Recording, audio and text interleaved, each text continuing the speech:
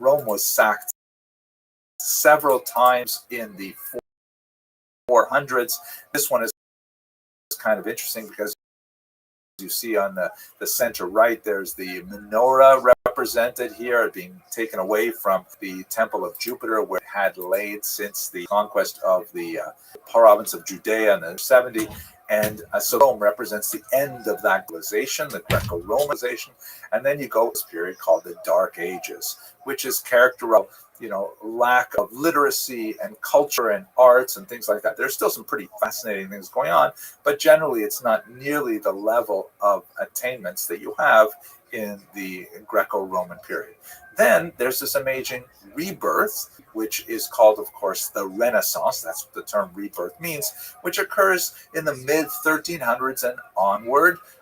The classic architectural demonstration of that is this building, the Duomo in Florence, which is such a remarkable representation of the Renaissance, because when they first built this facility, they wanted to build a dome on the top, which kind of, echoed their imagination of what it must have been like in Greece and Rome, but nobody knew how to build it on an engineering level. How do you create a dome across a gap of 140 feet? So they left the building blank as they were constructing it, figuring one day someone will figure this out. This is like a tremendous chutzpah, architectural chutzpah, and of course someone came along, figured out the technology, and then it was hugely influential. You see this kind of dome echoed in Rome and even in Washington and all kinds of places where you have it. So that's the Renaissance. So we look at this graphically, you put these together, and you see that the model of Dark Ages is that it goes from a height in the Greco-Roman period down into the depths of culture in the so-called Dark Ages, and then rises up again in the Renaissance, and just theoretically keeps going up and up and up. So that's basically this term Dark Ages, the period where Europe went dark, that we didn't have nearly as much culture and literacy and things like that. And it's also called the Middle Ages because it's in the middle of these two peaks, right? It's a valley in the middle of these two peaks. So that's basically the model. It is very Christian and Eurocentric, and it basically denies the kind of cultural activities that are happening elsewhere in the world, in particular places like the Middle East and East Asia and so on. So here's our question for today. Was there a Jewish Dark Age? I mean, after all, the Jews are heavily involved in all of these cultures. Did they experience this same drop-off? So first of all, let's just think for a second about the theological approach to time. And there's so much to say about this, but just very briefly, if we put on the same scale, the y-axis being culture, civilization, and so on the x-axis, you put time. So you begin with Moses right up here. I always love this kind of picture. I saw the Ten Commandments when I was about, 8 years old, and it has a huge impact on me. I always sort of, it's too bad, it poisoned my mind. I can never think of Moses as anyone other than Charlton Heston. But anyways, there you go. And then what happens after this supreme moment of closeness to God, of the revelation at Sinai, when every Jew actually heard the first two commandments uttered by the voice of God, wow, overwhelming. How can you get any closer to development than that? And from that point on, it's just a steady downhill. There's nowhere to go from that peak. And so this is called Yeridat Hadorot, the decline of the generations, that at least on the level of spirituality, the world must go into a period of decay, because how can you get any closer to God than that particular moment? But this is not a historical model. This is like a spiritual kind of mental model of theological structure of the universe. How does it work in terms of history? So it depends a lot, obviously, on what you measure. If we go back to our chart again and we say at the very bottom, politically, you have the fall of the Judean political entity at the hands of the Romans, the destruction of the temple, the fall of Masada, shown here in 74, and Jews go into a period of political wandering where, if everything worked by natural law, you would think that these people would simply disappear. But nevertheless, what they end up doing is they focus deeply on cultural literacy. The Mishnah travels with the Jews outside of the land of Israel in their 2,000-year exile, and that turns out to be a phenomenal catalyst for spiritual, cultural civilization development. You have tremendous figures. I'm just going to pick a few, like Hasta ibn Shaprut. Here's a Spanish language novel about this tremendous Spanish courtier. You have the great Maimonides. I mean, we're talking about tremendous achievements in culture. When most of Europe was still living at a very low cultural level, the Jews were actually increasing the level of culture. So it's hard to say that they had anything like a dark age, that in reality, the trajectory was definitely upward. So can we use that same model?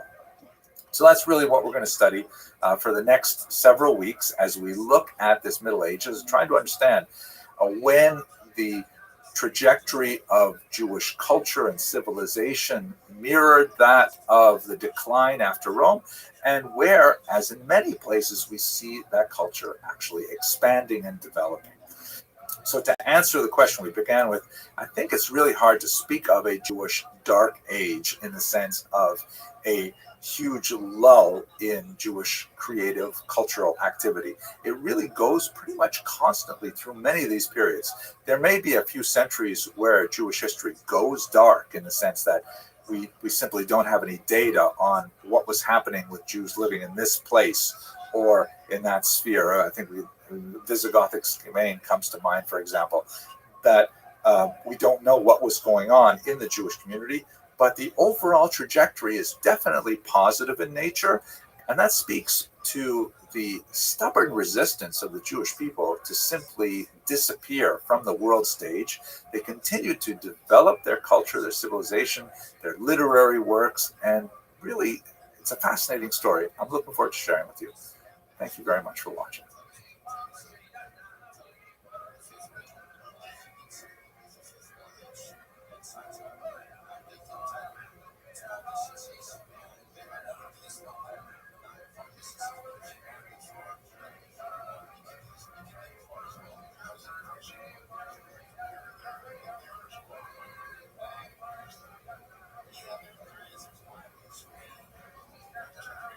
Hello, fellow students of Jewish history. I'd like to continue our discussion of Jewish civilization now at the beginning of the so-called medieval period or Dark Ages with a look at the Jews of the land of Israel.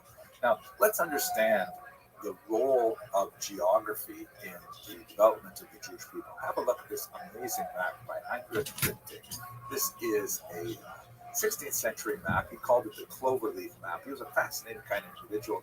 He liked to make these kind of map ideas that expressed like more philosophical thought about how the world was organized. And this is one of my favorites. And it shows in this cloverleaf, the top left is Europe, the top right is Asia, and the bottom is Africa, of course, these three continents. And they all join in the land of Israel, which is featured at the center with Jerusalem there. Now, this is not a Jewish map, obviously. You can see the three crosses there. Bunting himself was a Protestant minister, not especially successful in his career as a minister, but really successful, I think, as a map maker. You can see America, the New World is off to the left there, and there's a whole bunch of like, mermaids and sea monsters and things like that. Now, Israel, of course, is right at the center of three continents. And in fact, when you look at Israel from a satellite map, you can see that it's basically true. Africa connects to Europe and Asia through the land of Israel, and the note that this is exacerbated by the Jordan River Valley Rift, which is very prominent in the satellite photograph. Basically, to the right, to the east of that Jordan River Valley, it's like an impassable desert. So basically, if you want to go anywhere from, let's say, the very rich agricultural area of the Nile Delta in Egypt, which you can see just to the left of the land of Israel there, up to the region of Mesopotamia, which would be on the extreme right towards the middle, that green area there. The only way to get from A to B through Israel. That's called the Fertile Crescent, by the way, the sort of C shape that's formed from Egypt through Israel and then down into Mesopotamia. And Israel really is at the crossroads between these three continents. So Blinting himself was not so far off. The roads developed this way from ancient times. Here's a map showing the roads from, on the bottom left, Egypt to the middle right, the Fertile Crescent, and they have to go through the land of Israel. There were two major routes. One is called the Derech Hayam, the the Via Maris, or the Way of the Sea, which basically hugs the coast about halfway up the land of Israel and then cuts to the east. And then there was the Derech HaMelech, the King's Highway, later transplanted here to the holy city of Brooklyn, New York, where it skirted under the Dead Sea and then made its way up the eastern part of the Jordan River Valley. This is kind of like the turnpike version, where there are maybe more tolls, but it's a faster highway, right? Less scenic, of course, but nevertheless a faster highway. Everything goes through Israel. There's no roads really to the east. It's true, you can do a camel caravan, dangerous, expensive, all kinds of robbers and brigands on the way. The much easier ways to travel through Israel. So Israel really was at a crossroads geographically, economically, and that was the case for thousands of years. It's important to note, of course, that not only goods travel up and down this tiny strip of land, but also ideas, right? You have all kinds of thought traveling, notions from Mesopotamia, notions from Egypt, those notions from further afield as they make their way to this region. So more to say about that later. Now, how would people have seen it in the early Dark Ages? Let's have a look at this fascinating map called the Madaba map, which is located in Madaba, Jordan. It's also pronounced Midba in Hebrew, but in Arabic, Madaba. Here is the map itself, which was made originally as a mosaic of a church in the 6th century of the Common Era. It's a Byzantine church, and it was covered over. The church itself was abandoned when there were some earthquakes in the 8th century, and it was eventually resettled, and they covered it over with tiles, which were discovered again during an 1884 renovation of the region. It's partially damaged and obscured by the pillars and things like that, but we get a much better look at this fragmentary map in this reconstruction here. It's absolutely gorgeous and amazing. It's obviously designed for Christian pilgrims coming to the Holy Land. They're coming from points east, and they stop in this church and they get oriented as to what's going on in the land of Israel. What should they look for? Now, like many ancient maps, it is oriented with east to the north, right? So you have to imagine that as we're looking at this map, the south of the map, or let's say the bottom of the map, like standing with your feet in the Mediterranean Ocean, and you're towards the east. And that big sort of blob in the middle is the Dead Sea. To the left of it, the Jordan River flows into it, and all through the map there are various sites of significance. There are Christian scriptures and things like that. Visitors will be able to, tour these sites and understand something about where they're located from this map. Here's a beautiful depiction of the holy city of Jerusalem. You can see that mosaic, which has literally millions of tiles, over 140 square feet. And it says at the top there in Greek, Hagia Jerusa, the last part is cut off, but the holy city of Jerusalem. It is, you can clearly see the original design of Jerusalem. Running through the center is the Roman road known as the Cardo. I actually have personal experience with the Cardo because when I was a young undergraduate at Hebrew University, I worked at Richie's Cardo Cafe, which is actually a pizza joint right on the Cardo there. To the left would be the Damascus Gate, and it's actually laid out with pretty specific proportions and very accurate to what archaeologists have been able to reconstruct about it. So here you get the idea of Israel still as a great center, a focus of pilgrimage Christians, of course, holy Jews who are still living in the land of Israel. Of course, we're going to continue with that in another lecture. But this region eventually is conquered by the Muslims in the 7th century as Islam sleeps through the region. And of course, that will be the subject of much of our discussion as well. Just one last detail, though, before we leave this map and the Muslims. This is a fascinating picture. This is a close-up of the two fishermen on the Dead Sea. And as you can see, the boat is very clearly delineated. You can see the mast, and there's like a furled up sail there, but what's going on with the fishermen themselves? So it appears that the Muslims, when they encountered this Madama map, they were like hesitant to destroy it. Obviously, it's a tremendous work of art and extremely useful, but at the same time, it depicts the human form, which was considered anathema to the Muslims in the 7th century in particular. And so what they did was they as it were, vandalized the map. They removed the bodies and the faces of the fishermen, and they painstakingly recreated the mosaic with other tiles to disguise their original form. You can just see their hands and feet sticking out of those sort of potato-like shapes. So you see how the Muslims also left a huge impact on the region, which of course will be the subject of much of our discussion in the future. Okay, I hope you found this useful. Thank you very much for watching.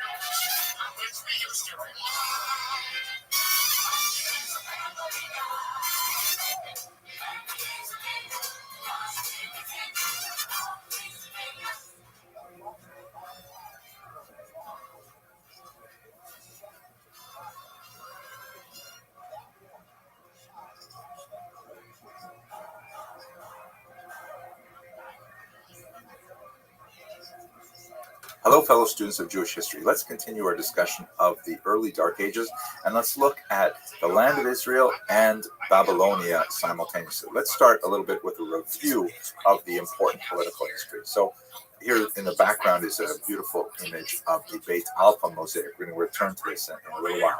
But what were the major political events between the year 200 and the year 634, specifically in the land of Israel? We've spoken quite a bit about the middle of the 2nd century and the immediate aftermath of the Bar Kokhba revolt, and how Judea, the southern part, central southern part of the land of Israel especially, is attacked by Hadrian and his successors. Tremendous devastation wrought on Jerusalem in particular, and all kinds of terrible things. A lot of the Jewish population moves to the north, where there's a new center developing there. Then at the end of the century, there's a very brief moment of respite, largely as a result of this relationship between one of the Roman emperors, who was known in the Talmud as Antoninus, and Rabbi Yehuda Nasi himself. This mysterious Antoninus is difficult to identify because Antonin was the name of an entire dynasty, and there's several emperors that had the name Antonin in their names, usually the second or third name, and so it's hard to determine which one it is, but most likely the one that's called Caracalla.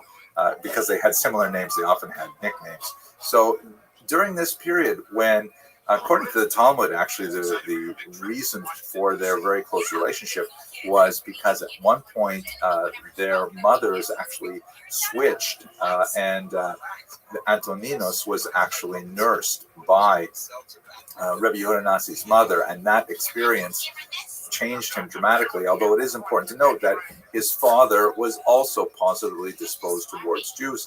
At any rate, what this means for us is there's that moment in time when Rabbi Yehuda Nasi decides that he's going to take advantage of it, and he specifically organized the codification of the Mishnah. The Roman Empire, of course, is going to be divided. You're going to have the western part ruled by Rome, the eastern part ruled by a place called Byzantium that would later be renamed after Emperor Constantine as Constantinople. Eventually, when the Muslims would conquer it, they would rename it Istanbul. This represents an Eastern and a Western Roman empires, and they're going to be quite different in so many ways. And in general, the Jews begin to experience a steady decline in their status after that brief moment of respite under Antoninus. There is a couple of punctuated moments where it seems to look a little bit better, like Julian the Apostate, a very short-lived leader of the Roman Empire in the middle of the 4th century, proposes to the Jews, quite possibly because he wants to get alliance with the Jews of Babylonia. It didn't really work out, but he proposed even rebuilding the temple, which generated a certain amount of enthusiasm, but not enough to keep him from being killed on the battlefield, and that idea simply disappeared.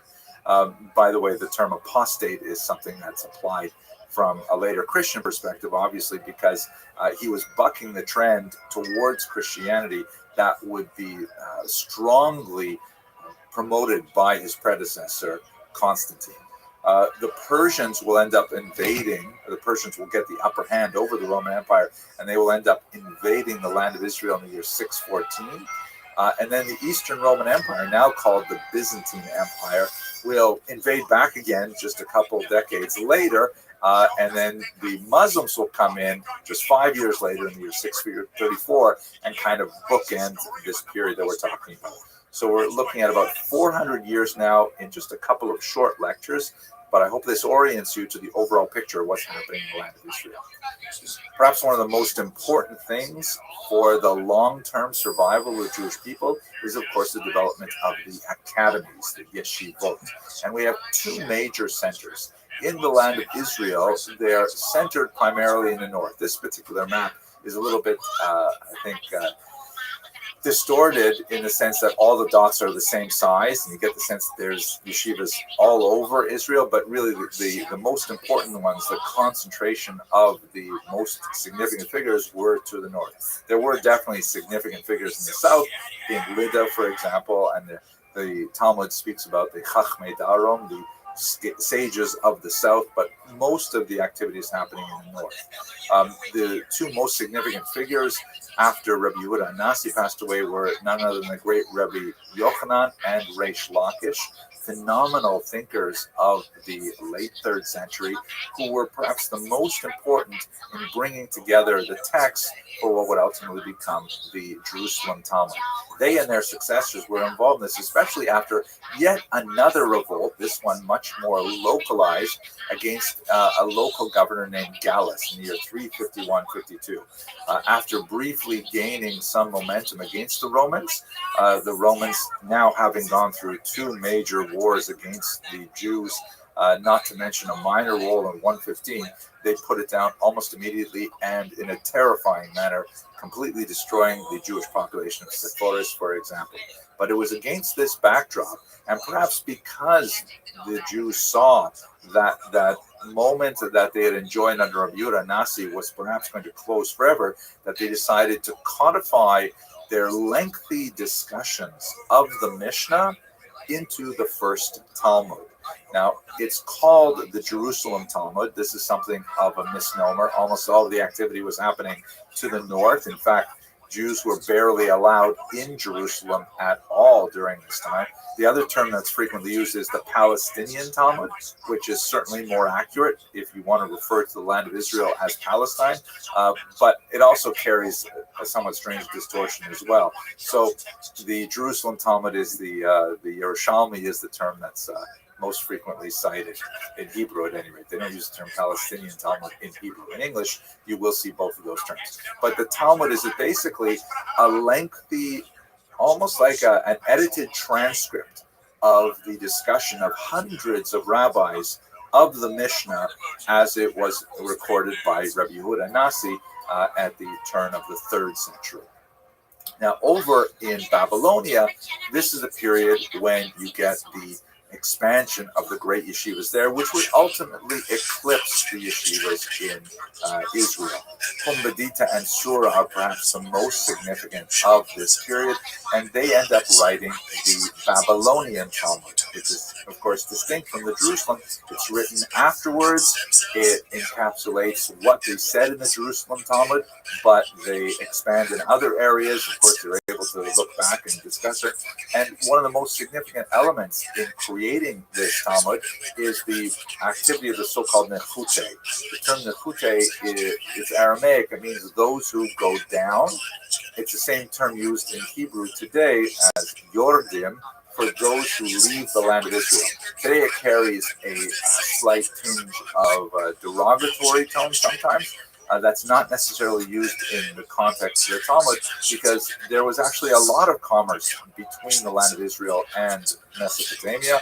Jews were going back and forth all the time. Quite often, the Babylonian will start with a phrase like Ki asa Rav Dimi.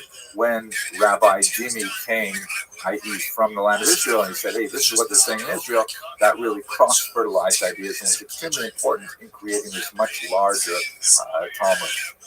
The Babylonian, which is essentially the one studied today. This is a period also when there is a major invasion of someone named Odenathus Septimus. He was the king of nearby Palmyra, known in the Talmud as Tadmor. This is a region that was allied with Rome, and was actually kind of like a minor principality of sorts. And rather than showing Rome's strength, it actually showed Rome's weakness, that Rome could not really mount an effective attack on the Persian Empire, and so they had to rely on this proxy. But why it's important for us is that he ravaged much of the region where the Jews lived, completely destroyed the yeshiva of Nehardah in the year 259, which was right when it was at its peak under Shmuel.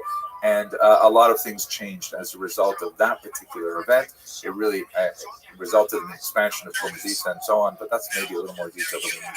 But by the time we get to somewhere around the year 450, maybe a little bit later, the dates are not entirely clear, Rav Ashi and several others, Ravina, were involved in the closing of the Talmud, just as it happened in the land of Israel. So it happened also in Babylonia, where they brought together all of the texts that they had been discussing.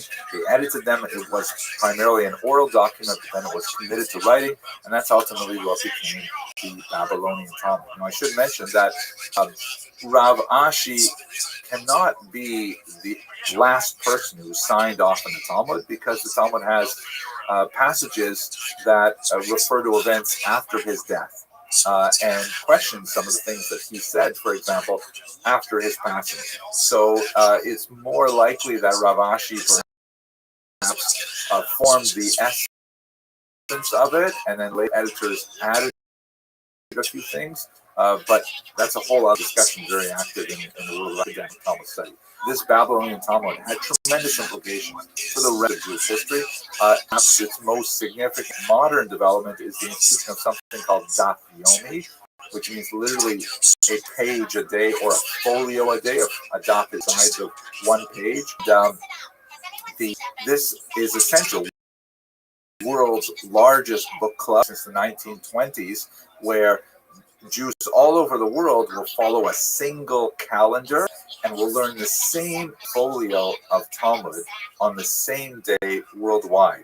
So you can study the Talmud, here in Brooklyn, get on a flight out of JFK and go to, I don't know, Tokyo, and you can pick up the next daf in Tokyo the next day. And you can travel the world like this. It's a tremendous unifying feature.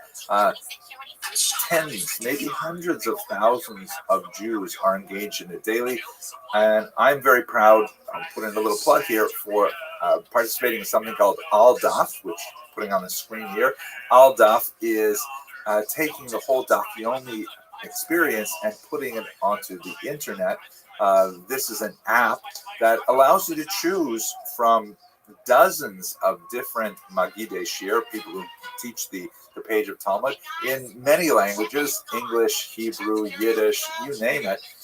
And then there's a whole bunch of other supplementary materials. The part that I do that I'm really happy about is I give a 2 to 5 minute lesson on some historical datum that occurs on that particular page of the Talmud.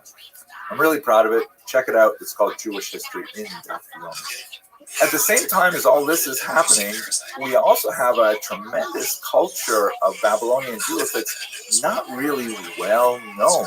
I think one of the greatest illustrations of this is the discovery a while ago of about 1,500 of these things. They're called incantation bowls or curse bowls, and no one's exactly sure precisely how they were used, but they are clearly produced by Jews, perhaps for a general market, not just other Jews, but also for local Babylonians. They typically involve all kinds of spells, prayers, use different kinds of words to describe the tone of these things, sometimes featuring drawings like this one, sometimes demons. And they're often, they were discovered by archaeologists in place, and apparently they would be like turned upside down as if to, I don't know, capture evil spirits and keep them in the house contained, or perhaps to affect the spells that were written in Aramaic around the outside of the bowl. Sometimes they were broken, sometimes they were whole. Were they intentionally broken? Wow, so many questions. But this is just an example of the popular culture that we just don't know a lot about, and hopefully that we'll get more answers as the research continues. Okay, let's stop here. Thank you very much for watching.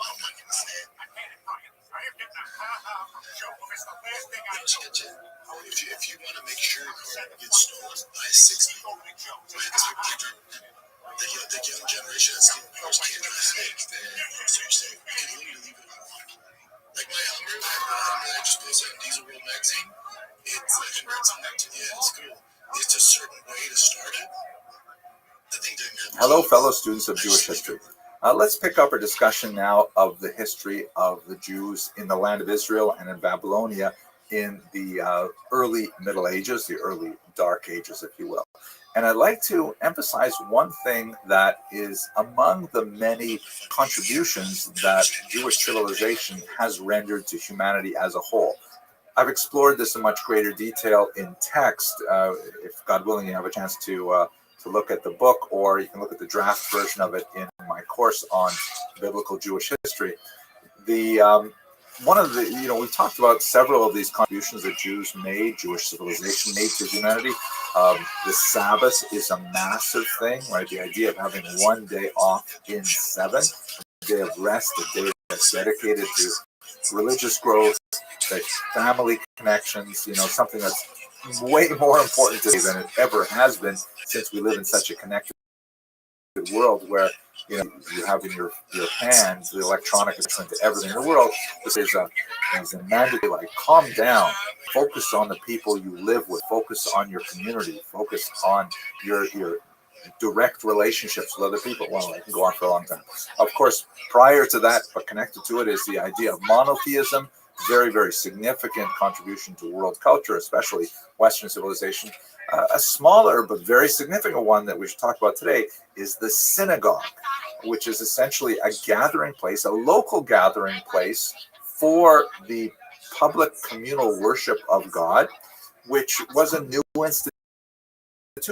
Typically in the ancient world, you would have temples which were manned by specialists like priests, who would be the only one out into the center. The ancient temple in Jerusalem is similar in that the actual work of the temple was only performed by Kohanim and Leviim. There are lots of other people who could kind of be on the outside, but the real stuff that happens there was for specialists. A synagogue is a public place. A synagogue is where everyone can go and can express their spiritual yearnings and be reinforced by a community engaged in the same kind of spiritual activity. Very, very important. It later, of course, morphs into the church and the mosque. These are the direct descendants of the synagogue. The very idea of the synagogue is something that we tie to the ancient Jewish world. Let's have a look at some of the archaeological record. Now, there's a lot of mystery about synagogues, about exactly when they started. There's some theories that say it goes all the way back, let's say, for example, to the Babylonian diaspora. The Talmud speaks about a very ancient synagogue there, established in the 6th century before the Common Era. And it stands to reason that you'd want to have synagogues when you are forcibly exiled from the temple, but not really definitive sources. We haven't found any remains of synagogues that date back that far.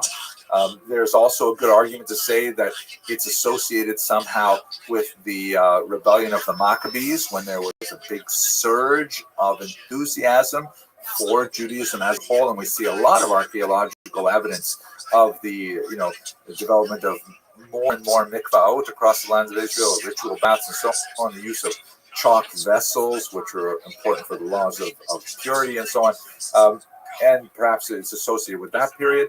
But the earliest actual archaeological evidence we have for synagogues is this document, the Theodotos inscription, which basically says that as long as there have been synagogues, there have been dedicatory plaques, right? Which I'm smiling because if you walked into a synagogue today, you would see they are filled with plaques.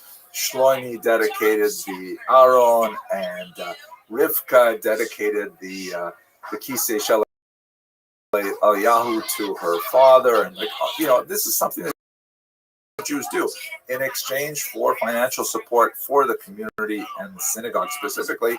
You put up a plaque that memorializes the donor. This is Theodotus inscription, which was covered just outside Jerusalem, and it dates. Difficult to exactly place it. It was not in its real place. It was thrown into an empty cistern with a lot of construction debris, so it's hard to exactly date it. But it's probably from the 1st century before the Common Era, maybe as late as the 1st century of the Common Era, but it'd be around the time when the temple was still standing. Here's the text. Theodotus, son of Vetenus, priest and head of the synagogue. The term here is used quite frequently in these dedications, archisynagogos, which is actually a term that is quite frequently applied to men. About 1/3 of the surviving inscriptions refer to women as being synagogue. Son, head of the synagogue, and grandson of a head of the synagogue, which indicates that, if this dates from, let's say, even a late date, let's say the year 50 of the Common Era, his father and his grandfather were also heads of something called the synagogue, so we can certainly place it, in the 1st century before the Common Era. And he built the synagogue for the reading of the law, right? Meaning that they would actually have public Torah readings in the synagogue, which still happens today. And by the way, we have, not archaeological remains, but literary remains. The Christian scriptures, for example, have descriptions of what's going on in the synagogue. It appears to be reading of the Haftorah, for example, and for the teaching of the commandments. So it's like an education institution of some sort, as well as the guest room, the chambers, and the water fittings as an inn for those in need from abroad. So it appears this synagogue, at any rate, had a more expansive purpose. It seems a little bit more like maybe a JCC hostel kind of area. It's fascinating. The synagogue, which his fathers founded with the elders and Simonides. We have some examples of archaeological remains of ancient synagogues.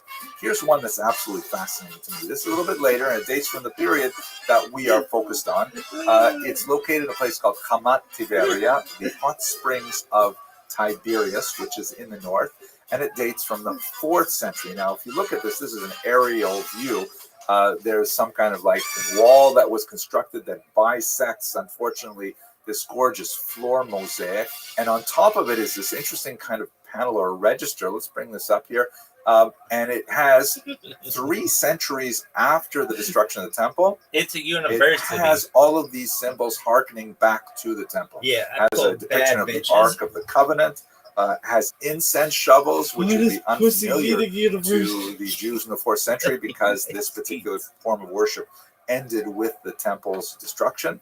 It has, of course, the shofar blown on Rosh Hashanah and the menorah, a perennial symbol of Judaism. So they're still thinking of the synagogue as a mikdash ma'at, as a small sanctuary, some kind of like echo of the temple, which is the way Jews think of it even to this day. Looking at the zodiac that is in the floor, however, this is just bizarre, right? First of all, very beautiful artwork, very realistic, high example of 4th century Byzantine art. And you see the 4 seasons around the outside, and you've got all of the, the 12 signs of the zodiac labeled in Hebrew. A certain amount of nudity, which is somehow shocking, but we also see it in the Dura Europos synagogue. I'll show you that later. Not necessarily nudity, but the Dura Europos synagogue. But what's going on in the center there? You have what really looks like Helios, the sun god, which is a typical representation in non-Jewish zodiacs, where you have the 12 signs of the zodiac surrounding the sun god. How is this possible in a Jewish house of worship? Mr. Aquarius, how you living? For much of this period, Jews tend on it, meaning when they portrayed art, it was typically decorative in nature using geometrical. What's good, girl? Can you hear me? Just one moment. It's my fault.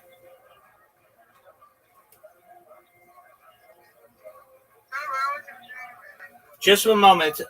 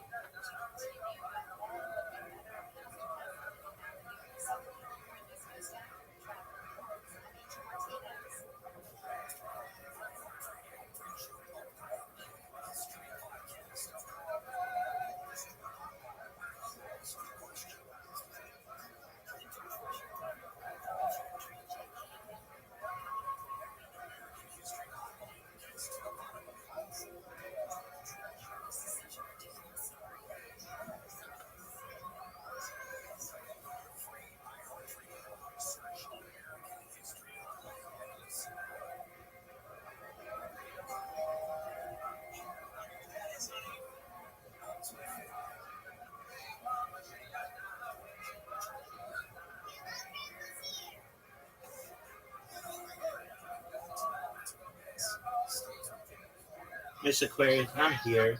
I don't know why my computer's really slow right now. I might have to restart it. How are you? I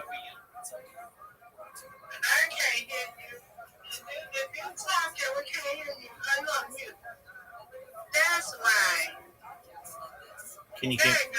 I muted you. Now I can hear you. I know I muted you. What the? That's okay. One of my devices is really slow, and it might need to be restarted because it's just like the one that I normally talk with you. So just give me a second. I'm not gonna restart it. I'm just gonna see if it fixes itself. I can make me a different Discord account. I don't need no Discord account. I'm good. That's just too much. Yeah, it's a pain when you have multiple because It's a pain. Can't do all that. yeah, people will send you invitations and things. They'll be like, "Hey, why didn't you accept it?" And I'll be like, "Which account? To what account did you send it?" And they'll be like, "Oh, this one." And I'll be like, "Yeah, I haven't checked that." So, okay, Right. I got a whole bunch of friends right now. exactly. Sorry, minutes. I don't know what happened with this device. Okay, I'll turn on the camera and let's see if it works. It's so slow. I think it needs to be restarted. Apologies. Okay, you should be able to hear me now. Can you hear me and see me? Yo, I can hear it.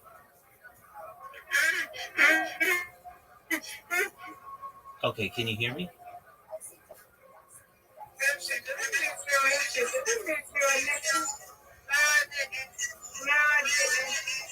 Okay, can you hear me? Okay. All right. I still probably need to restart that device. Okay. Just one moment, Miss Aquarius. I'm going to restart this device. It'll take 2 minutes. I'll be right back.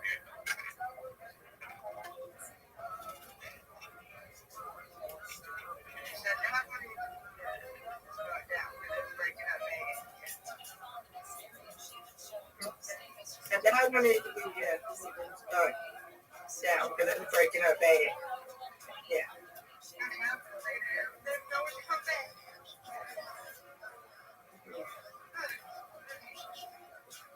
I'm gonna lay down. No, when you come back.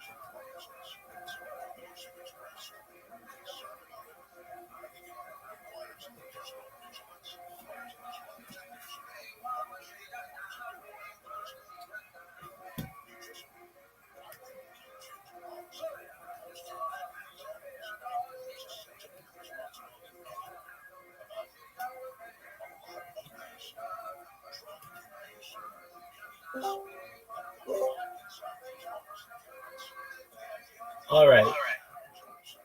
Okay. Thank- And I have my little powder now. Oh, very well. Thank you so much for your patience. I don't know what happened with the computer. It just was not working, and The thing is tired, man. Foot is tired, man. Foot like my bed. all right. Well, we'll get you there in a moment. How's your scratch? Okay. It's been better. It's better. It just got to rest it. You Put put? some on this further. I got to rest it. It's getting tired. Do you have a Band-Aid on it? Why didn't you ask me? I had that on all day. I Oh. took it out. Okay. Took it out. Yeah, I had it on all day though. Oh, girl, look at you. Hey, what up, Zoot? How you living, pimp?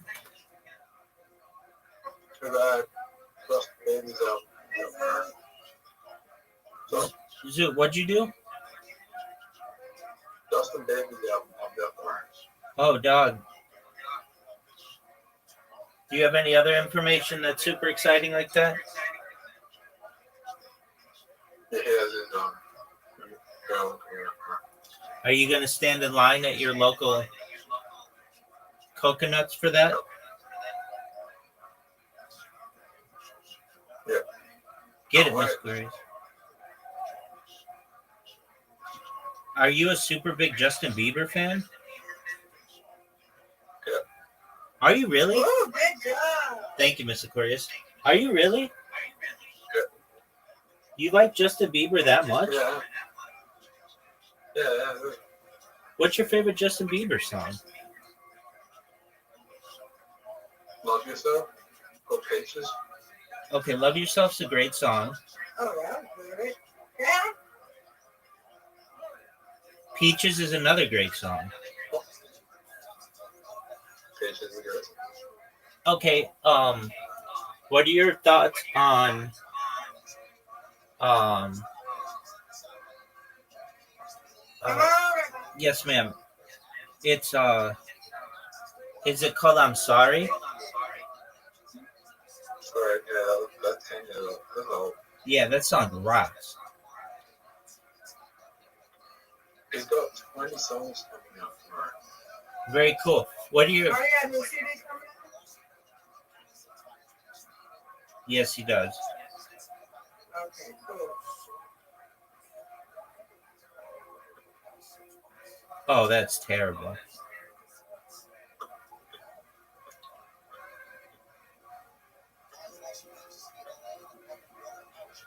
Another bad one, like really bad. I don't know what is going on. And you know, you sound like me. Zoot, what's the name of his album? Swag. Spy? Swag. Spell it. Nice spare. SWAG. Oh, swag. Get it. Woo! Miss Aquarius. Amazing. Thank you.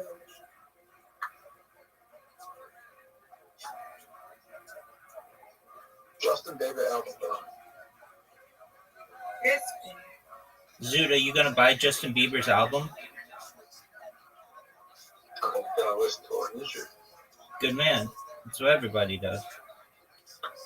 fun. Good job, Miss Aquarius. Good job. You got Thank you. you had strikes, you had spares, you had a little bit of everything there. Yeah.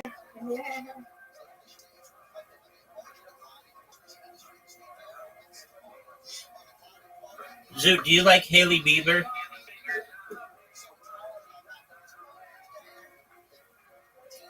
No, it's the commercial. You got this. You made Haley Baldwin? Well, her name's Haley Bieber now. It's alright. Officially grown. Oh, get it. Oh, man. Oh yeah, she's born on the same year. She's correct for the same age. Oh man, Miss Aquaria should have been more.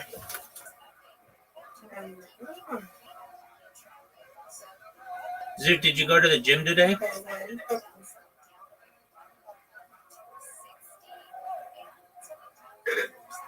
Oh, good job, man.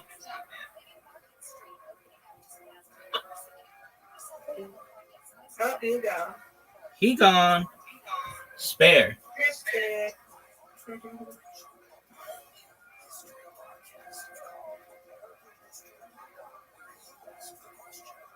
Get it. Now you say, what did you say, Justin Bieber's song coming out? He's got an album coming out called Swag. Oh, good. Come on, right. Brightness. Bright. That's what I'm talking about. That's what I'm talking about. Get it, girl. That's all right. That's all right. I said that's all right. That's all right. I said that's all right. That's all right. Oh man, what a great spare. Thank you. You're welcome.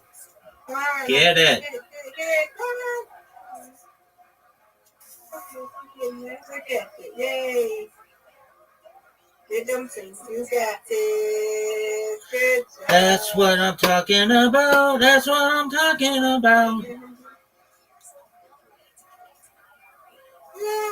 Okay.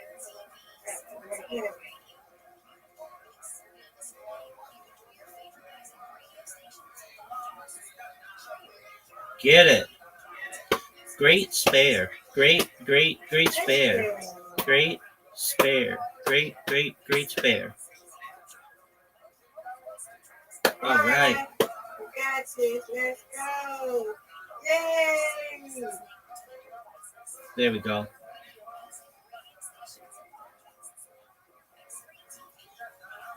Get it. Hey, let's go. I'll take it.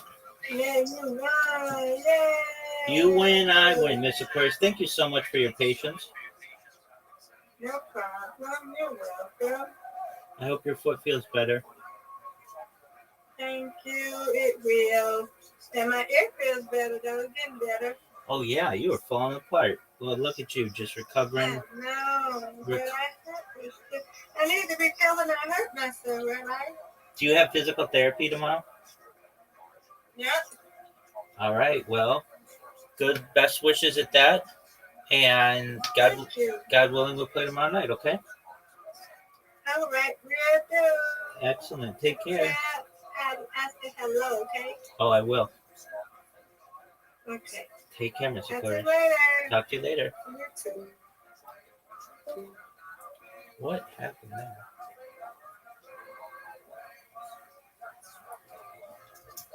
Symbols and patterns rather than depictions of the human form. So theories are still being developed as to what's going on here, but perhaps one of the most significant or more convincing theories is that Jews didn't look at this like it was the god Helios. They looked at it as if it was a representation of the sun. That's just the convention. When you want to display the sun, you display like a guy sitting there with his face shining. And it's not like they took it seriously as, oh, there's Helios, the sun god. They would say, oh, isn't this a beautiful, you've got the sun and all these other things around it.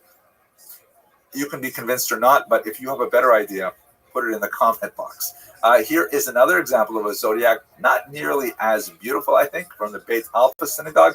Dates a little bit later. You can see that the artwork is, I think, a little bit more primitive in nature, but very similar kind of decorative elements. And you see, of course, Helios with his 4 horses, and so we have multiple examples of this kind of convention.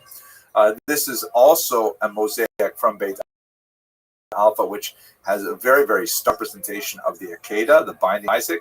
You see that on the far right there is the patriarch Abraham, and he's holding a slaughtering knife, and he's about to place his son Isaac, labeled in Hebrew, on the flames, and he's after slaughtering him.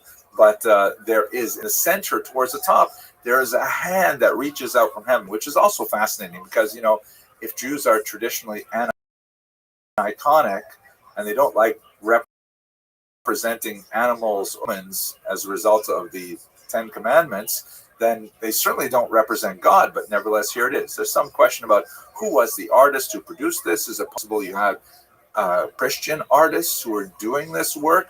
But if that's the case, the Jews are paying for this art for their synagogue, right? So how are they authorized? Lots of fascinating questions. At any rate, under the hand, it said, "Al tishlach," to send out your hand against the one. And you can see, all kinds of things happen. Ayel, here's the ram that's tied to the bush and so on. Fascinating stuff. I want to share with you one more synagogue, this time not in the land of Israel. This is the amazing synagogue of Duro Europos. This is a synagogue that was discovered in the 20th century in a city on the Euphrates River in Mesopotamy. And the Romans, correctly fearing a Persian attack, decided to reinforce the city.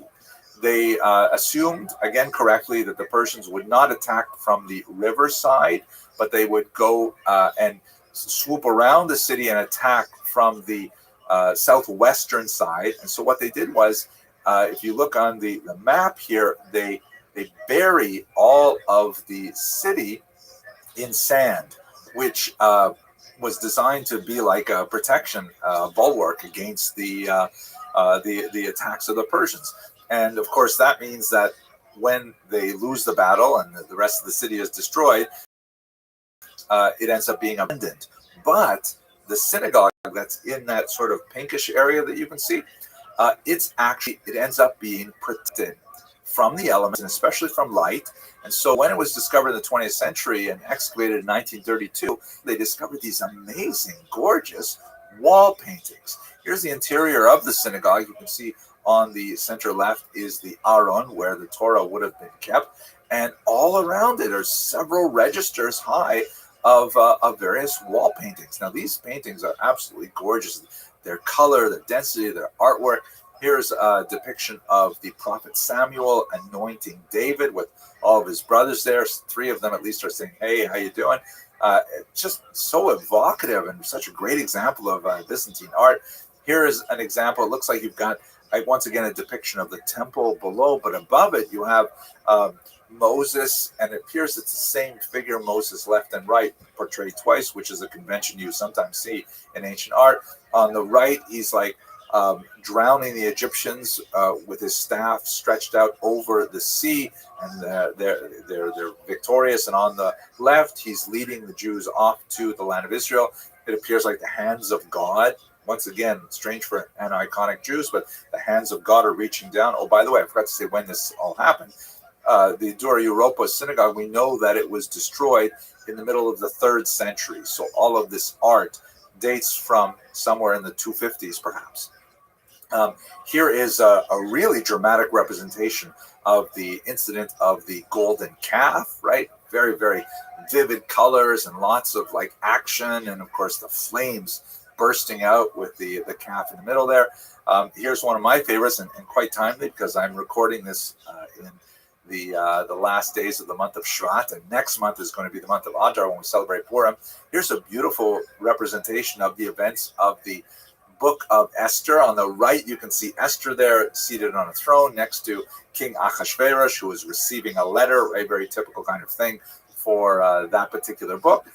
And on the left, you see a great scene of Haman leading Mordecai in honor on a white horse. And this was like one of the major turning points in the remarkable book of Esther. Haman is going to be incensed because he feels this honor is something he should receive, and instead he has to, facilitate it for Mordecai. And what's worse, someone stole his pants. So look, he has to walk around doing it all day. I'm just making that part up, but I think it looks pretty funny. At any rate, gorgeous representation. We're so fortunate to have this preserved in the historical record. Okay, let's stop here. Much for watching.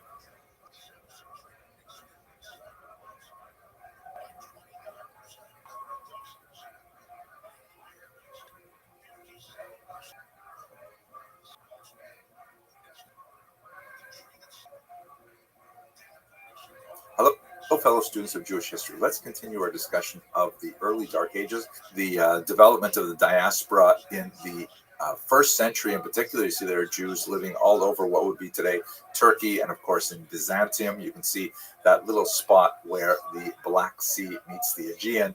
That's the Byzantium, later Constantinople. And then if you move through the third century, you've got Jews not only, of course, living in Mesopotamia, which is an old Jewish community, but you've got them, occupying sites across the coast of North Africa, into the Iberian Peninsula, all the way up into Europe as far as London even. And of course, Rome, the Italian peninsula, has a lot of Jews in it, as does the Greek peninsula. Now, it's a little bit misleading because all of these squares indicating Jewish communities are the same size. So you get the sense that, wow, like, look, there's all these Jews in Saragossa and in Bordeaux and things like that. But these could be really tiny settlements. I mean, there might be 3 families, 10 families. It's really hard to say what the size of it is. But nevertheless, you do get a sense of the great scope of Jewish settlement. There are also, with these really bold starbursts, there are a few communities that also have a strong Christian community as well. Jewish and Christian communities are frequently overlapping for the first couple centuries. In fact, when St. Paul of Tarsus, or Saul of Tarsus, would make his great tours of the Mediterranean, he would frequently go to Jewish sites because that's where he would most likely find likely converts to Christianity, either born Jews or the so-called God-fearing communities of non-Jews who were attracted to the synagogue, but perhaps were a little repulsed by the extreme requirements of conversion, such as circumcision and things like that. So that's where he would find much of his audience when he's traveling around. So that gives you a sense of the huge spread of Jews during this time, and the activity we described earlier of the creation of the Mishnah, later the Jerusalem and the Babylonian Talmuds, was so important to maintaining connection with these disparate communities. It was kind of like a standardized constitution, a text that all Jews could look to beyond the Bible, which is now being read by many other groups in Greek translation, for example. The Talmud became the authorized Jewish interpretive tradition that would inform the behavior of Jews all over the Mediterranean basin, and was so crucial for keeping them together as a community. Now, things begin to change significantly in the year 313 with the so-called Edict of Milan. This was essentially a decree by the Roman emperor, now much more enthusiastic about Christianity, to say that, maybe we should stop persecuting Christians. The Jews had an interesting carve out in Roman law, because although they were punished for their rebellion several times and cruelly treated, shipped off into slavery after those wars and so on, nevertheless Jews were essentially eligible to reach citizenship, and more significantly, Judaism was considered a legitimate religion, religio lecita, which meant that the Jews were allowed, for example, to be exempted from official emperor worship. They didn't have to offer sacrifices to the emperor's statue. They didn't have to bow down to the statue, all kinds of things like that. Because people said, what are you going to do? Those are those crazy Jews. They have this real old religion that, I don't know, just they can't do these basic civic duties. And so they had an exemption. Christians, however, were not recognized as Jews, especially as you move into the 2nd century. And so they were like, hey, what's wrong with you? You're not Jewish, and yet you're not worshiping the emperor, not kosher. And so there's maybe they wouldn't say not kosher, but it was the kind of thing where they were exposed to tremendous persecution as a result. With the Edict of Milan, they were also recognized, creating a parity between Jews and Christians, which would ultimately result in, of course, Christianity having far more power as being aligned with the state as the official state religion later on, and that will put Jews at a distinct disadvantage. That especially happens when Emperor Constantine declares Christianity to be the official religion. Now, we've talked about this period in several lectures and the theological implications of it and the political and social implications of the decision. But I'd like to look at one little interesting footnote.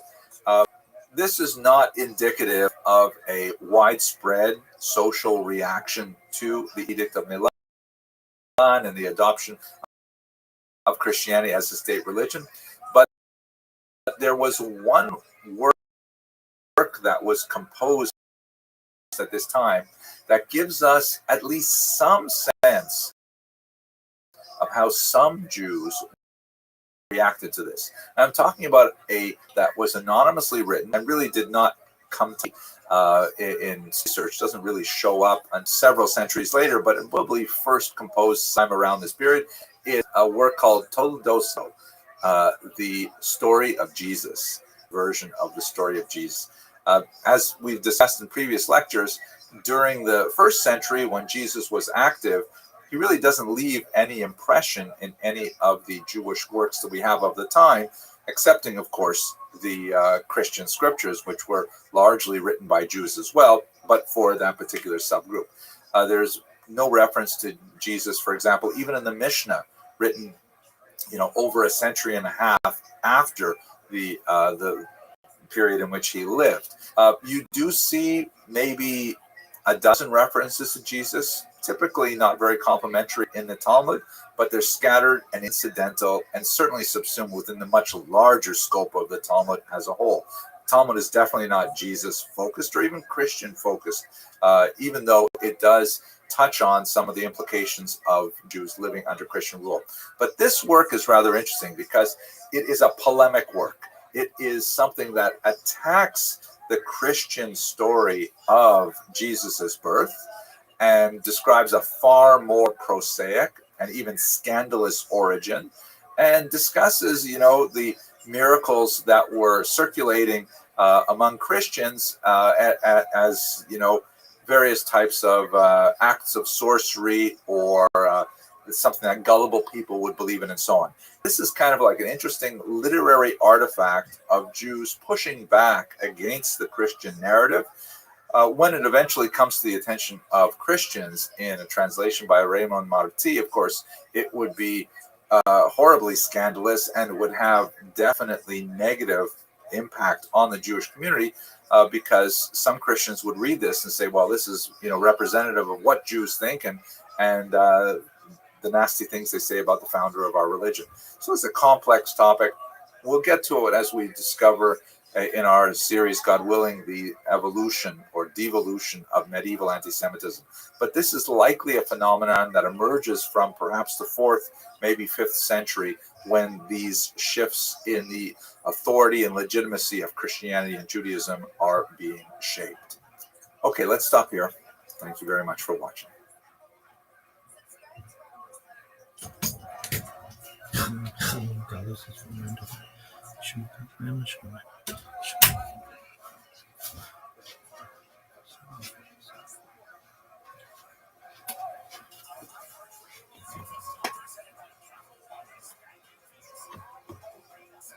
Hello, fellow students of Jewish history. Let us continue with this new episode of the Jewish History Lab by looking at a very important document at the turning point of Jews in the early diaspora.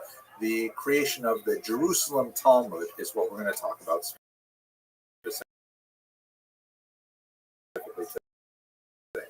Let us recall, as we discussed in previous episodes,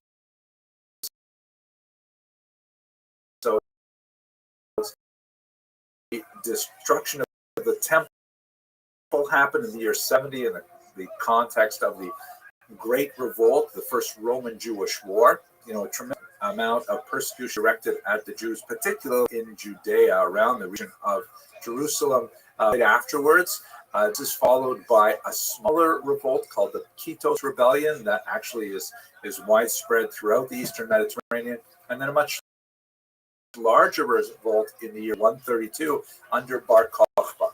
All of these revolts are unsuccessful, and the Roman Empire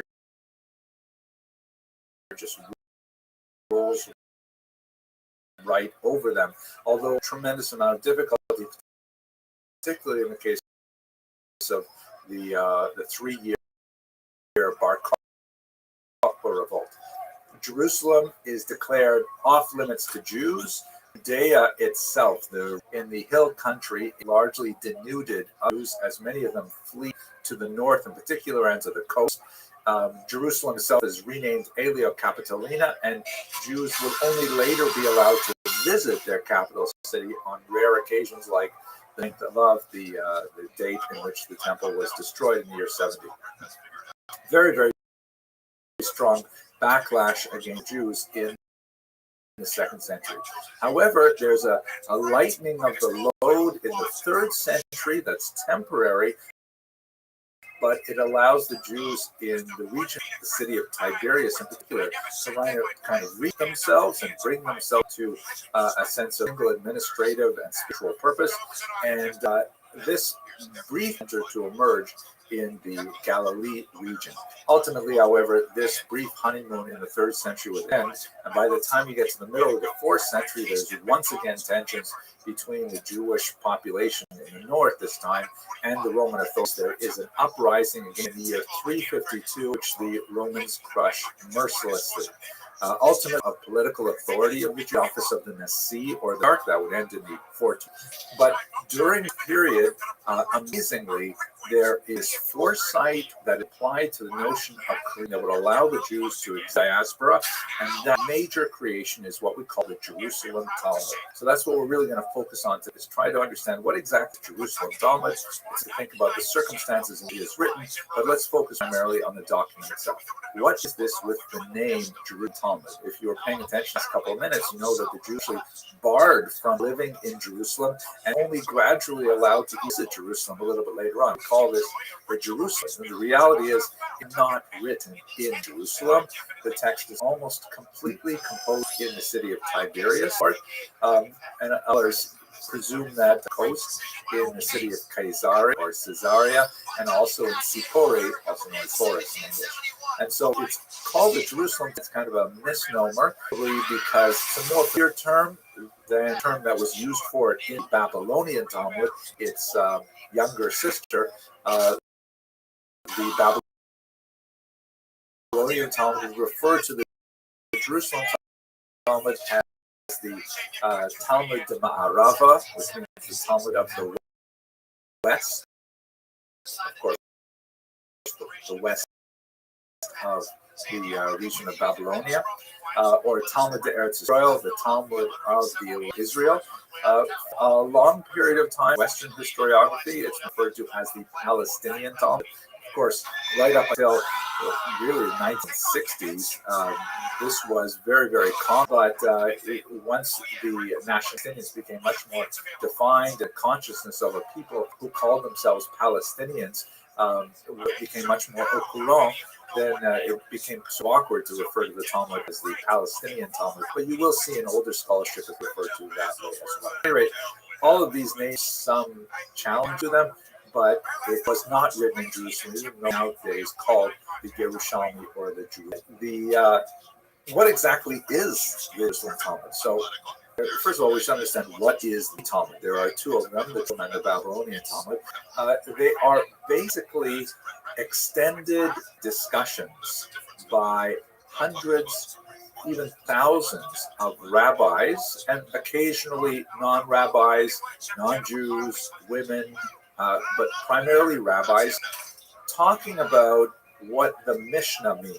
Now, we've discussed the Mishnah in previous classes, and I don't want to go into great detail here, but that's basically a massive 6-volume statement of Jewish law that expands upon and clarifies passages in the Bible that require additional elucidation in order to actualize them. One quick example, for example, on the holiday of Sukkot, the Bible says that Jews are supposed to celebrate with a palm frond and a goodly fruit, pre-Eitz Adar. And so the first question is, what is a goodly fruit? What is a beautiful fruit?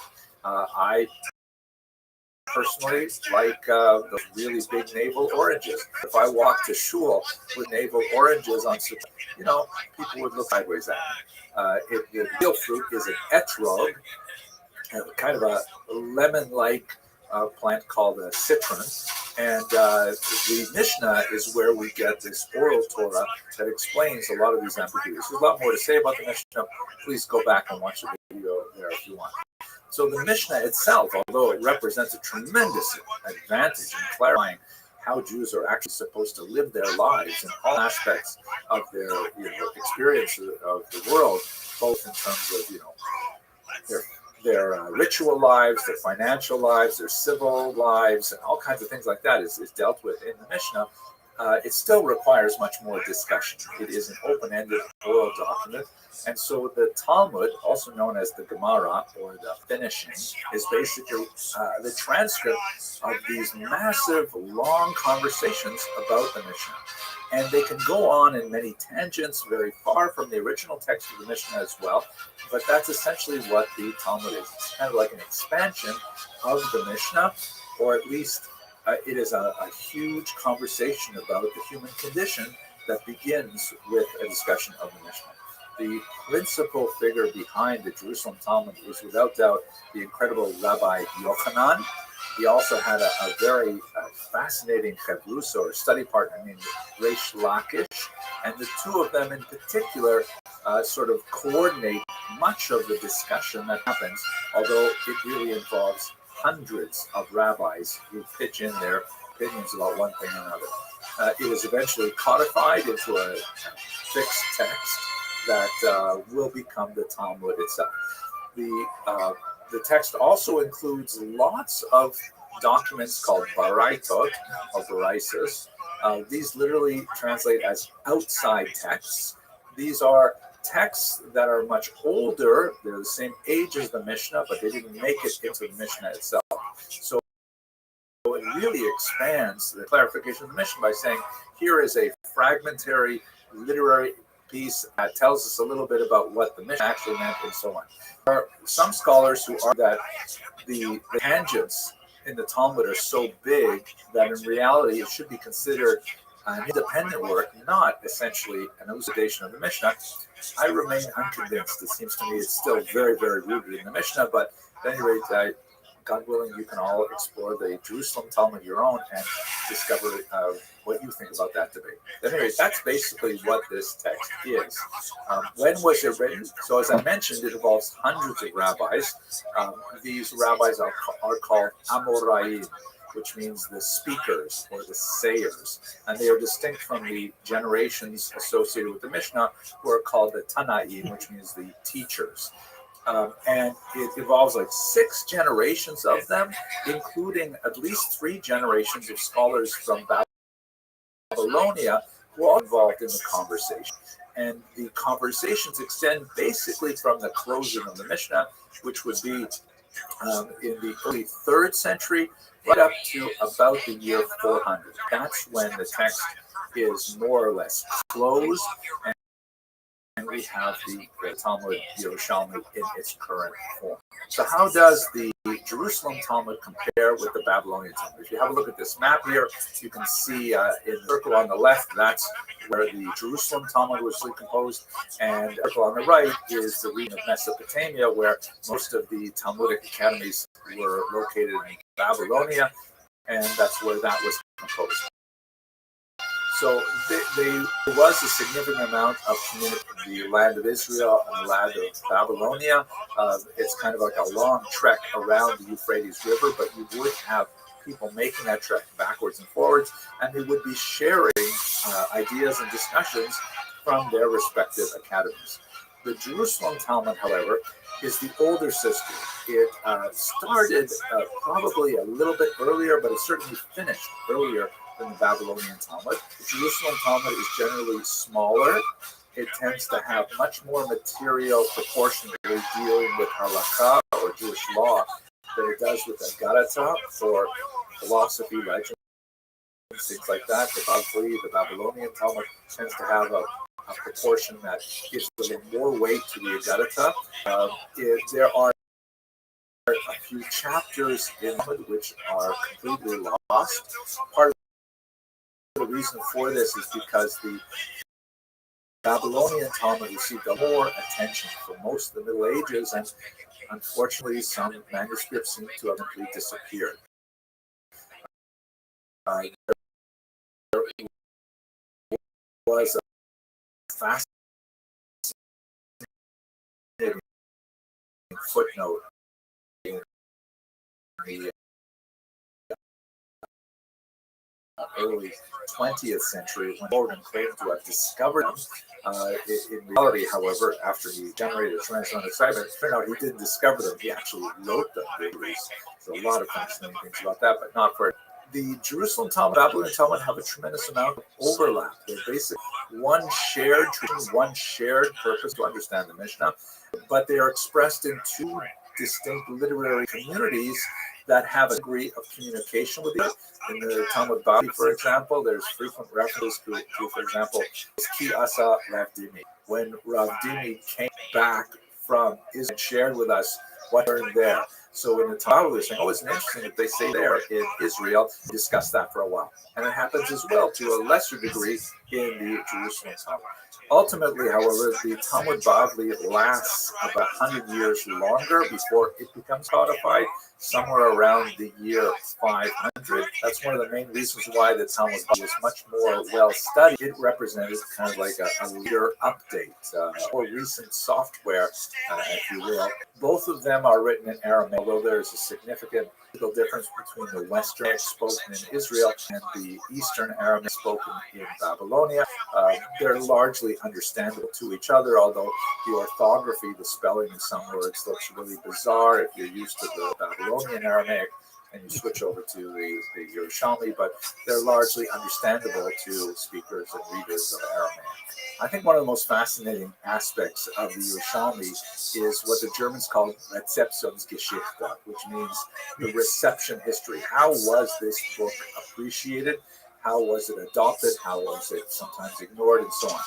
There's no question that the Babylonian Talmud, for the reasons I mentioned a moment ago, received precedence, a much more pride of central place in the minds of most Jews through the Middle Ages, right up until the modern era, really. This was actually stated explicitly by the Gaonim, the great rabbis of Baghdad. For example, Rav Gaon, who died in the year 1038, he said we should pay much more attention to the Babylonian Talmud when it contradicts the Jerusalem Talmud, because the Babylonian Talmud, being written later, as it were, had more evidence at their disposal, more time to think about things. And so the Babylonian Talmud is the authoritative one. Why would you study the text, which is not the authoritative one? That's one of the reasons why the precedents in those areas where Jews lived, where they were heavily influenced by Baghdad in particular, Spain and Provence, for example, and by extension, the Ashkenazi lands of France and Germany. So that really gave the Babylonian Talmud a huge edge. But there are some areas which tended to have a much closer attachment to the land of Israel, intellectually and in terms of its literary tradition. That would include, for example, Italy and North Africa. And it was there that the study of the Jerusalem Talmud was largely preserved. By the time you get to the period of the Rishonim, around the turn of the millennium, you have great figures like Rav Alfasi, known as the Rith, who began to kind of resuscitate the study of the Jerusalem Talmud as a tool to understand difficult passages in the Babylonian Talmud. And of course, this would become much more prominent. Tosfot would also do the same kind of thing as well. Well, they'll say, we really want to understand the Bavli, and oh, here's a difficult part. What does it say in the Yerushalmi? Look back there to see how that improves the Bavli. It is kind of like the Jerusalem Talmud had become a value add to the Babylonian, but it was not independently studied. So unfortunately, what this meant was that no manuscripts, except for one important one called the Leiden manuscript, actually survived the Middle Ages. Almost everything else is fragmentary, little pieces of the Jerusalem Talmud survived here and there, but only one full manuscript. It was copied in 1289, and the scribe actually said he thinks it's filled with mistakes. But he's doing the best he can, and this is the manuscript that forms the basis of the Jerusalem Talmud that would later be printed in the early 16th century, the Editio Princeps, which was based primarily on the Leiden manuscript and a couple other versions as well. There is some significant promise that extensive study of the fragments in the Cairo Geniza may restore lost passages here and there, but it remains a very challenging Talmud to study, primarily because the text is not nearly as well worked over and as reliable and as cross-checked as the Babylonian Talmud was. The Jerusalem Talmud was kind of like the forgotten sister for much of its history. Very, very few commentaries were written on it. Nothing like what was written on the Babylonian Talmud. However, in the post-war period, with the expansion of popular proyomi that really elevated the study of the Babylonian Talmud, there's a lot more scholars are turning their attention to the Jerusalem Talmud as well, to the older system. And there is many, many more renewed students. There was recently completed a massive 51-volume English translation of the Jerusalem, the Art Scroll Foundation, a remarkable work of scholarship. And so the Jerusalem Talmud may be getting much more attention now that we enter into a new technological era. I hope you found this video useful. And those of you who follow the series know that the reason I call this the Jewish History Lab is because I'm preparing videos alongside you book of Jewish history, a survey that goes from the earliest times right up to the modern period for current publishers and so on. And so if you are interested in following along, I really appreciate your attention. Please like and subscribe. If you have something to offer in the comment section, I'd love to see what you have to say. And I just say thank you very much for watching this video. And I used to think I had to choose between arbitrary regulations that govern every aspect of I hope you are doing well. One of the things that frequently comes up in the comments on my videos has to do with the word Jew. A lot of people seem to be rather jealous of this word. They want to say it applies to us and not them. They want to say you people who call yourselves Jews are not actually the real Jews. There's a lot of strange things like that. I'm not going to get into that kind of stuff today, but I would like to get into the etymology of the word Jew. Where does it come from? Especially because we should Jewish origin, or not actually of Hebrew origin, to be more precise. The sound that the J makes in English does not even exist in the Hebrew language. In order to make that sound, modern Israelis use the letter G. They add a kind of like little symbol next to it to indicate it should be pronounced J instead of J. If that's the case, where exactly does this word come from? So, if you know, the word is not used precisely in Jewish history. It is used in a very, very kind of foggy way. And the question of who is a Jew is even more complicated than where does this word come from.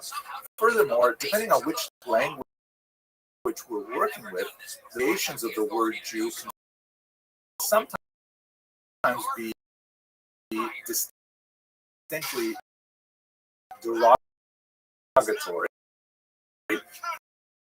For example,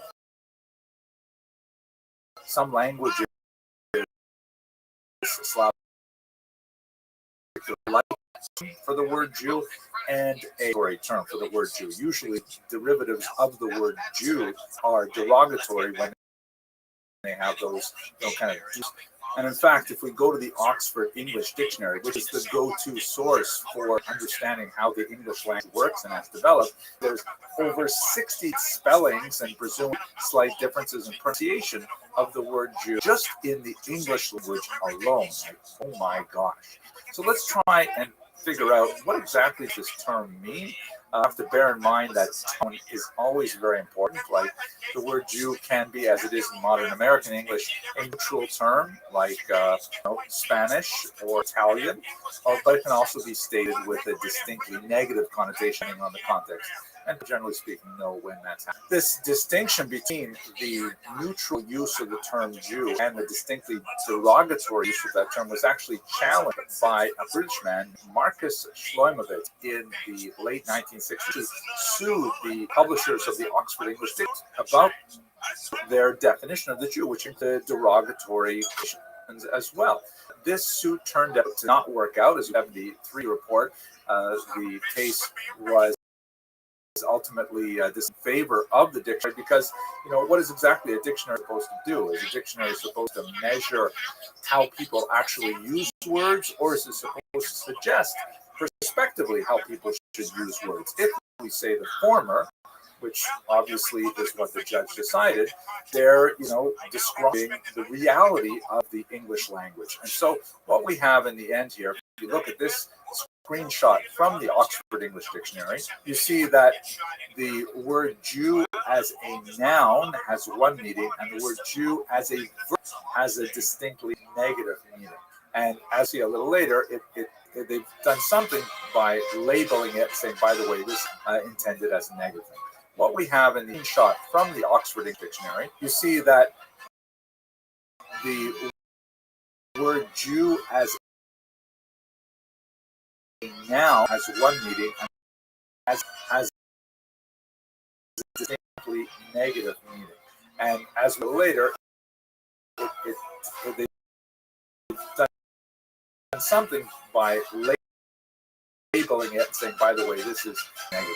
But here's the full definition. So it says here, 1A, a member of a people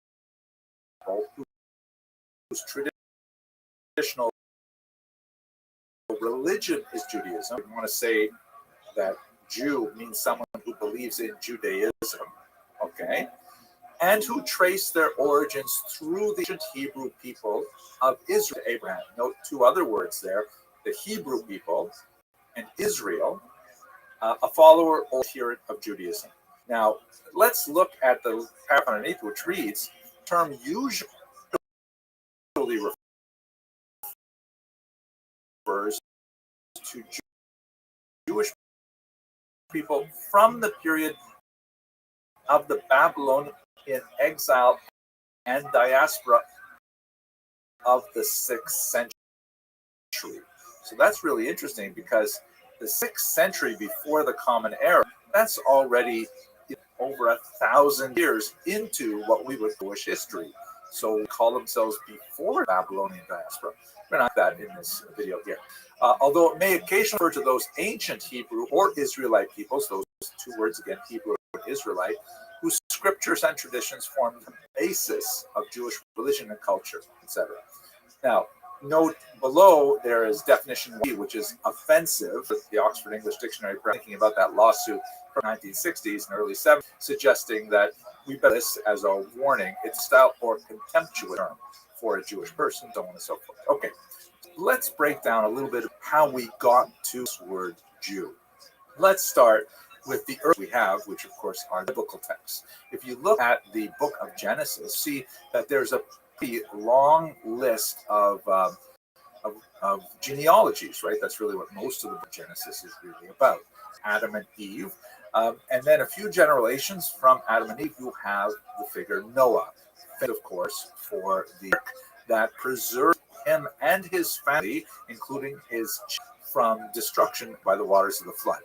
3 sons who survived the flood, Shem, Ham, and Japheth.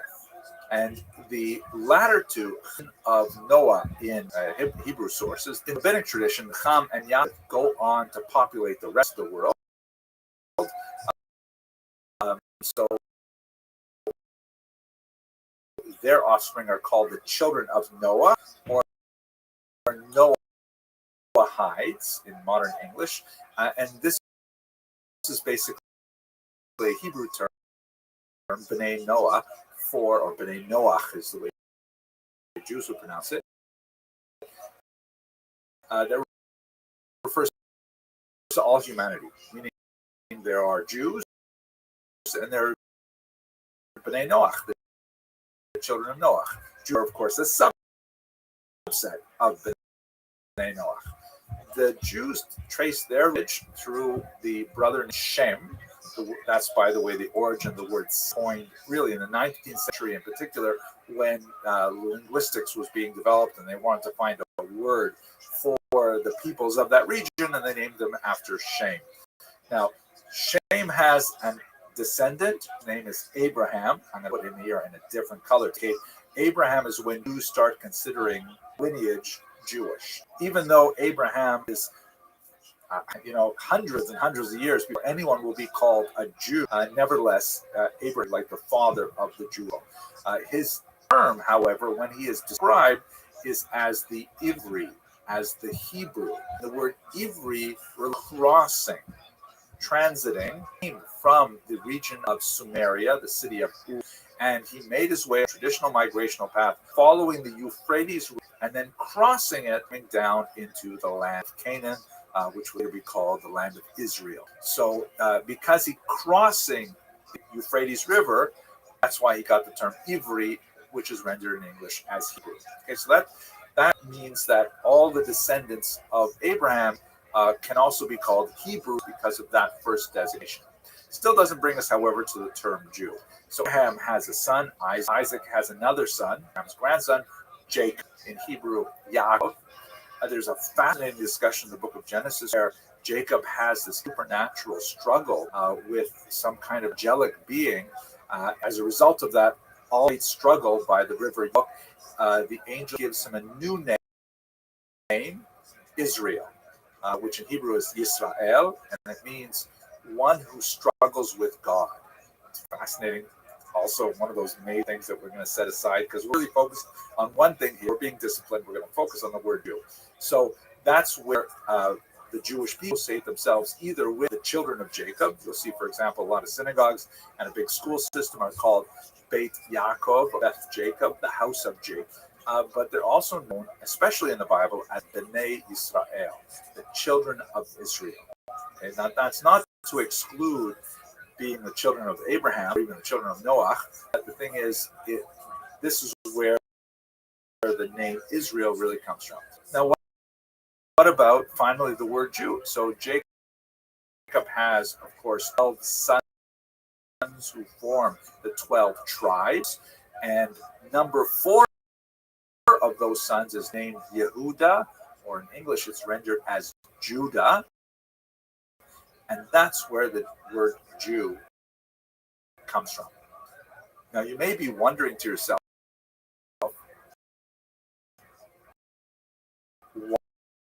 why child number 4?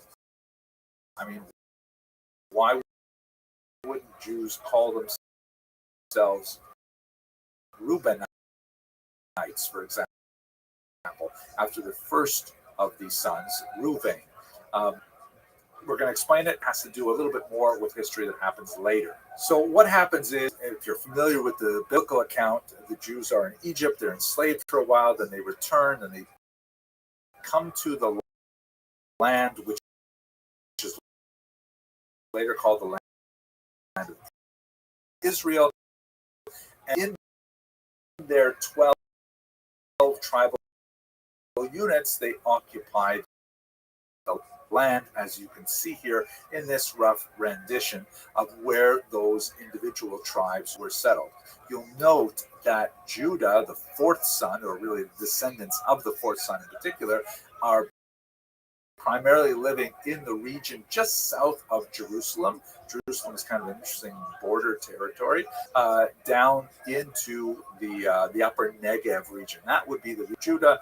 Shimon had like to occupy in the middle of Yehuda, and that's basically where the Heights, or come from Judah, live. So these 12 tribes are separated, but then they come together under a single monarchy, which is kind of like a golden age, King Saul and Solomon.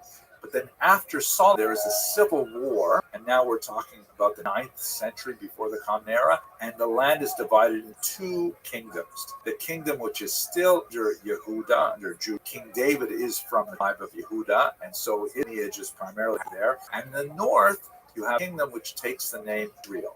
Even though Israel is supposed to encompass all 2 tribes, and the kingdom of Yehuda, of course, is outside it. Nevertheless, you have these dual monarchies, one in the north and one in the south. That lasts for about a century and a half. The Assyrians come down and they take over the northern half and famously exile a significant portion of the population, moving them off into the region of Mesopotamia.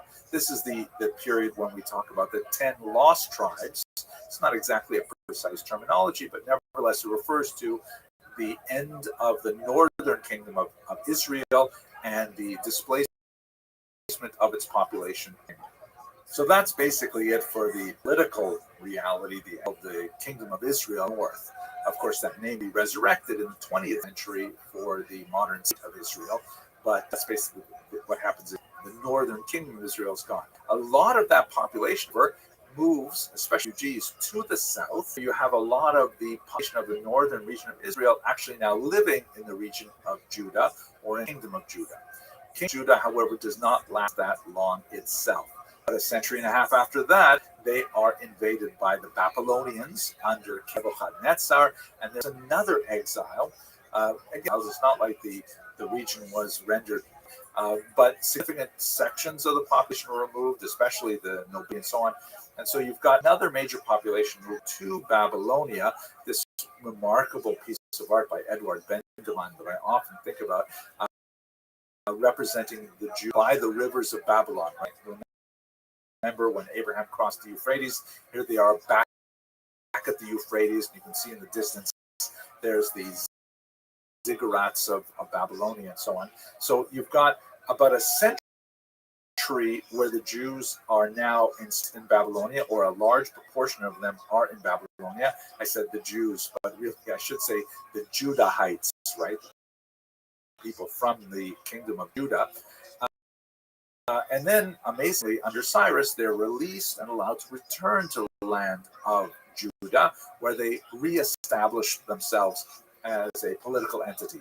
The region is part of the Babylonian Empire, and it's called Yahud, which is obviously a Persian form of the word Yehuda or Judah.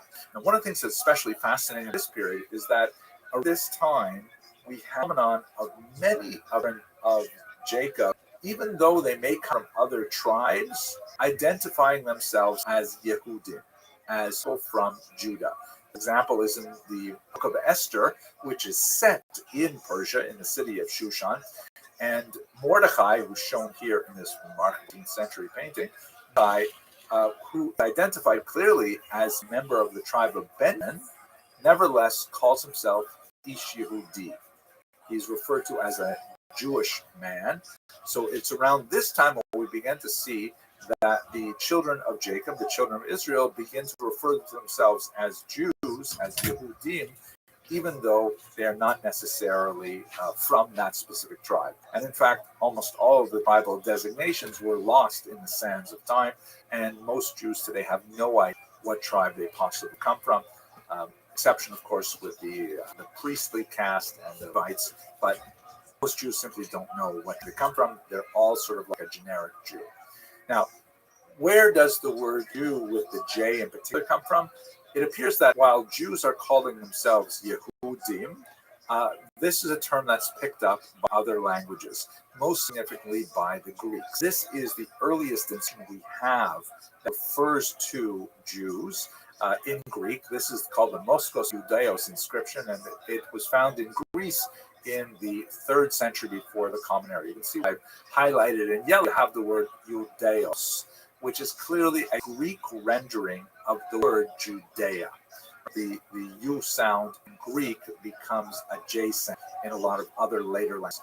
So it's a fascinating inscription because it refers to some comes from the land of Judea, who it clearly, sort of dedication to the pantheon of Greek gods. So, like, it doesn't appear like he's a particularly religious Jew by rabbinic stance, but nevertheless he is referred to as an inhabitant of Judea, His first term Judeo. And then it's especially repeated over and over again in the Greek New Testament. Of course, it's an extremely important word because it is the group from which Jesus himself derived. Most of Jesus's interactions are with fellow Jews, but it's also worth noting that a particular Jew stands out in a very negative way that have implications for the negative connotation of the word Jew. And that is, of course, one of his followers, Judas, one of the apostles, who betrayed Jesus famously. And you can see it in this 15th century representation. He betrayed by identifying him with a kiss to the Roman authorities. And you can see here that Judas portrayed with stereotypical red hair. In medieval art, red hair is often used in a caricature manner, often associated with Jews. And some interesting DNA evidence from bodies recovered in a well in Norwich, England, that Jews often had red hair in the medieval ages, which would have been somewhat distinctive. But here you can see also with the distinctively the ugly physiognomy and so on. Judas, with Latin way to pronounce the Hebrew word Judah or Judah, has an unfortunate Jew. But Yehuda was an extreme Roman name, and we have lots and lots of Yehudas. The term Jew, in particular, is also used as kind of an outsider term. Jews, like what other people are those people, which we will call Jews. But it's also important to note that internally, Jews often retained a lot of the earlier terms. For example, the term Israel was especially popular with Jews, especially when referring to the land. Is a tetragram from the Bar Kokhba revolt, two of the Common Era, when the rebels, the Jewish rebels, seize the coinage of the Romans, heat them up, and then restamp them with Jewish language and Jewish symbols and things like that. You can see some trumpets from the temple and a lyre on the right here. And in Paleo Hebrew, it's written regarding the freedom of Israel. Not the freedom of Judea, but the freedom of Israel. It's interesting that they harken back to that old thing that was destroyed in the 8th century, and that was, of course, repeated in the 20th century with the establishment of the State of Israel. But what is said and done, the term Jew is used by contemporary Jews to refer to, as on the Oxford English Dictionary, all descendants of Abraham, even though the Jew had not been invented and should have been called Hebrews. Then it's used to refer to in the time of, let's say, before the kingdom of Israel is formed, referring to those people who lived in the north, when the term Yehuda was very prominent.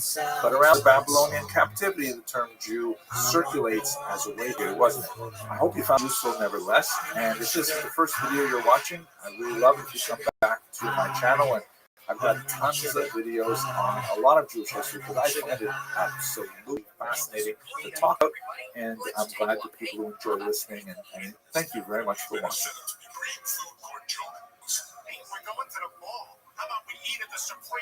Let us continue our Jewish Lab series by looking at the Babylonian Talmud. If you're curious, go back to the first season of these videos where I have a little bit more generic information and actually a little bit more of a direction of interpretation of the significance of the Talmud there. But for today, I'd like to take a little bit more of a geopolitical approach and then focus in a little bit on the basic information, which we really, the Babylonian Talmud is so crucial, so important to Jewish history that we should understand the foundations of it as well. So first of all, let's just place this within its historical context. Here's a map that gives us an overview of the entire Mediterranean basin between the 1st and the 3rd centuries. And you can see it's got some really useful information on the expansion of Christianity in particular, which, as you can see from those kind of starbursts, that's where a lot of the influence was emanating to the region. And of course, this is a period of tremendous growth for the early Christian movement, would really achieve a huge milestone in the early 4th century when the Edict of Milan would be published, and this would essentially give the Christians pretty much equal status with Jews as a religious group. Until then, they were considered really an illegitimate religious group, not a religio legita, a recognized religion, and that exposed them to a lot of legal disabilities and sometimes outright persecution. But at the beginning of the 40s, when Christianity was recognized, and then of course not long afterwards, it would become the official state religion of the empire, based in Byzantium, and later Constantinople, named after the emperor Constantine, around whom these really circulated. That would have a distinct impact on the status of Judaism. Primarily as Christianity rose, the fortunes of Judaism largely declined, something that will continue right up until the modern era in Europe in particular. But what I'm going to focus on in particular, putting just to the right of the map, you can see there that kind of purple jagged line against the edge of the Roman Empire. It would be what's happening on the eastern side of that jagged line. That's essentially the region of Mesopotamia or Babylonia, where there's a very significant Jewish population, and that's where the Babylonian Talmud would be written. Here's another map that shows you the Roman Empire and the Parthian Empire, which dominated Persia and the entire region at this time. It existed right up until the 3rd century, and Rome and the Parthian Empire are at loggerheads, and their successors, the Sassanids, would also follow in that conflict with Rome. The so-called Roman-Persian Wars involved both the wars between Rome and the Parthian Empire and its successor, the Sasanian Empire, which you can see here in this map. So what's going to be relevant for us today is that we're going to be discussing the history of communities primarily in the Parthian and Sasanian Empire on the east edge of the Roman Empire. They developed very, very different in many ways. Let's have a look at the accounts as we understand them. So we've already talked quite a bit about the Western region, what in fact the Talmud calls the yeshivas of the West. This map here shows of Jews in the 1st and 2nd centuries. Of course, a lot of Jews there. Some of the, highlighted was Tel Aviv was not a city back then, but it's placed there in some sense of geography, and that's where most of the Jews, of course, were living in the 1st century. But there's a significant population way out to the right-hand side of this map, where the Euphrates and the Tigris rivers come together. This is the locale of ancient Babylonia, where the Jews were first exiled to in the 6th century before the Common. Now, it's interesting because in many ways this was the original home of the Israelites, because Abraham actually comes from this region. He's called the Ivri, the one who crosses over, because he crossed the Euphrates River on his way to the land of Israel, as described in the book of Genesis. But this becomes a major center of Jewish population really only in the 6th century before the Common Era, when the Neo-Babylonian king Nebuchadnezzar exiles a large population of the Jews from the southern region of Judah into Babylonia, and they establish, quite a community there. And there's some significant and really fascinating archaeological evidence that emerges from this period that shows the Jews thriving as a people in this region. They would eventually be allowed to return under Cyrus later in the 6th century, and they would reestablish their community in the land of Israel, as we discussed in just a recent video. But they would remain as well in Babylonia and continue to flourish. One of the oldest Jewish communities in the world is located here because of that 6th century exile. And that's where the Talmud would be written. But before that, let's just quickly go back and remember the Talmud, which preceded the Babylonian Talmud. As we discussed a couple of videos ago, it's primarily the work of Rabbi Yochanan and Reish Lakish. They are the most prominent rabbis in this massive discussion of things biblical and things Mishnah. I'll get back to that in a little while. But there's a lot of political difficulty in the 4th century.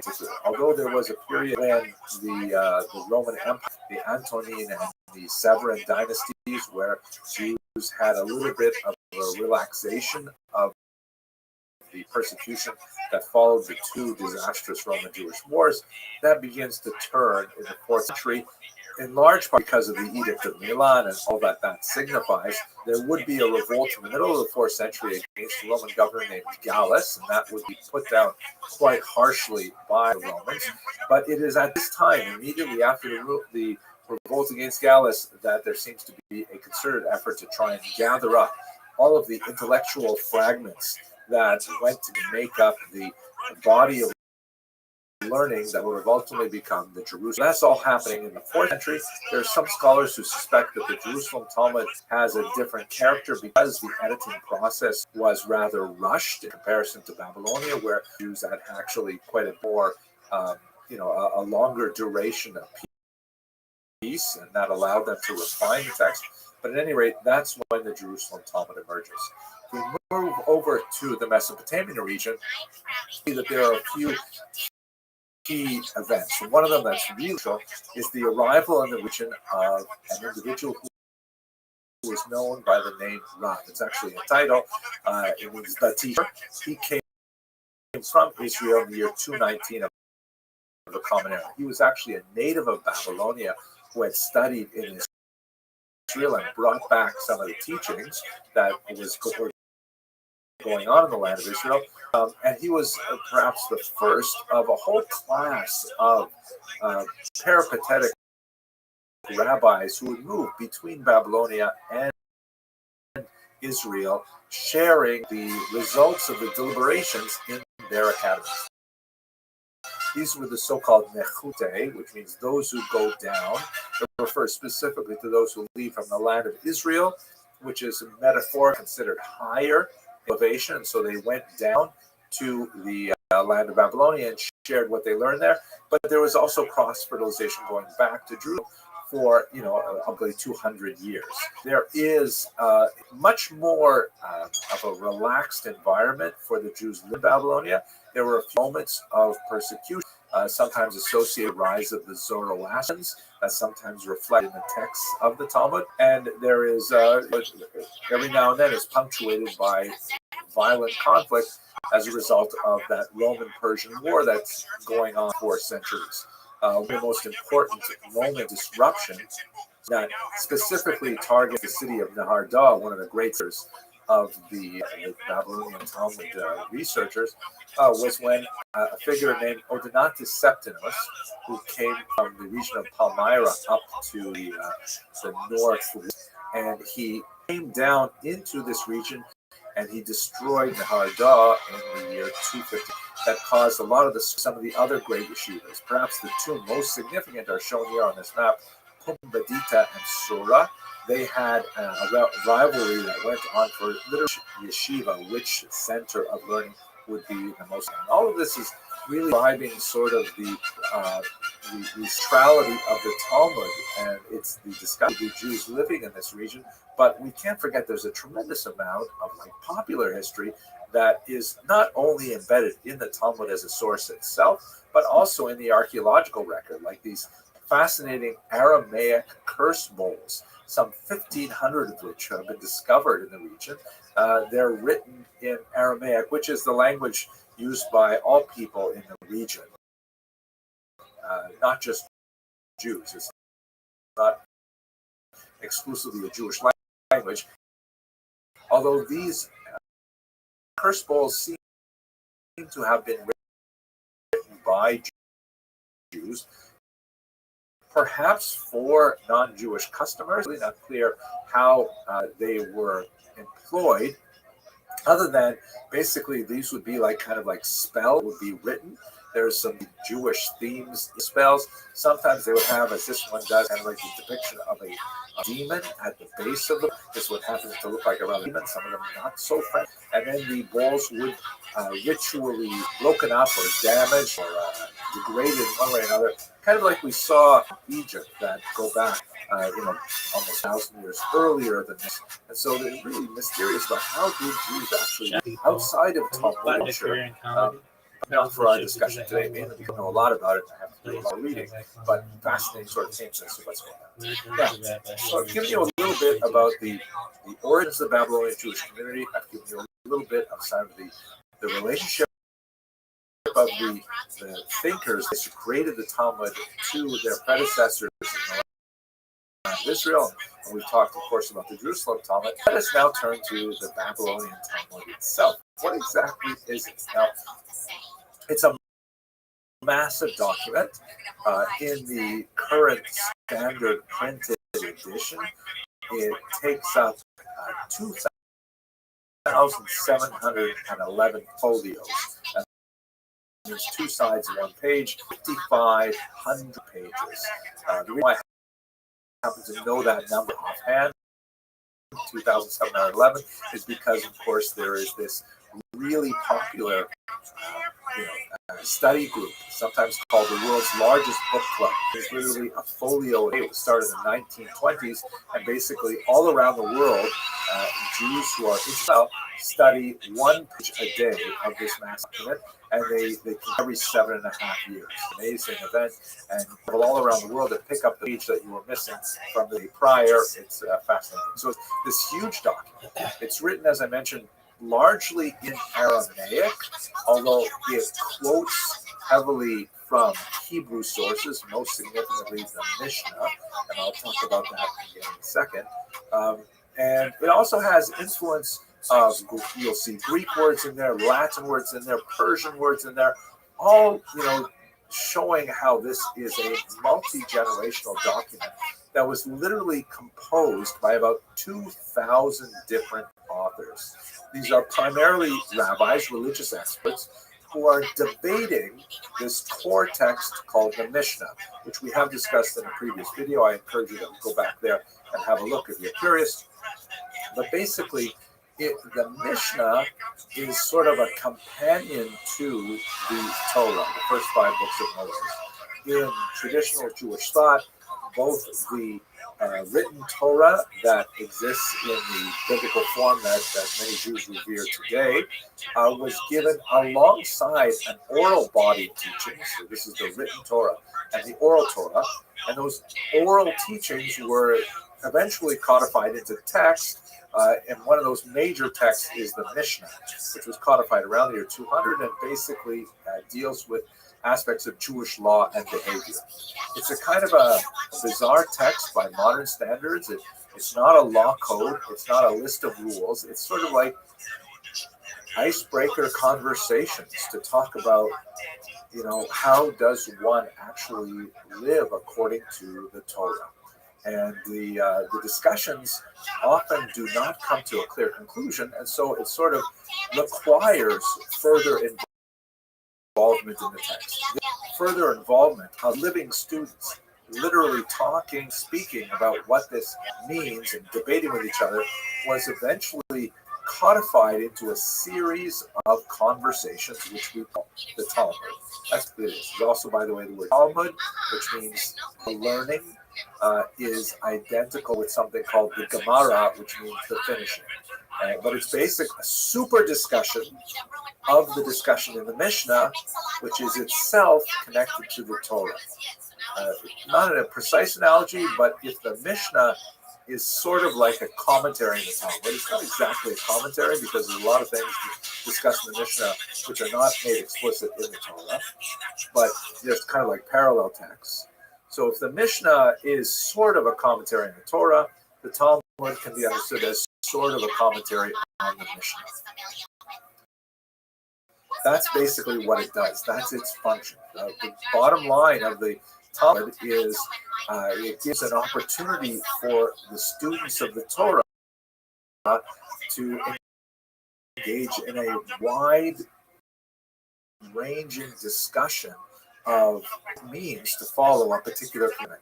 What are the parameters of it? Who is obligated to follow the command? Are there exceptions? All kinds are discussed in the Talmud this way. Now, you might wonder, if it's an open-ended discussion, why is it codified in the first place? Why not just keep it going on and on? Well, on one level, it does go on and on because the commentaries like Rashi and Tosfot and others continue the discussion much further, right up into the 21st century. But on another level, it's kind of like these are the guardrails for a productive discussion of the Torah.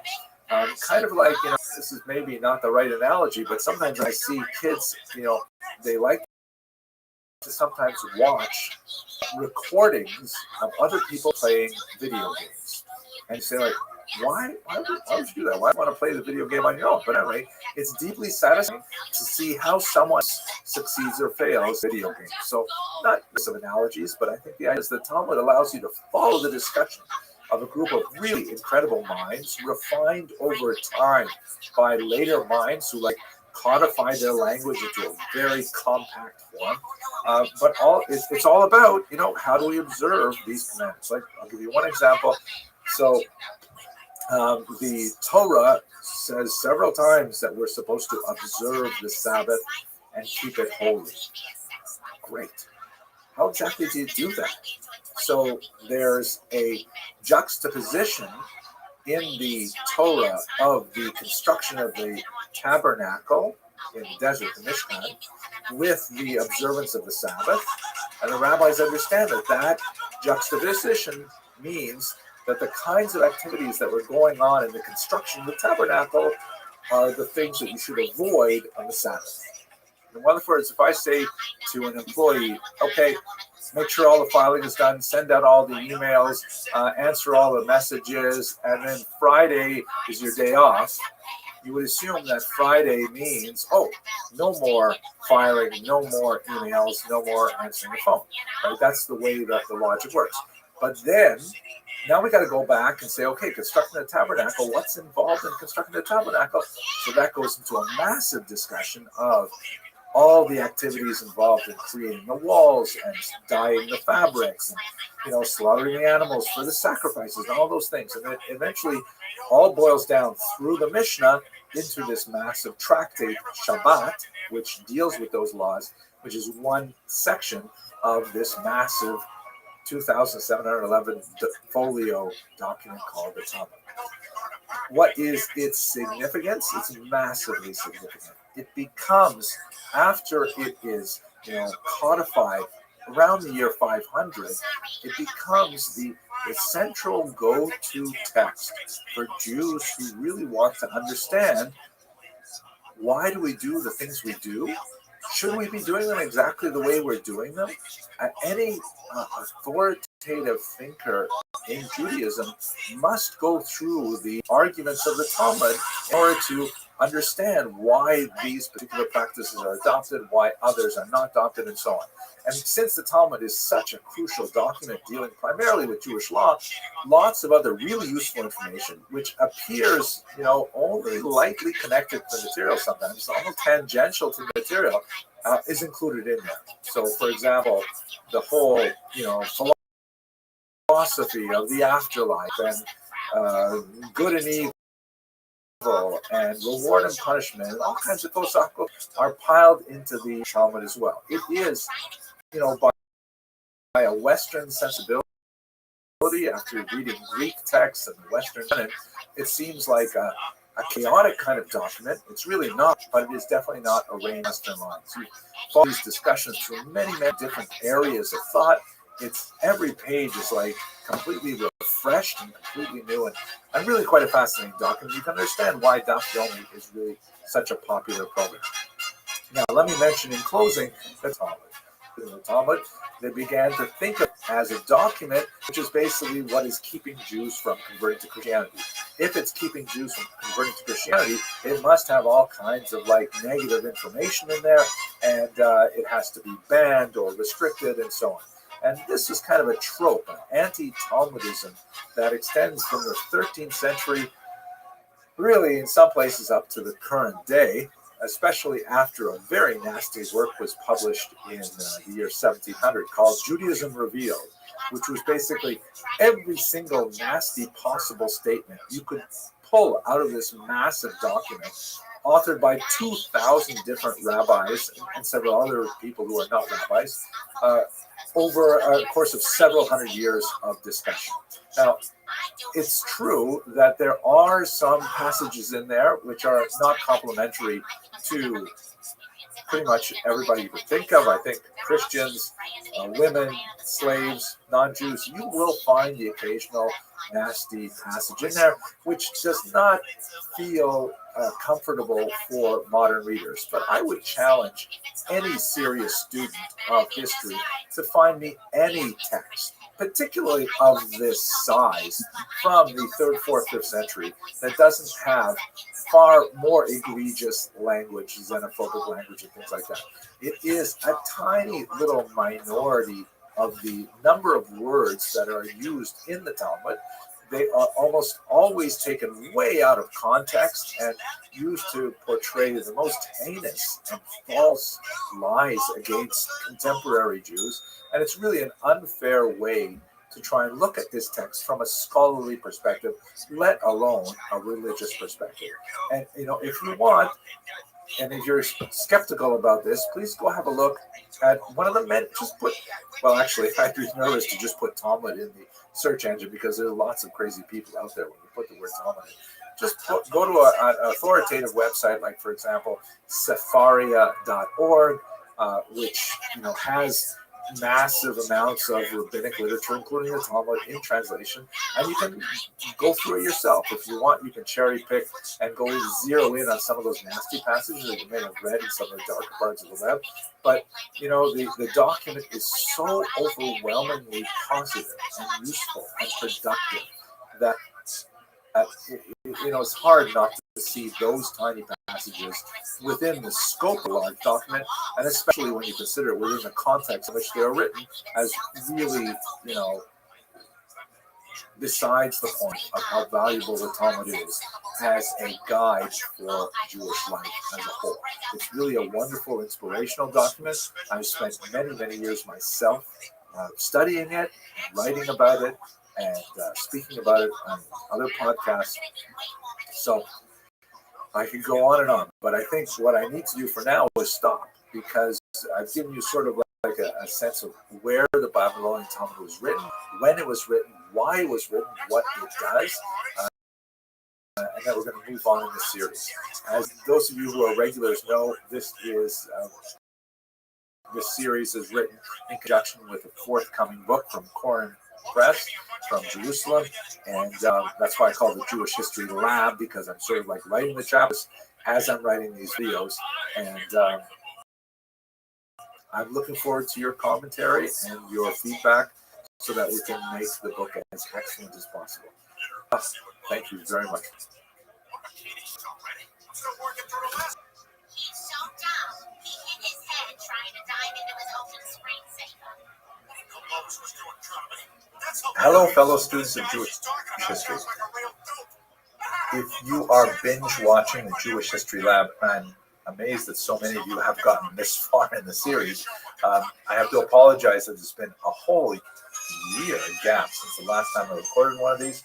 That's for a variety of reasons, and I'll take a moment to explain right now. I came up with this Jewish History Lab idea essentially because I was working on a book for Koren Publishers in Jerusalem, and that book project is going along very well. The first of 3 projected volumes. This is a history of the Jewish people from the earliest times to the present day. First volume is with the editors in Jerusalem. It's gone through peer review, and we're working primarily on the maps, things like that. So it is making its way through the publication process, and I am heavily at work on volume 2. So that's going okay, but the last year has been a huge hiatus because a lot of changes in my personal life, good ones, thank God. And then, of course, the amazing and awful distraction that October 7th has occasioned for anyone who has any connection to Israel. And that really required me to spend a lot more of my energy working with you on videos of different topics. But, let's hope that situation in Israel is resolved as soon as possible in an acceptable way for all parties, such that we will return to peace and prosperity in the region for every population there, with especially a return of the hostages. But let us go back at this point to the Jewish History Lab, and I'd like to pick up, it's not in sequence, but I'm going to pick up from the 2nd and 3rd century, and especially I want to look at the 4th century because it represents a period of tremendous resurgence during the era of the Byzantine domination of the land of Israel. That's what I'd like to spend some time talking with you about right now. So let's go to that period here. Have a look at this map here. You can see the nature of the Jewish dispersion as we approach the 4th century. The sort of purple line on the outside represents the limits of the Roman Empire. It's massive and encompasses the entire Mediterranean basin. And then there are scattered pockets of Jewish population throughout the empire.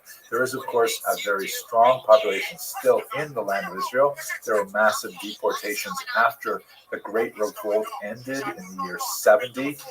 Masada and it would be conquered a couple years later, but it was really by the time the temple burned in the year, there was definitely a huge change in the land of Israel. And so you have the dispersion of the Jews spreading throughout the entire region, that's in addition to the large pockets of Jews that lived in Babylonia, in Alexandria, Egypt, and even a growing population itself.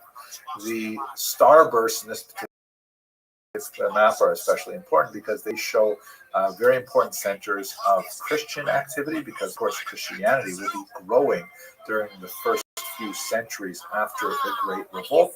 And Christian communities tend to end around Jewish communities. St. Paul, when he would be traveling throughout the region and proselytizing for the new faith, he would typically go quite frequently to known Jewish communities where there would be perhaps an audience of Jews open to the message of Christianity, but as well many sort of fellow travelers who were, drawn perhaps originally to the Jews and their very different and very competitive ideology for the era, but the sort of the high bar of entry into Judaism, which included, for example, circumcision and the dietary regulations, Sabbath observance, and that was too much for many of these fellow travelers. But the message that St. Paul brought was really quite a bit more palatable because it did not have those demands, but it did have the great benefits of life after death, personal God, things like that. So you tend to see a lot of strong Christian communities developing around the nucleus of Jewish communities for that reason.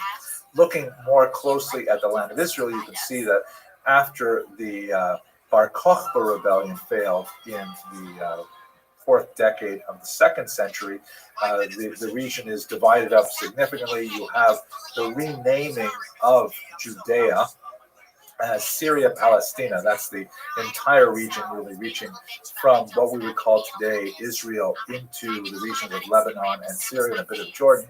The region associated specifically with the land of Israel is divided into 3 parts: Palestina Prima, Palestina Secunda, and Palestina Tertia. The first, the second, and the third Palestines. This is when the term Palestine really comes into widespread usage. Hadrian, after he put down the revolt in probably the year 136, possibly 137, he insisted on renaming Judea to try and wipe out the memory of the Jews living there, and he reached back to the population that we call the Philistines in the Bible. They're referred to in Greek texts as Palestini, and so he took that name and applied it to this Roman territory. And there were still Jews living throughout the region, especially in the northern section, Palestina Secunda, where a lot of Jews had fled in the context of the revolt.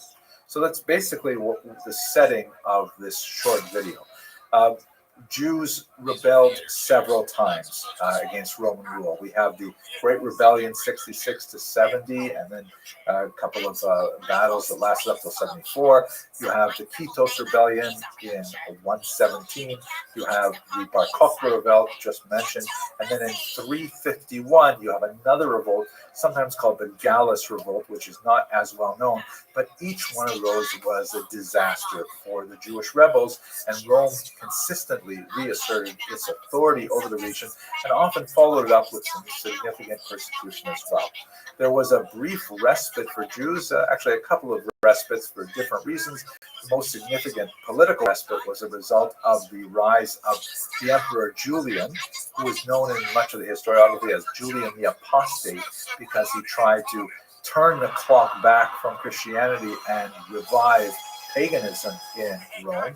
And as part of his overall plan, he wanted to actually rebuild the temple. He wanted to give the Jews back their temple, not so much because he was such a friend of the Jews or a friend of Judaism or a friend of monotheism, but he felt that, with the rise of Christianity, that the all faiths were put down, and this was certainly true for the Jewish experience. But by rising all faiths, that was a way of kind of diminishing Christianity. His rule ended very abruptly in the year 363, just 2 years in power. So it really didn't come to anything in terms of the rebuilding of the temple, basically a blip in the overall pattern of an ascendant church and the synagogue or Judaism in decline in terms of its political and social and economic status. Perhaps the most significant element of that decline is in the erosion of Jewish self-government at this time. There was the institution of the Patriarchate, in Hebrew the Nasiut, where you had some figures who were the chief religious and political authorities of the Jewish community after the destruction of the temple. There is significant debate among scholars as to what was the actual extent of their power, but we know they existed right up into the early 5th century.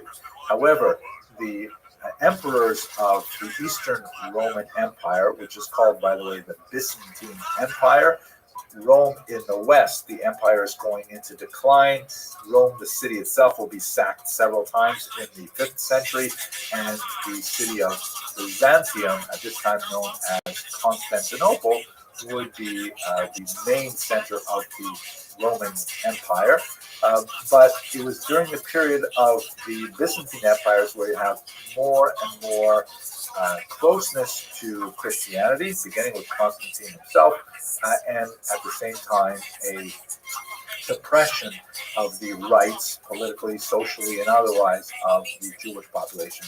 Perhaps the most significant example of this is Justinian I, who reigned from 527 to 565, a very long reign, in which he imposed a tremendous number of restrictions on Jews. The banning of construction of new synagogues, sometimes the confiscation of synagogues and their rededication as churches. These rules were, by the way, quite frequently ignored, perhaps more often ignored than actually observed, but nevertheless, moments of punctuated persecution, and are really invasive of what happens inside the synagogue. Justinian I, for example, banned the reading of the Torah in Hebrew.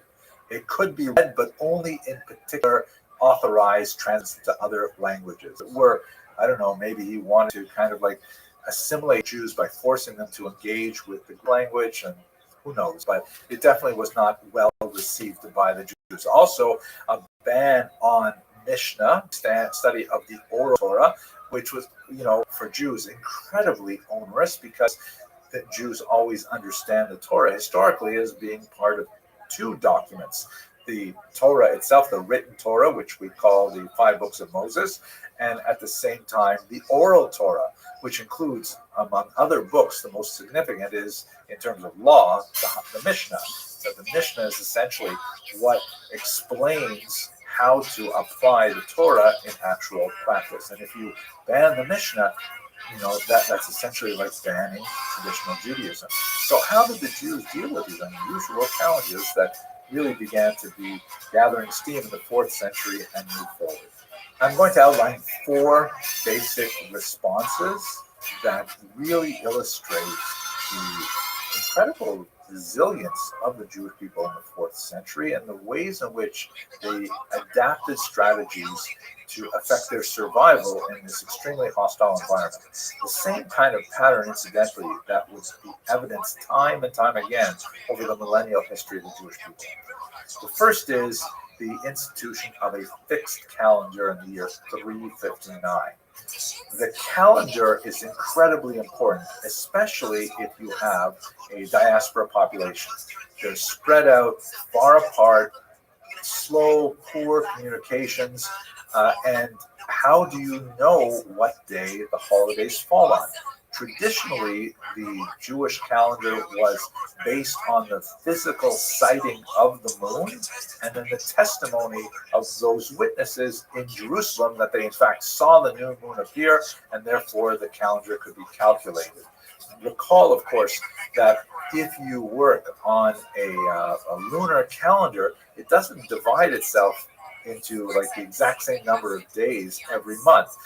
Here in the West, because we use the Gregorian calendar, we tend to not even have any sense of when the phases of the moon are, but the Jewish calendar has a strong lunar element to it, such that the first of the month is always when you have no moon, the 15th is when you have a full moon, and so on. And since the days are not exactly 30 or 31, it has to be recalculated every month. Moreover, if you count the number of lunar days in a full 4 seasons, it comes up short. You only have 354, if I remember. 354, maybe. It's around 350 something days.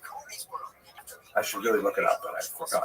It's about 350 odd days in a lunar calendar, which means that every year of a solar calendar, which is roughly 365 days, you are losing some days. Now, the Muslims, by the way, observe a strictly lunar calendar, and that's why their holidays keep moving. Every few years, they're shortened by a few days. They come earlier and earlier and earlier. You can have Ramadan in October, you can have Ramadan in April. That's just the way the lunar calendar works. The Jewish calendar is actually both lunar and solar because the Bible requires the observance of the holiday of Passover in the springtime, so therefore the calendar has to be adjusted every so often to make sure that Passover will fall in the springtime. That's why in the Jewish calendar, the month of Adar is doubled several times over a 19 cycle, so that even though the lunar calendar is always losing days, that extra month, that leap, actually places power back into its proper time. That's why, you know, here we are speaking in English, so in Anglo cultures, people will say something like, oh, Rosh Hashanah late this year, because late September, early October, to late August, early September. Time, it's September that is out of joint.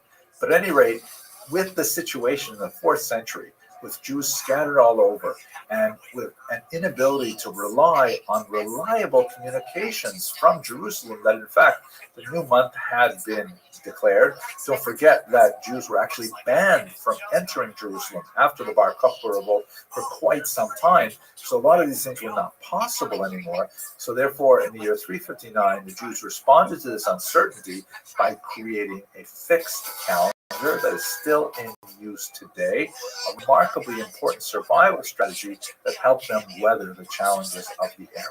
Second major innovation was the codification of the Talmud. Now, I'd like to get back to the Talmud in a larger discussion later. It's too big a topic to squeeze in here, but for our purposes, let us just recall that after the writing of Mishnah, which was put together around the year 220, there's a tremendous amount of discussion that surrounds it by scholars after that time that really sheds light on what's quite cryptic in the Mishnah itself, what's hidden in the text of the Mishnah, and how to interpret the Mishnah. Just as the Mishnah interprets the Torah, it's not a precise definition, but fairly close, the Jerusalem Talmud will also interpret the Mishnah. And this was a remarkable achievement because by putting it into text and actually writing it down as a manuscript as opposed to a body of oral teachings, it suddenly made this massive amount of wisdom, many times larger than the size of the Mishnah itself, and many, many times larger than the size of the Torah. It made it accessible to Jews throughout the Mediterranean basin and far out into Babylonia, where ultimately it would play a role in the creation of the much larger and more influential Babylonian version of the Talmud. We should clarify, by the way, that we call it the Jerusalem Talmud, but that's a bit of a misnomer. Most of the writing of the Talmud happened in the north, around the city of Tiberias. You also have a significant amount of activity happening on the coast in Kizari, but it wasn't written in Jerusalem. Another term that's frequently used in the scholarly literature is the Palestinian Talmud, which up until recently was a perfectly neutral term. Palestinian meant a region of geography so labeled by the Romans, and everybody understood what they were talking about. But now it just sounds so jarring because a group of people have used that name to describe their nationality, and so and they certainly don't have a Talmud. So the term Jerusalem Talmud is used because the term Palestinian Talmud is perhaps even more misleading. So the codification of an intellectual text that is at the core of Jewish learning and making it portable, making it accessible to Jews all over the world, phenomenal strategy that was developed to survive the vicissitudes of the era. Third or fourth, development of piyut. I've never really thought about this so much before, but I'm reading some things which are just quite fascinating. Piyut is related to the English word poetry through the Greek origins. It's basically a kind of liturgical poetry that has its origins in the Byzantine period, and they have a lot to do with what I mentioned earlier about Justinian I and his ban on the study of the Mishnah. Some of the great Paitanim, or authors of piyut, including Yossi ben Yossi and Yanai and the great Kalir, they write these ornate flowery liturgical compositions that are meant to be inserted into the prayer book, and in fact, they were enthusiastically adopted by congregations all over the region. They are published in prayer books to this very day. And we should understand the function that they played. If Jews were prohibited from public discussion, public teaching of their texts, that the Mishnah was banned, and that the original Hebrew text of the Torah was also banned, then the authorship of these new poems with their arcane embedded references, which would be missed by the authorities but would be readily available to the educated, would be another opportunity to gain access to the basic teachings of Judaism. Really fascinating, again, literary response to the persecution, which actually was a very, very useful survival strategy. And then finally, this is the fourth of four strategies, the development of synagogues. The institution of the synagogue and its later representation in other faiths, with churches and with mosques, for example, is one of the great contributions of the Jewish people to world civilization. In the ancient world, religion tends to be very cultic and based on a specific location. That goes for Judaism as well, with the establishment of the central temple in Jerusalem. And all kind of like religious activity was, not all, but like the vast majority of religious activity was like focused on those structures and the professional staff that managed them. And, that's what religion was. However, even before the temple was destroyed, we have an example of Jews creating these smaller houses of worship, which do not take the term temple for themselves. That would happen, by the way, in the 19th century when there was the Reform movement in particular wanted to try and make a distinction between synagogues, which are like temporary prayer houses, that they are like secondary to the great temple in Jerusalem. So by renaming the local house of worship a temple, it's a way of saying, no, this is it. We are here. We don't necessarily have to be looking back to the temple of Jerusalem. Orthodox synagogues generally do not call their houses of worship temples. They call them a much more humble name. The word synagogue just means place of gathering. The Hebrew term Beit Knesset means the same, as so does Eglis and many other words like this. Ecclesiasta, church, they all come from the word meaning gathering places, much more simple than temple, which is much grander. Jews began to create these even while the temple was still standing, perhaps out of like a spontaneous desire to have a place to gather and to discuss and to communally praise God. That's something that seems to have been very much, embedded deep within the Jewish tradition, and it begins to show itself in the first century of the Common Era, perhaps the first century before the Common Era. Here's one of the earliest pieces of archaeological evidence we have for synagogues. This is the so-called Theodotus inscription, which comes from Jerusalem. It's a large ashlar block, which has this Greek text, which, if you have been in synagogues, you will recognize it. It is a plaque. right? This is something which is like, it is kind of ironic. It's the very first, earliest example we have of a synagogue has a plaque thanking a donor for making a big contribution to the synagogue. Theodotus is this man, a Jewish man, writing in Greek, which was like the high literary language for the educated classes, of how he paid for the building, paid for the new plumbing system, and all kinds of things like that. Just fascinating. We're not exactly sure how to date it. It's roughly dated to the 1st century before the Common Era to the 1st century of the Common Era. It was found at the bottom of a well, so clearly not at the place where it was originally built. Possibly the synagogue was destroyed in the context of the Roman-Jewish War, and then this was thrown into a well like that. But at any rate, we have these plaques. And we have some evidence of synagogues in this early period, but we have a massive flourishing of synagogues under Byzantine rule. Just to look at a few of them here, here's some gorgeous artwork from the Hamat Tiberia synagogue that portrays a zodiac. There's often, a lot of contemporary artwork that is incorporated into the synagogue, even when it's somewhat challenging to religious sensibilities at the time. There's frequently dedications in Greek because, as I mentioned, that's one of the dominant languages of the educated classes. Sometimes the artwork, like you see in this remarkable mosaic at Beit Alpha, it portrays the sacrifice of Isaac. You can see on the right is the sacrificial altar, and then Abraham is the large figure on the right, holding a knife in the right hand and Isaac in his left hand. And you can see just to the left of Abraham a rather unusual symbol of a hand, as it were, the angel, reaching out to stay Abraham's slaughtering of his son in Genesis 22. The ram is there. And the other two figures, I believe, are Eliezer and Yishmael, but I'm not positive. But still, beautiful illustrative art of the period. And we also see, in Beit Alpha, once again, a zodiac, which is very, very common in Jewish artwork from the Byzantine period to the present day.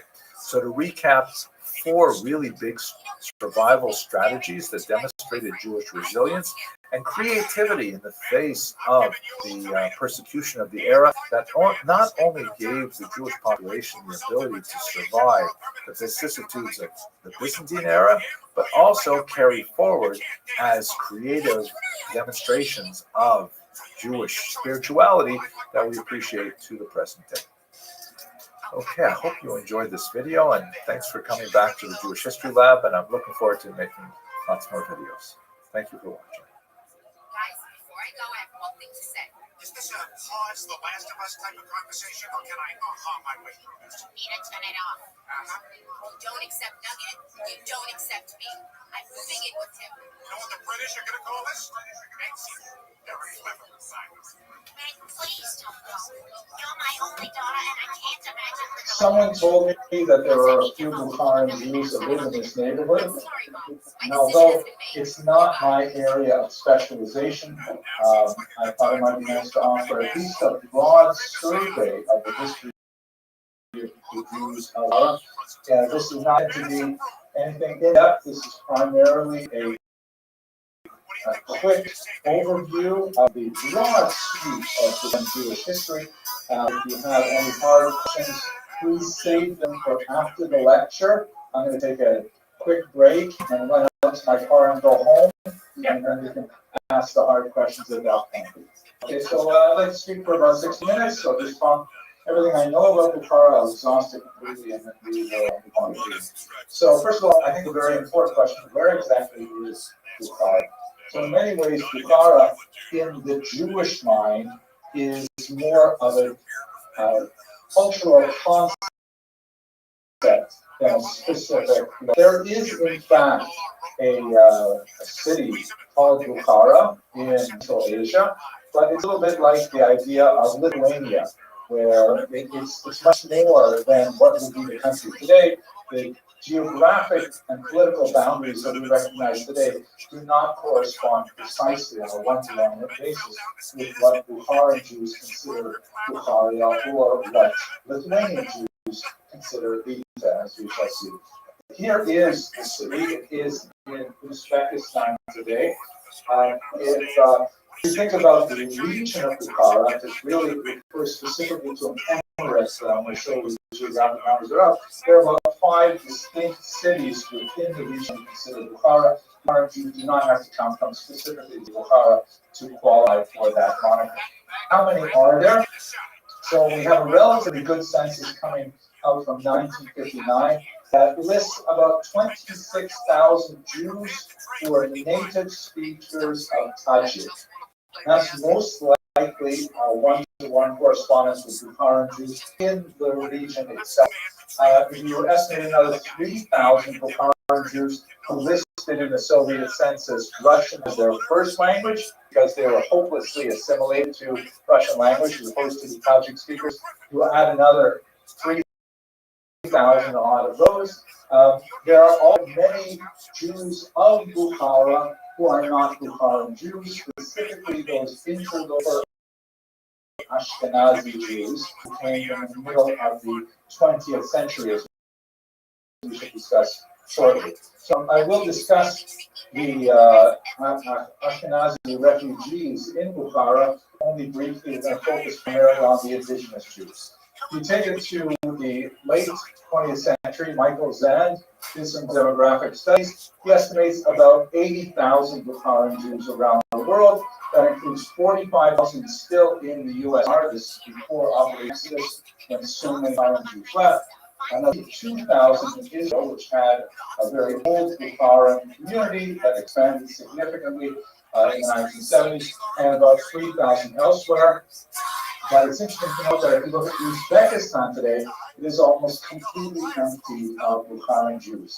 There are about 1,000 Jews in Bukhara today, and almost all of them are remnants of the Ashkenazi migrants who came in World War II. So Bukharan Jews in Bukhara are basically non-extant right now, but there are, of course, many Bukharan Jews around the world, particularly in Israel and in certain boroughs of New York City as well. Usually you can find, if you drive the streets and you look for dome railings in front, you'll probably find your local Bukharan community. Also, there tends to be a preponderance of barber shops, lots and lots of barber shops when Bukharans are involved. Okay. So this is actually, so we attribute the growth of the Bukharan Jewish community to its very, very ancient origins associated really with the First Roman Jewish War. The coin that I'm showing you behind me is one of about 24 coins that were minted by the Emperor Vespasian and his son Titus to try to mark the destruction of Jewish sovereignty in the land of Israel. They're always the same. On the left, they have either Vespasian, the Roman emperor, who destroyed the Jewish sovereignty, his son Titus, who later go on and destroy the temple. And on the right, you have this phrase, Judea Capta, and it always portrays like this Roman soldier, frequently disproportionate in size. And on the right is a despondent woman, typically with her head in her hands and kind of a tapanun, declined posture. Sometimes she's portrayed in a rather terrifying way with her hands behind her back, indicating just how far Judea, the Jewish province of the Roman Empire in the land of Israel, has been subjugated to Rome. There's a balsam palm in the middle, which is one of Israel's most important exports. And so this is a coin that commemorates what the Romans meant to say as the complete and utter and complete disappearance of the Jews of Judea, that there would be no more Jewish presence in Israel or in fact in the rest of the world, because the Romans had effectively eliminated their statement. Now, there were 3 major revolts. The first one, of course, resulting in the destruction of the temple, another revolt in the year 115, and then the Bar Kokhba revolt in the year 135, that was basically the last major revolt. There were smaller revolts in the 4th century, but this was basically the end of Jewish sovereignty until the 20th century.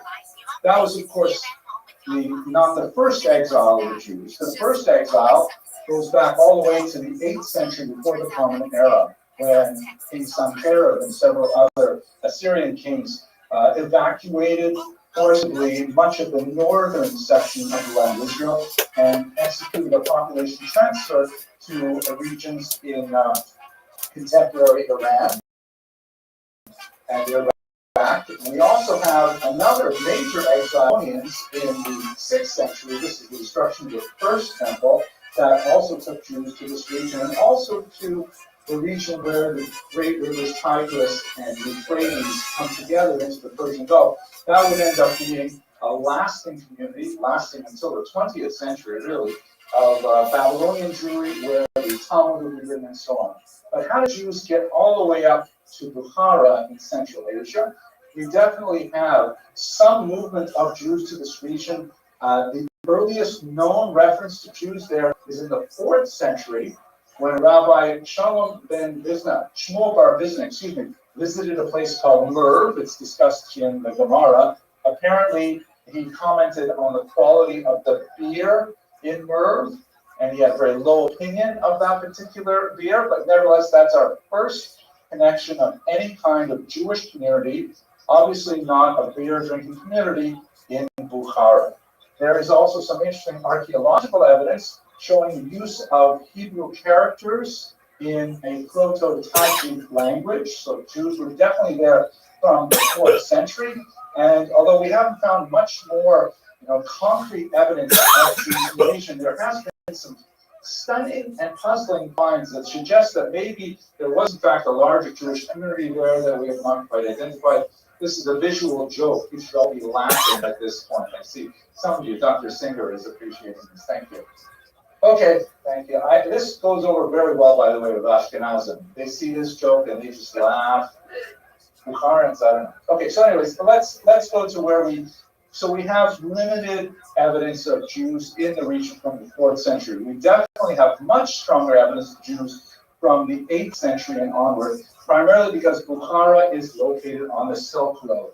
This yellow line here, which traverses all of Central Asia, was the major route for goods traveling from the Eastern Mediterranean, and of course all points in Europe and North Africa, to the Far East, to China, to India as well, carrying spices, silks, and all kinds of luxury goods backwards and forwards. Bukhara, as you can see where the red and yellow arrow is an extremely important site there, and Jews were most likely located in Bukhara along with the mysterious Radhanite traders who came from probably southern France in the 8th century. There's some really interesting evidence. For example, this 8th century business letter, which was written in Judeo-Persian, meaning written in Persian by using Hebrew letters, just like Yiddish is basically German, medieval German, written with Hebrew letters, or Judeo-Arabic is Arabic written with Hebrew letters. Some people say that Yiddish is actually German with phlegm, but that's the audio version. This is an 8th century Judeo-Persian business letter found on the Silk Road, clearly indicating that Jews were trading in the region. The reason, by the way, all of these Judeo languages developed is primarily because Jews were primarily the main literate populations in the medieval world. And even the people among whom they lived, even though they adopted their vernaculars, the people among whom they lived typically could not read and write their own languages. That's why, for example, Rashi has a tremendous vocabulary of Polish, which is used by contemporary French scholars to try to understand how medieval French people spoke to each other. They actually had to learn Hebrew in order to learn Rashi, in order to learn French, because of the disparate nature of literacy rates among Jews and non-Jews at the time. So that's why the Jews would be trading in the language they're most familiar with in terms of speech, but they would record it in Hebrew letters. We also have, a little further along the Silk Road, in this remarkable Cave of the Thousand Buddhas. I really love the name of it. It sounds like, Indiana Jones kind of thing. In Cave of the Thousand Buddhas, they found this amazing slicha, a prayer from the 8th century, written in literate Hebrew and carried lovingly by a traveler along the Silk Road, unfortunately abandoned, but still found in the late 19th century. So we definitely know that Jews are traveling along this major route Bukhara is one of the main stops on this route, so we can conclude that there was definitely an early medieval community there. When we start to know a lot more about the Jews of Bukhara is primarily under Muslim rule. So Islam is born in the 7th century, and it sweeps across the Arabian Peninsula into North Africa, all the way out to Spain. It crosses into Spanish territory in the year 711, which has been celebrated ever since by the establishment of a network of convenience stores around the United States. These jokes were great with Ashkenazim. I don't know about you guys, but Ashkenazim, they're rolling in the floors with that. And then, of course, Islam expands to the east as well. Islam goes with incredible speed across Central Asia, penetrates North India, establishing what would later become the regions of Bangladesh and Pakistan, and of course, Bukhara is swept up into this region. How this affects the by now centuries-old community of Bukharan Jews is fairly well known. It's primarily regulated by a key document called the Pact of Umar. This pact, which is attributed to the second caliph, meaning after Muhammad, the first caliph after Muhammad, but most likely from a later Umar, and we only have actual earliest written documents from the 9th century. But this pact was essentially the agreement or a proposed agreement that regulated how Jews would be allowed to live within Muslim territories. It's an extremely important agreement. It was not always adhered to.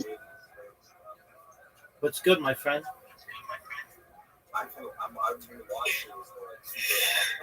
Yeah, me too, bro. Okay, very well. Is this your first time you've ever been here? No. All right, your friend has been here before? Yeah, bro. Okay, very well. Do you mind if I tell you about myself? Yeah, sure. Excellent. I'm Rabbi Rothschild. I stream my life 24 hours a day, 7 days. I'm Rabbi Rothschild. I stream my life 24 hours a day, 7 days a week, 365 days a year for world peace. I've been doing so for more than 3.5 years. My streams go back to the pandemic. We've seen the death of a queen, the birth of AI, the coronation of a king, and everything in between. Have you ever seen the movie The Truman Show or the television show Big Brother?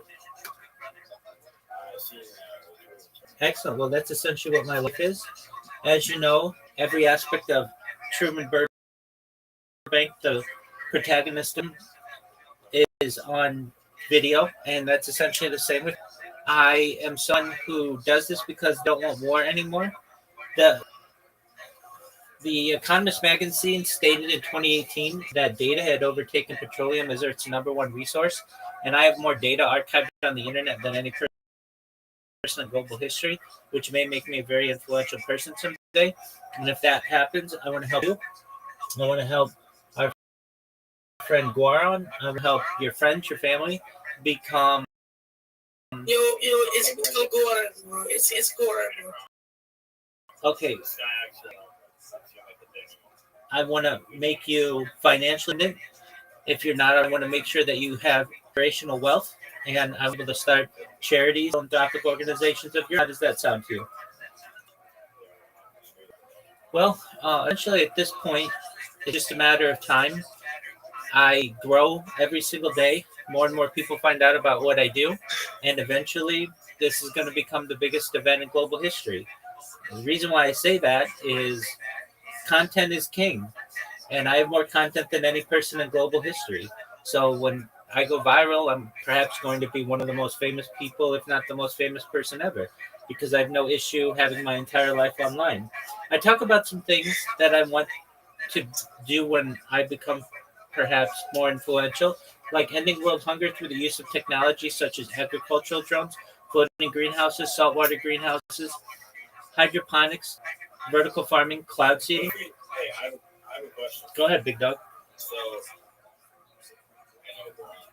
what if we just take fat people that are eating all the food and we just feed them to the starving people, so less food will be ate and more people will be eaten their flesh? Yeah. And if we like kill all the Jews, They were like me, like. Dude, I mean, that's how you get kicked out of my server, dude. No, bro. Like, if you kill all of you, bro, don't kill me. Like, I have an actual opinion, bro. There's no. You're a bitch if you kill me. Okay, then I'm a bitch. You can hear me out, bro. Let me hear you out. Just hear me out, bro.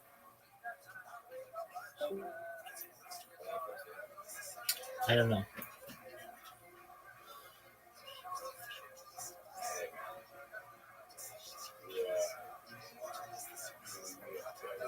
You too. Take care, buddy.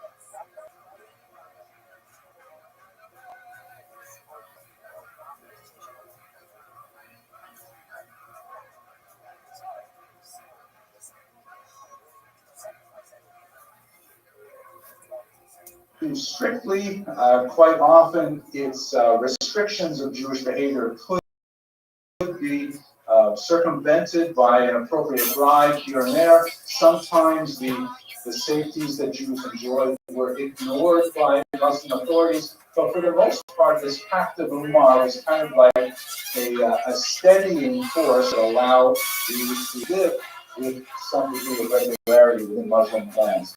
And here's one of these sort of general rules, is that, generally speaking, the Jews tend to do best as a community when they live in environments that are very, very slightly anti-Semitic.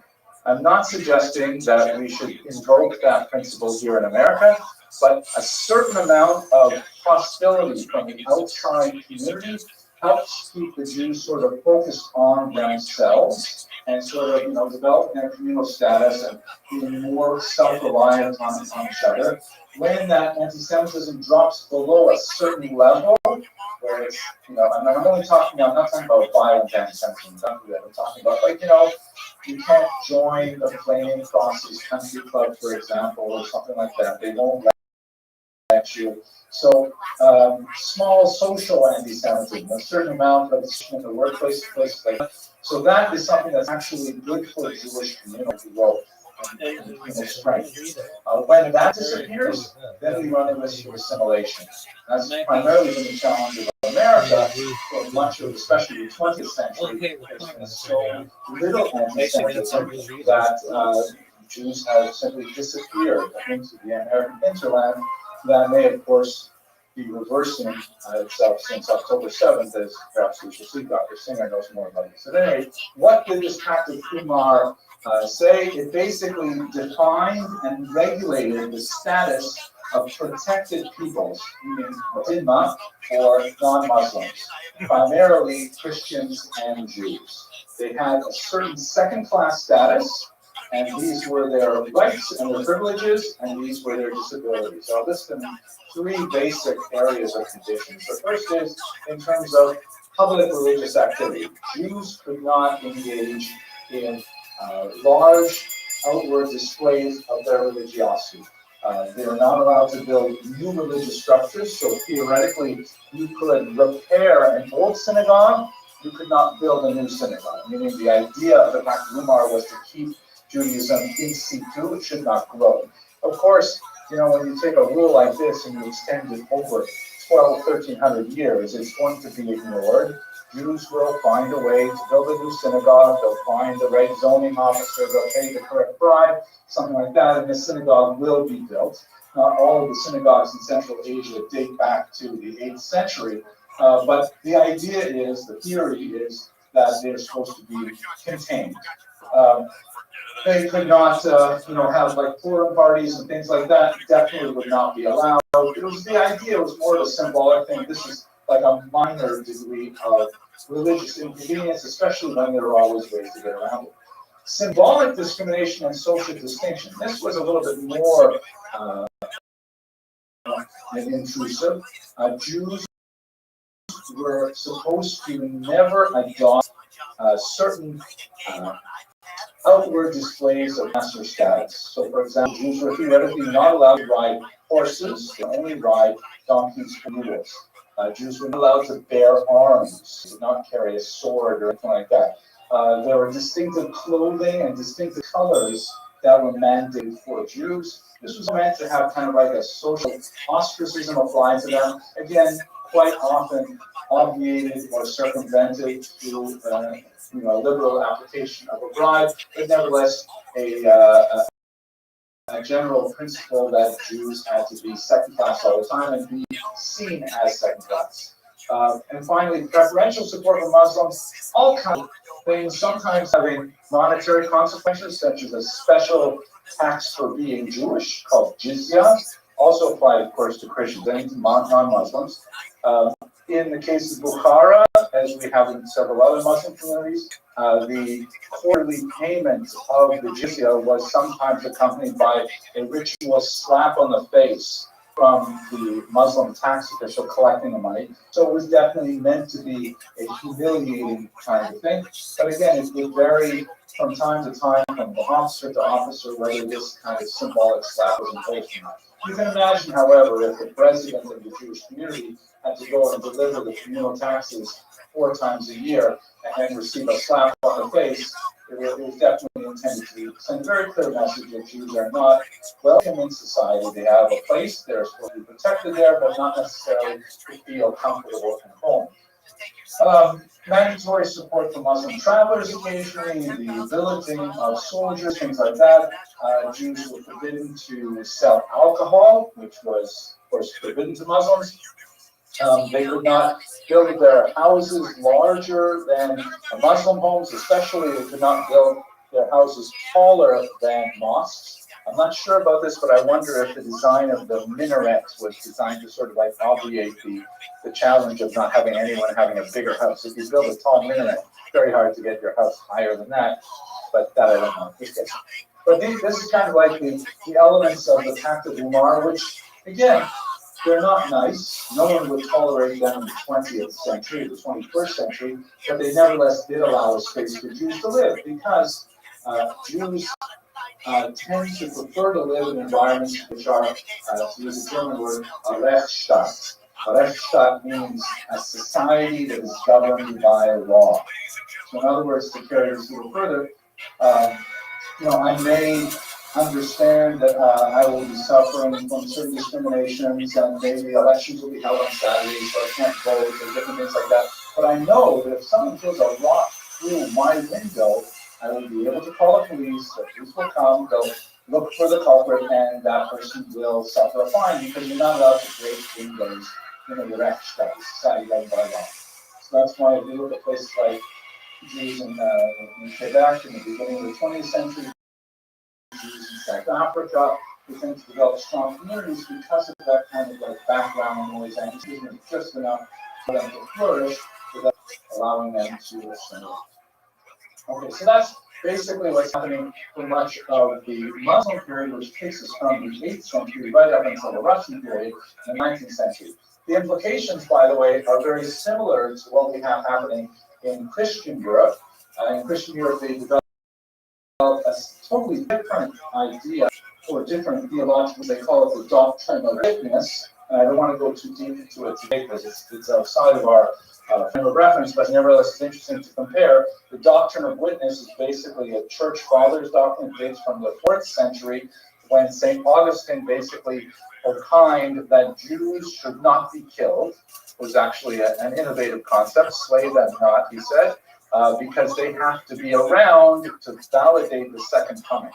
And if we kill them all, no one's going to be able to confirm that, in fact, this is it, this is the guy. So there is a reason to keep the Jews, albeit in second-class status, in Christian Europe as well. And the persecution did not be extreme. That, of course, would change in the 20th century. Now, what's, I think, fascinating about Bukharan Jewry is that up until the 18th century, we don't know a lot about them. We don't have a tremendous amount of documentation about their activity, their communities, and so on. We definitely know they were there, but they basically, they're absorbed in the background of history. We begin to know a lot more about them after a rabbi named Rabbi Yosef Maimon. I just moved the little image actually. Look for it. Even better, there we go. Maghreb, he was an interesting shaliach. He is essentially an emissary collecting charity for religious institutions in the town of Sfat in northern Israel.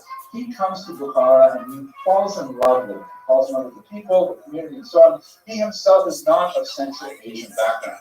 However, what he brings to the Bukharan community is a very strong connection specifically to the writings of Rabbi Yosef Karo. So Yosef Karo, of course, is a Spanish refugee who was born in Spain and was expelled as a child, wandered throughout much of North Africa, ended up in Constantinople for a long time, and his most lasting contribution to Jewish history is, of course, the author of the Shulchan Aruch, the Code of Jewish Law.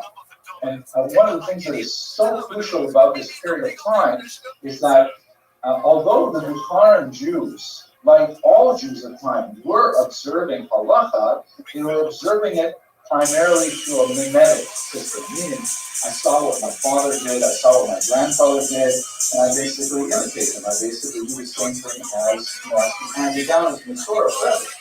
But with the advent of inexpensive printing, with the advent of the possibility of technologically distributing information in a consistent, widespread, and inexpensive fashion, all of a sudden, there's a whole new possibility of standardization. Because let's say, for example, your father, or your grandfather, or your great-grandfather had a particular taste cup that he really liked because it had sentimental value for him. But you know what? It probably was a little less than it was used. Less than maybe the electric size that is known to be in the cup. But you know what? That's the size that he had. He had the electric cup. So it could easily be imprinted into generations afterwards that Kiddush cups should be the size of a thimble, because that's what Zadie used. That's what the elders did use. And that may not be what was considered normative halacha in other communities. But once the Shulchan Aruch came along, especially when it had the accompanying commentary of the Ashkenazi or Moshe Israelites, this suddenly became a manual that had the aura of authenticity because it was literally in print. In many areas of halacha, this is not my area of expertise, but in many areas of halacha, there are gray areas of what is precisely the correct thing to do. You may choose one particular path, but there may be other areas which are still acceptable, but nevertheless a single path has been chosen by the Shulchan Aruch and confirmed by the Ramah, the commentary on top of it, and that means that anyone who wants to challenge it has to do so from a position of great authority and learning. Most people do not have high levels of learning and authority to be able to challenge something that is in print. As my grandmother, Alana Shalom, used to say, I probably shouldn't repeat this, but I already invoked her memory. She used to say in Yiddish, "Ach, a glasel amasha zoknen dach baruch, steht geschrieben in Sefer Shulchan Aruch." So, forgive me, I'll translate it. On a glass of whiskey, you should say Baruch, right, a blessing, because it says so in the Shulchan Aruch. It rhymes with Yiddish. So if it says so in the Shulchan Aruch, even though there may be other acceptable halachic practices, having it in print, again, at a time when print is still fairly new, that really edges out all kinds of other traditions. We see this especially in regions where they had alternative prayer traditions, a different Masorah of exactly what was in Shemona Esrei, the order of prayers, and things like that. Any region that did not write a prayer book real quickly essentially lost their Masorah. There used to be a distinct Provençal ritual in southern France. There used to be a distinct Romani style that's almost totally disappeared. A Carpenter version. So many different versions that because they did not print a prayer book, it's defenestrated. It's out the window. And that's exactly what happened in Bukhara, is by being such a devotee of this great halachist and mystic from Tzfat, or who lived in Tzfat in his old age, of Yosef Karo, he was able to show the Bukharans, look at this great book I have. It has all these halachas laid out for you. You don't have to memorize all the things that you used to do from Zaidi and Bodi, and every now and then you might find a slight difference. Bukharan Jews adopted it with tremendous enthusiasm. So that's how Bukharan Jews, like many Jews in the region, they're not alone. Iraqi Jews, Baghdadi Jews, Iranian Jews adopted the Sephardic Spanish rite, not because they were ethnically Spanish, but because they followed the path of the Shulchan Aruch, which is a factor not only owing to his great brilliance, but also to the factor that he was one of the first to actually put it in print. It could have been if the Bukharans had produced a Yosef Karo and printed their own Shulchan Aruch earlier, we would all be Bukharans. And we would all be eating, like, beef and bacon, things like that. Okay, it's okay, right? Actually, I really enjoyed. I went to. What did I eat then? Yes, I went. Samsa, right? Chibureki. Oh my gosh, is that right? Yeah, it's so great. I couldn't believe it. I wish I was Bukharan. That food was fantastic. Okay, so it was this one individual, not Bukharan origin, who essentially revolutionized the Sephardic attachments to the Bukharan Jews, which has perpetrated itself to this day. It's interesting to note, this is someone, some of you might even recognize her. She's a local researcher. She worked here on her dissertation, Alana Cooper, and this is a book that she produced on it. It's quite a fascinating book. We have it in our great library downstairs, and it talks about the Bukharans of Queens in particular, some of the schools that she attended, that she was trying to understand this culture.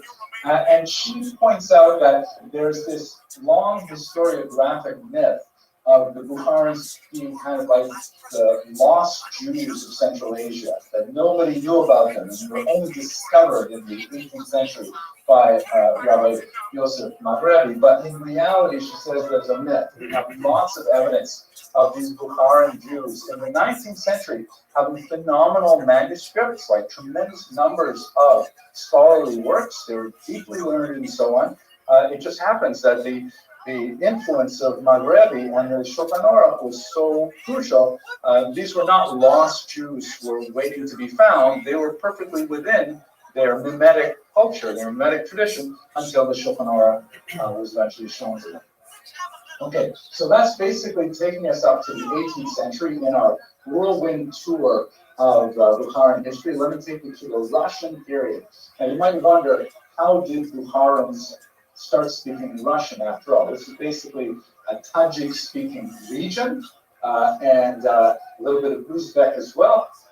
The things change when the Russian Empire expands into the region, primarily in the 19th century. And here you have a fascinating moment where all of a sudden, Bukharan Jews had a moment of being in a privileged status.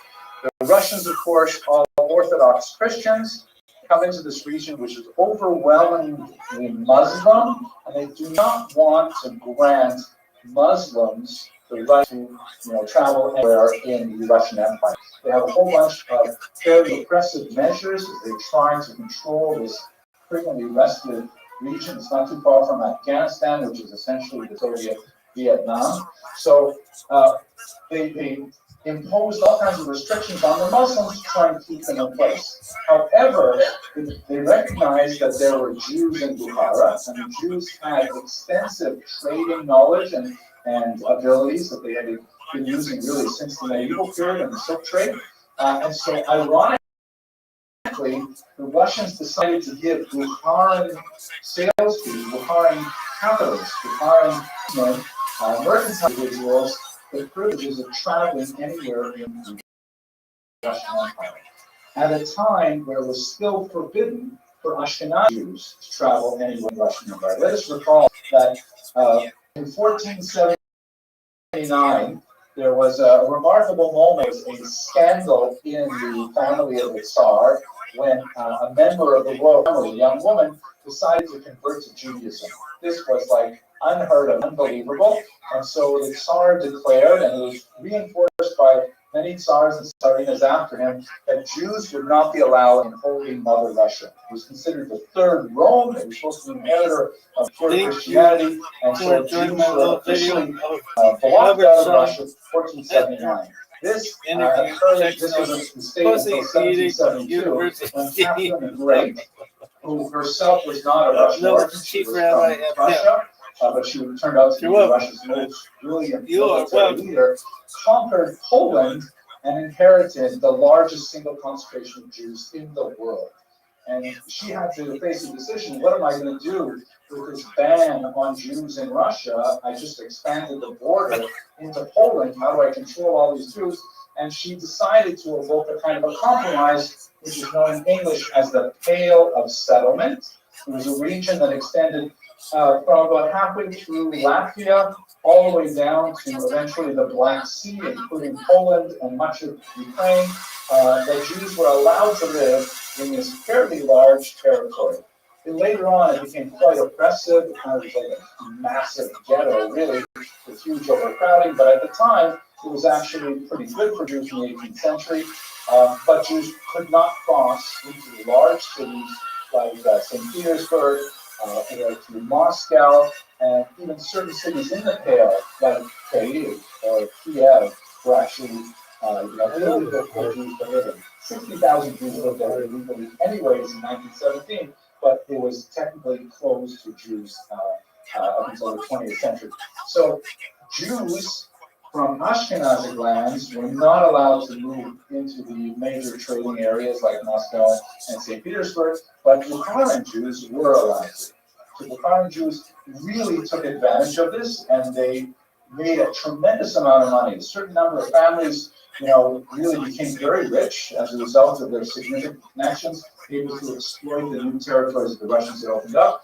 And with that money, they also, following Maghrebi's original teachings, decided to open up Zionist, proto-Zionist locations, really ahead of the famed organizations like Bilu and Zion in Ukraine, who had the Bukharans who were settling Jerusalem in the middle and late 19th century, which we'll see them come later. So up until the Soviets come to power in 1918, the Jews in Bukhara are doing fantastically well under Russian rule. When they eventually lose one of the Russian Tsar falls in 1917, and then you have the second revolution in November of that year, October, of course, by the Soviet calendar, the old calendar, so not Soviet, the old Russian calendar, and then you have a communist revolution, then you have a dramatic change where the Ashkenazim are going to exert actually quite negative influence on the Jews of Bukhara. In particular, this individual, a defrocked Chabad rabbi named Simon Dimenstein, who was later named the head of the Yev Sektia. The Yev Sektia was the Jewish section of the Communist Party, and this was an organization, an organ of the Soviet Union, which was designed specifically to try to make Jews communists. They were to take advantage of internal Jewish tools like the Yiddish language and to a certain degree Jewish culture to try and convince Jews to abandon their traditional ways, specifically their religious ways and their Zionist leanings, to bring them into the communist fold. A lot of crazy experiments during the time when the Yev Sektia was in place, such as, for example, the creation of red Haggadahs, which were Haggadahs rewritten, that Stalin was like Moses, and Pharaoh was the Tsar, and capitalism were the Egyptian taskmasters, and all kinds of things like that, designed to try and convince Jews that really now with the new Soviet paradise, there will be no more need for any kind of ask towards God, which was brought There as she is. the opiate masses and so on. Demon Shine, however, before his posting as the head of Yosexia, was the head of education How are you? in Bukhara. And he What's good, girl?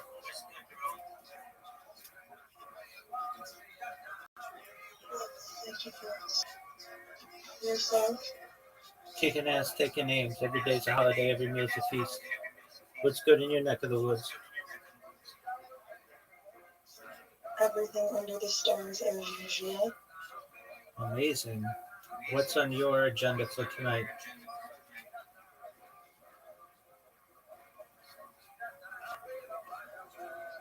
What it is under the sun. Miss Aquarius sends her regards. Does she send her name as well? Excellent. Yeah, she hurt her foot. She got a scratch on it. She's waiting for that to heal. And her ear is healing. She had, I don't know, she was sick or had allergies. That's what it was. So she is, and she's got physical therapy tomorrow. But aside from that, she's doing well. And she's always, as always, she's in good spirits and very kind and nice and all the other good stuff about her. So I will pass along Yes, all the good things, yes. your regards to her. Excellent. Well, feel free to get comfortable and enjoy. I'm just watching Jewish history lectures and Family Guy and laughing at people who tweet about me on Blue Sky. They're absolutely hilarious.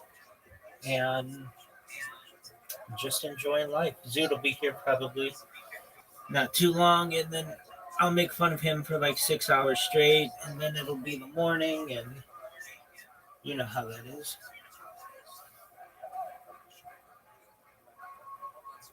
And then you're going to sleep through the whole day. The whole fucking day, kid. I'm an adult. All right, girl. I am a creature of the night.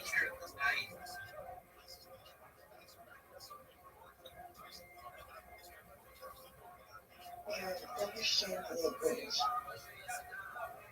There, Anyways, there's a song. It's called I Love what did you the say? It's called I Love the Nightlife.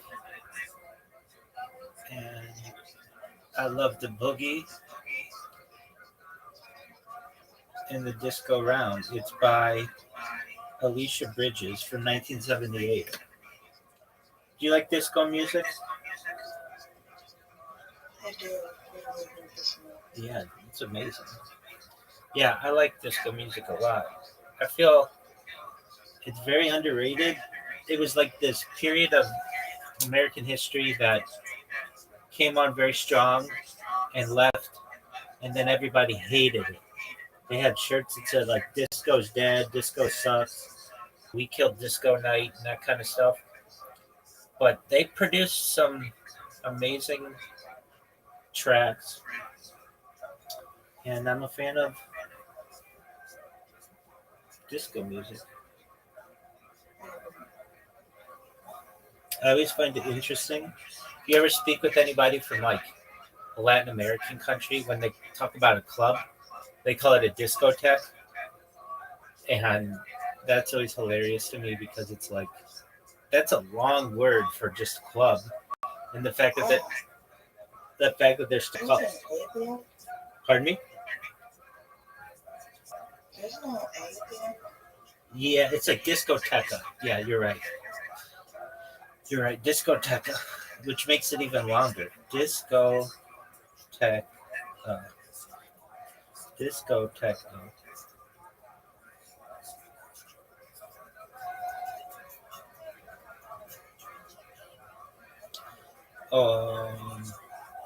So I guess it's an Italian word. Welcome How are you?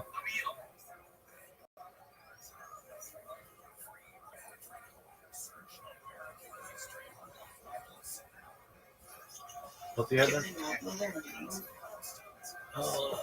They're roding? Question mark? Like maybe they're roding? Who knows? I like how they come in here and they're muted and deafened, so like they have no idea what we're saying. They just maybe see my lips moving. There you go. That's great. It was a wonderful interaction with humans. I really enjoyed it, like a lot. Yeah, so there's another way of spelling discoteca, which is um, discotheque, like QUE. DISCOTHEQUE. Discoteque. But I don't know, it's just hilarious. I guess it's an Italian word that was adopted by people in Latin America. But like we just call it club, but they call it discoteca, which is just like a long word for a dance hall. Anyway, that is Rabbi Rothschild's minute of linguistics. Stay tuned for more Jewish history lessons and random individuals who come in here and don't say anything.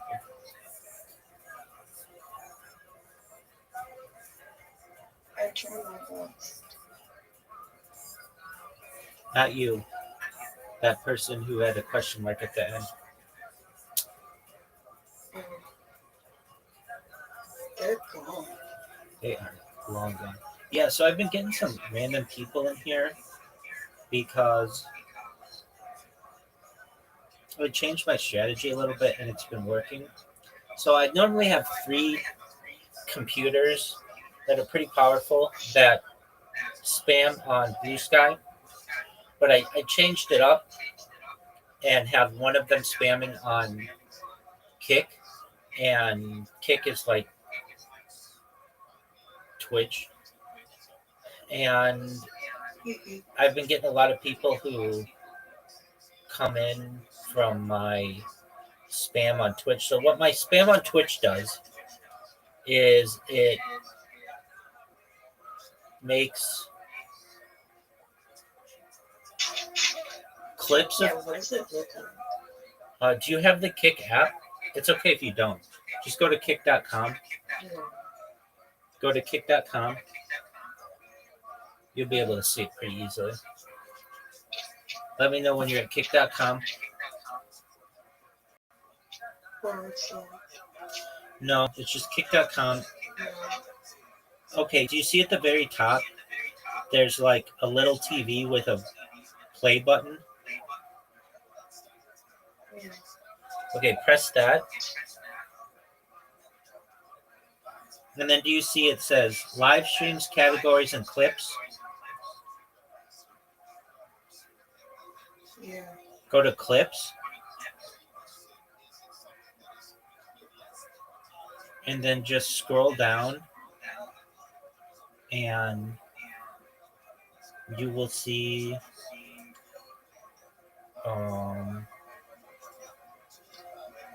well, this is weird. Hold on. Oh, you want to filter by most recent, and then scroll down, and it's like the 4th one down. You'll see a heart, and it says you.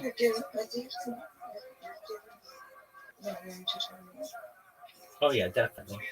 So what you want to do is sort by recent, and then scroll down and look red heart, and you'll see it says YouTube, Rabbi Rothschild, and then my Discord.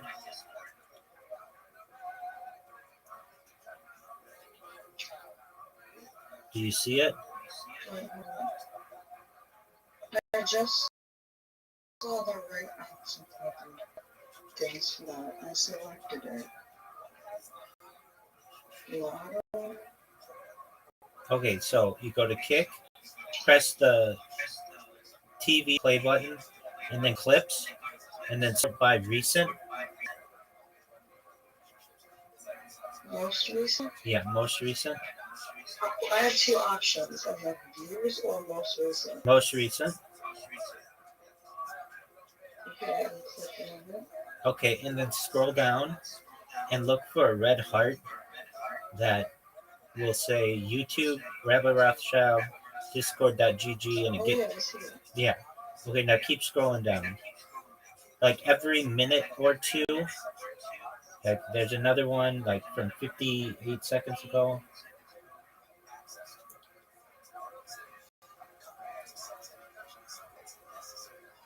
Here it is. Yeah. And then you scroll down. So basically every 30 seconds, I got this bot that creates a clip, and that makes random people come in here, and they're like, hey, you clipped my stream, what's going on? And then it allows me to speak with them. I get a lot of people from Turkey in here from that robot, and so I speak with them in Turkish sometimes. And Are they really open or is that different? are they really what? Like, so are they just like really open to clicking on their links when they're in Turkey, or Yeah, is that spam? I mean, actually, Kick has a big Turkish user base, so I guess they are. I get random people from Poland in here, Turkey, like a lot of Eastern European people. Why? I truthfully think it's because on Kick nobody clips their clips because they're like it's mostly an English used site. So when someone does clip them, they're like, "Hey, somebody clipped my stuff. What is this?" And they'll either go to my YouTube and see I'm streaming on like a bunch of different channels, or they'll just click on the Discord link and come in here and join.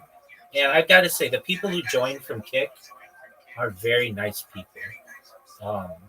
The people who join me from Discord are usually, not usually, but a lot of them are really mean. And it's weird that like each social media platform has different um, personalities, so to speak. I don't know how else to describe it, but so okay, so I got this clip bot that just goes. Now, previously I did this. I did this for 8 months straight, but instead of doing a clip bot, it would spam people, and that got me really well known on the platform. But it got me so well known on the platform that they banned me for life. They told me. They kept saying it was indefinitely, and then I finally got them to say, oh, we've banned you for life. To the point where I even said to them, okay, 2025, you're telling me if I live another 50 years in the year 2075 and Kick is still going in 2075, that you'll still keep me banned? And they said yes, which is hilarious to me. So then when they said that, it was like, okay, well, fuck you guys. And I told them that then that means peace is not an option. So now I'm going to create bots and I will clip your shit. So that's how I got this bot. But that's cool. I know when I go viral, I know I say that, but like, I'll like Kick probably the one that I do the most, just because I know, like the people on Kick are really, the way this went down was somebody from Kick, a friend of mine on there who is a pretty big streamer, and they're like, hey, they came today and they're like, hey, Rabbi, I didn't do anything that bad on Kick, and you haven't spammed in like 6 months. Why don't you come back and try to stream again? And they're like, and I'm like, okay, and I do, and they banned my account. So I was like, all right, guys, no more Mr. Nice Guy. Now, if I just spam, oh yeah, totally. If I just spam, so what I'll do is I'll follow people, I'll spam them, and I'll create a clip. If I do that, then it's very easy for them or anybody on that platform to flag my account as spam, and then it gets deleted immediately. And when you're doing as much spamming as I'm doing, like you lose a lot of valuable time when you are having to create the new account. It takes a long time because you have to do like email verification and all kinds of bullshit like that. But with this system that I'm using, it's very stealth. So I use like accounts that like don't have my name in them, but they do use this system that clips people's accounts. And what's hilarious is if people go and look at that person's profile, my shit is all over their clips. It's just like YouTube, Rebel Rothschild Discord, YouTube, Rebel Rothschild Discord. And it's just like a free advertise. It's like free advertising for me. Okay, so I've got that. Now with the other two devices that I have, they are still spamming Blue Sky. And I gotta say, like, I know that one of these ways is gonna work. I don't know which one. I literally could go viral from either Kick or from Blue Sky. And I don't know which one it's going to be, but it's going to be something. And it's not going to take that much longer, I don't think. Now, I said that 3 years ago, but I can tell because what people are saying about me, like in the last couple hours on Kick, or I should say on Blue Sky, like somebody posted, like, when is a journalist going to find out who is the journalist that cracks the case about what the fuck Rabbi Rothschild is? Like I'm getting really well known on there.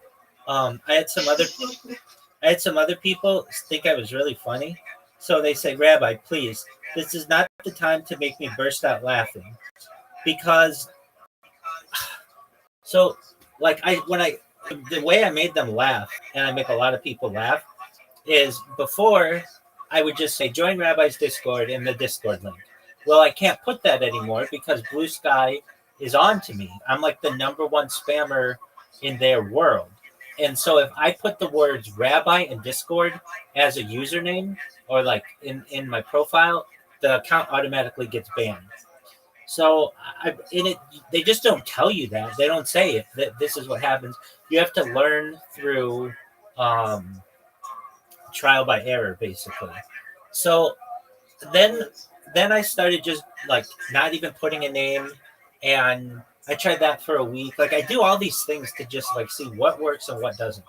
Well, finally, I did this thing that makes people laugh a lot, which is I use just incredibly sexual names, and it gets people to take screenshots of what I write and to post it, which is free advertising for me, which is what I want. So the first one that I did was, let me see if I can find it.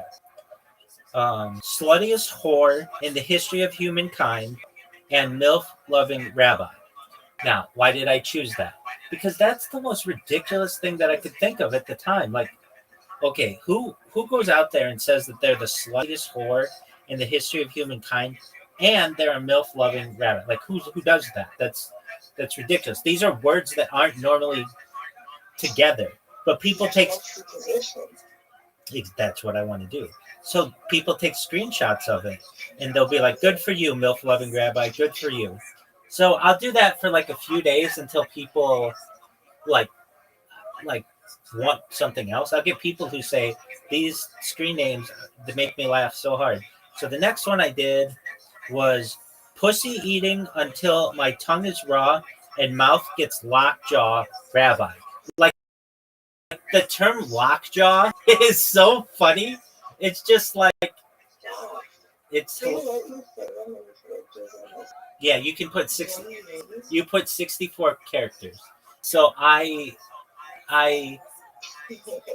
use every single one of them, and I'm very strategic of what I do. Like I have a little tongue at the beginning. So when people hear like pussy eating until my tongue is raw and mouth gets lockjaw, rabbi, it's such a ridiculous thing. And also utilize words that I know in the human psyche, they stick out, like raw is one of them. Oh, pussy. Normally I don't refer to I'm not somebody like pussy, but I know that word sticks out. Like it's the first word that I use because a lot of times when you get a notification, put the whole name. So I front way how ridiculous it is. So when it's pussy eating, it's like, what the fuck is this? So then they take screenshots of that. The one that I've done more recently and is getting a lot of draw is Pussy Eating University, Dean of MILFs, Chief Rabbi, and Pimp. Now, why do I do that? Because firstly, it weighs like the first word that they're going to get. And this is hilarious because a lot of these people get these notifications on their phone. They get these notifications on their, and they're at work. They just see Pussy Eating University. Like, and it's hilarious to me. Like, it's just so preposterous that there's a college out there that named itself Pussy Eating University. It's hilarious to me. And then that my title would be Dean of MILFs. That's a hilarious thing because it's like usually you're like Dean of Students, but no, I'm Dean of MILFs. I'm Chief Rabbi. It's like, wait, this fucking college has a Chief Rabbi? Yeah, and Pimp. And the reason why I put Pimp at the end is just like, so they have a pimp at this fucking college? What the fuck kind of school is this? And so all these people are just saying like, I mean, I just started doing this one, but like 26 minutes ago, somebody said, thank you for enjoying my little video of Robert Sean Leonard interview. Checks notes, Pussy Eating University, Dean of MILFs, Chief Rabbi, and Pimp. Like, people know when they take a screenshot of what I do that they'll get people laughing about it. These other people said this was within the last hour. It really made me feel good. It was, let's see here. Like, people are like, that's my leader. That's my rabbi. Like, people are like, that's the rabbi I follow is Pussy Eating University, Dean of MILFs, Chief Rabbi, and Pimp. This one was really sweet. They say, Rabbi, please, this is not the time to make me burst out laughing. Then this next person said, have these bots considered a career in comedy? And then the next person said, they probably should, because I laughed out loud when I saw one place a like on one of my replies to a post. Who does this rabbi, whoever he is, get all these crazy ass names? And that's what I want people to do is talk about me. So it's very fun for me to come up with really crazy names for these. And like I'll let them go until I can tell I can get like I don't know, 2 or 3, 4 days. And then I come up with something new, and then there are people who get excited for like the new random name that I'm using. Why do I do this? To just get attention. Really. I mean, deep down, like, I like to make people laugh. There's no doubt about that. But I'm very serious. I want world peace, and I want to end world hunger, and I want to end world thirst, and I want people to focus on the future and futurology. And in order for me to get an audience, I have to make them laugh. But when I make them laugh, they'll come here and they will hear what I have to say, and they'll be like, whoa, this is a big project that you have. And I'll be like, you're right. We talk about quantum and artificial generation. There are going to be people that, well, I want to talk about the Gemara or like the Talmud, or I want to talk about Torah or Gematria, or I want to talk about Chumash, or like I want to talk about kosher living and all these other things.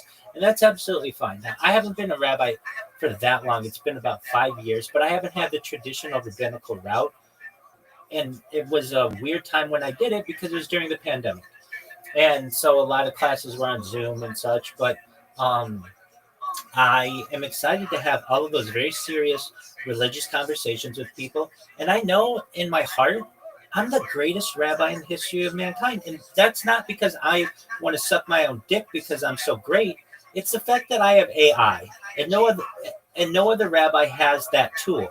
Meaning, you can ask me any question that you want. Like, if you ask if, if you if you ask a rabbi, hey rabbi, how many times is the word sugar used in Torah? Well, like barely any rabbis know the answer to that. I know it because the answer is 0. I think that's fascinating that the word sugar is not used in Torah. But I could just be like, what? How many times is the word honey used? These are answers that no single rabbi knows. They would have to research. But because I have AI, I can find out the answer to anybody's question. So I can literally say, ask Rabbi anything. I have a section for it. Give me your questions, and we'll be able to come up with any religious answers that you need. And then I'm going to get people in here who are like, look, I'm not a religious individual.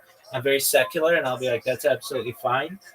What do you want to talk about? And they're going to say, I want to talk about the future. I want to talk about space travel or space tourism, or I want to talk about alien species, or I want to talk about alien abductions, or I want to talk about anti-gravity or antimatter or faster than light travel, or I want to talk about life extension or mind uploading, or I want to talk about Santa Claus machines, or I want to talk about invisibility cloaks, like all of the other things that I really like to talk. I'll talk about the Bible, I'll talk about the Talmud, and I'll talk about kosher living, and I'll talk about familial purity, and all those other things that people are going to want from a rabbi. But where my passion really is in futurology and making people better individuals. So I feel I have a lot to offer the world, and one of the ways that I'm going to get people in here is through comedy, is through making them laugh. And I can just tell how many people a day make screenshots of what I do. When I was just doing this and just said, please join Rabbi's Discord for world peace, I'd get 3 or 4 people a day who would be like, who the fuck is this annoying person? But now when I say pussy eating university, dean of MILFs, chief rabbi, and pimp, I get 5 or 6 an hour. And that's really phenomenal for me. So it's just a matter of time. I just have to keep it going. And then on top of that, with that being great on Blu-ray, I've got the bots on Kick that also get people in here. So long story short, Audie, it's just going to be a matter of time till we go viral. How's that sound?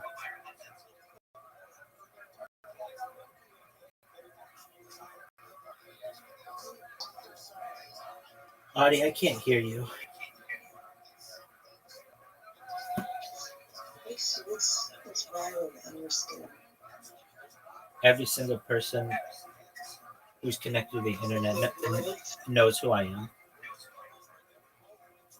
Jesus fucking Christ.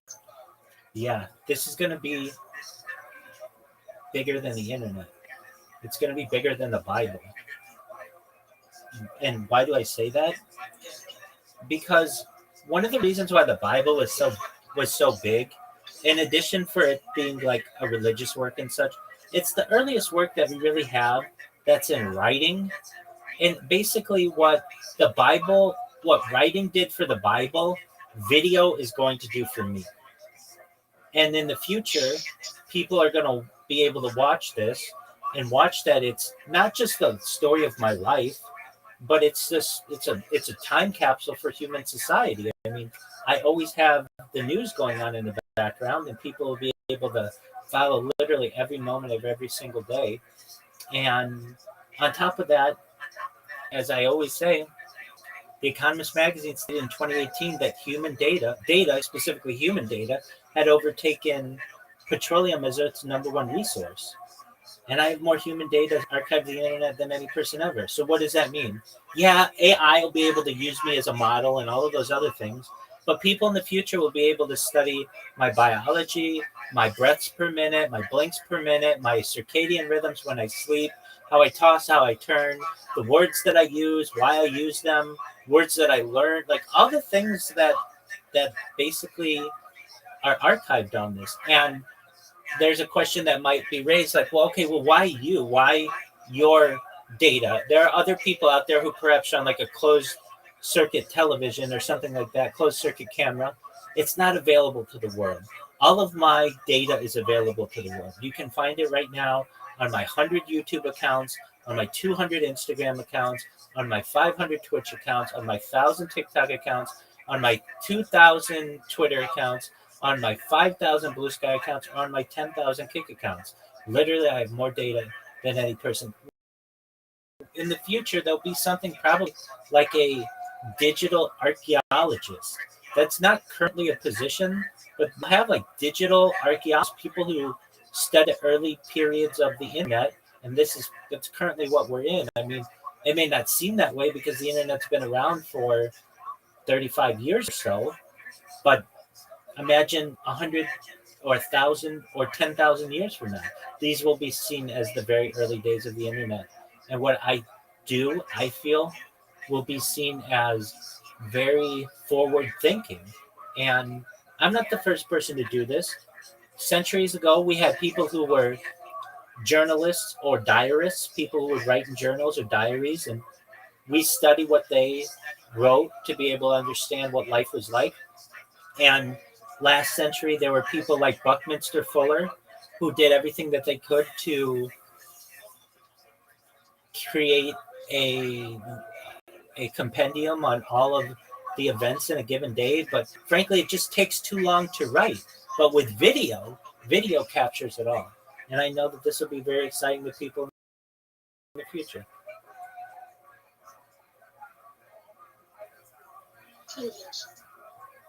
Excellent. So it's just a matter of, and it's exciting to me because I don't know what platform on which I might go viral. But if I had to guess, again, every single person who has connection to the internet knows who I am.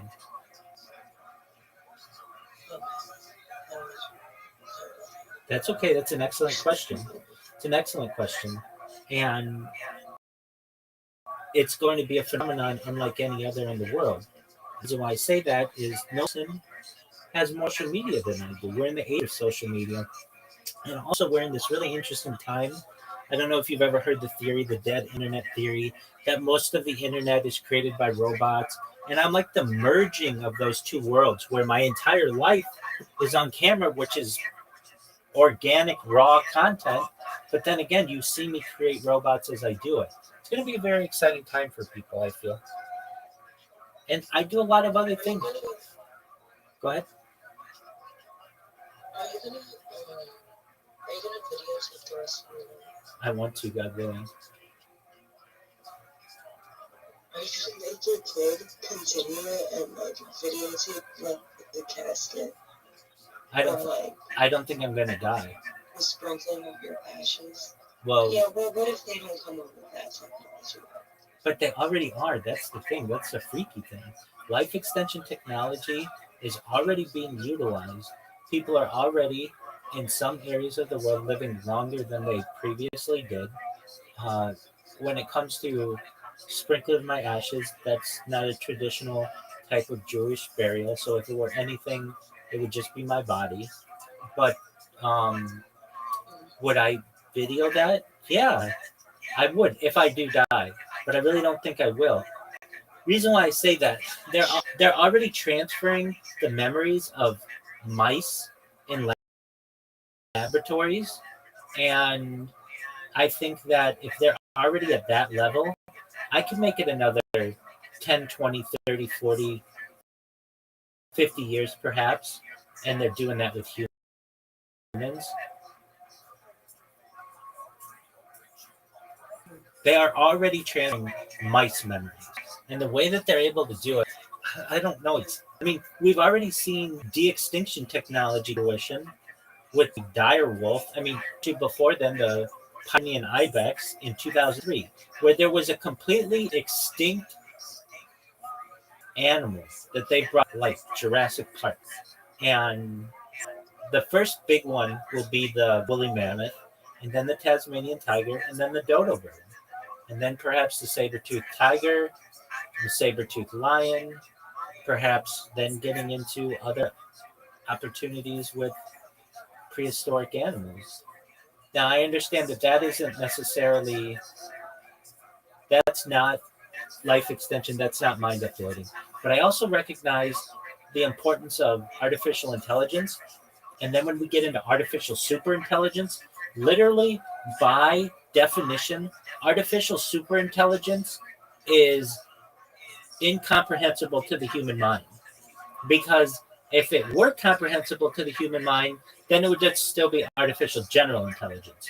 But we're looking at artificial superintelligence where machines will be able to create new types of genomes and perhaps be able to replace memories that we've lost. They're going to be able for artificial intelligence to be able to heal and perhaps rework our DNA. I mean, there and we've got. I just heard about this recently. They've got So I'm a really big advocate, and I'm fascinated by BCI, which is known as brain computer interfaces, basically Neuralink. The first Neuralink patient, I've followed his story since he had the surgery. His name is Nolan Aspro, and he's a quadriplegic man who can play video games better than you or I can combine. And he has a basic an implant in his brain that allows him to be able to move a mouse with just his mind. Now, I didn't want to be someone who had anything implanted in me, but just recently they did this brain computer interface with like a few other people, like half a dozen, and now they've created a helmet, which I would do, which is where a helmet you just put on your head and it allows you to move a mouse cursor with your mind. That's very exciting to me. Where I don't need wires connected in my body. That's not cool to me because I know that stuff can overheat and it can't get wet and it can't get damaged. I'm not cool with that because I just don't have that much confidence in that type of technology. But a helmet, I can wear a helmet to be able to use a computer, and that's just the start. So it's just a very exciting time. And to your previous question, where you asked, is this something that you want to do for the rest of your life? Absolutely. I think it's a fascinating undertaking, and I feel very privileged to be the leader in this. I'm someone who studies people who are explorers, and so everyone from Ferdinand Magellan and Christopher Columbus and Ernest Shackleton and all of their journeys that they did. And I feel that I'm doing the exact same thing, but in a digital way. And I just think that it's a really exciting opportunity for the world to be able to learn. That's so beautiful. Thank you so much for your kind words. Mm-hmm. Sure.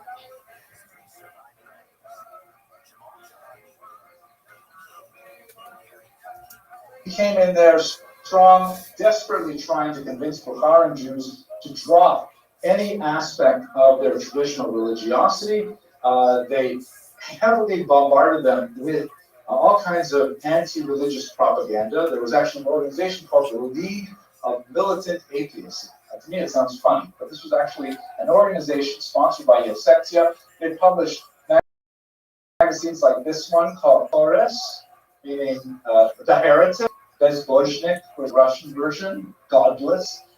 And these were like tremendous amount of energy devoted to trying to get Bukharan Jews to return to their non-religious, non-Zionist, authentic culture. This was a strange policy called korenizatsiya, which meant that it was okay to express your culture in terms of like things that didn't involve religion or any kind of economic aspect. Like it was okay for Ukrainians to have embroidered skirts and not Easter eggs. Right? Easter eggs would be religious, can't do that.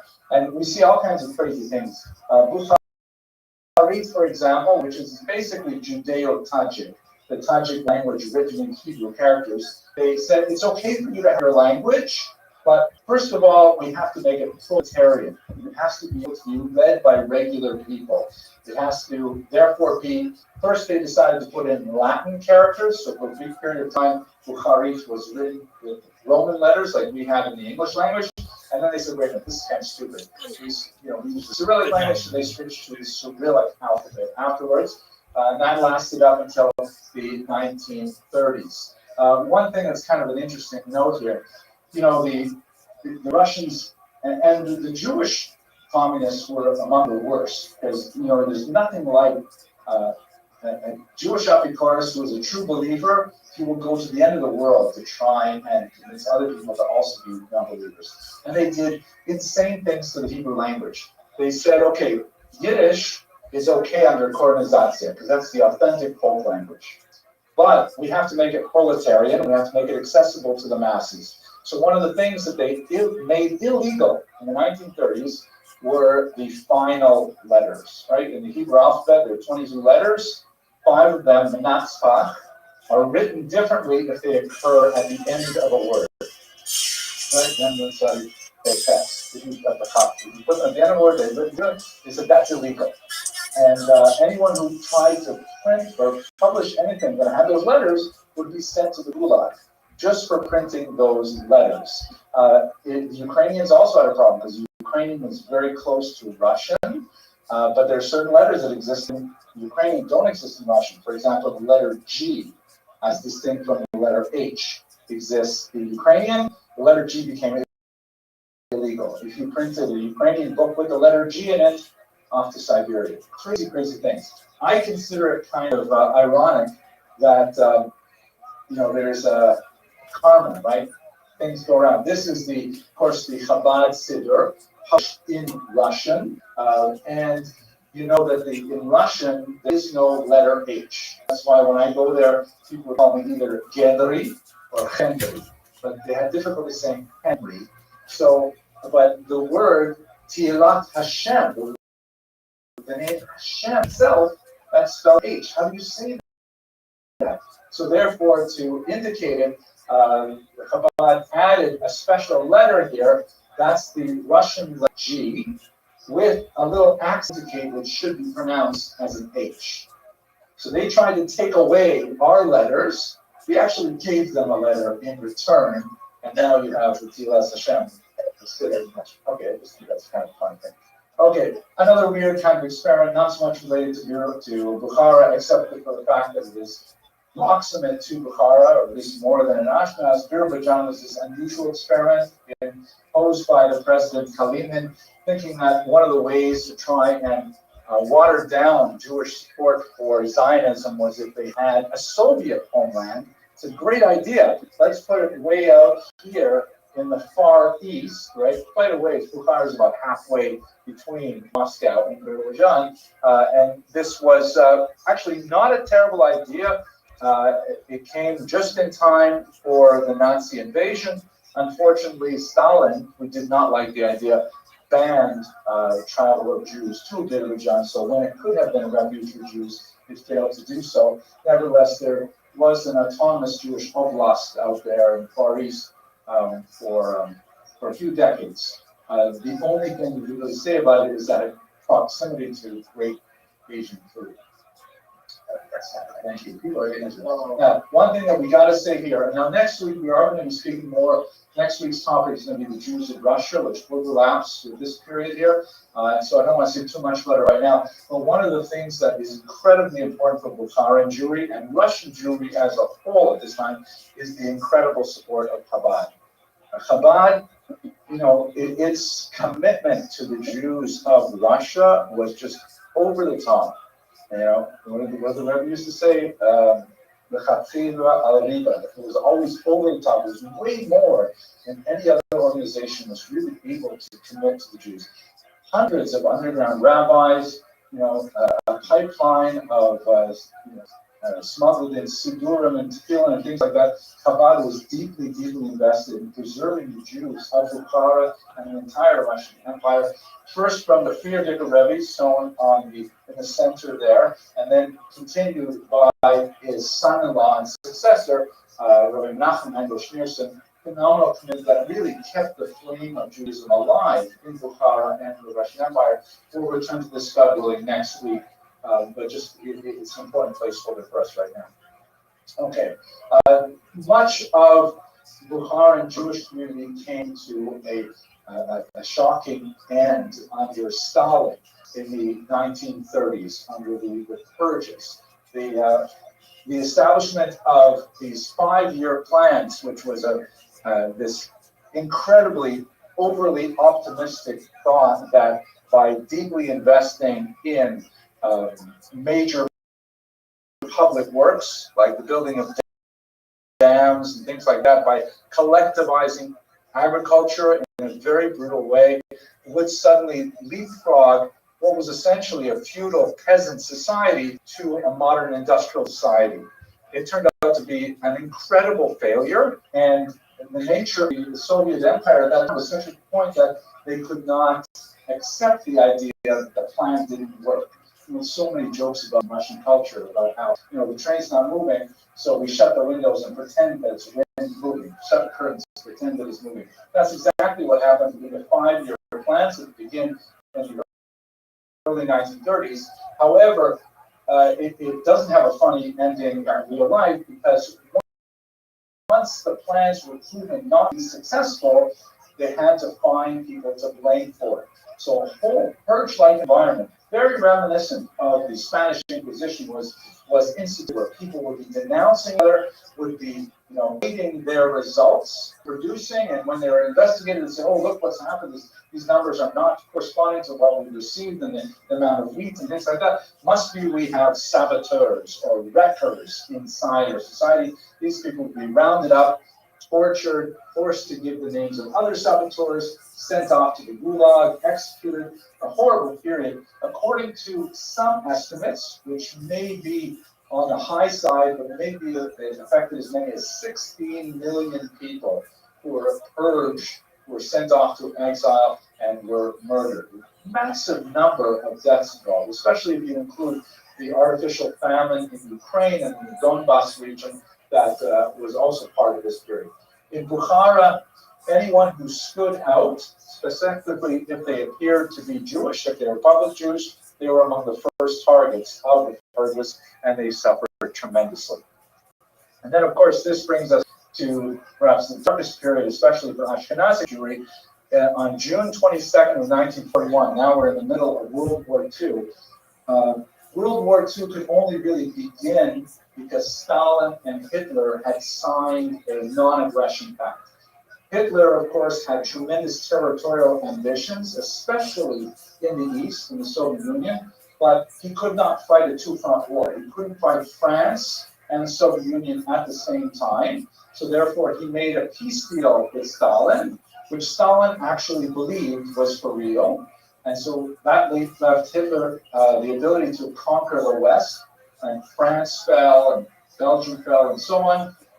And once he had pacified the West, then Hitler turned to his real territorial ambition, where he wanted to establish Lebensraum. That was in the east. And on June 22nd, he launched Operation Barbarossa, which was this surprise attack on the Soviet Union, which was incredibly successful. Within a few months, he was at the outskirts of Leningrad, placing under a brutal siege. He was very close to Moscow. All of Poland was overrun. A major part of Ukraine was under Nazi rule, and so on. So it was a period which was really at the darkest part of the Holocaust, but not yet when the gas chambers started operating.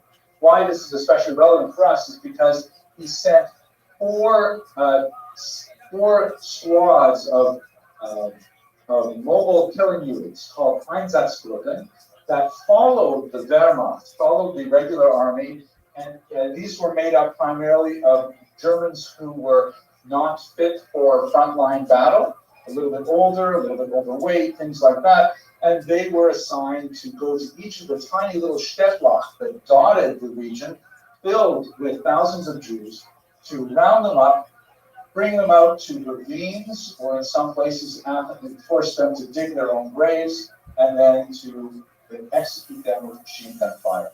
This period of the Holocaust, which is sometimes called the Holocaust by bullets, took the lives of somewhere between 1.5 and 2.5 million Jews in Eastern Europe, and is actually, you can see the many, many locations where this happened. Kiev is perhaps the most infamous. Babyn Yar is the word Yar in Russian means ravine. The ravine of the Baba, the old woman's ravine, some 33,000 Jews were killed in the space of a week. The amount of killing that happened in this region. It also happens to be, this is where my own ancestors are buried in Lithuania. It's a remarkable monument to them near the city of Dizna, the small shepherd of Dizna. So this happened beginning in June of 1941, and it was not an immediate process. It took actually several months. By the spring of 1942, the Nazis had decided to wind up the use of the Einsatzgruppen, and they switched to the deportation system that took people to these newly constructed death camps, 6 of them primarily in Eastern European territories such as Poland, Auschwitz being the most notorious of them. It was kind of like, if you will, an evolution of the Holocaust. They tried the use of machine guns, and they found that this was somewhat inefficient, and they switched to rat poison, Cyclone B, as finding it a much more efficient way of dealing with their Jews. But what that meant was there was a massive flood of refugees, about 600,000 Jews who fled the advance of the Nazi army to the east. And they ended up in Uzbekistan. They ended up in Bukhara.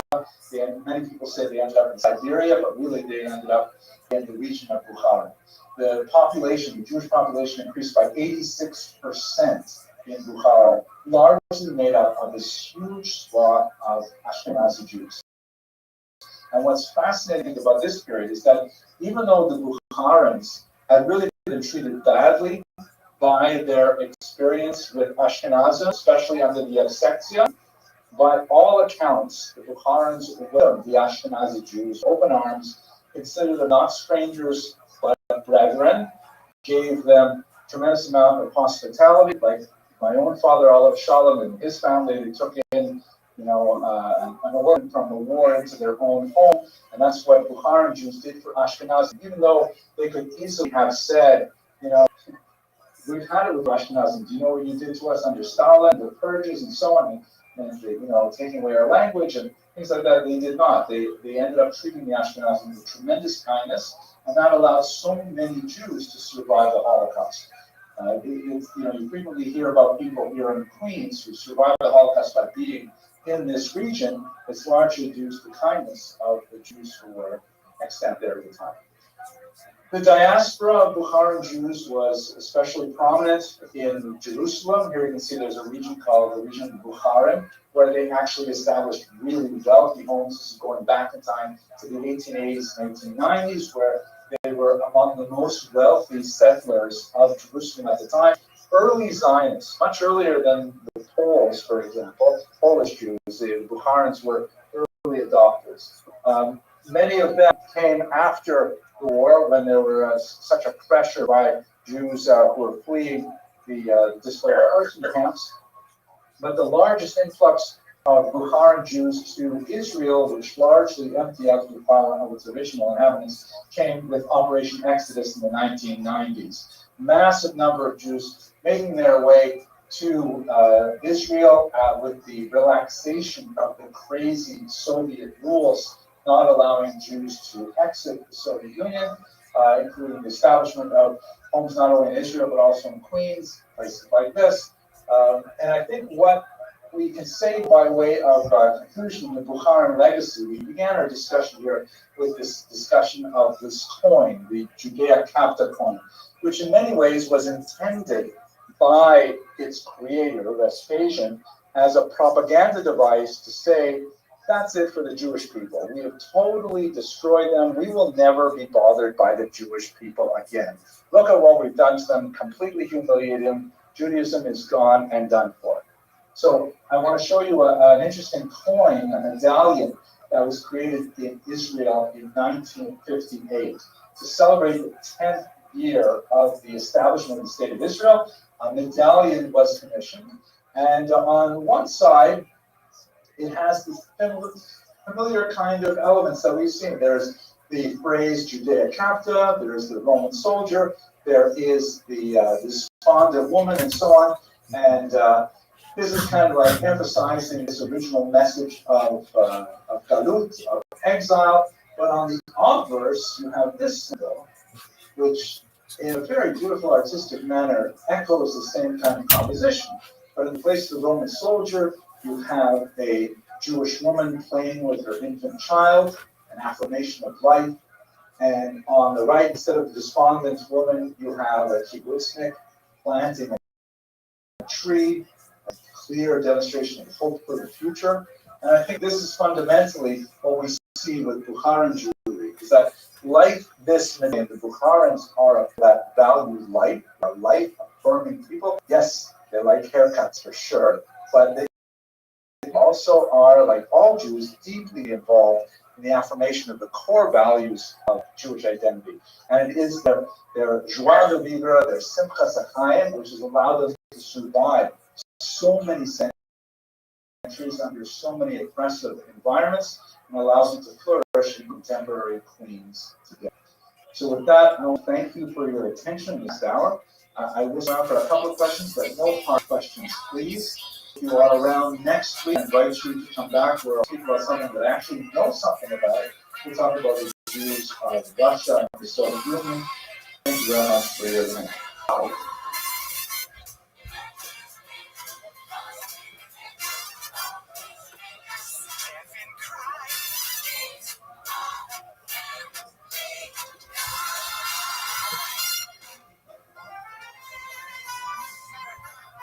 Today is the third in our series looking at the history of Ashkenazim and Sephardim and the shaping of the Jewish mind. And we spent quite a bit of time in the first lecture looking at Ashkenazim, and then in the second class we looked at the Sephardim. And in both of those classes, we spent time thinking about the kind of seminal moments, if there are any, that shape a culture, like kind of massive geological level changes that really force the Ashkenazim to sort of think in a certain way and force the Sephardim to think in a slightly different way. And it may be somewhat crude to paint with such a broad brush stroke, but nevertheless, we argued in the first lecture that the Crusades were a scar on the Ashkenazic mind. It was such a brutal and sudden and unexpected attack, not unlike, God forbid, what was Black October. It's too soon to say how that will shape the Israeli mind. But nevertheless, for the Ashkenazim, that created a kind of centripetal force where the culture began to look inwards and to regard the outside world as dangerous, toxic, and so on. The Sephardim, on the other hand, they had a much slower lead up to the kind of crisis. They had essentially the forced conversion of 1391 gave the Jews of the Iberian Peninsula 100 years to prepare for living with a dual identity, so living as Christians outwardly, and initially for the first 80, 90 years, without any consequences whatsoever for returning back to their Jewish practices at home.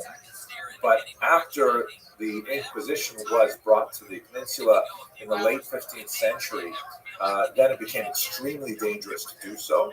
And ultimately, the Jews who had not been baptized were forcibly evicted from Spain in 1492, and then under slightly different circumstances, forced to go underground or disappear in 1497 from Portugal. And that created a kind of a different mindset and tropism of thought for the Sephardim, because they had developed for a century the ability to exist as Christians outwardly and as Jews inwardly. And that, did not lend itself to the idea that the outside world is toxic and dangerous and so on. In fact, the opposite. It allowed a lot of Jews to interact with outside society in very meaningful ways, sometimes very positive ways, which they then either brought back into the Jewish fold, or they simply assimilated out into non-Jewish existence. Both phenomena, of course, were marked with regards to Jews of Sephardic descent. So tonight's topic is going to look at the 500 years after that great crisis when Sephardic Jewry was expelled from the peninsula, and this created a huge mixing of Ashkenazim and Sephardim and other peoples, in particular the Edut Mizrach, the eastern communities, who have not figured very much in our story so far, but they will become extremely important as we get to the end of tonight's lecture. So that's the goal for today, is to try to understand, once they were kind of loosed from their regions, how did Ashkenazim and Sephardim affect each other? Of course, they had been in contact, largely literary contact, something you see primarily among learned scholars and so on. But what happened when Ashkenazim and Sephardim started living side by side in places like, for example, Amsterdam, where the Portuguese synagogue was so significant and large, much larger and more important than the Ashkenazi for most of its. So that's what we're going to do first. Now, I want to show you some maps, and these are a little bit complicated, but I'll walk you through them. So here's a map of the Mediterranean basin, and I've tried to indicate with these yellow circles, not drawn to scale. It was a little bit too complicated for me to do that with my computer skills. But where were Jews living at the turn of the millennium, around the year 1000? So if you look down towards the center right, you see, of course, there are still Jews living in Israel. In fact, Jews would be very much involved in attempting to defend Jerusalem from the Crusades, fighting side by side with the Muslims at that time, unsuccessfully. But you still have Jews living in the land of Israel. It's a very small minority by this point, especially after the 7th century invasion of the Muslims. To the right, in the confluence of the Tigris and Euphrates rivers as they empty into the Persian Gulf, you have the very significant Mesopotamian Jewish community in Babylon, which would later become Islamicized, and the main center of gravity of that ancient Jewish community, dating back to the 6th century before the Common Era, meaning by the time we get up to the year 1000, they have been living there for 1,600 years, an incredibly old community. The center of gravity shifted to the north to Baghdad. That's where the great yeshiva of Sura and Pumbedita eventually migrated, and they this is basically the high point of their activity. They will begin to go into decline after the year 1000. They'll get smaller and smaller and less as the Spanish Jewish community, way on the side of the Mediterranean, going to the left now, that becomes the dominant region. And there are small Jewish communities that dot the North African coast, but it is Spain that really takes off after Baghdad begins to go into slow decline. One of the great examples of this sort of shift of cultural center of gravity is when poets like Dunash ibn Babarat leaves Baghdad and he makes his way all the way over to Cordoba in Spain, where he brings his art with him, challenging the local Spanish poets and ultimately winning them over. One of my favorite periods in medieval history is the fact that when Dunash came to Spain, he was kind of like the Elvis of medieval Hebrew. His take on how to rhyme things and how to create meter was so radically different from the traditional Hebrew modalities used at that time that Jews literally had riots in the streets, fistfights over which mode of poetry was superior. Dunash's specific innovation was to take the shva vowel. If you're familiar with Hebrew, it's the vowel that has like, it sort of looks like a colon that's placed under a letter. And if you're familiar, of course, that it has two different, the shvana or shvan, a very small little bit in linguistics. It would look the letter E printed upside down in dictionaries. And for that, you should take that shva vowel and use it as a half beat in meter, just like the Arabs do with Arabic. And this just opened up Hebrew to a whole new realm of poetry, which of course is celebrated today with songs that are sung around the Shabbos table even today, like Glory Yikra, for example. So that's an example of like the kind of the cultural weight moving from Baghdad all the way over to Spain. Moving to the northern part of the Mediterranean, we've got lots of Jews living in what would be Turkey today, in the Greek peninsula, a very large number in Rome, and in that sort of sideways oval, that's Provence. That's a fascinating community in the south of France. And way up at the top, there's a fairly small population of Jews. It was much, much smaller in the year 1000 than Spain or even Baghdad. Those are the Ashkenazim living kind of way up there in the Rhineland. Smaller communities a little further south. Rashi is around this time in Troy, but it's really quite insignificant around. So this is basically a picture of where Jews are living around the year 1000. Smaller communities that I can't note here. There were Asian Jews in Central Asia, the Khazars that we spoke about briefly last week. Now, if we look at the next 500 years, we see a few different things. First of all, most important, the population of Ashkenaz just explodes. The Ashkenazi population grows at a remarkable rate from the year 1000 to about the year 1500. There's a lot of questions about how that came to be.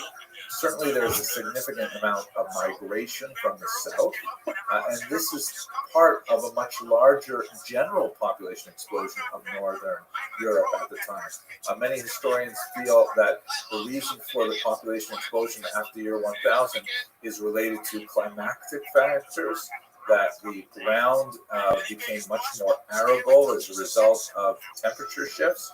And there's a lot of interesting theories about why that might have happened. But nevertheless, for our purposes, you have a really big population of Jews growing in Ashkenaz, which, as the great medieval scholar Robert Chasen points out, sort of cuts against the grain of the lachrymose school of Jewish historiography that says that, suffering in Western Europe at this time in Latin Christendom was so brutal and it was so hard to make a living. But in reality, we see that Jews, at least demographically, expand significantly over these centuries. But it is offset by frequent expulsions. And that's what I tried to point out with these green lines here. You have expulsions beginning in 1182 from France. France at that time was actually only a very small territory, but it expanded a much larger expulsion in the year 1306, then smaller ones right through the 14th century. The Jews of Provence, to the south of France, who were not part of the French kingdom at the time, they also endure expulsions, and they find their way into the Italian peninsula in particular, and also further east. The Jews of England are expelled in 1290, and there are much smaller expulsions from smaller principalities throughout Germany and so on. Overwhelmingly, the Jews move east, and the reason for that movement is twofold. On the one hand, there are the expulsions, which are motivated by several factors. There's a certain degree of anti-Semitism involved. This is the era when the blood libel first appears in the year 1144, followed closely by the horrific host desecration, which is this argument that the Jews need to, torture the communion wafers. And that's combined, probably much more importantly, with economic factors. Jews are, for a variety of reasons, one of the most important being the church ban on money lending between Christians. Jews are the only money lenders, the only people getting credit in Latin Europe at this time. And it's a dangerous profession. If they extend loans unwisely to larger population, they risk popular uprisings, which they would have in the 17th century in particular. And if they loan money to some of the more powerful noblemen, the noblemen might feel at a certain point it's easier to simply wipe out their debt by expelling the Jews than to try and repay what they have borrowed for various international campaigns and things like that.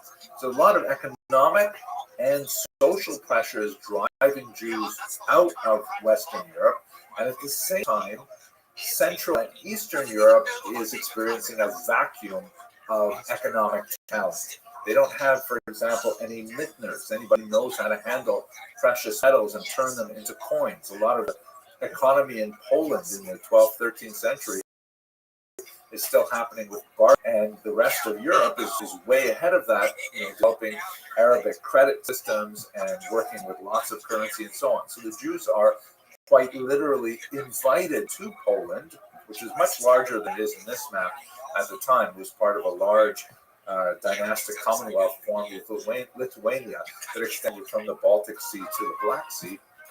And so the Jews are being invited into Eastern Europe, and so the Jews make their way there in communities, in waves, all the way up through the 17th century. This is what will result in the massive population of Ashkenazi Jews, although originating in the Rhineland, really populating Eastern Europe, Russia, Poland, Lithuania, now we get to the Great Expulsion from Spain, and I know the map is getting crowded. It's going to get even more crowded in the next slide, but hopefully we can stay with it. Now we're looking at the red lines, and this is the colossal experience the Jews had during the expulsion from Spain. As you recall, Spain was a towering citadel of Jewish culture. It had long eclipsed Baghdad as really the religious and literary center of the Jewish world. To expel the Jews from Spain was like absolutely mind-boggling. It would be akin to expelling the Jews from New York and New Jersey and Connecticut. It's like unthinkable. Such a massive amount of people, so central to the economy and culture and so on, but nevertheless, it happened. As you can see inside that red circle, the first wave of Jews went to Portugal because that, was the most convenient land crossing. Many of them went in the northern region along the Douro River, where God willing, I'm going to go in February for an advanced visit before we take a cruise there in May. And also many made the short distance across the Mediterranean into North Africa or over the Pyrenees Mountains into Bordeaux, France. And some of them made the much larger trek all the way out to the New World, which was discovered at precisely this time, hoping to reestablish themselves in places like Brazil in particular. But a lot of them made their way to the north to more accommodating climes, particularly in the context of the religious wars, where the Protestant Reformation had allowed for some more liberal environments where the Jews would be free of the Catholic Church in particular.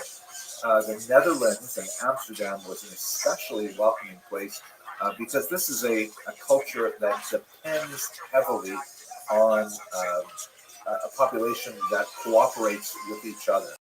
The Netherlands, of course, were reclaimed land. If you've been to the Netherlands, it's incredibly flat, and that's because they developed these dikes and windmills and to pull water out of the soil that's soaked from the ocean, and dry it out enough that they can actually plant on it. And inch by inch, they expanded the territory this way. And what that society needs is everybody has to do their part. You can't ignore the dike on your property and think that your neighbors aren't going to be ticked off about it because it will eventually flood theirs as well. This interesting kind of cooperative culture was exceptionally welcome to Jews because as long as they did their part, they were perfectly well accepted. It was not a society that had the luxury of discriminating. So a lot of reasons why Jews went. And then you've got Jews spanning out throughout the Mediterranean, some of them making their way to the Italian peninsula. But the most important for our purposes at the end of this class is that many of them made their way completely out of Christian Europe, out of Catholic Europe and out of Protestant Europe, and made their way to the Ottoman Empire, which was under the Muslims, thinking that, they had actually done fairly well, comparatively speaking, under the Muslims compared to the Catholics in particular. And so they went to places like Constantinople, in this map, of course, the modern name of Istanbul, and to Asia Minor, and to Tzfat in Jerusalem, in Israel in particular, which I'd like to talk about in more detail. Okay, I hope everybody is following this map. I'm going to give you one more complicated map, and then we'll be done with the discussion of the migrations. Now, this one, I know it's so confusing because I've left everything overlaid. But if you look at the light blue lines, this essentially gives you a sense of what happened to Jews in the last century and a half. The largest population of Jews by far is now in Eastern Europe. Those Ashkenazi Jews, joined by a few Sephardim, constitute the bulk of European Jewry.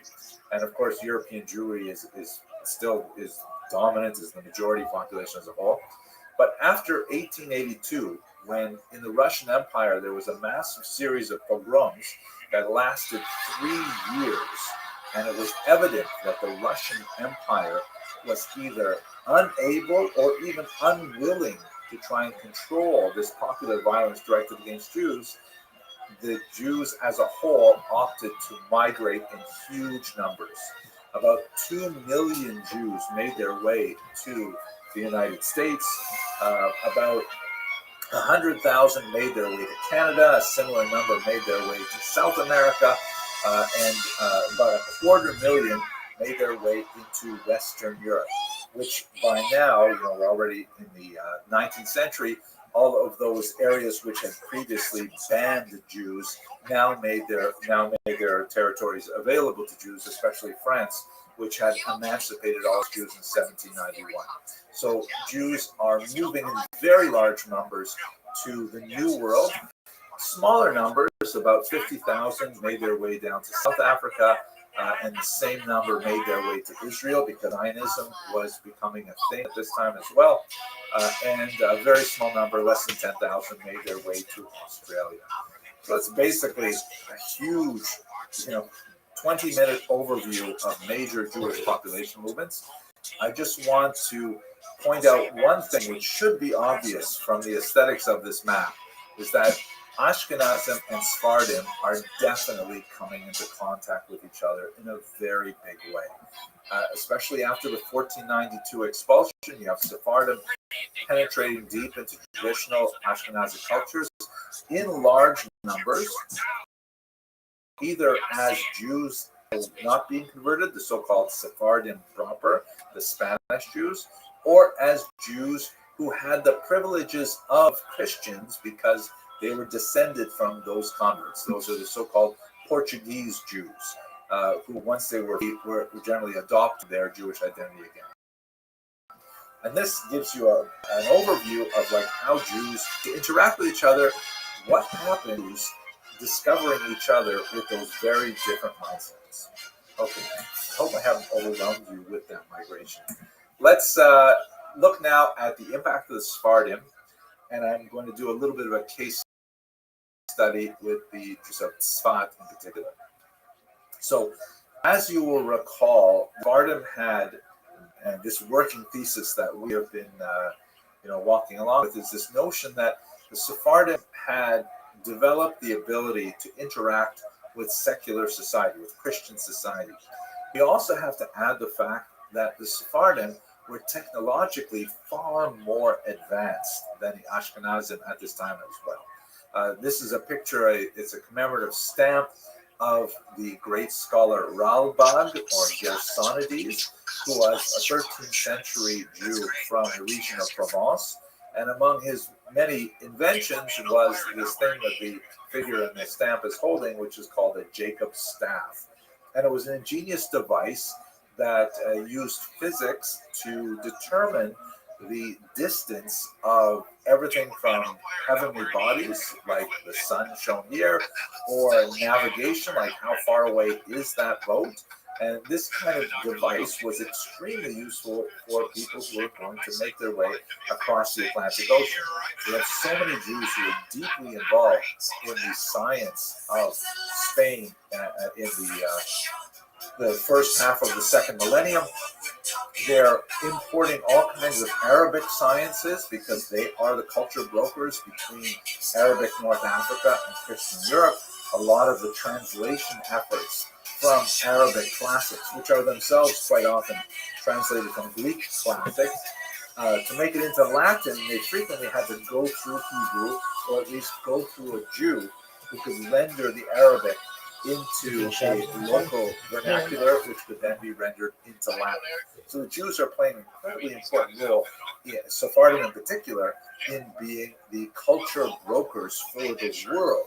Also very important for the culture brokers of Jews. They're bringing, for example, great Arabic classics like the Guide for the Perplexed and the Duties of the Heart and these things, and making them available in Hebrew for Ashkenazi readers as well. And this will become extremely important. Let me just put a little tag in this, or a pin in this for later. The printing press, which may have actually developed in a Jewish shop in Provence about a decade before Gutenberg invented his. It's not impossible. There's some interesting suggestions to prove this for our discussion today. But the printing press was certainly something that the Jews, even if they didn't invent it, they fell in love with it. And that had a great impact in spreading Sephardic culture because it represented the height of literary culture of the day and tended to crowd out a lot of the other competitors. So let's just put a pin in that for now, because we're going to come back to it shortly. One other thing that Sephardim really brought with them was an openness to the outside world, which could prove to be quite corrosive to traditional Judaism as well. Witness in Amsterdam, where people like Baruch Spinoza really had no problem engaging with non-Jewish ideas and ultimately bearing the brunt of an excommunication effort by the Jews of that community in trying to control the spread of his philosophy, which was deeply unsuccessful. But if we go to, for example, the city of Tzfat, we see a very different phenomenon that the Sephardim brought with them as they went into exile. So here's a map of the Ottoman Empire, right at the at its peak, really. Ultimately, this would be an extremely important map when you consider the formation of Israel, because this is basically Ottoman Empire looked like of the First World War before the British took it over. And this was Muslim territory, and quite a bit free, actually fleeing the Inquisition in Spain. Jews proceeded at their own risk to live in other parts of Europe under Catholic domination. For example, in Italy, there was a horrific example of persecution in the middle of the 16th century when a group of crypto-Jews, that is, Jews who had been converted to Catholicism and then made their way as a community to a place called Ancona on the Adriatic coast of Italy. And once they were there, because conditions seemed to be acceptable and the Pope at the time didn't seem to mind, they essentially went back and started observing Judaism. And it was just a known thing that there was a group of Jews living in Ancona who were actually, outwardly Christian, but inwardly they were Jews and they practiced Jewish rituals, married amongst them, and so on. Unfortunately, as we see in the book of Exodus as well, a new pope rose who knew not the Jews, and he was infuriated there should be these backsliding Judaizers right there on the Italian peninsula, and so he arrested a large number of them and ultimately burned 25 Jews at the stake in 1555 in Ancona. This is an example of how it could still be dangerous to live as a Jew anywhere in Catholic Europe. And the Inquisition was active right up until the 19th century, so they were really not safe. But moving to the Ottoman Empire, to the Muslim Empire, it's a wholly different thing, because the Islam religion has a sort of a model for the existence of Jews within Islamic territories. It's called the Pact of Umar, which is something like the Doctrine of Witness, which essentially says that Jews are allowed to live, the religion is protected in Muslim lands, as long as they submit to largely symbolic and some financial disabilities. It's definitely a some class status, and if they're not allowed to carry weapons or ride horses. They have to wear a particular color. I believe it was yellow to distinguish themselves from others. And a lot of these things were ignored in many places. They couldn't build their synagogues new. They had to just renovate the old ones. This is why some of the synagogues in the Ottoman Empire were actually built with several sub-basements, because they couldn't make them taller, but they could make them deeper in the ground. So many Jews said, "Oh, forget about living in Christian Europe. It's a loss." And they went in particular to Istanbul, or Constantinople as it was, and created a tremendous amount of culture there. The Sultan of Istanbul was actually quite delighted with his new Jewish subjects, because they brought with them a tremendous amount of economic activity, and he was very happy to expand those possibilities for the Jews. He considered Spain's loss his gain. And that's what connects us specifically to the town of Sfat, which you can see I've labeled here on this map in the blue letters. It's kind of in the north of Jerusalem, and it's not a very well-known place. It doesn't appear in Tanakh at all. The word Sfat probably comes from the word Sofa, which means to look out, because it is about 5,000 feet above sea level. You can see it here with the Sea of Galilee, the Yam Kinneret in the background. Very beautiful, kind of picturesque area. And it was a backwards town with very little to say for it. But the Ottoman Empire extended tax breaks to textile merchants living in Sfat, and textiles are a field that Jews had historically been very involved in. My own father, Oliver Shalom, was a schmutter dealer, and so all of a sudden Sfat became a center of tremendous commerce, rivaling even Jerusalem in many ways. And that was joined with a fascinating phenomenon of spiritual tourism. A certain number of very important Jews made their way from the Spanish exile to Sfat. And by the time you got about 70 years out, which is kind of similar to the way we are related to the Holocaust now in terms of time, there was this amazing effervescence of Jewish spiritual activity in Sfat. A remarkable number of figures of colossal proportions, really, all living in this tiny little village and making tremendous creative efforts in Judaism, particularly in Lurianic Kabbalah, a type of mysticism, which you can see here. It's very common to use this particular shade of blue as a way of warding off the evil eye, and especially to decorate graves with. The kinds of people who lived in the middle of the 16th century include some of these grave signs. On the bottom left is the Holy Ramak, Rabbi Moshe Cordovero, who was one of the greatest systematizers of Kabbalah, who took a series of really bizarre, very difficult to read, complex, cryptic books, and he condensed them and he made them accessible in called Pardes Ramonium, Orchard of Pomegranates, which became an instant classic in his lifetime. And by the way, let's remember that this is during the heyday of new printing.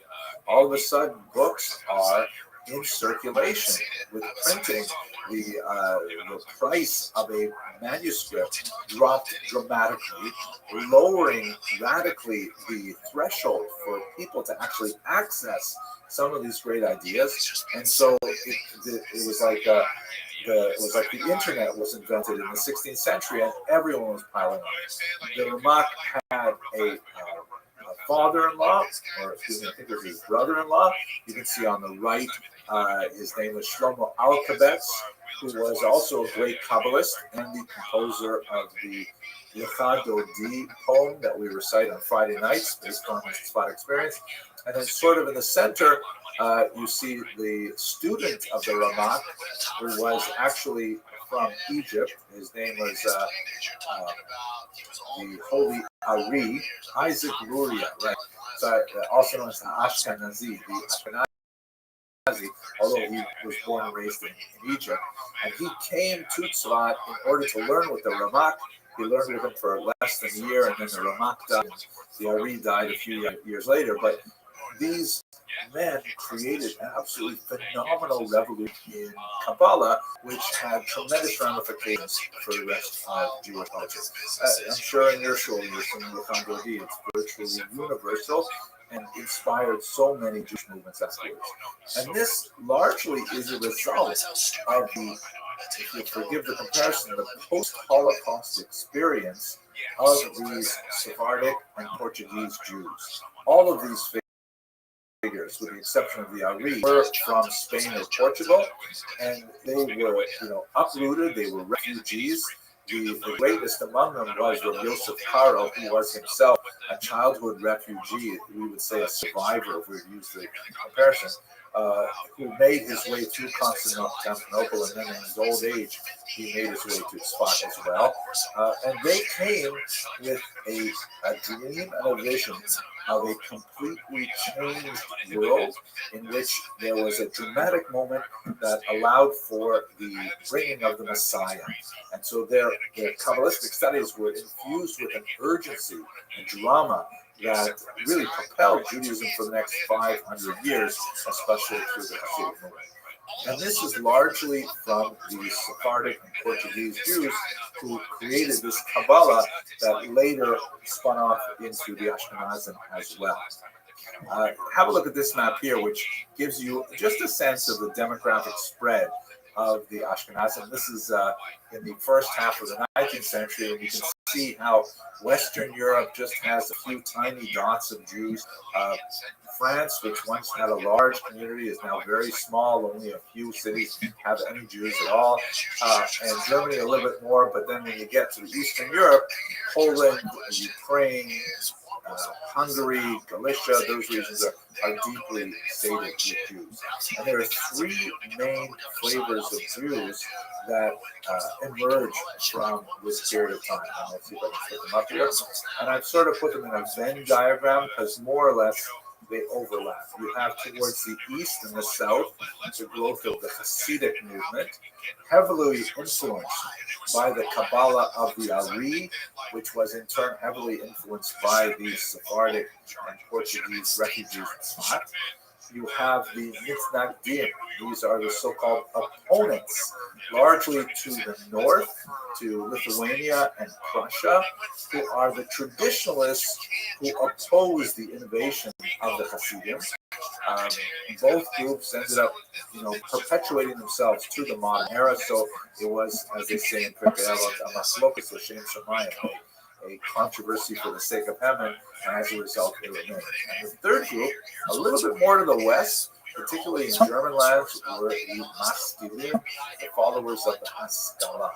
Let's have a very brief look at all three of these, and we'll hope to understand how it was largely their encounter with the Sephardim that affected each of them. In the case of the Hasidim, we have the research of my senior colleague, Rabbi Moshe Rossman, Dr. Moshe Rossman from Bar Ilan, who pointed out that, for much of the modern period, there were even doubts, did the Baal Shem Tov, the founder of Hasidism, even exist? Because all we had about his life was a collection of stories in a document called Shivchei Hadat, in praise of the Baal Shem Tov, and a lot of them are really quite amazing, a lot of miracle stories, make of them historically. But all of the Soviet Union and opening of the archives behind the Iron Curtain, Dr. Rossman was able to go and actually find the tax records of the Baal Shem. As you can see here, it's enlarged where you can actually see where he lived, how much he paid taxes, and so on. And he was able to write an amazing book that talked about the founder of this movement. The name of Baal Shem Tov was Israel Ben Ezer, and he was deeply affected by the Kabbalah that was brought up from the region of Tzfat in particular. But the kind of movement that spread under the third generation in particular, that's the generation of the students of the Magi of Mezrich. You can see here, Mezrich is towards the south, where Hasidism had its largest impact, spread throughout the entire region, and of course, spread to the Americas as well. I happen to in a very Hasidic part of the world, known as Brooklyn, New York. But they were deeply opposed by the traditionalists led by this man, the Vilna Gaon, who felt that there was simply too much ecstatic and fundamentalist religion with too much lack of discipline by Lithuanian standards. And they had actually quite significant fights that went on until they realized by the middle of the 19th century that they had a much more serious enemy in the Haskalah. Fascinating kind of movement. I know we're rushing along a little bit, but I want to leave at least some time for questions.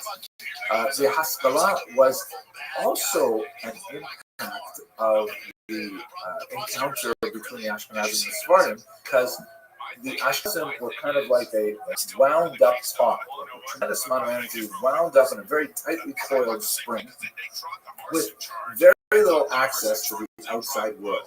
The penetration of these Portuguese Jews in particular, I mentioned Spinoza, but we could go through a list of a dozen Portuguese Jews who came to many of these regions saying, you know what, the Christians aren't so bad, and I kind of like their opera, and I'm fond of their science. They've got some great science now. And so Jews, Ashkenazi Jews, slowly began to encounter the outside world and to question that initial stance that was developed from the Crusades and had lasted for about 750 years. Maybe it's not so bad to get involved with secular culture. One of the greatest proponents of this was Moses Mendelssohn, shown here, who was personally an observant Jew, but he argued for greater integration of Jews with civil culture. That Jews, for example, should learn the vernacular. They should not be relying on their internal Jewish language like Yiddish. They should be learning proper German and communicating in German and so on. And he was a very popular figure, particularly among German liberals and among a certain sector of Jews as well. But at the same time, his ideas were so controversial that in some parts of Europe, his books were actually burned by Jews because he was considered too radical. There are others, like Solomon Maimon, who were his rough contemporary, who simply abandoned Judaism altogether. He wrote a fantastic autobiography in which he was growing up in a Hasidic family, or actually in a Lithuanian family, but encounters Hasidism as a youth. And ultimately, he just discovers that the outside culture is way too attractive, and he throws his Judaism overboard. But he writes I Jumped Over the Convent Wall kind of book to go along with it. Just take a moment to discuss this. In 1772, in northern Germany, in a region called Mecklenburg-Schwerin, there was a false burial scare where people suddenly developed this wide-ranging phobia that people were buried before they were actually dead. And this caused really quite an uproar, I might imagine. So much so that people were doing things like building these kinds of interesting coffins where there's a little bladder in the coffin. And if you suddenly discovered that, wait, people had buried me when I was not dead, you could just squeeze the bladder and a flag would pop up, a bell would ring, and all kinds of things like that to let people know that, no, you're not actually dead. Now, why this is relevant to Jews is because the Duke of the era was convinced that it made sense for burials to be banned for 72 hours for original death. The coroner, this is 1872, it's already quite late. We're talking about the period of the colonial era in America. It's much more modern. The coroner would decree a person dead, and then they would wait 3 days just to make sure, and then they would bury him. The problem is, Jewish burials require rapid interment. Again, an impact of Kabbalistic thought, the notion that the disintegration of the body through decomposition is actually beneficial to the soul. It represents a sloughing off of the sins of this world, and we want to accelerate that as much as possible. In Israel, of course, it's customary to bury within 24 hours, and not even to use a coffin, to bury a person in a shroud alone to accelerate that decomposition. So this meant that the Duke's decree would actually contravene Jewish practice. So people turned to Mendelssohn saying, hey, please, can you argue a way out of this so that we don't have to observe this decree because, it's against Jewish law. Now, Mendelssohn himself personally, he was not inclined to oppose the degree. He felt it was a reasonable public health measure. After all, if people are being buried prematurely, we should certainly take steps to ensure that doesn't happen. And furthermore, he pointed out that historically, Jews did not necessarily bury in the ground. This, for example, is a crypt in Beit Shan, in northern Israel, where Jews were regularly buried in these kind of shells called kochim. And there's a lot of discussion in the Talmud about how this is done. And in fact, there were even very bizarre rituals that we no longer practice today, where you would, bury your loved one and let the body decompose, and then after a year, you would go back, retrieve the bones, and bring them to the family crypt. So it was like perfectly normal to do all kinds of things that are different to the burial system we do today. And he wanted to say, listen, this is a scientific advancement. We should follow this particular decree. But nevertheless, he respected the wishes of his co-religionists. He wrote a letter to the Duke and in fact was able to avoid the problem. But he himself felt it would probably be a good idea. Other Jews said, you know what, we should just go whole hog, so to speak, with all of this. David Friedlander, one of the students of Mendelssohn, said, we can't possibly negotiate, this narrow threading the needle between engagement with Jewish culture and blocking out non-Jewish culture and so on. Why don't we just pretend to be baptized? He called it the July baptism proposal, 1799, and everything will be fine. It was not especially popular, but nevertheless, there were a lot of Maskilim who argued for outright assimilation, and many of them simply disappeared at this time.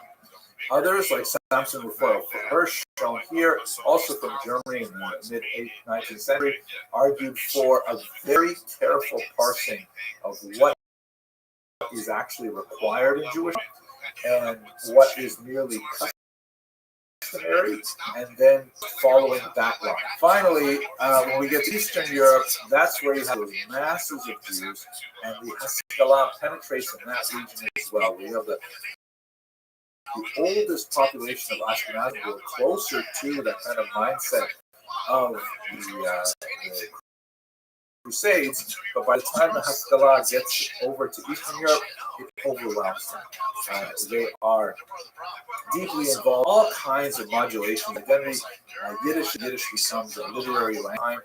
Zionism becomes a political Zionism, Jewish socialism, and there are critics of the old way of living, such as Joseph Pearl, who brutally criticized the Hasidic movement for it. So these are all kinds of things that, as these Sephidic ideas, a result of the conversion their way through Ashkenazi culture. Now, we should spend just a few minutes talking about that big population that we have ignored largely till now, the so-called Eastern communities, or the Mizrahi.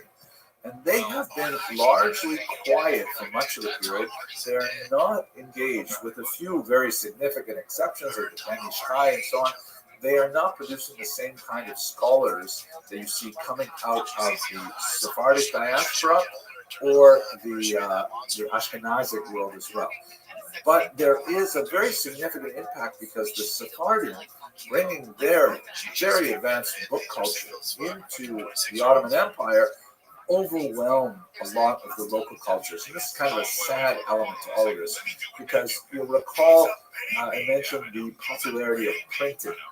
So one of the things that tends to happen when you get to the 16th century in particular is that whoever publishes the first most popular book tends to destroy all kinds of smaller books. Like they say, this is what's going on in contemporary publishing today, largely as a result of the loss of our local bookstores.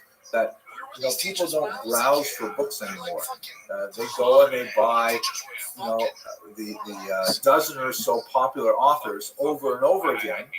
But it's very hard for new authors to make their way into the field because there's just no exposure for them. And so when the Shulchan Aruch is written by a Sephardi rabbi, Rabbi Yosef Karo, and it is published, and it gets the imprimatur of the commentary of the Ashkenazi Ramah that shuts down all kinds of other activities. The same thing happens, for example, with the Siddur that we have. So many other, local modifications to prayers that we see in local towns in France and in Germany and in Italy. These different liturgies, these different literary gems, they simply become lost because of the overwhelming steamroller effect, in particular of the Sephardim.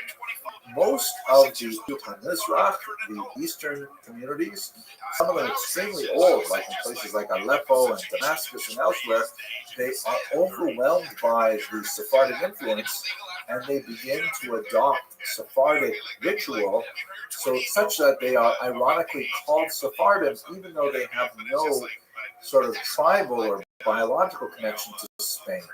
They're really the Eidos HaMizrach, but they have been overwhelmed by Spanish culture. They will, however, come to the fore when we get to the 20th century, particularly after the establishment of the state of Israel, because then you have the so-called Jewish Nakba, where many of the Muslim countries of North Africa and the Middle East expelled their Jews as a kind of a revenge for the establishment of the state of Israel.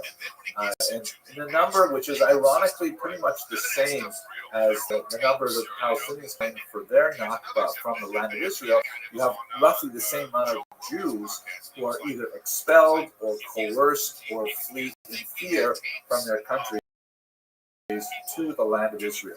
And these are essentially the Mizrahim who make a huge impact in Israeli culture. If you look at the demographic population today, you'll see that Ashkenazim constitute about a fifth, right?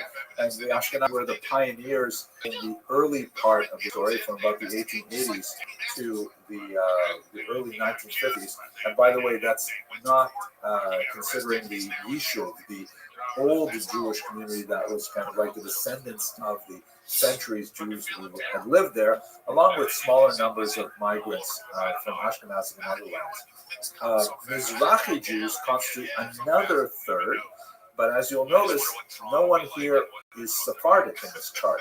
It doesn't say Sephardic Jews, largely because Sephardic Jews, when they left Spain, they actually dropped in numbers significantly. And many of the Jews who call themselves Sephardic today are really coming from places like Turkey or Syria or Morocco, where they definitely have absorbed Sephardic culture. This becomes a political significance when Menachem Begin, shown here when he was in disguise because he was on the run from the British Mandate authorities, and so he disguised himself very cleverly as a rabbi. He actually was quite learned. And there's his beloved wife, Eliza, who was his political advisor and everything, and his son, Binyamin Zev. He was able to, even though he was himself Ashkenazi, to tap into the voices of the Mizrahi community and bring them to the fore in the political movements that resulted in the 1977 election that turned over the traditional Ashkenazi elite and really allowed Sephardim, aka Eidos HaMizrach Jews, to have their say in Israel. They had their own heroes too, people like Rav Avodia Yosef, who was himself from Baghdad, but nevertheless Sephardi rabbi of Israel, is actually a genius when it came to his interpretation of Torah. And his formulation of what is a Sephardi is anyone who follows the halacha of the Shulchan Aruch, as opposed to the Yad Ramah, the high hand, which is an allusion to Rabbi Moshe Isserles and his commentary on the Sephardi Shulchan Aruch. So defined that way, Sephardi is actually a very large tent that includes all kinds of people who may not necessarily be connected directly to Spain, but have a share in its cultural heritage. So that brings me to the conclusion of these 3 series of lectures, and I hope I've given you some insight into the factors that shape the Jewish mind, specifically the Ashkenazim, the Sephardim, and also the Eidos and Mizrach. There are many, many other smaller Jewish sub-ethnicities. God willing, maybe in another lecture series we'll have the opportunity to explore those as well. But until then, I want to thank you very much for your endurance and your attention to these 3 lectures. And I think we have time for a few questions.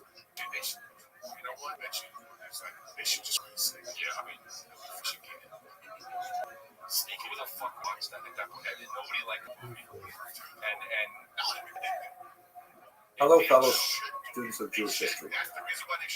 As a historian, I like to restrict my activities to things which happened firmly in the past, which are no longer happening today. That's really where I feel most comfortable, and I can speak with a certain degree of authority.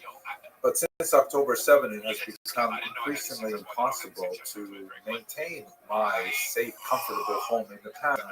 I often have to talk about things that have direct relevance to the future. The truth is, that's not really true. That almost everything I say about the past has relevance to our times, but now it's become incredibly explicit. So what I'd like to talk about today is the history of Jews and universities, and I'll probably get a little bit more political towards the end of this video, so warning in advance. Now, perhaps one of the reasons why the current moment is so upsetting for many Jews is because universities is perhaps one of the last places where we expect to see this kind of phenomenon. But in reality, we shouldn't be that surprised because, again, taking a longer historical approach to the problem, we happen to be living at the end of a historical problem.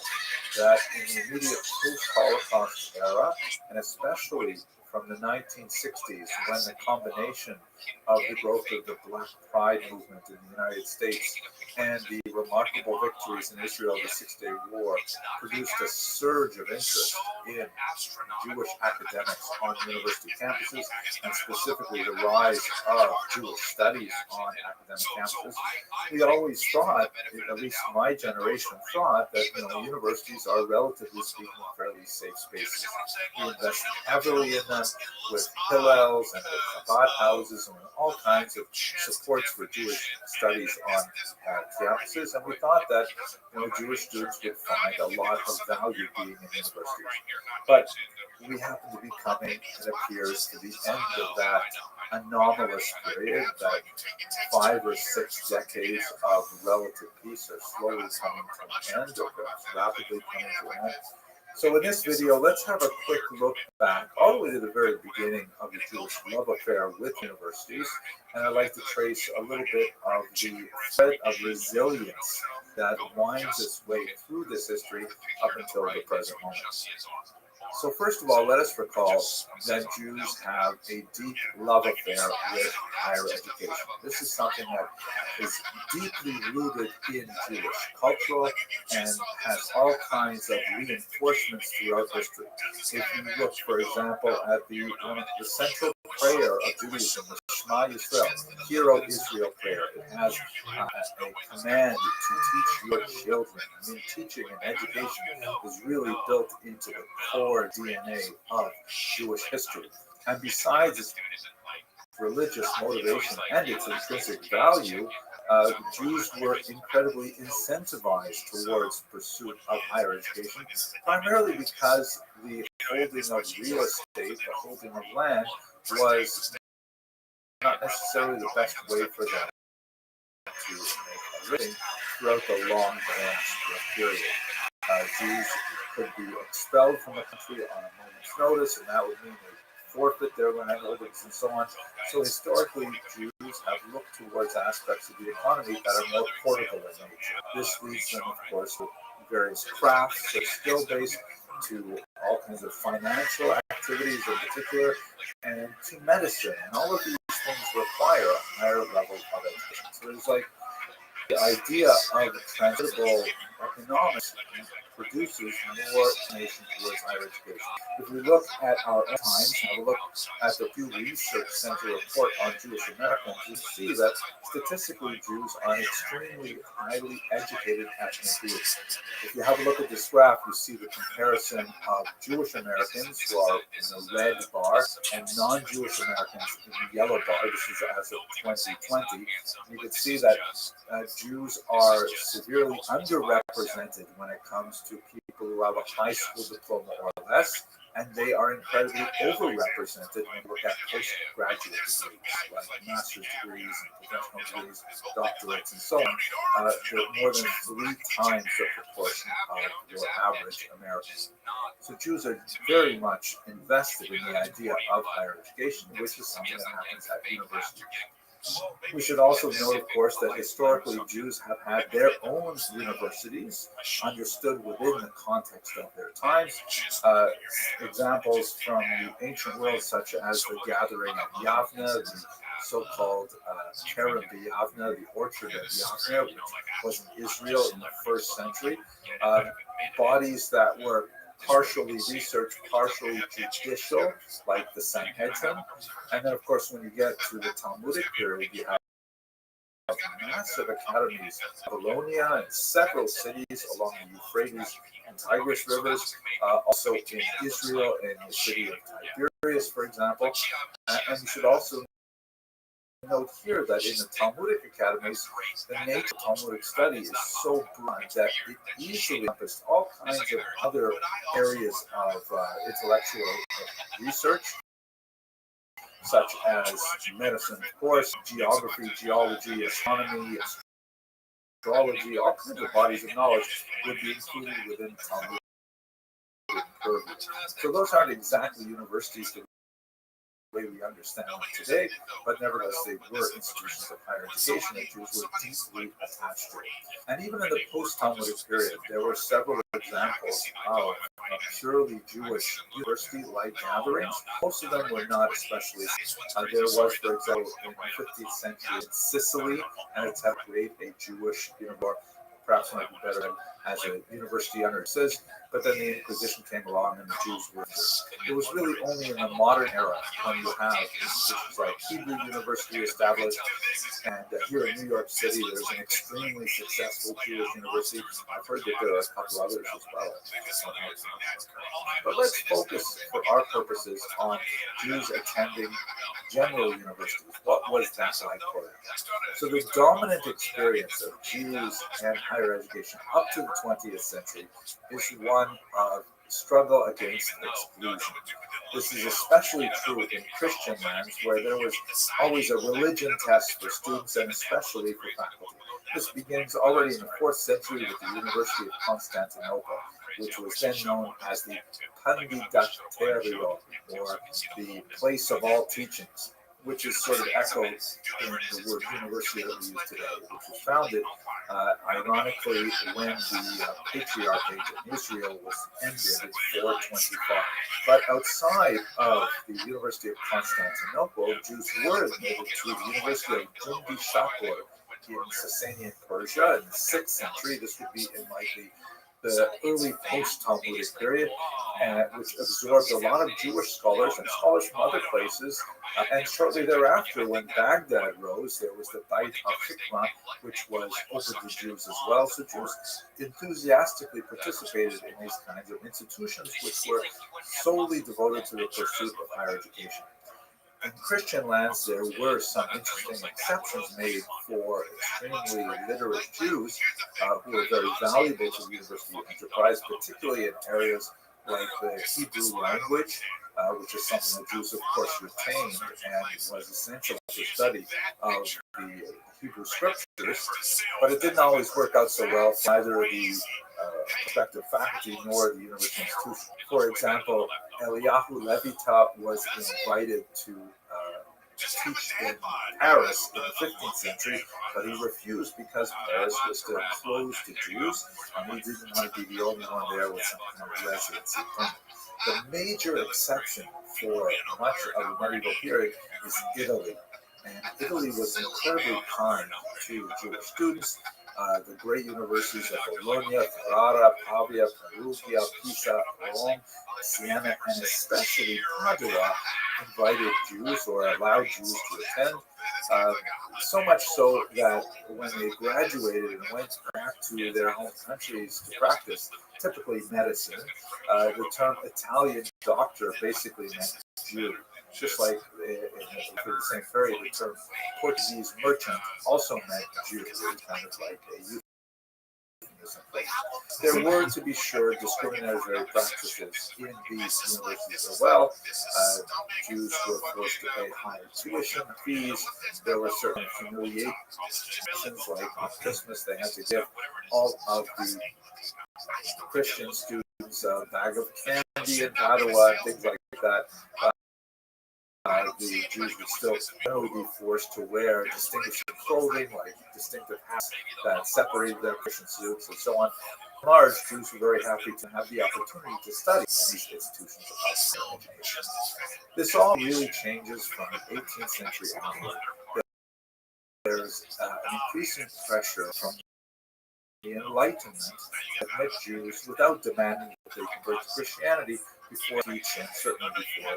Interesting example is one Isaac Abraham Bell, who was an instructor of Hebrew, and the University of Königsberg rejected his application to teach Hebrew there over the objections of the great Immanuel Kant, who is, of course, the most famous son of Königsberg, who refused to sign off on the Senate of the university's decision to not admit Professor Bartel to teach Hebrew there.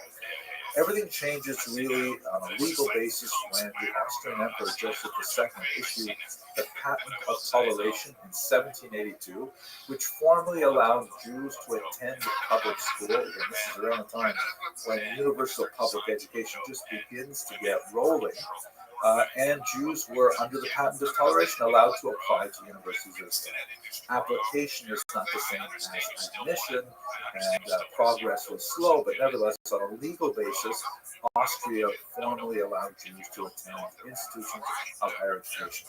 By the time we get to the end of the 19th century, there are so many Jews who are active in all kinds of areas that are burgeoning and opening new departments of study in psychology, and sociology, experimental physics, linguistics, that the idea of blocking Jews were really at the forefront of many of these fields, sometimes actually creating these fields, made this whole idea seem silly. So by the time we get to the early 20th century, Jews are being admitted to universities in much higher numbers.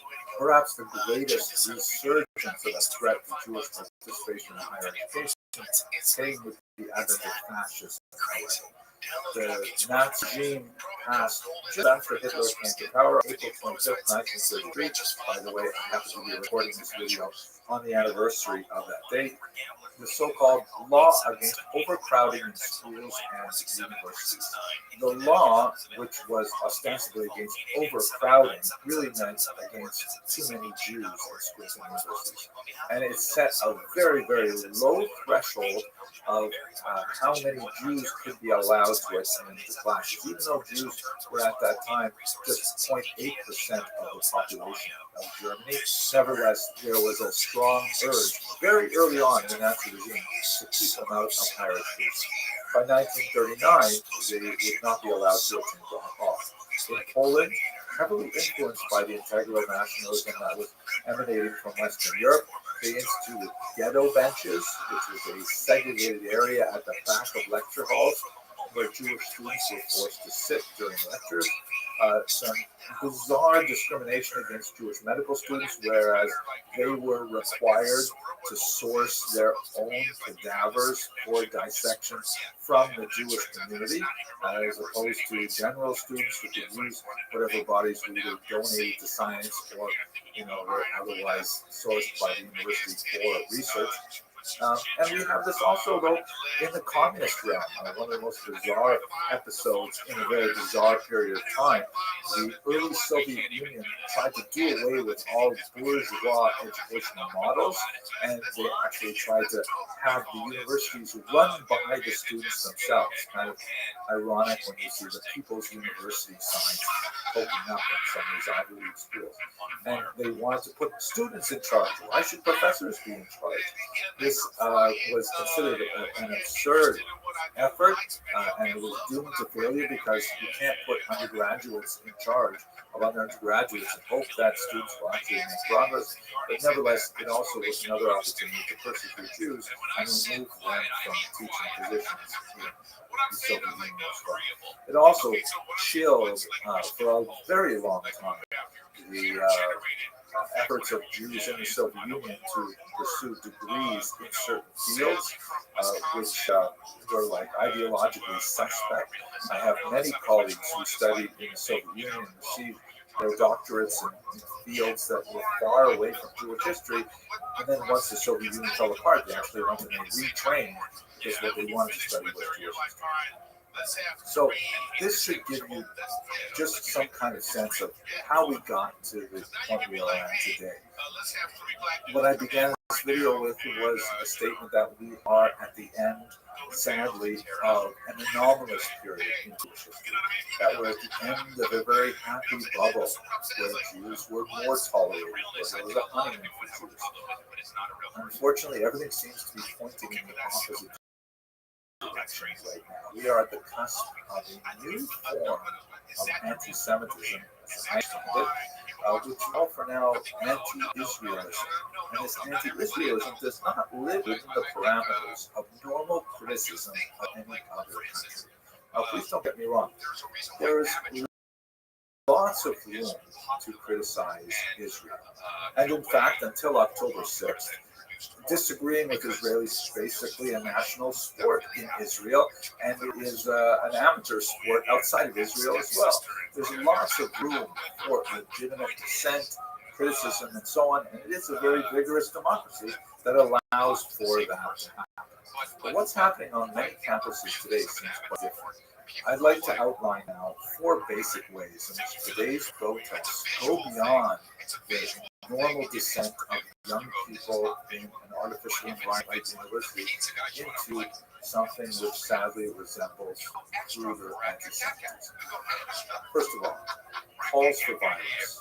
And it goes without saying, of course, actual violence. Universities should not tolerate any intimidation of any student. No student should feel fear for their physical well-being by entering the campus. They should be able to stand and listen to someone else's argument. They should be able to offer their own counter-argument, all within the parameters of normal speech. Saying things like, the next target of Al-Qassam, holding up signs, or saying things like, Intifada revolution is the only solution. We'll get to point 2 about that in just a second. But open calls for violence are absolutely inappropriate and certainly constitute, in my humble opinion, a form of hate speech. Secondly, and it pains me to say this about a university environment where we're dedicated to higher education, but there is an incredible degree of ignorance about the basic history of this region. A deep level of ignorance that is so profound that it's hard not to see it as a willful. And when you combine this incredible degree of ignorance with what appears to be a complete moral apathy and inability to empathize with the suffering of people on either side of this conflict, it becomes incredibly dangerous. I see it especially when talking about the hostages. My social media feed is full of these videos where people interview students and, okay, they don't know the geography of the river Mississippi, that's just so. But when they ask them straight up questions like, should Hamas release the hostages, they can't give clear yes answer. Sounds, how can they conceive that it's acceptable to kidnap children, women, the elderly, civilians, and then hold them as hostages, hiding behind human shields? It's just boggling that rational people can actually think it's acceptable. That definitely tilts it over to anti-Semitism, whether they know it or not. Third, Yo, how you living, man? So-called normalizers. Meaning people, What up, man? Muslims, by the way, who want to tone down the Kicking ass, taking names. They How are have you, my these, friend? Red line. Good. Just woke up. Very cool. How'd you find out about me? I found you on a poll thread. A poll thread? What's that? It's on an anonymous website called 4chan. No way. That says you were running away watching Family Guy. Oh, tight. Is it new? No, I think it's been around for a while. I started using it when I was a kid. No, I mean, is the thread new? Oh, the thread? Let's see. Says it was posted 50 minutes ago. That's amazing, dog. Oh, that's sweet. Do you mind if I tell you about myself? Yeah, go ahead. I'm Rabbi Rothschild. I stream my life 24 hours a day, 7 days a week, 365 days a year for world peace. I've been doing so since the pandemic, more than 3.5 years. Have you ever seen the movie The Truman Show or the television show Big Brother? No, I think there's one other movie that's kind of like that too. Isn't it? What movie would that be? Truman Show. What's the other one? The Truman Show is the one with Jim Carrey, right? That's correct. That's the other one. Okay. Do you know the name of it? Anyway. Okay, very cool. That's right. The Economist magazine stated in 2018 that data had overtaken petroleum as Earth's number one resource, more valuable than food, water, air, gold, everything. And I have more data archived on the internet than any person ever, which may make me an influential person someday. And if that comes true, I'm going to make you anon, all your friends, all your family, very wealthy. I want you to be able to create generational wealth if you don't have that already, become financially independent if you don't have that, and to start charities and philanthropic organizations of your own to help the world. How's that sound? That sounds nice. I don't have any Bitcoin. That's okay. I am someone who talks about improving the world very much so. I've created the world's largest time capsule or timeline of human existence. I also want to help the world end world hunger through the use of technology, such as things like agricultural drones, floating greenhouses, saltwater greenhouses, vertical farming, cloud seeding, and hydroponics.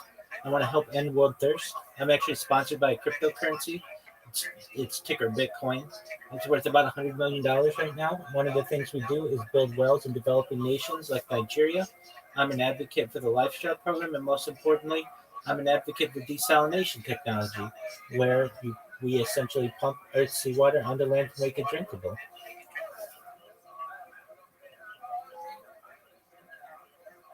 I talk I about. remember the name of that movie. It's called Ed TV. Oh yeah, It's 1999. definitely. Thank you. I appreciate that. I'll have to check that one out again. I haven't seen it in a long time.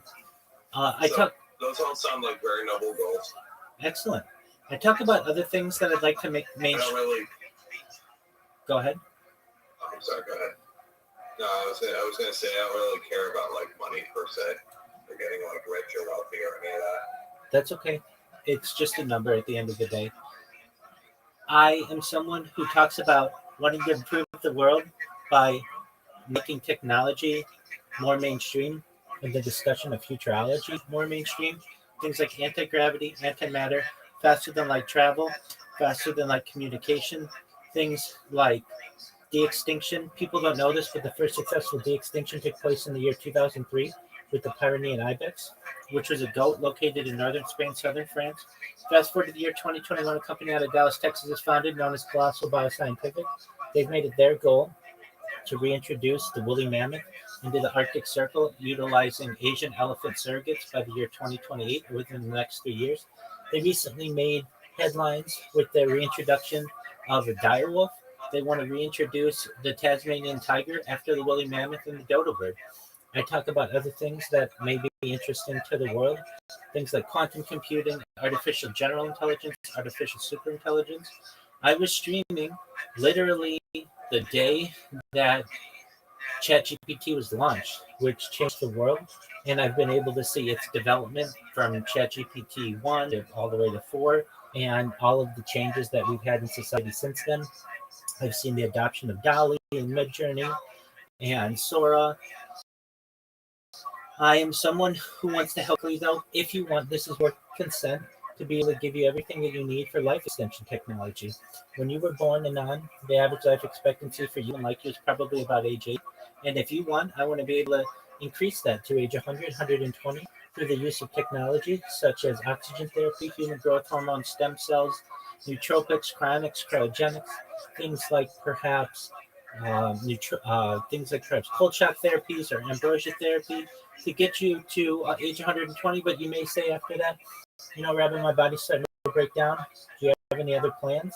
And this is again with your consent, but if you want in the future, we may be able to utilize a type of technology as mind uploading technology, where with your consent, we scan your brain into a computer like a CAT scan or an MRI, knowing where every atom is in your central nervous system and your peripheral nervous system, for later download as an android, an avatar, a cyborg, a cybernetic being, a clone of yourself, a robot, an ethereal being, whatever you want to be. But essentially what I'm saying to you, Anon, is you may be able to have digital immortality in the future. What are your thoughts?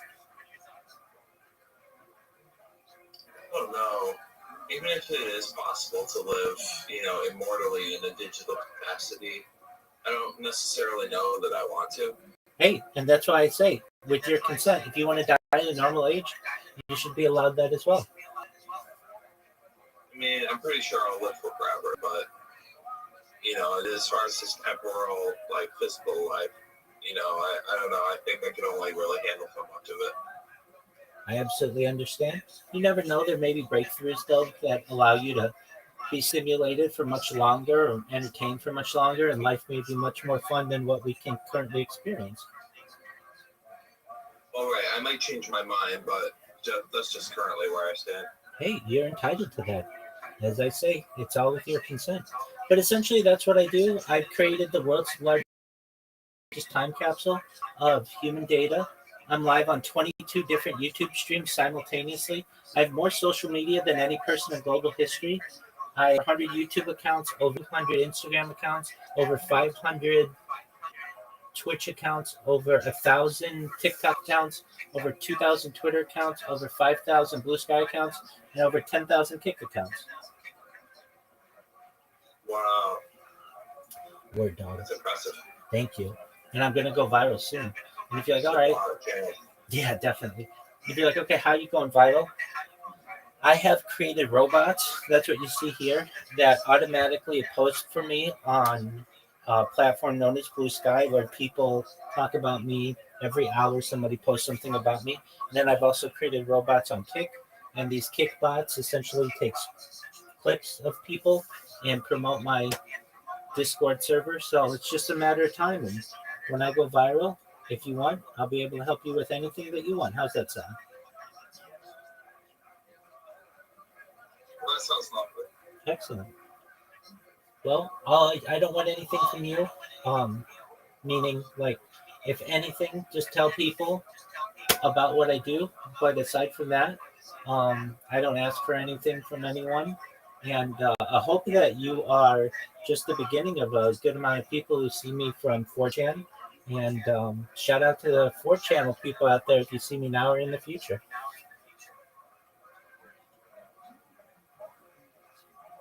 Sure, man. I hope your channel grows, Thank you so much, man. More than anything, I hope you have fun with it. Absolutely. I most certainly do.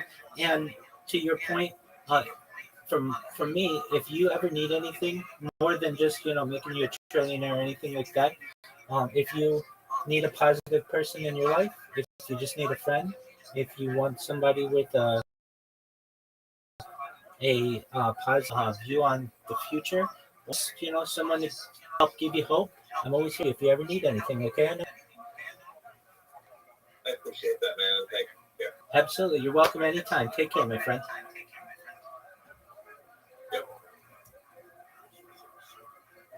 Lines, like they call them Dawabi, something like that, which basically says various principles, and they're saying that anyone who doesn't agree with these principles, these starting principles, we're not going to listen to you at all. I see it on my social media feed as well when there are certain voices for peace who are arguing from the other side of this crevasse that they want to find ways to traverse the distance, the abyss that separates us, and they are shut down by their co-religions. I mean, that's absolutely intolerable. We need to find people who can build bridges right now. If we're serious about creating a lasting peace in the region, those are the people we need. There should be no excuse for shutting those people down. And then fourth, and I've talked about this before, so I don't want to add more to it, but this idea of selective outrage, this idea that, you can be upset about things that Israel does. Jews and Israelis are frequently upset about things that Israel does, and there's room to criticize, there's room to analyze, there's room to make recommendations. But to be only upset about things that Israel does and completely be uncaring about things that happen in the rest of the world, where does that come from? You stuck with me for quite a while in this video. We talked a little bit about history, talked a little bit about the present moment. Let me just add one last thought. I've never seen anyone do a really good scientific study of this, and I have seen a few isolated studies that seem to bear out the parameters of this thesis. But it seems that most anti-Jewish violence, and I would like to suggest that maybe it's post-protests by young people in general, is strongly correlated with the weather. In other words, people don't like to come out in a rainy season to protest. People don't come out in the middle of February to protest. Generally speaking, there are some interesting exceptions. But perhaps a lot of what we're seeing today is affected by the beautiful spring weather that we are enjoying here in the Northeast. And I'd like to hope then that we get some rain real soon. Thank you very much for watching, and let us hope for goodness. Are you just paying for it, or are you charming? No. You charm them. But I'm incredible. I'm incredible. Some money left. There's some money. Before that. No, often no. You never, hey, often no. Sometimes, hey, but everybody. No, I go. Hello, fellow students of Jewish history. Like many of you, I've been following the protests on the campuses of many of the institutions of higher education in this country with great interest and concern.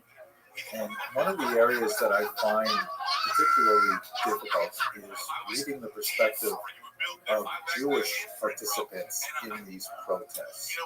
And so, this is stepping a little bit out of my lane as a historian, because I prefer to talk about things that happened a long time ago, and I will. If you're here for that, I will talk about some historical precedents here. But I really wanted to take a moment to speak directly to my fellow Jews who are choosing to participate in these protests and share with you some of my thoughts about how your participation fits into the larger narrative of Jewish history over the last 2 millennia. Let me say first that I think I understand your motivation. I think I understand where you're coming from and why you want so badly to participate in these demonstrations. We have wonderful statements like, no one is free until everyone is free. Beautiful things. And you are heir to the tradition of the prophets, to Isaiah, railing against corruption and oppression. This is beautiful. This is very much part of the Jewish tradition. There's no denying it. Even in the last century, there's famous photographs of Abraham Joshua Heschel marching arm in arm with Martin Luther King Jr. for civil rights and things like that. I totally get it. And you add to that the fact that so many of your like-minded peers have participated, and it feels like you're connected to so many people around the world doing the same thing, and you're getting validation from some of the faculty and things like that. I really understand. I can see why this would be like a moving moment. And you maybe even think to yourself that one day I'll tell my grandchildren about where I was in the summer of 2024. That might be true. Let me just take some of your time, however, to tell you why I think respectfully that this is not the protest that you should be participating in. There are other ways for you to voice your opinion than to be specifically joining yourself this moment. Let's just do a little bit of history, separating from the immediate concerns of the present moment, and we'll come back to them in a second.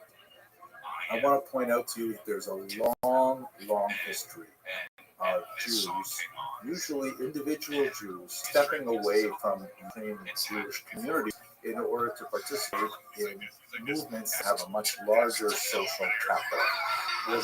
Recall, of course, that Jews have been a minority for 2 millennia. We have lived in sometimes very hostile environments, sometimes predominantly Muslim, sometimes predominantly Christian, and it is a natural human desire to not be part of the minority, to not stand out, to say, why are we oppressed by the larger community? Why maybe they're right and we're wrong. And that first step out of the community is so affirming for much of Jewish history. There are all kinds of people on the Muslim side and the Christian side, and of course we're talking now about a secular moment, we'll get to that in a second, but within the medieval period and in the early modern period, there's so much of a huge amount of love given to step over the line and join the larger intellectual currents of the day. And we have many examples of this historically, of these Jews who become tokens, who essentially jump the fence, and then they end up making a career out of denouncing their fellow Jews. Tens of them are very well known in Jewish history. But there are probably thousands of much lesser known individuals. Give you examples like Nicholas Doman, who was a yeshiva student in 13th century Paris. He didn't get along with his rabbi, and he decided to convert to Christianity. And then he ended up denouncing the Talmud to the Pope, and ultimately succeeded in having a massive number, 20 wagon loads of fresh Talmudic manuscripts publicly burned, and initiating an attack on this religion that would last for centuries. Yeah. I was wondering if you could do me a favor. What's that, big man?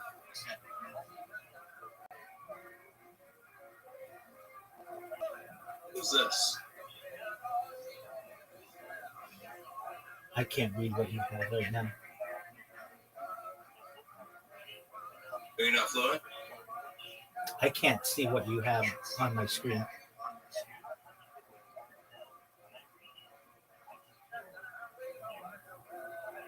I don't have a very big device here. Okay,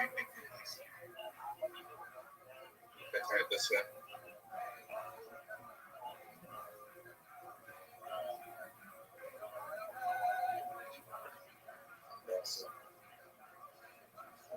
Here. What's the name? It's still really small. It's still really small.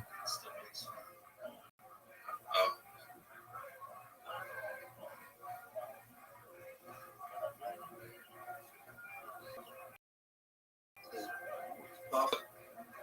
Chin.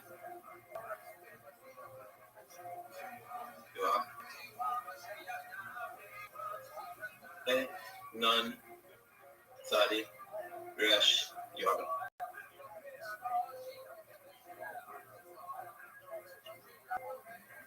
Who is that?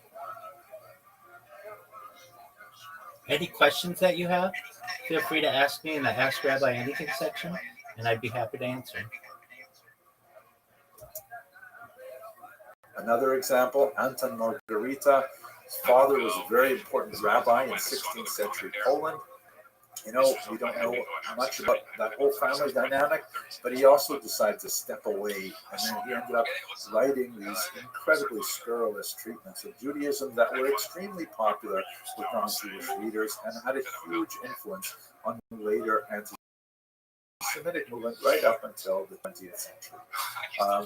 In the case of Margarita, not only did he convert to Catholicism, he later converted again to Protestantism, because one of the things that happens inevitably with these people is they get an initial amount of support and love and affirmation, and then that fades away, and then they're looking around saying, what happened to all the love? They end up doing it multiple times. So we have several Yo, what up, examples Camp? of Jews who make a career out of How you living, big dog? From after the Inquisition, and then reverting back, and then converting again, and each time getting a bump socially from people around. How are you?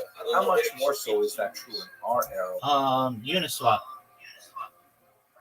Oh, I was trying to find it on YouTube. I'm gonna put 240 in right now. Just Canva. You buy some too, yeah? Do you have some? They give it to me.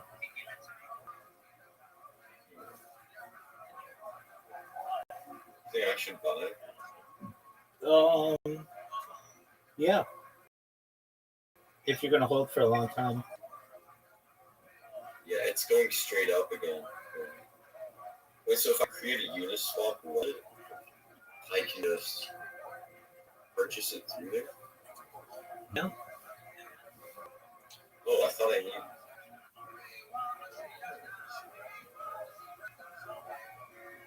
Thank you. You're welcome, big dog.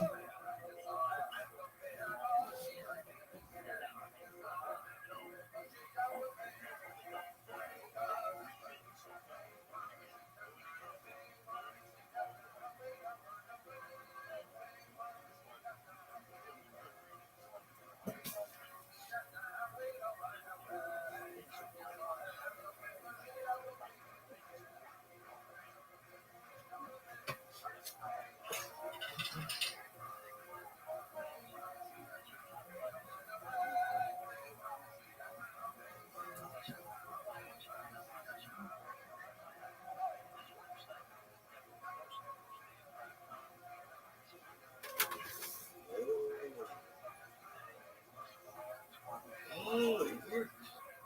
Oh my god. I just gotta get some USDC or USDT and then buy it. Ethereum. Oh, Ethereum? Okay. I thought Ethereum had gas prices. It does. Can I afford that? Buying another? Yeah, they're not that much. I feel like it's just as safe to do Tether and USDC. I think you could do that. If you have specific questions, though, I would recommend going to their Telegram. It's HPOS10I. It's t.me/HPOS10I. And just ask any question that you have in there. They'll be happy to help you. They're really cool people. You're welcome, my friend.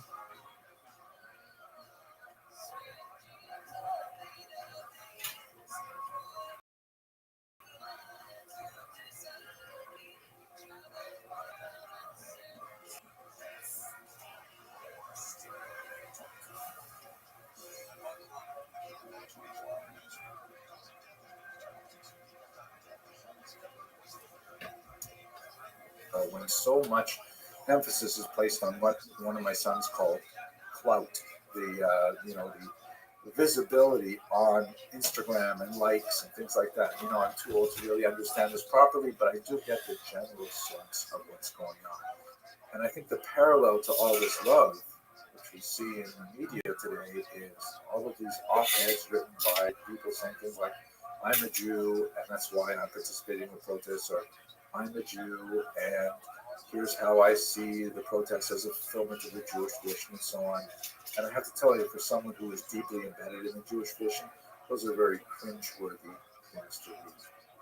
Perhaps the saddest of all of them, in my humble opinion, is a man named Ernst Lusauer, who was born in 1882, and he was a Jewish man who was a huge German patriot. During World War I in particular, he was an exceptionally talented writer of songs and poems that were very patriotic, and they were extremely popular. Some of them were called Gott strafe England, God will punish England, or Hassegesang gegen England, a hate song against England, of course, in the context of Germany fighting England. And initially, he was like a darling of all of these right-wing German patriots. But after a while, they began to tire of him. They found him too shrill, literally too Jewish, and he found himself cast aside by the community that he wanted to attach himself to so dearly. Jews, on the other hand, saw his undying pro-German stance, especially as we get into the late 20s and the early 30s. When Hitler comes to power, they see his attitude as one of fundamental betrayal. And he later wrote, shortly before his own death, "To the Germans, I am a Jew masked as a German. To the Jew, I am a German faithless to Israel." Now, these are all kind of cautionary tales. I know what you're thinking. I'm not in that category. I'm fighting for right is right. I'm fighting against oppression and all these things. You don't have to take my word for it. Please use your intelligence. And I have 4 basic suggestions that I would like you to just think about before you participate in the protest any longer.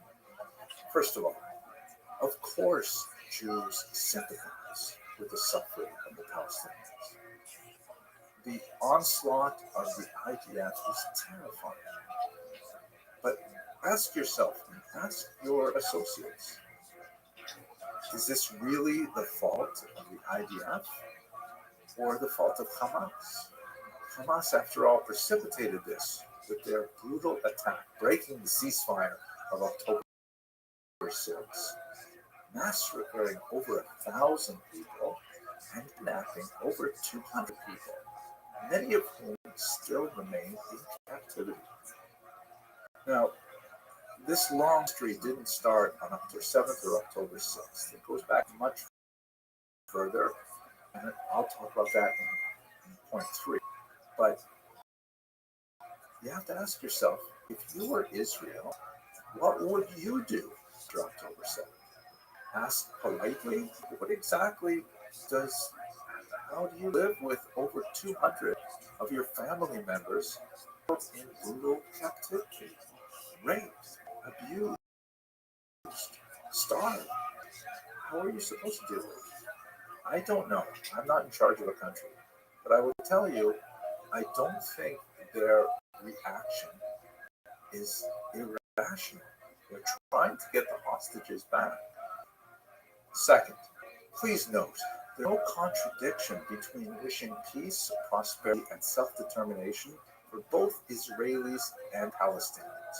That you can have that desire at the same time. Many, many Israelis do.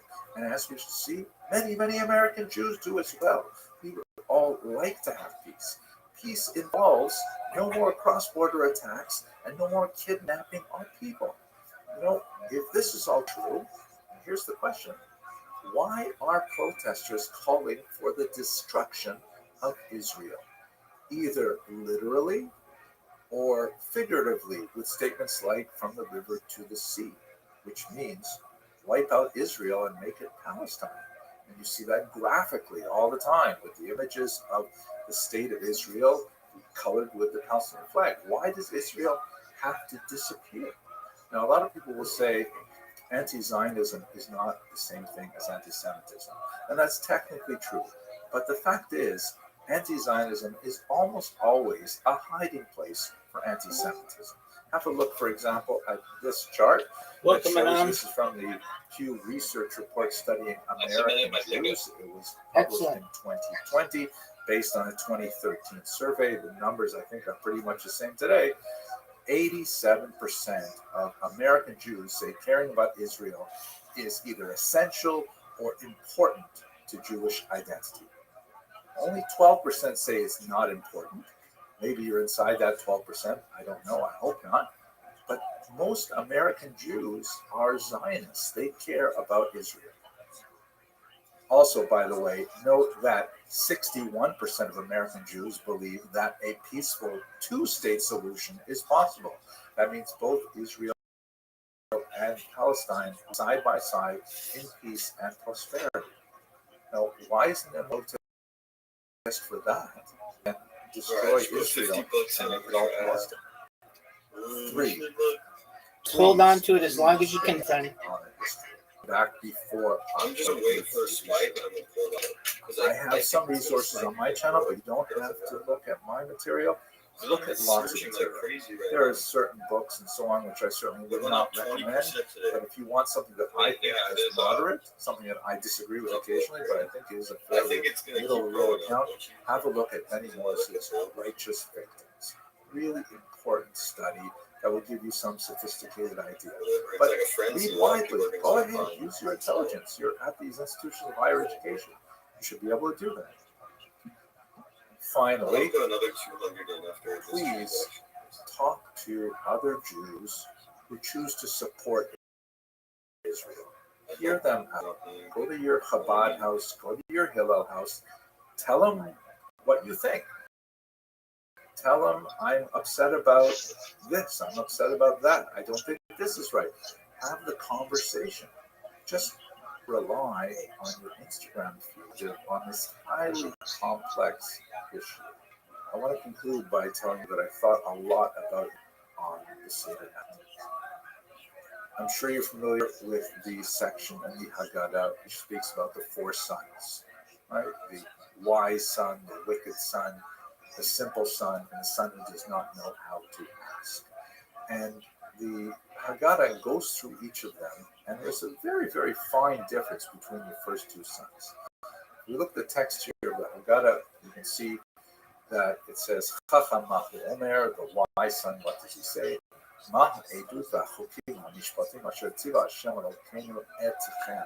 What are all these various rules that God commands you? And then wicked son, it's almost the same thing. He says, Rasha Mahu Omer, the wicked son, what does he say? Maha avoda hazot lachem. What is this worship to you? And the difference between these two questions, the first one, of course, asks lots of details, different kinds of commandments. This one just asks it in the collective. But nevertheless, really, the emphasis between the two passages is in the word used and translated in English simply as you. In the case of the Chacham, the word that's used is etchem, which is one form of saying you in this particular grammatical function. And over here, the word used is lochem, to you. I don't want the transaction. The difference between the wise son and the wicked son is so tiny. It betrays, as you see in the text here, a fundamental distinction between the wise son, who still includes himself within the Jewish world, even though he does not understand what's going on, and the wicked son does not understand what's going on, but chooses to separate himself from the community. That's the real tiny difference between the two. But it's really important to remember that the Rasha, the wicked son, is still at the table. Who is not at the table? The kidnapped son. The son who is still underground, probably Raphael's son. And that's who we have to focus on. We have to get back our family members. We have to get back our sons and our daughters. I hope you found this video useful. I hope you will take up my suggestions and speak to some intelligent people so you can get a sense of perspective on this. And I hope that next Passover we should all celebrate together with our families. Thank you very much. Oh, it tells you how much, my bad. Okay, that's not bad.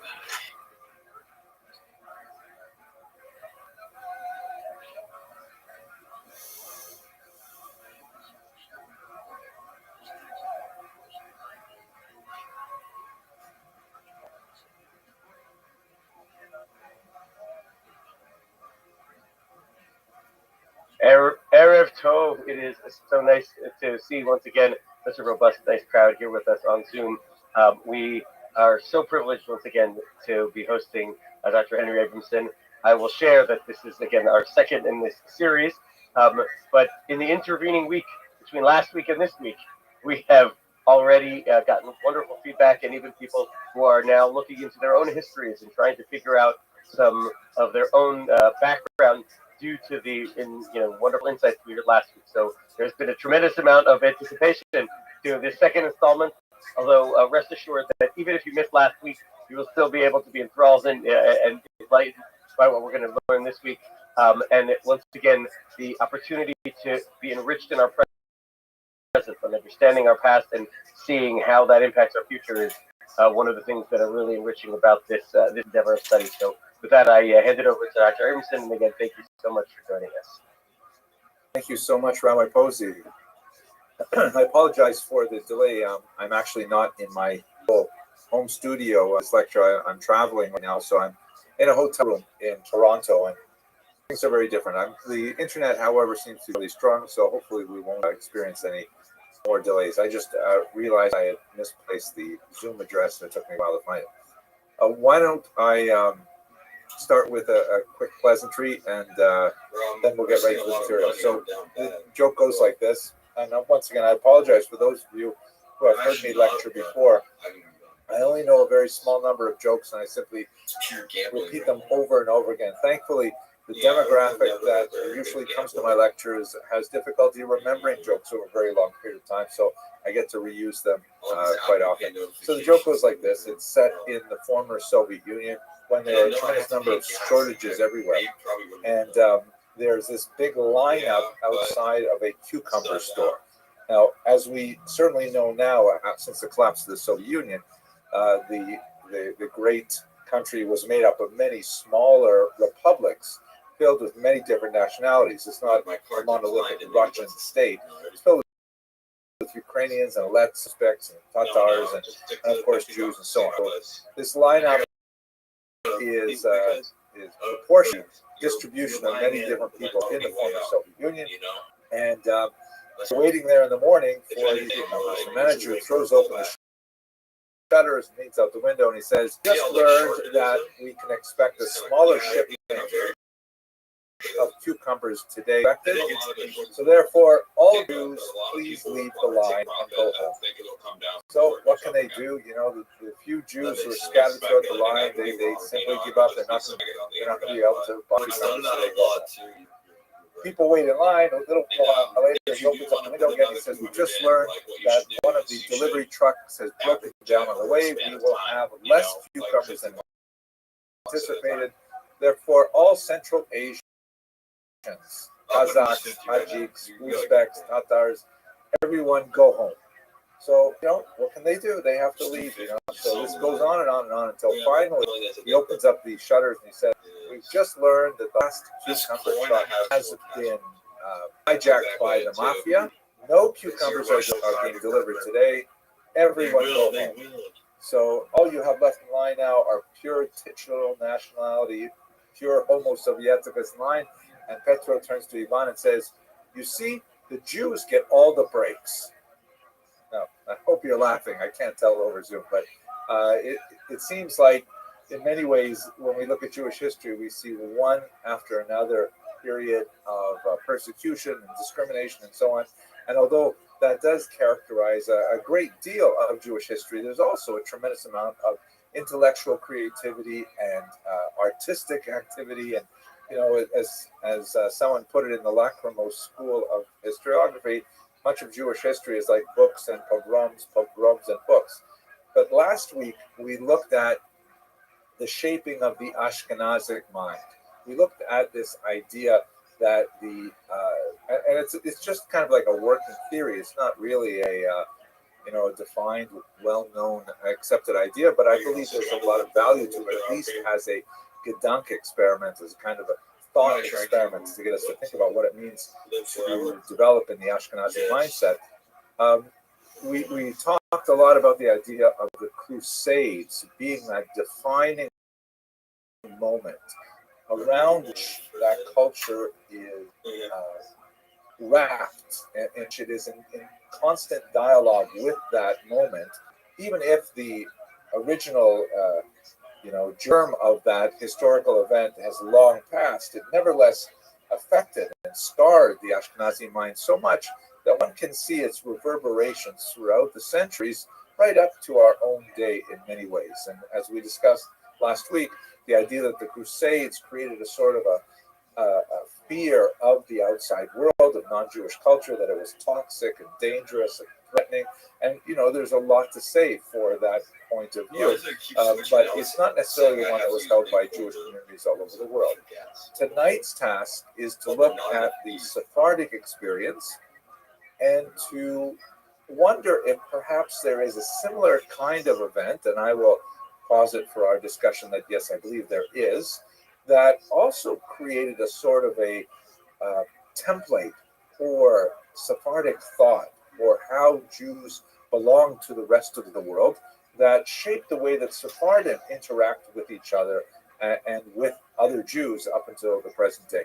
I would like to argue that it is the Inquisition and the expulsion in particular that shaped the Sephardic mind. It's a very different kind of thing, because the Crusades were one horrific summer of 1096. Then for future persecutions, there was always a harkening back to, you see, it's just like the Crusades. And I would like to think that in the case of the Inquisition and the expulsion, there's that same kind of circular pattern of returning back to that generational experience as the foundation of how Sephardic Jews react to the world around. One last word before we actually start into the material. When we speak about Sephardim, you should know that there are really two major groups of people who fall under this rubric. There are those who are from the Iberian Peninsula itself, and that would include both Spanish Jews and Portuguese Jews, who had a very experience, as we shall discuss shortly. And it includes a large number of Jews from the Eastern Mediterranean and Persia in particular, who were shaped and altered by the huge influx of Sephardi Jews after the expulsion. So, for example, the Jews in Constantinople, Istanbul, Turkish Jews, were deeply, deeply affected by their encounter with the refugee Sephardim. And in many ways, they consider themselves Sephardim, even though their genetic, so to speak, their ancestral origins don't go to Spain, but they found themselves within the Sephardic orbit. As Rav Ovadia Yosef, a very important Israeli Sephardic rabbi, put it, the definition of a Sephardi is anyone who follows the Shulchan Aruch, anyone who follows the code of Jewish law that was written by a Sephardi exile. And of course, that includes a massive number of people who are not from Spain, but nevertheless feel themselves culturally within its orbit. I would like to say, however, that I think the Sephardic experience is so traumatic and so deeply felt on a cellular level that even Jews from Persia are affected by the Sephardic experience and their way in which they see themselves in the world. And so I think a lot of the assessments that I'd like to make today about Sfarad would hold equally true for Persian Jews as well. So maybe we'll have a chance to examine the validity of my thesis when we get to the end of the lecture.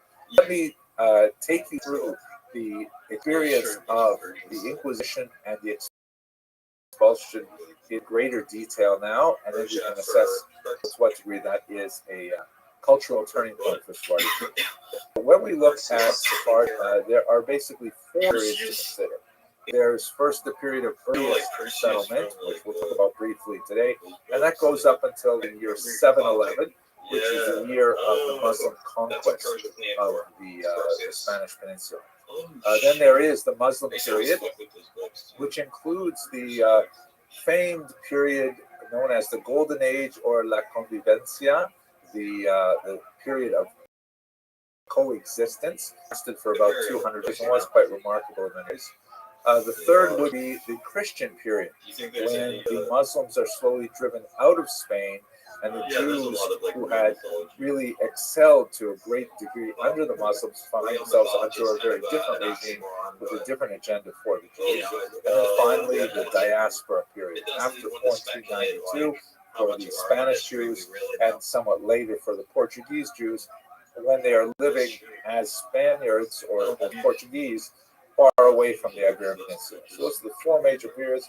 we're going to concentrate really on number 3 for tonight. And next week, when we look at the impact on other populations, we'll be back into the 4th period. So just to cover very quickly, though, the earliest settlement. So the word Sepharad is applied to the Iberian Peninsula, much like the word Ashkenaz is applied to Northern Europe. It's kind of like a fanciful imagination from the rabbinic mind. We have these words in Tanakh, like for example, in Ovadia, the first parak, one parak, the exiles of Jerusalem who are in Sfarad. A lot of discussion of where actually would have been in Tanakh. It was later applied to the Iberian Peninsula. The Talmud uses a term that's much more historically accurate, Hispania, which is related to Hispania, which is the Roman term for the holdings in the far west of Europe. We do have legends of very, very old settlement, which are probably not historically valid, but nevertheless interesting. In the 16th century, a Moshe ben Shem Tov ibn Habib found an inscription that reads, "This is the grave of Adinoram, servant of King Solomon, who came to collect taxes and died here." Now, it's quite fanciful. It's hard to imagine that in the period of King Solomon, which would have been like the 10th century before the Common Era, that he had actually been collecting taxes all the way west as far as Spain. But nevertheless, there is this kind of idea in the Spanish Jewish mindset that Jews do go back quite that far. The earliest, more reliable text is the so-called Jewess of Adra, and this is in the south of Spain, where a transcription was made by a much more reliable historian in 1783, and it reads like this. In Latin, partially obscured, a name that ends in NIA, Salomon Mula, an uno, there's a misword I've got typed there, sorry, mens cuatro dia uno Judea, which translates as, here lies, we have to assume that because it's the great marker, some child that name ends in Nia, could be Unia, something like that, daughter of Solomon, that is definitely a Jewish name, age 1 year, 4 months, and a day, and then finally a Jewess, Judah. So this is probably a 2nd century marker. Again, it was lost, so we can't for sure, but we have other evidence to support the idea that, yeah, in fact, there was a Jewish community in Adra that old. This is one of the oldest Jewish communities we have.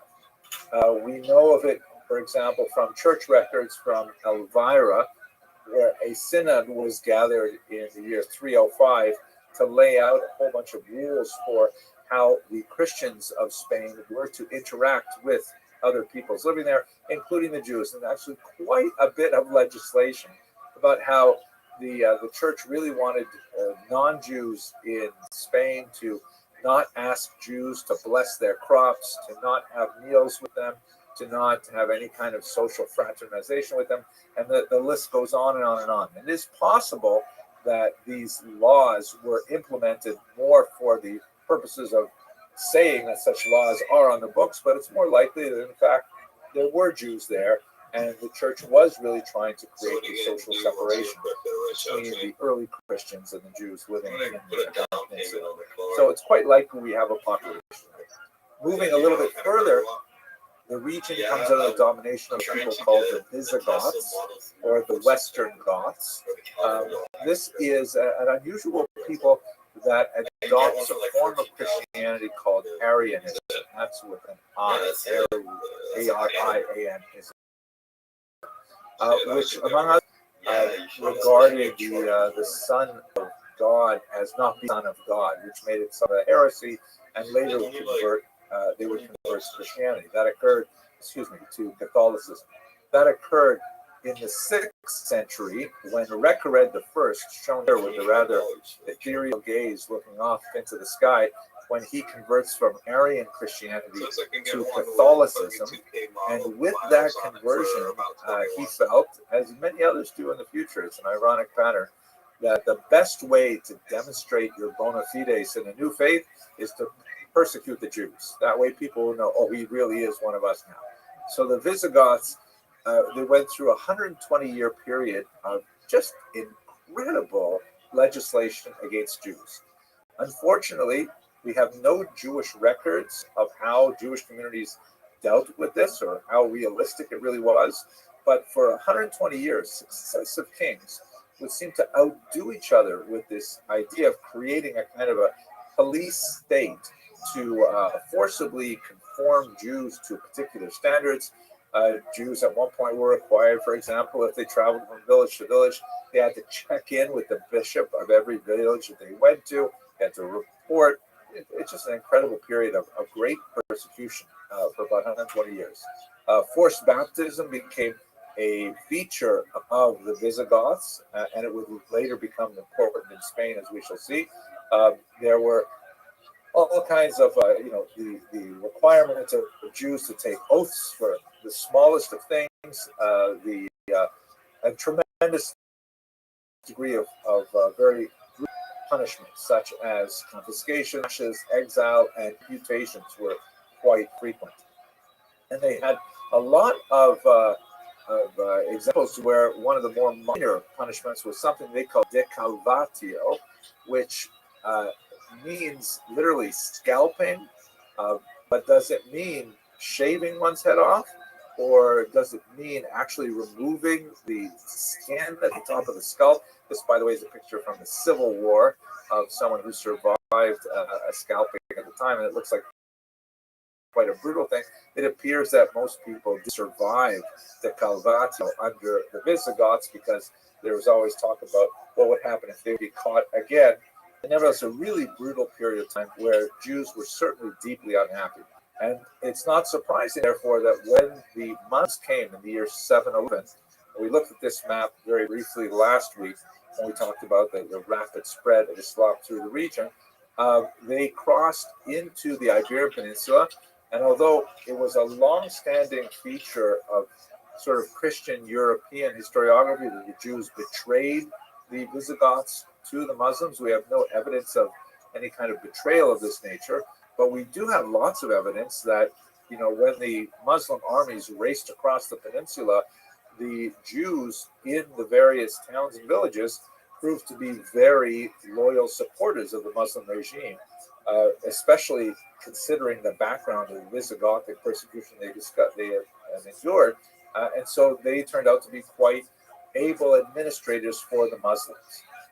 And this was really like the sort of political genesis of the Golden Age. That's what they call La Convivencia, the coexistence period, which was about from the 10th to the 12th centuries. Maimonides is at the very end of it, and his flight from Spain was occasioned by the invasion of Spain by much more radical Muslims from North Africa, who came and said, what is going on here? I can't believe that we have Muslims and Jews writing poetry together, drinking alcohol, which is forbidden to Muslims anyways, together, and in general have made like a sort of a great relationship. And so Maimonides is like the bookended time where La Convivencia ends, and it begins to go downhill from there. But during that period, you have this incredible phenomenon of Jews rising to remarkable positions of leadership under the Muslims. People like Hastay ibn Shaprut, who was a physician who was becoming a foreign secretary or a minister of foreign affairs for a Muslim kingdom. And Shmuel ibn Nagrela, for example, who actually led a Muslim army for 16 years. Can you imagine it? In today's world, a Jew, the head of a Muslim army, just incomprehensible. But, sort of talent was recognized at the time, and Jews were considered very loyal servants. And so that you see over and over again this tremendous rise of Jews to positions of leadership. You also see periods of phenomenal Jewish creativity as they begin to interact with Islamic and especially Arabic norms. There is an effervescence of Jewish poetry, heavily inspired by Arabic examples, and the creation of people like Yehuda Halevi and Ibn Gabiro, philosophers, ethics, people who specialize in ethics like Phobos and Levovos. So many important works created during this period of about 2 centuries of great tolerance, and it also represents where this region were willing to experiment with their Jewishness and especially the cultural expressions of Jewishness and see, well, what can be done within the boundaries of halacha, and they discovered many fascinating things. Maimonides, although he himself was an exile from there, he nevertheless carried a lot of that spirit with him to Egypt, where he composed most of his great works. Large reason for this convivencia was the fact that, anthropologically speaking, even though now we live, I think last time we spoke a couple of years ago, I think I said almost the same thing. Unfortunately, it's even worse today.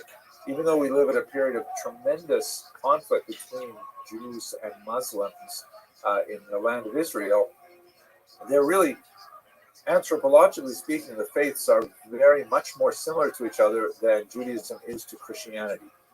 Islam, like Judaism, is essentially orthopractic in that it focuses on behaviors like diet and dress and conduct and daily ritual, whereas Christianity is much more a religion of belief, of creed. One must accept Jesus as one's personal savior and so on.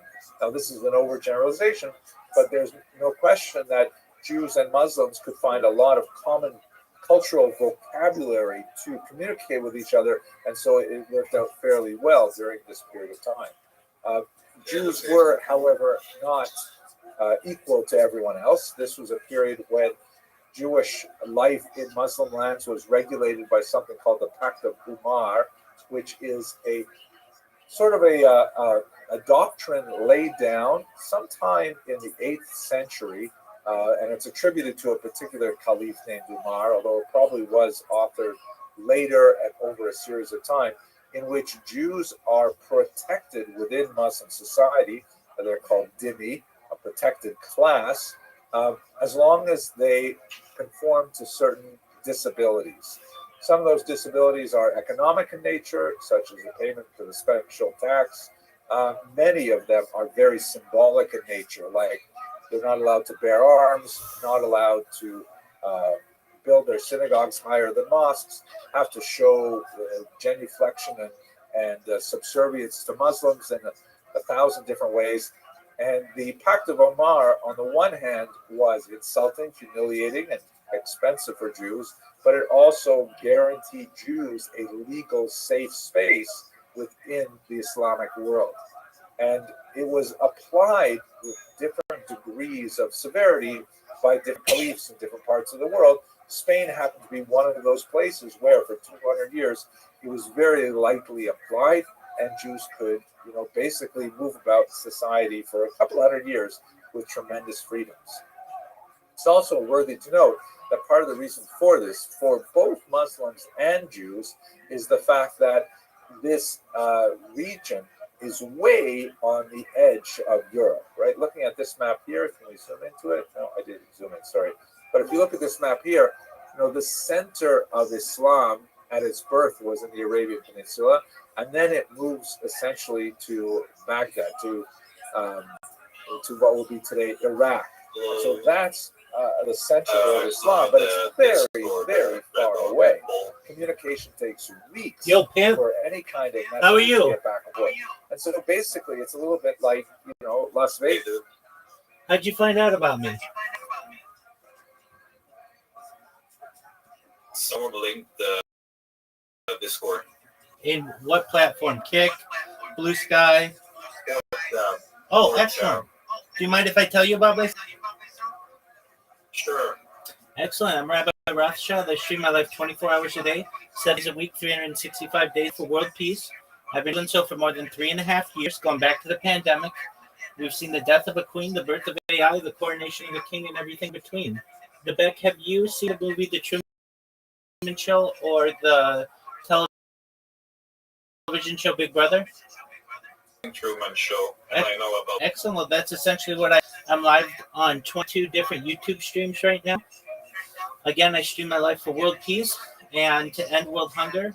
I'm an advocate for using technology to improve the world, especially ending world hunger through the use of technology such as agricultural drones, floating greenhouses, saltwater greenhouses, vertical farming, hydroponics, cloud seeding. Additionally, I'm an advocate for ending world thirst through the use of technology. I'm sponsored by cryptocurrency, and one of the things we do is we build wells in developing nations like Nigeria. Additionally, I'm an advocate for the use of things like life straws and desalination technology, where we pump our seawater onto land to make it drinkable. I have more. So excellent. I have more. That's a great dude. I appreciate that, man. I have more social media than any person in global history. The Economist magazine stated in 2018 that data is Earth's number one resource. Data overtook petroleum in 2018, and I have more data archived on the internet than any person ever, which may make me an influential person someday. And if that happens, I'm going to make you Beck, the Beck. I'm going to make all your friends, all your family financially independent if they're not already. And if you want, I'm going to make sure that you're able to create generational wealth. And most of all, I want you to be able to start charities and philanthropic organizations of your own to help the world. How does that sound? Hell yeah, brother. Sign me in. Excellent. You will consider yourself signed in. You should know I talk about other things to improve the world. Things like anti-gravity, antimatter, faster than light travel, faster than light communication. Things like quantum computing, artificial general intelligence, artificial super intelligence. Things like the extinction technology. People don't know this, but the first successful de-extinction took place in the year 2003 with the Pyrenean ibex, which was a goat located in northern Spain, southern France. Fast forward to the year 2021, a company out of Dallas, Texas is founded, known as Colossal Bioscientific. They've made it their goal that within the next 3 years, or by the year 2028, to reintroduce the woolly mammoth into the Arctic Circle using Asian elephant surrogates, which I just think is a mind-blowing plan. They recently made headlines with their introduction of the direwolf. They want to reintroduce the Tasmanian tiger after the woolly mammoth, and then the dodo bird, which I just think is going to be really exciting for the world to be able to witness. I talk about other things. Yeah, it sounds fun, but are we gonna have a Jurassic Park? Well, dinosaurs? There's possible. So here's the thing with current technology, no, because those types of essentially prehistoric animals don't have DNA that has been preserved, which is unlike the woolly mammoth, which has been preserved in glaciers, and the Tasmanian tiger and the dodo bird. However, using artificial intelligence, we'll be able to essentially reverse engineer a type of DNA and perhaps be able to create them in the future. So don't give up hope. I also want to allow you, if you want, with your consent, to be able to live longer than you normally would through a type of technology known as life extension technology, or a group of technologies. This is all with your consent. If you want to die at a normal age of age 80, like you would have normally the back then, absolutely, that should be your right. But if you want to live longer, you should be able to utilize certain technology such as oxygen therapy, human growth hormone, stem cells, things like cryogenics, things like cold shock therapy and nootropics to be able to extend your life to age 100, 120. And eventually you might get to 120 years old and you may say, Rabbi, it's been a really great run. Body's starting to break down. Next plan. And again, this is your consent, but I want to help you, your friends and family, be able to utilize with your consent. And I can't emphasize that enough, a type of technology known as mind uploading technology, where we scan your brain into a computer, like a CAT scan or an MRI, where every atom is in your central nervous system and your peripheral nervous system, for later download as an android, an avatar, a cyborg, a cybernetic being, a clone of yourself, a robot, an ethereal being, whatever you want to be, the Beck. But essentially what I'm saying to you is there may be an opportunity for you to... Can I be inside a computer? Absolutely. What I'm saying to you is that you may be able to experience a digital immortality in the future. How do you like that? Wow, that sounds awesome, bro. Absolutely. What? Are we in the digital immortality right I don't know. Are we? I think we are. There are I mean, maybe the men like to go in another. potentially there are aspects of, but what I'm saying to you is that we know where every atom is in your central nervous system and your peripheral nervous system, make a copy of that, and then input that into another being, whatever you want to be. This sounds kind of very futuristic. I don't know if we have that technology. Oh, we most certainly do. You know, In fact, scientists are already transferring memories within mice. So if we're doing that now, currently, and we've already been able to utilize BCI, brain computer interfaces, successfully within humans, mind uploading technology is maybe less than a decade or two away. yo, it's a normal thing to happen. It takes a while to swap. Usually takes like 1 or 2 minutes. Oh, it's taking way longer. Okay, I had like a bunch of transaction fails when I tried to. what I'm going to advise you to do is go to the Telegram. It's t.me / HPOS If you experienced it. 10. They always just give it to me, so I don't buy it. Hey, why is your how many dollars worth of it? One question at a time. Like, I'm not. Yeah, that's a weird question. Like, are they like actually like giving you a bunch of quarter like? Yeah, they give me. Essentially, they donate to me. They donated all of my bedding, my shirt, my hat, my sleep mask. This is all here. You see the coin Harry Potter Obama San Canino. These are all NFTs that have been worth up to $10,000 each. So, it's a lucrative market. The back, you had a question? You're doing a good job promoting it because I just spent $50 on it. There you go. It has had a pretty good past, right? Yeah, it had an all-time high of $370 million market cap. Do you think it's bound for another? Well, yeah, I absolutely do, and here's why. Data is Earth's #1 resource, and all I do is promote this all day long. So when people find out about me, this coin's going to be extremely valuable, and I think it will eventually replace old school Bitcoin as the global reserve currency. I kind of am somewhere in between. I think this is good for like. So what is the marketing even like? I'm sorry, like how did it even gain so much traction in the first place? Do you know? Rabbi, would you say Bitcoin is your life? Yeah, sure. I mean, it's an element of it. How did they establish traction? Generally through Twitter Spaces, and then they started sponsoring like F1 cars, and then just a lot of viral marketing.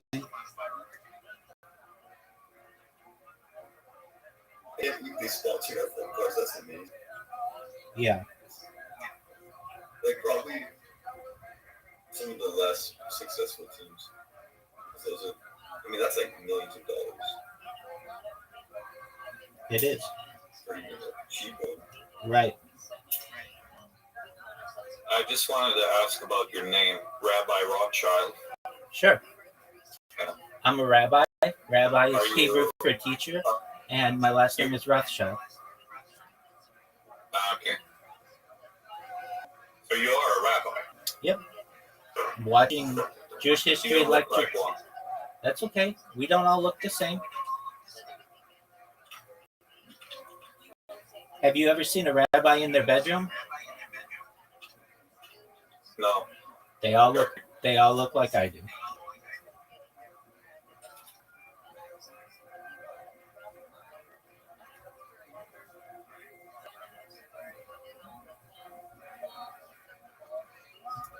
Vegas, and what happens there, stays there.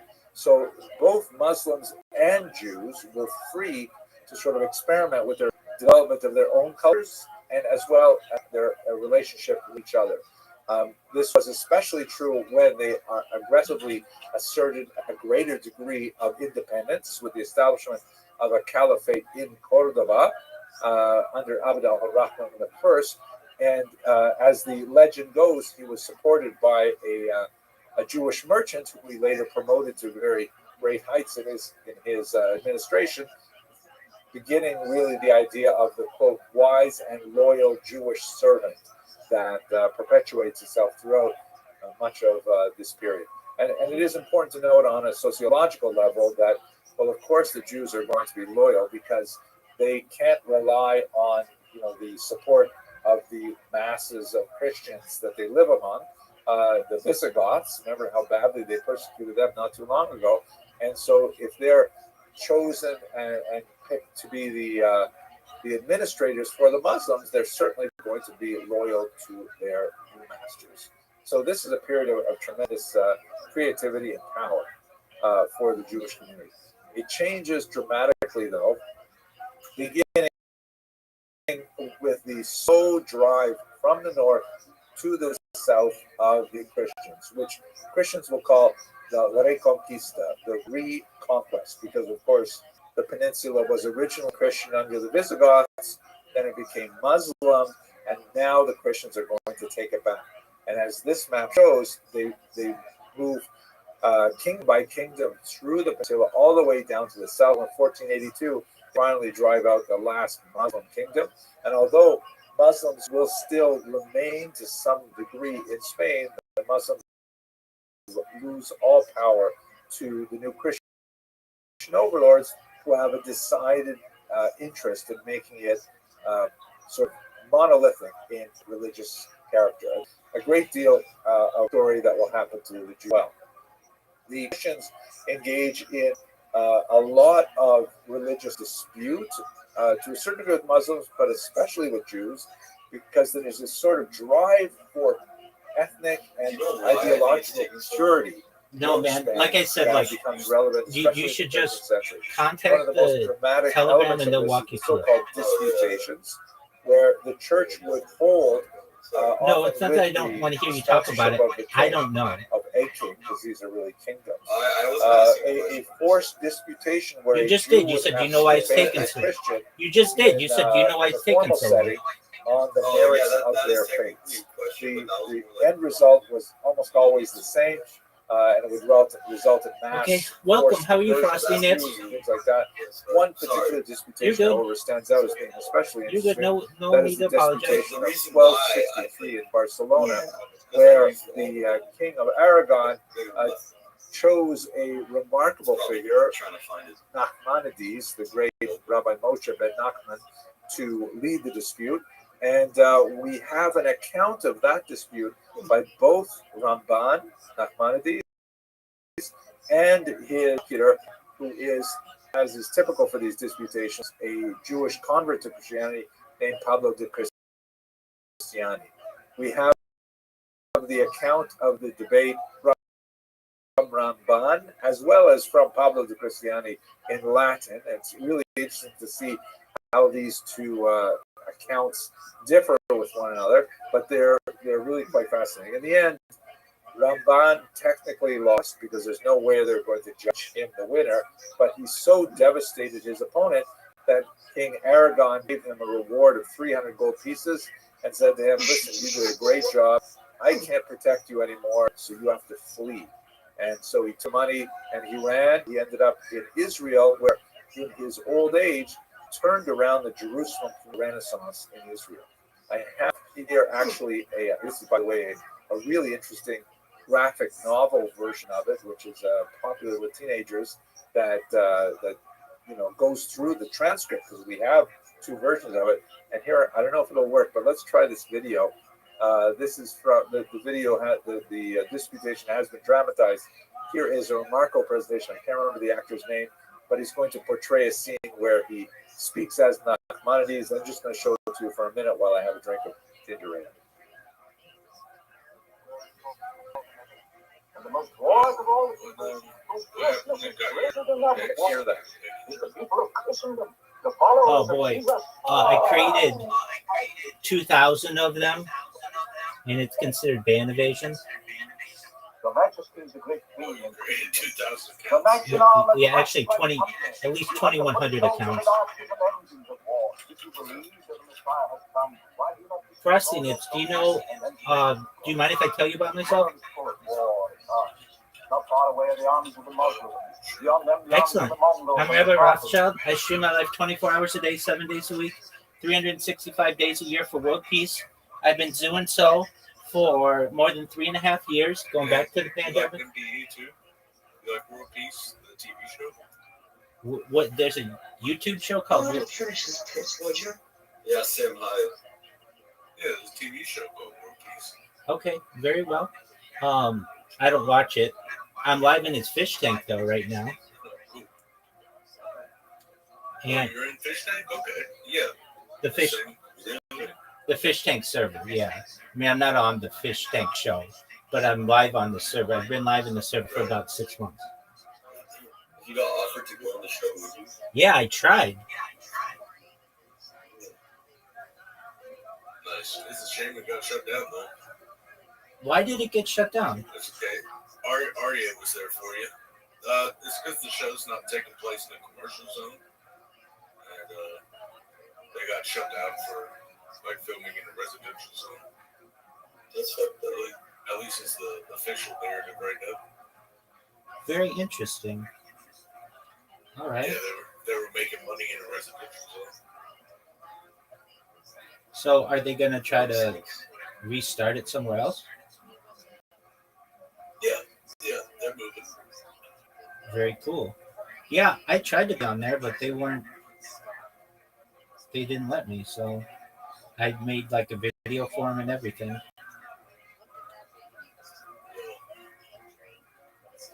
You guys see my wallet code yet?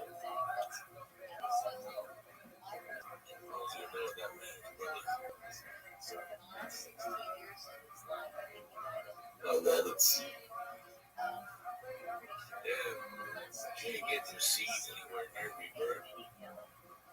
Hey, let's see it go low. Yeah, pause, brother. Pause. Rabbi, what's your show today? Please don't. Neither. Let's see.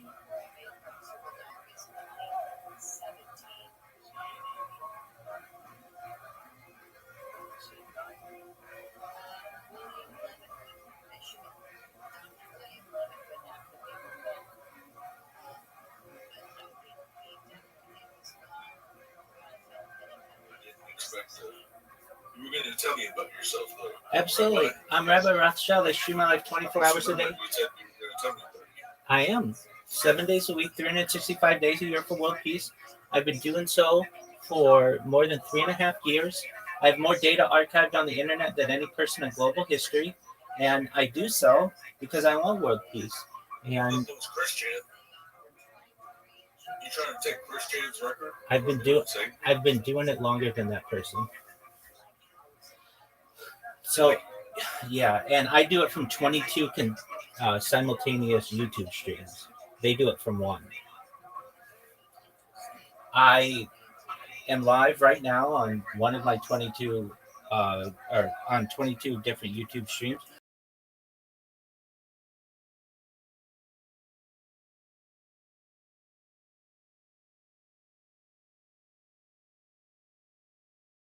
100 YouTube accounts, over 200 Instagram, over 500 Twitch accounts, over 1,000 TikTok accounts, over 2,000 Twitter accounts, over 5,000 Blue Sky accounts, and over 10,000 Kick accounts.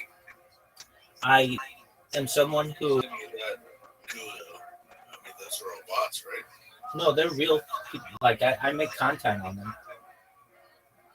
It's all real people that aren't you. No, they're all me. Yeah. Where do you get the servers to run like 40,000 accounts on everything at the same time? Well, they're not all running at the same time. I create I thought they're all 24/7. The YouTube accounts are 22 of them. Okay. So need servers to Those are nice too much trying to like offend you or anything. understand. I don't take offense to it. But you don't need servers to stream as an end user on YouTube. You just need devices. Right. Yeah, you just need the internet power. That's correct. I guess some kind of mistakes. I'm sure people want to city up there. Sure. I'm live 22 different streams. If you would take a look in the upper left corner, and you'll see 24/7 YouTube stream link. Do you see where it says that? It's got like red circles around it. If you want, click that link, and you'll see all my simultaneous streams, and you'll say, "Whoa! I've never seen someone with this many live streams at once." Yeah, it seems kind of pointless. Okay. But it is kind of impressive that you have cameras all over. Yeah, I mean, that's your subjective opinion. It's pretty cool. You're entitled but to it's it. Weird. One person. Hey, you're entitled to your opinion, certainly. I just stream my life, so it's not very weird to me. But I need to make sure that I have redundant streams in case anything ever happens to any of my accounts. So I am live on. You asked about my Twitter. I have 2,100 Twitter accounts, more than that. But I am live right now on Twitter. I've been live 24/7 on a Twitter space, a video Twitter space. Under my account, Karaoke King 0000. If you're like, well, why did you choose that? I would sing karaoke on Twitter Spaces, but I didn't anything associated with me because anything that has Rabbi Rothschild gets banned very quickly. So, you can view my life from there. I'm live on Rumble. I'm live on Twitch. I'm live on DLive and Trovo and YouNow and about 33 other platforms, including Africa TV and Vaughn.live and quite a few others. I talk about things to improve the world, like ending world hunger through the use of technology, such as agricultural drones, floating greenhouses, saltwater greenhouses, cloud seeding, things like perhaps Yeah, a lot of those require like immense amounts of surveillance. none of them require surveillance. You don't need surveillance for vertical farming. Lots and lots of cameras. You don't get drones operating without cameras. I mean, you can have sensors, but I get what you're saying. But you don't need cameras for vertical farming. You don't need cameras for floating greenhouses or saltwater greenhouses. All of that can be done. I guess so. But then you put drones up there on the rooftops to watch the plants, and now you have sky cameras watching over the whole city, right? No, I mean, you could do that. You could have drones in your bedroom if you wanted to. I mean, I'm not talking about that. I'm talking about drones that fly and pick crops so people don't have to, and deliver pesticide and insecticide, and can also irrigate them if needed. And I get all the stinkies out of our country. Just let robots do it. Just one moment. Hey, what's going on? How are you? Hey, come to my Discord. Okay, well then create a Discord account and come on in. Okay, well, we welcome people from Nigeria. 100%, my friend.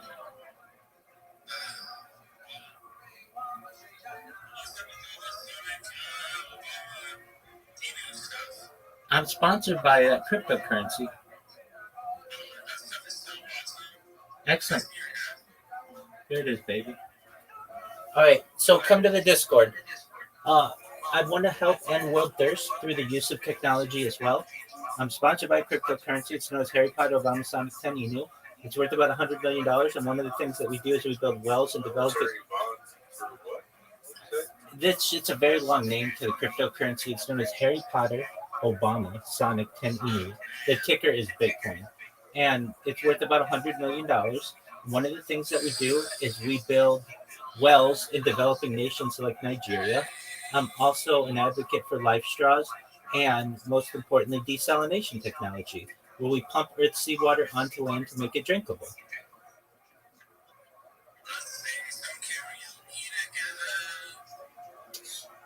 Absolutely. So, if you weren't aware, The Economist magazine stated in 2018 that data was Earth's number one resource. It overtook petroleum, and I have more data archived on the internet than any person ever. And I look forward to being able to help everyone who's helped me along the way when I go viral. Basically, that data I think will make me a very influential person someday. And when that happens, Frosty Nips, I want to be able to give you all the money that you need, if you need it, if you want it, to be able to become financially independent, to be able to create generational wealth, and to be able to start charities and philanthropic organizations of your own. How does that sound? That does sound cool. Excellent, man. Sounds like I you're. feel like a lot of the organizations that are stealing my data happen to have a lot of people involved in them. Okay. What do you mean by people? I mean, people, quotation marks. Okay. Well, there are certainly a lot of people who are utilizing your data.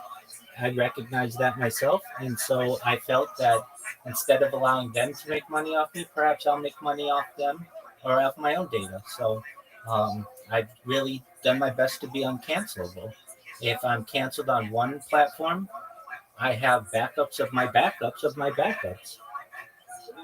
Smart. Yeah, just have a billion fucking accounts. Exactly. Exactly. And so I look forward to, hopefully it won't take too much longer, especially with some of the social media. How do you afford the level of internet that are on? Like, what'd you say, like 1,300 streams? No. I have three simultaneous streams. I am a certified project management professional. Okay. You just have thousands of accounts. That's right. You don't have that many streams running. I have like 22 different strong going, 22 different Rumble streams, another like 11 Discord streams. And how am I able to afford to do this? I am a certified project management professional, so I have launched apps on the App Store and Google Play. I've also had contracts with Fortune 100 companies, and I'm able to utilize my savings from that to be able to fund this. Additionally, I don't ask for them, but people give me donations, and then occasionally people ask me to work on projects for them. And if the price is right, I do, and I'm able to make money that way to be able to support myself.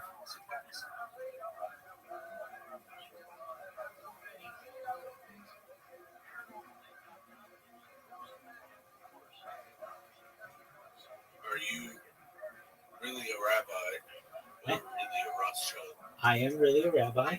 Rabbi means teacher in Hebrew, and my last name is Rothschild. I can trace my lineage up to the Bible.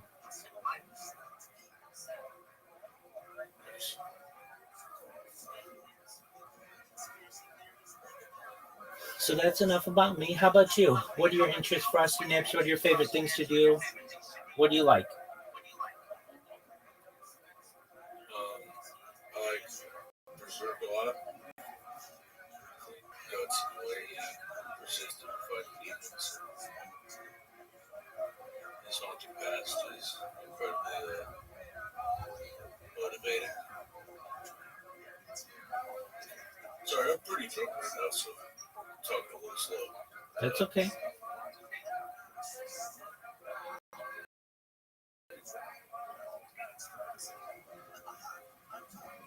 I'm trying to get learning finance. Very well. But that's very recent and it's very complicated.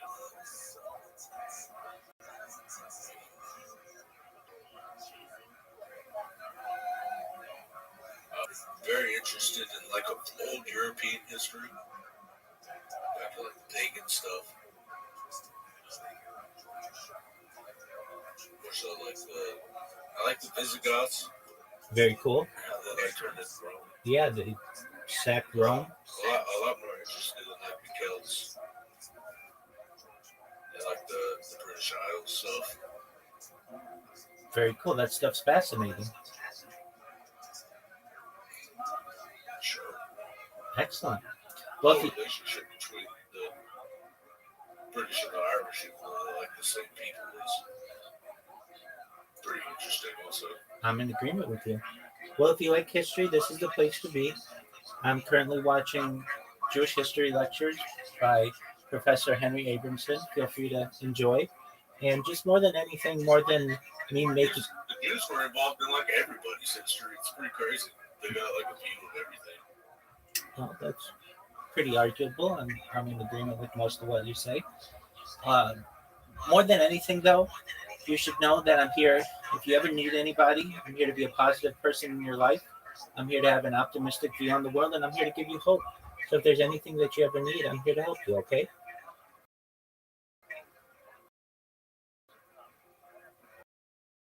Sure, right?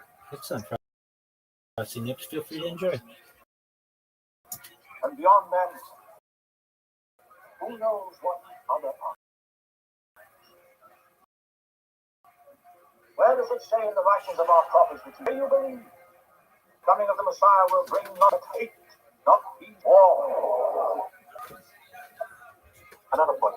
The Hebrew prophets was to be a touchless. I look around the world that you Christians have made of your faith in Jesus. There is no aristocracy, no Jewish slavery, no Jew is lord over Jews. No nation on this earth, except ourselves, has learned to live this way. Have you a higher standard of justice to teach us? What is it? See, I wish we could watch the whole thing, but it's a couple of hours.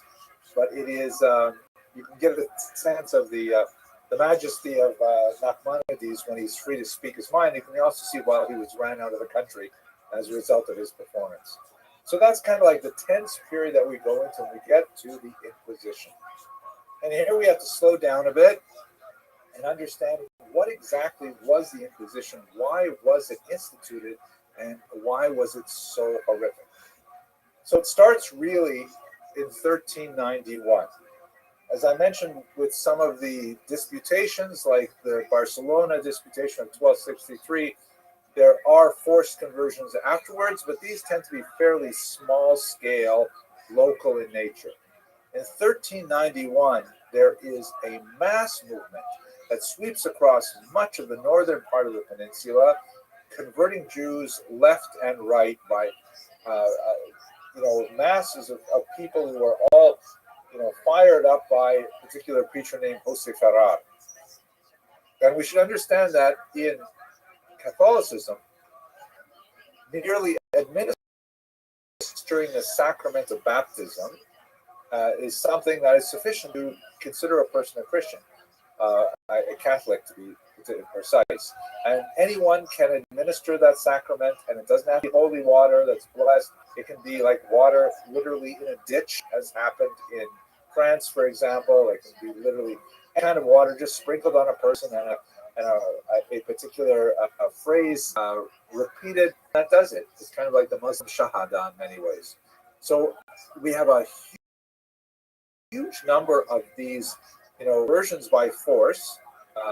For example, in Salamanca, there's a situation where people actually burst into the synagogue on Shabbos, sprinkled around a whole bunch of water, pronounced the key text, and the entire congregation was suddenly, against their will, converted to Christianity. And this created a really unusual sort of situation because the church recognized these people as actually now being Christians. The Jews themselves who were baptized certainly did not. And they said, no way, we are still Jewish. That's ridiculous.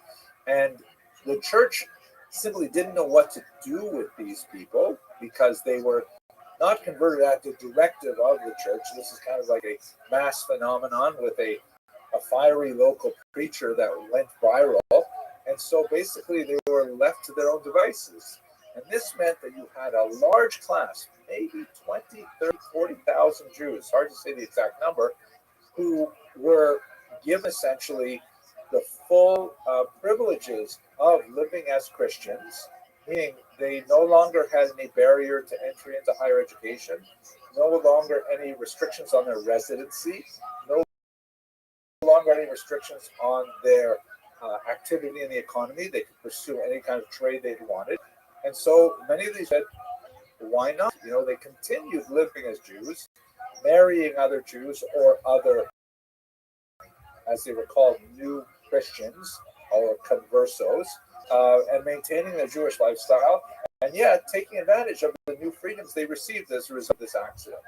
And this continued for almost a century until 1478, when the church said, we have to turn this around, and we have to make sure that these people, now the descendants of this large mass conversion of 1391, we have to make sure that these people leave behind their Jewish identities. They cease all Judaizing activity. And so the Inquisition, headed up by Thomas de Torquemada, shown here, who himself was of Jewish origin, was tasked not with persecuting Jews per se, but those Jews who had been baptized, even against their will, and ensure that they stay within the lane of Christian behavior and that they abandon all Jewish activities. This was, kind of like a crazy sort of phenomena where for, about a decade and a half, the entire society was turned upside down as people would be denouncing their neighbors left and right. And I'm going to get back to that, but I just want to, before we go to it, let's just have a quick look at this theological conundrum, which I've skipped over very quickly. The notion that the church believes, and this is really still Catholic doctrine to this day, that if a person is forcibly converted, even though it is forbidden to forcibly convert a person, once that person has received the sacrament of baptism, they are now a Christian. The most dramatic example of this, in my mind, is the 1858 conversion of young Edgar Mortara in Bologna, Italy, which I understand is going to be made into a major motion picture soon. It's been popularized by a very important work by the title The Kidnapping of Edgar Mortara by, I think his name is David Kranzler, if I remember correctly. And this is a case of a young boy who had a Christian nursemaid living in a Jewish home, and he was you very could sick just when he mute was whatever nursing, one scarlet fever, something like that. is bothering So the non-Jewish nursemaid, who was about 16 years old, felt so sorry for young Edgardo because she expected he would die, and she didn't want him going to everlasting hell as a Jew. So she went and she secretly had him baptized, and then he recovered and he got better. And then when he was about 6 years old, it was a complex series of events, but apparently she repeated the story of his baptism to a grocer, and eventually this got to the ears of the Vatican, and the Vatican police came and took that child from his family and brought him to the Pope himself. This was 1858. This is still, this is the modern age. And there were protests all over the world, including in New York City, saying, how is it possible that the church can actually kidnap a Jewish child over an unwitting baptism? One of my favorites who's on YouTube is Rabbi Yosef Mizrahi. Feel free to watch his it was Pope Pius, ironically. lectures. I think they're really informative. They're entertaining as The well. child to his family, and ultimately raised him as his own. And he ended up becoming a priest himself. You can see him here on the right. He was later, as an adult, reunited with his mother and his brother, who Yosef, the expressions on their faces are hard to read. But he devoted his life to fighting other Jews. He ended up moving to Belgium, and he died just a few weeks before the Nazis invaded. They would have killed him anyways, because they would not have any compunction about his Jewish identity. But this is just one illustration of the church's tenacity when it comes to these forced conversions. So back to the Inquisition, basically what went on in the late 15th century is that, one of the most ridiculous aspects of it, of the Inquisition, was that if a person was found to have been engaged in Judaizing, then his or her property was confiscated, and a portion of it was given to the church, and a portion of it was given to the person who betrayed that Jew, the Judaizer. And so there was like economic incentive to rat out your neighbors and to make charges against your neighbor. Typically, what would happen is then the Inquisition would arrest the individual, bring him in, and expose him to torture, like this horrific device, which had a cross on it, which was designed to make a person think about Christianity while they're being tortured. And then under duress, they would give up the names of many other people who were doing the same kind of thing. And of course, the Spanish Inquisition is infamous for the various types of horrendous tortures that were invented. One, by the way, is especially awful. It's called the Pope's Spear. There are some scholars who doubt that it was actually used, but I'll show the artifact anyways. It's a device like this that could be inserted in an orifice in the human body, and then the wheel at the end is turned until it expands like this, and you can just imagine the kind of pain that it would result. So the whole society was turned upside down for about 20 years by this horrific Inquisition. People who confessed at various stages in the process would then be forced to wear these San Benitos, and here are a variety of them. It depends on what they confess to at what time. So they would be required to wear these San Benitos for the rest of their lives, and then they would be displayed after their deaths on the church walls as a humiliation for the family. Sometimes corpses were actually exhumed and then put on trial and then burned again. Absolutely incredible kind of craziness that went on at this time. The most horrific aspect of the book was, of course, those who refused to confess at any point, and they eventually burned at the stake, the so-called auto da fe, usually in these kind of like rock star type or sort of events that were usually in the Plaza Mayor, the great public squares throughout Spain, and much of Spanish holding in the New World as well. A period of tremendous that existed. I'll send you his link. 1830s. Incredible. Now, this did, however, come to an abrupt end because it wasn't. It was getting worse and worse. That all of a sudden, more and more discovered, because of course the economic incentive for people to neighbor over the smallest of things, or imagine things like, you know, I've smelled the cooking in their home, and it's ever smelled like pork. It's all chicken or beef. Check your box, your DMs. So the eventually the Inquisitor, shown here in the center in black, Torquemada, he spoke to his king and queen, Ferdinand and Isabella, who were really religious fanatics about this. And he said, I know why it's not working. The reason it's not working is because the Judaizers always have a Jewish community to return to. They always have a rabbi they can ask. They have kosher they have, Jewish schools. They have regular non-baptized Jews here in Spain, and they are the ones that are preventing these baptized new Christians from truly accepting Christianity. And the only way to stop this is to expel all of the Jews.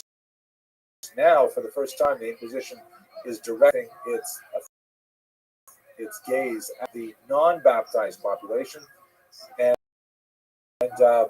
although the men in the beautiful red cape on the right, Don Isaac Abarbanel, who was the Deputy Minister of Finance of Spain at the time, begged the king and queen to consider. Nevertheless, in 1492, the decree, and within a few months, all of the Jews to leave Spain. And this is the Great Expulsion. It left behind those Jews who had gone underground. And by the way, the negative term for this, the sort of derogatory term that nevertheless part of historiographic literature for a long time, is marrano. The term marrano means pig or swine. So converso or crypto Jew or even new Christian are considered preferable terms. So Abarbanel, shown here in this portrait of him in his old age, decided rather than remaining in Spain at the price of conversion, although he would have been a very wealthy man, like his superior, Rabbi Abraham Senor, who decided to convert and remain with his wealth in Spain, Abarbanel decided to go into exile with his people, and so you have these boats leaving Spain, trying to find safe passage throughout the rest of the Mediterranean. This is a map that just gives you some sense of the scope of the expulsion. It was considered a rift in time for Spanish Jews because Spain became the most powerful, the oldest, the most influential of Jewish communities, especially in the Golden Age, and now it was completely destroyed. A Holocaust-like event, expulsion, and you have just going all over the coast of North Africa, trying to find a haven in the Italian peninsula. They had much more luck under the Muslim countries in Turkey in particular. Many went to the north, and like Amsterdam became a refuge for these crypto Jews, and also some went to the Americas. That's the genesis of the North American Jewish community as a result of Portuguese who made it over to Brazil, and then a couple hundred years later went up to the States. The States were kind of like, that's another story. Portugal deserves a little bit of a different treatment, though, because being located just on the western edge of the peninsula, it was the easiest country to get to. It has a lot of cultural similarities to Spain, linguistic similarities, and Jews had actually been fleeing to Portugal from Spain for over 100 years, including during 1391. Many of them followed the Douro River in the north there, making their way to Porto on the coast. So Portugal initially allowed a small number of Jews to enter legally on the payment of a major fee. A much larger amount entered illegally. We were illegal aliens at that time in Portugal. But politics changed because the leader, João III, was followed by Manuel I, who wanted to effect a dynastic union with Spain, specifically by marrying one of the princesses. And part of the deal was he had to make Portugal Judenized. That just like Spain had now gotten rid of its Jews, Portugal had to do so as well. So Manuel was much more pragmatic. We'll charge it. Promised the Jews of Portugal that with their forced baptism, which he engineered in 1497, he would not allow the Inquisition to come in for at least 40 years. And in fact, it didn't come in until the 1530s. And so that gave Jews in Portugal in particular sort of a time where they could prepare for the onslaught. And it did come, and it was horrific at the time, but it changed their preparation for it. There was just one small event that I really have to point out. In the period of forced persecution, forced to baptism, one of the most horrific moments is when João takes 750 children from the families and takes them hostage. It's funny how these things have reverberations in our own time. And to try to force the parents to convert, he expels them to the island of Sao Tome off the coast of Africa. And according to some of the contemporary accounts we have there, none of those children survived. Many of them were actually horrific. They were consumed by the local massive lizards that apparently live on that island. Scholars doubt exactly the specifics of the story, but you can nevertheless get a sense of the horror that the Jewish families must have experienced under him. This is a picture of Manuel I, who was able to ultimately marry the Infante, the princess of Spain, and effect this dynastic union. But when the Inquisition came in, many Jews from Portugal also fled, although with much more difficulty than they did from Spain, and they ended up finding themselves in many of these safer locations throughout the world. So this brings me now to really my statement of thesis. I've given you the historical background, and then I have time for a few questions where we can discuss whether or not my thesis has validity. So this picture, by the way, is of two Portuguese exiles, or descendants of Portuguese exiles. Julio da Costa is a figure brooding black with claw-like hands and so on. And he was someone who had a very tragic life story. He was raised as a Christian by his parents, like many Portuguese Jews, they didn't reveal their secret identity as Jews to their children because, they might say something on the playground and they could bring down the Inquisition on their heads. He told them he was Jewish and overwhelmed with excitement when they moved to Amsterdam and was able to begin living as a Jew again. However, he found he was unable to adapt to the Amsterdam Jewish community, primarily because he felt that the Jews did not live up to his idealized portrait of who they should be and how they should behave. A lot more to say about him, but I'm going to cut it short there.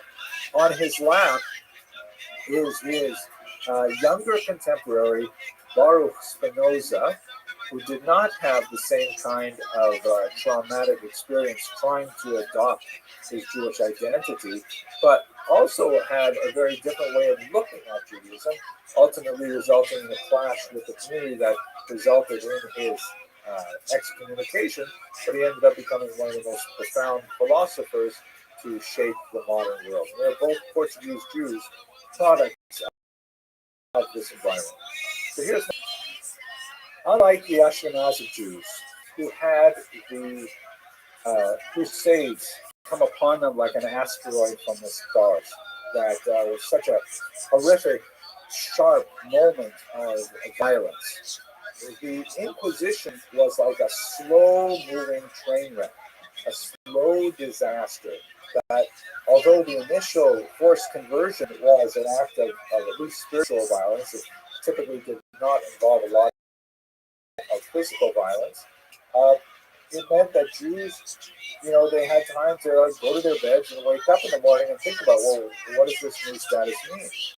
And over the period of centuries, from 1391 until the end of the 16th century, Jews were able to find ways to adapt to the crisis by gaining Christian identities. In other words, by going underground, they were able to determine ways to say, okay, we are now under threat as Jews, but we can maybe find a way to look like we're Christians, and they won't bother us, and we will secretly practice some form of Judaism, some parts of Judaism.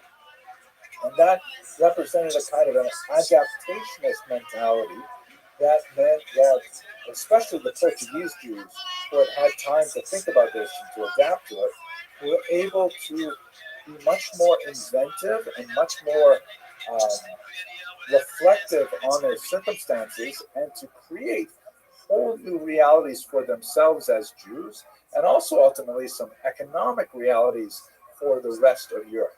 So their method of adaptation was one that did not involve considering the outside world to be automatically toxic. They were able to find ways to draw lines beyond which they would not cross, but were far within the boundaries of what Ashkenazi Jews would tolerate for survival. So that's my thesis. Next week, we're going to look in particular at the Sephardic diaspora in greater detail, their interactions with other sub-ethnic groups, like I mentioned at the beginning of this lecture, and see how this theory especially comes to, this theory of survival comes to clash with the Ashkenazic in the 19th and 20th centuries. But with that, let me thank you for your attention and your endurance. And Rabbi Posey, if you'd like to, we have time for some. Absolutely. Thank you so much. That was riveting and really appreciating, and frankly, very jarring in recognizing some of the, the way that our history is paved in so much Jewish blood. So a couple of questions that have come through, some I think that you addressed directly, maybe wanted to add points. So you mentioned the four major periods, and how it looks like there was lots of intrusion of all sorts of a variety of different influences within the Jewish ethos, in art, music, poetry. Do we see other areas of overlap between the influences of the area, of the softened our oppressors, in like art, music, and poetry in the Jewish world during the times of intolerance, or were Jews simply more insular, and did they sort of go look more inward during those difficult times? That is a great question. I've never really thought about to what degree Jewish culture is open to receiving influences from the outside, depending on the degree of persecution. It's really worth thinking about. Off the top of my head, I would like to think it seems reasonable that Jewish culture be far more open to borrowing from non-Jewish culture during periods of tolerance. Because, if you view the outside culture as an oppressor, you're more likely to reject it. That seems to make sense to me logically. But I can't help thinking of one thing that I read about 6 months ago that was just mind-blowing. It was an article on this by Joseph Schatzmiller, one of my late teachers, on the origins of the Havdalah box that's found in many Jewish homes. The where you put the spices in it, and it looks like a silver tower with a flag on it and things like that. It's kind of like the iconic look. And so it's pretty clear that Jews copied that design from the Christian sacristy. It was an object that was used to hold the communion weights. And it's not clear whether Jews copied it because it was like an object that was revered by Christians. It's quite a more possibly likely that Jewish pawnbrokers received these, and when they kept them in their possession for the redemption of pledges, they probably thought, "Well, this is a really beautiful object." And they said, "What can we do with this?" And they said, "I know. Let's put spices in on Havdalah," and that's where we got that particular, iconic kind of. I shouldn't say iconic in this context, but this standard treatment. So, and that would be in Ashkenazic culture, where you would think they would reject these things. So I don't know the answer to your question. It is actually a very sophisticated question. If anyone wants to do a PhD dissertation on this, I am ready to listen. Yeah, it looks like a question just came into the chat, and we'll have one more after that. Is there any research on what happened to the economy or commerce in Spain when so many Jews had to leave the country? Oh, yes, a huge amount of research on that question. And in fact, it goes back a little bit earlier. One of the big debates over why the expulsion and even the Inquisition happened was it motivated by, I sort of portrayed it as a religious impetus, which is the older historiography. A very good argument to be made that the economic interests here, that all of a sudden you have this massive Jewish population that's surging forward in the economy because they are literate and numerate, and they have international connections used for mercantile activities. So the Jews were suddenly surging forward in society as a result of their newfound Christian status, and that the Inquisition was really a reaction on an economic level. We have to control this population. They're getting out of hand. They are taking all of these positions of leadership that we never wanted them to arrogate for themselves. So there's a lot of research on the economic aspects of the Inquisition, and there's a tremendous amount of discussion afterwards of the chaos, ethically, of the expulsion, because there are lots of claimants to the Jewish property that was signed, and more significantly, a lot of Jewish property was in the form of debts. And so were those debts canceled? The king and queen did not want to cancel those debts. They wanted to collect them themselves. So they had to find ways, sometimes even to allow Jews a certain amount of their back in the form of repaid debts so they could collect the tax on them. Lots of fascinating research on it. Great. So this is one that I think you really addressed directly in your thesis statement near the end of the talk. But the way I'll phrase it, maybe you wanted to expand upon it. How do you characterize the different reactions to anti-Semitism between the Ashkenazic strain over the history and the Sephardic strain?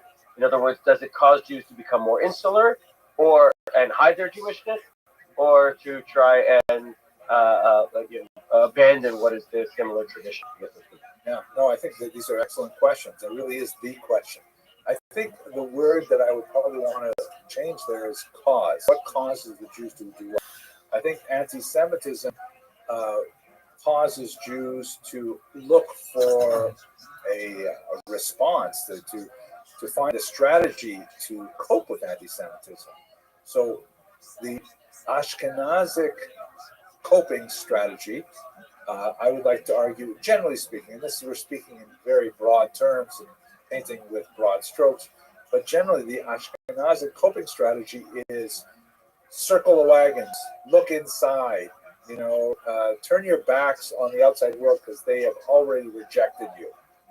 Whereas one might think that Sephardic approach is, look for allies, look outside, say, no, no, no, we can get along with this if we just, try to trim our sails here or there. And in fact, as we should discuss a little more next week, they were largely successful because remember, the Inquisition didn't get shut down until 1835. Mind-boggling. But a Jew who went, who was officially Christian, and went to another Catholic country was equally liable to the depredations of the Inquisition.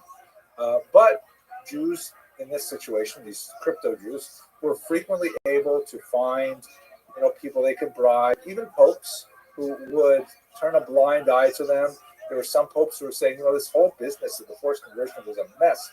To start with, just leave them alone, and so Jews, these Sephardic Jews, were largely able to find ways to negotiate around the obstacles rather than simply reject them and look inwards. Also, the whole idea of going to Muslim countries, which was a major survival strategy for Sephardic Jews. We can't live as Jews here in Catholic, Europe. Let's go to Turkey. Let's go to North Africa. So yeah, we'll explore it more next week. I think that's really the question. Amazing. One question just jumped in.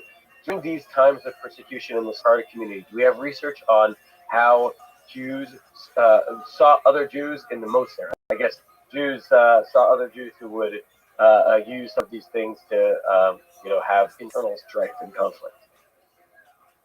Yeah, we have a mixed record on this. Unfortunately, there are a lot of examples of Jewish heroism, like I mentioned, Yitzchak Abarbanel chose to remain with the exiles, and we have some remarkable women like Doña Gracia Nasi who are willing to take on the Pope in Rome to defend the Jews. We also have really sad examples of Jewish communities refusing to admit refugees from Spain as well, saying, no, no, no, not our problem. We don't want them in our community, sending the boats away.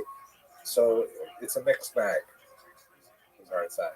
Very, very interesting. We really appreciate your time, your incredible scholarship, the breadth of what you were able to share with us, and look forward to continuing to learn. I want to wish everyone a Lila Tov, and again, thank you so much for joining us.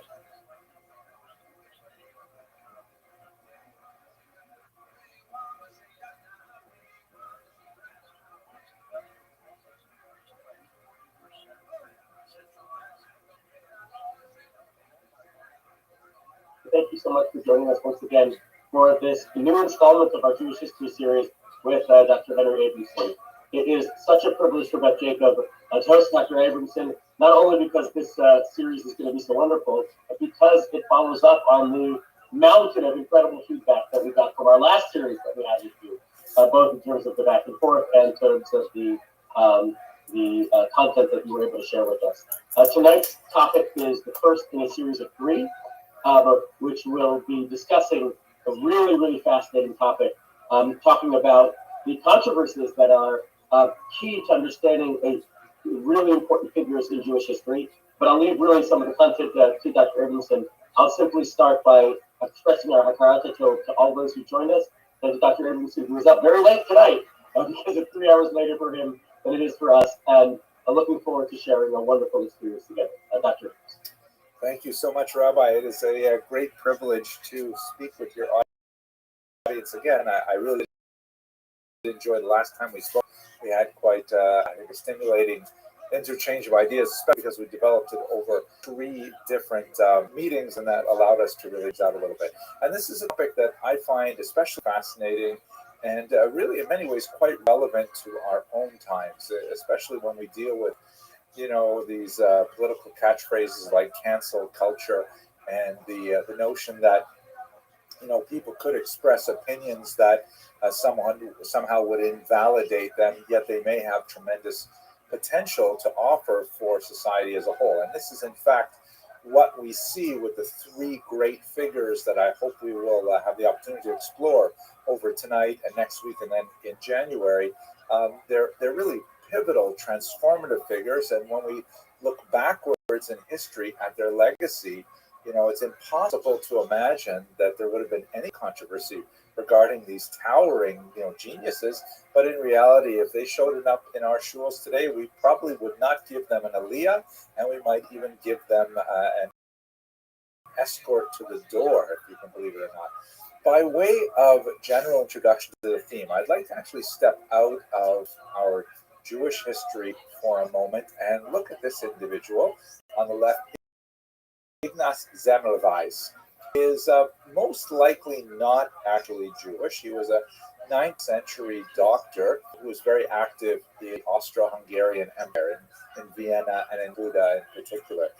There is some question about his background. Most scholars seem to think he was ethnically German, living in Hungarian territories, but it's not at all impossible that he was a descendant of converts to Christianity, which was very common in the 19th century among educated Jewish classes. Here he is with his bride in 1857 when he was in his 30s. Now, he's an unusual figure because he worked as a medical doctor, as I mentioned, in obstetrics in particular. And he was especially charitably minded, and he worked in some of the new clinics that had been established specifically for poor women who were having street births, meaning they would just, find any place to give attention, typically unwed. And there was a fear of infanticide, and so the state set up several of these free clinics for women. And the rumor went around, and it was actually a well-founded rumor, that one of the clinics had a startlingly high mortality rate from puerperal fever, which is essentially a kind of a sepsis that can affect women when they have difficulties in childbirth. The other clinic, which operated on different days, had a much lower level of puerperal fever. And ironically, the level of puerperal fever in the second clinic was just about the same mortality rate for women as those who gave birth without any medical attention. So this really troubled Semmelweis, and he looked at all kinds of reasons. Why is it that Clinic 1, which operates on a certain number of days of the week, is having these atrocious mortality rates, and Clinic 2 is having less of them and more like the normal mortality rate associated with childbirth in 1903? It troubled him deeply, looked at all kinds of variables, trying to figure out what was going on. The only difference between the two is that the one with high female mortality, maternal mortality, was actually a medical teaching facility that had medical doctors working there, or doctors in training. And the second clinic had only midwives, no medical doctors. And so he deduced that what was probably happening is that the medical doctors were coming into contact with cadaverous particles. Now, this was before the theory of germ theory was developed, and people didn't have a good sense of what infection was and things like that. But he thought that perhaps correctly, although in a kind of a simplistic way, he thought that the fact that the medical doctors were working on autopsies in one room and then walking over and delivering babies shortly thereafter, that somehow contributed to infant and maternal mortality. This was not happening at all at the second clinic. They didn't deal with cadavers at all.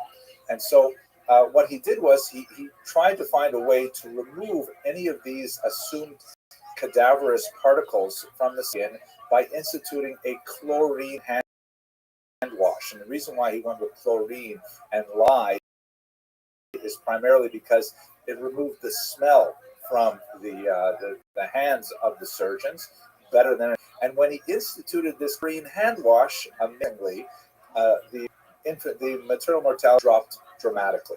And it seemed like this is what did it all. It was just wash your hands. That's the whole thing. If you can believe it, the doctors were not washing their hands between autopsies and deliveries, which was just incredible. But he discovered it. He said, hey, you just have to make sure you disinfect your hands. Of course, he didn't have the idea of what exactly disinfection means, but nevertheless, that is precisely what happened. Now, remarkably, Semmelweis's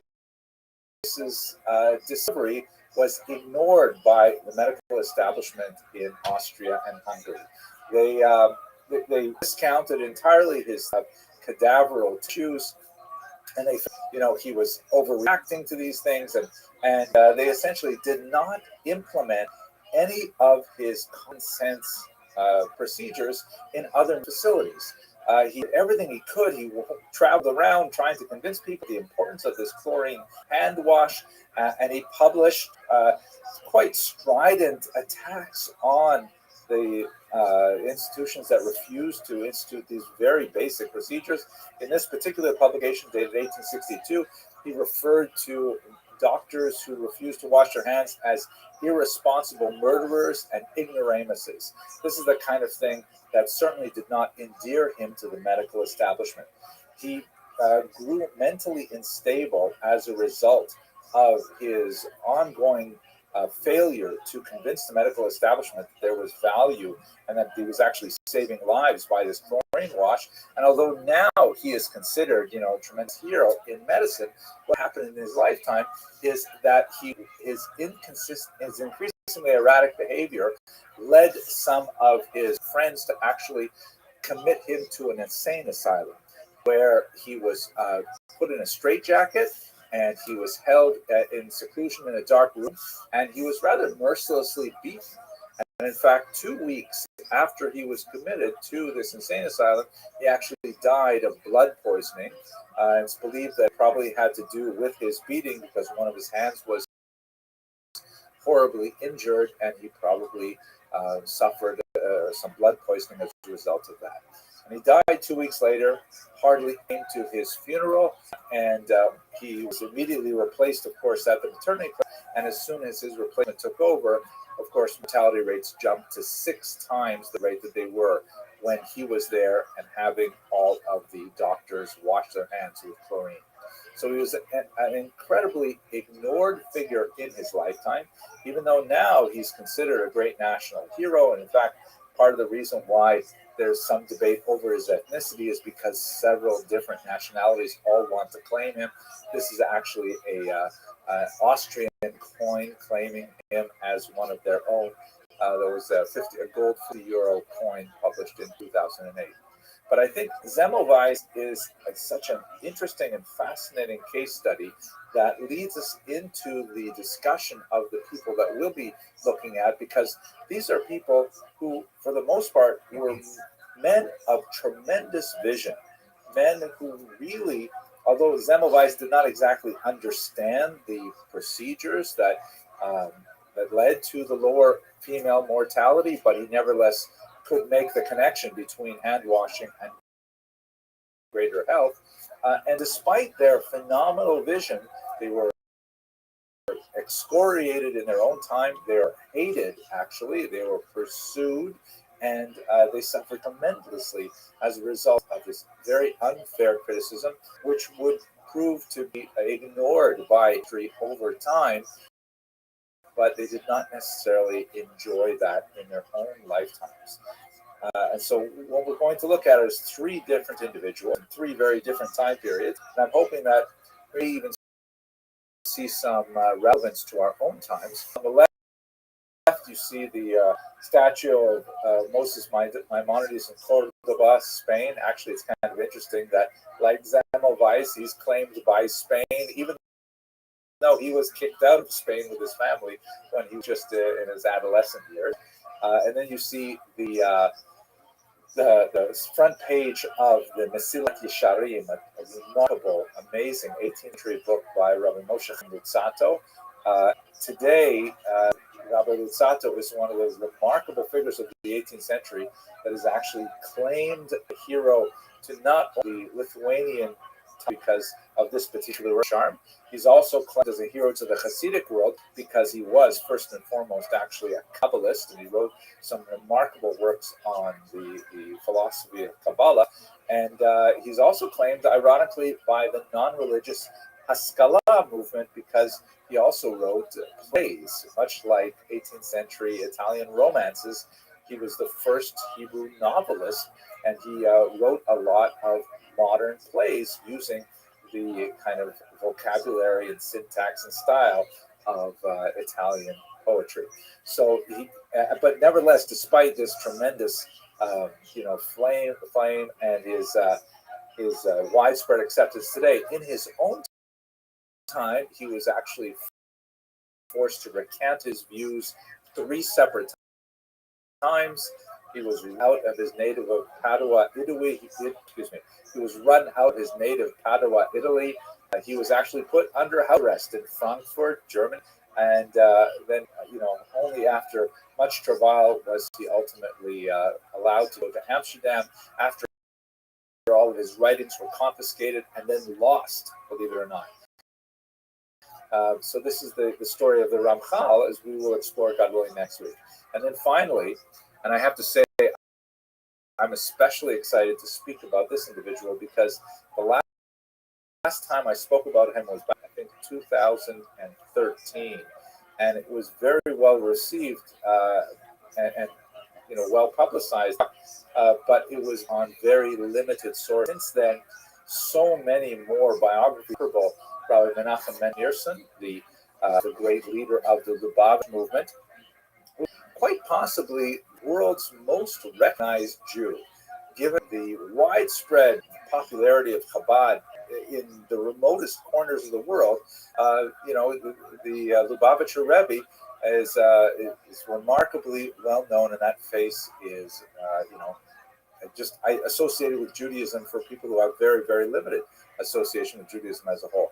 He was actually quite a brilliant individual, and he was the CEO of a massive volunteer network to which people devoted their lives, and ironically, which has grown exponentially even after his passing, which is amazing that an organization can have no official salary, no official revenue stream, and still nevertheless grow with people devoting their lives to his thoughts. So we'll look at the Rebbe as he is known in January. So these are the 3 figures. Oh, and by the way, the Rebbe, of course, endured tremendous criticism because towards the end of his life, after he had a tragic stroke and one was unable to communicate effectively, there was a widespread movement among his followers that actually continued after his passing, that argued that he was in fact the Mashiach, that he was in fact the Messiah, and we'll explore that controversy, which really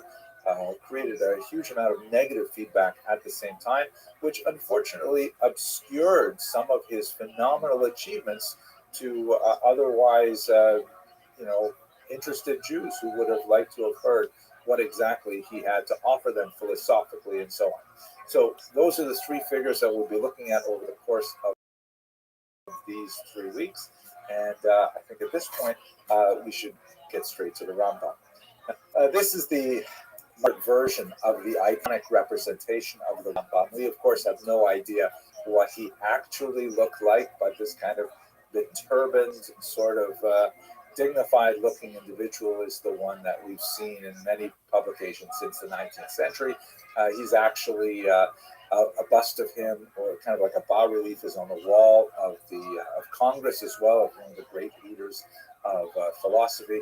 Behind him, you do actually see his signature because a lot of his manuscripts, original autographed manuscripts, were actually recovered from the Cairo Geniza, where he lived and worked, and quite a few of his documents survive. There was a saying that from Moses to Moses, there was no one like Moses.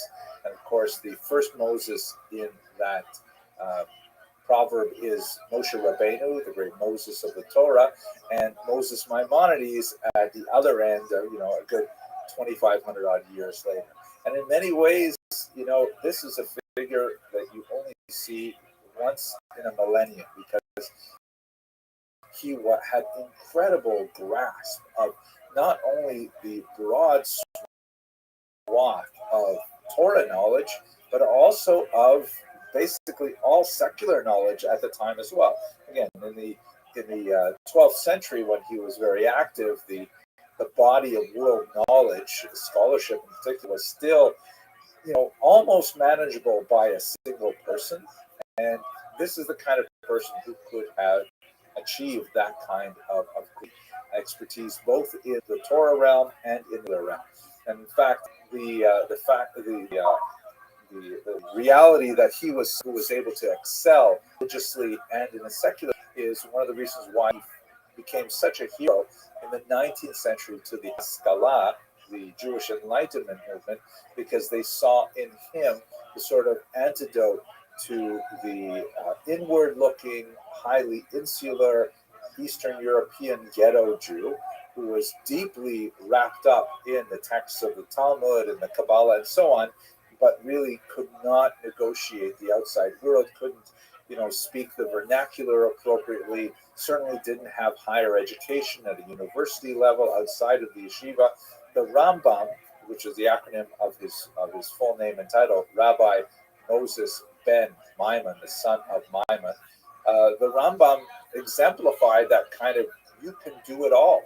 You can be highly proficient as a religious Jew and highly proficient and a public thought leader in fields outside of Judaism as well. So many schools were not coincidentally, not uncoincidentally named after Maimonides, great Maimonides school in Boston, for example, because he exemplified that kind of, you can have it all kind of sensibility. His major as a youth, I'll show you a little bit of his map of his travels in a moment, but most of his life and work was conducted in Egypt. So it's a little bit unfair for Spain to claim him as one of their own because, as I mentioned, he was actually exited from Spain in his youth. He is paradigmatic of this ultimate Jew. Of course, as a medical doctor, traditional fields for Jews to exist in. But at the same time, he was highly exceptional. He was unusually creative and intellectually bold. He was prepared to suggest audaciously large and innovative intellectual approaches to some of the great problems of Judaism, as I hope to demonstrate shortly. Here's a map showing you his basic travels. His family was in southern Spain, which was dominated by the Muslims, and actually for about 200 years prior to his departure was really a golden era for Jews in the Iberian Peninsula.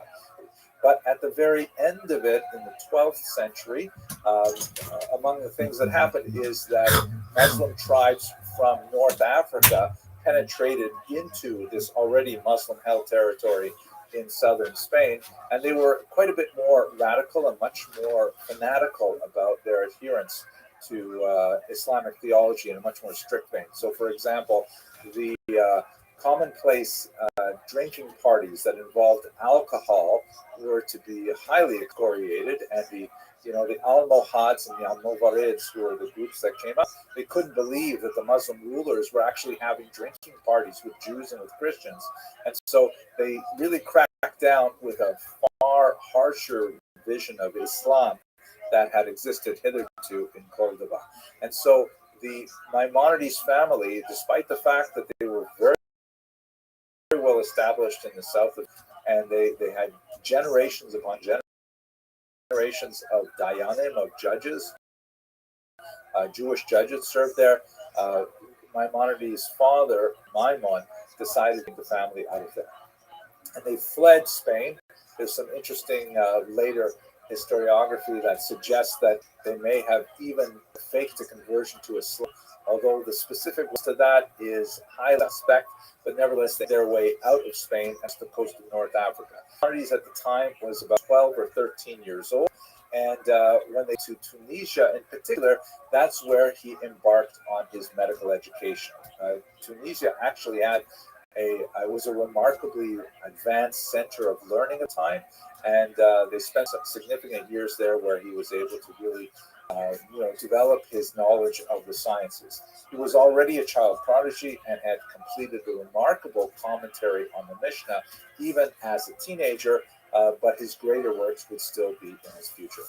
Then from Tunisia, they made their way to Egypt, and specifically to Fustat, which was a suburb of Cairo, and that's where the Jewish community primarily lived. Maimonides continued his studies there and left it up to his older brother David to provide for the family. By this point, their father had passed away.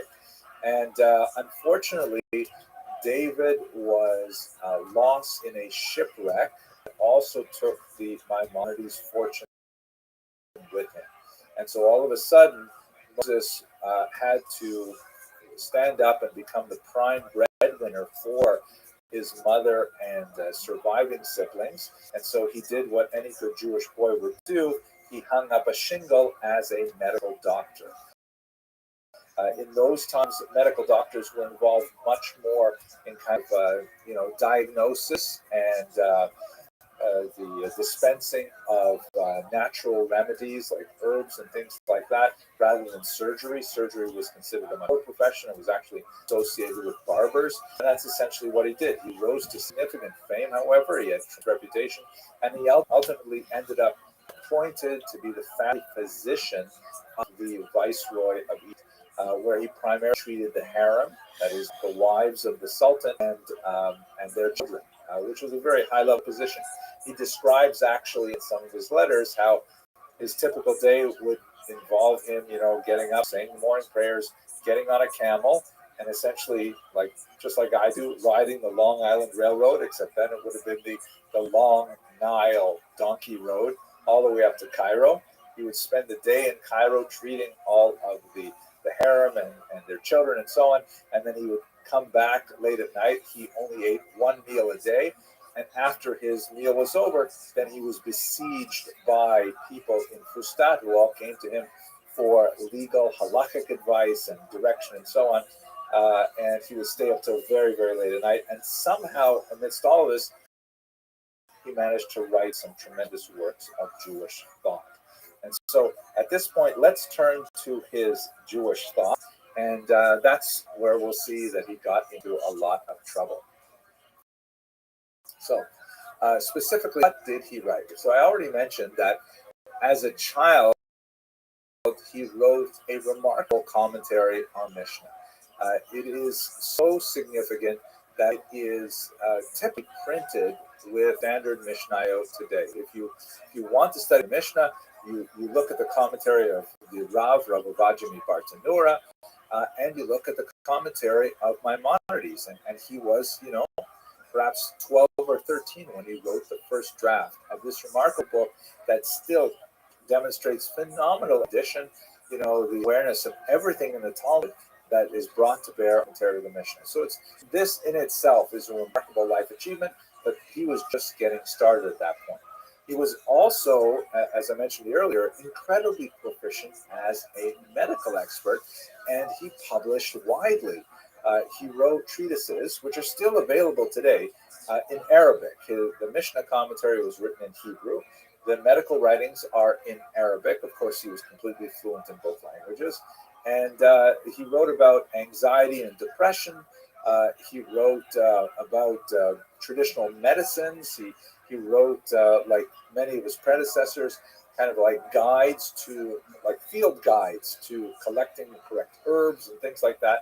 And, he was really well regarded as a scientist, completely separately from his religious work. He wrote a tremendous amount of correspondence because he was the widely recognized, particularly in North Africa and in Yemen, as being the leading figure of the Jews. He eventually was appointed to be the Nagid, the leader of Egyptian Jewry, a position that was actually handed down for several generations after him as the primary leader of Egyptian Jewry, very important community. And so many communities and individuals directed their problems to him, and he left behind a massive correspondence that betrayed a tremendous sensitivity to individual concerns, and often gave very insightful advice and often very courageous and heroic advice. Sometimes it's really, you can see the personality of Maimonides coming out in the letters, perhaps more than anywhere else.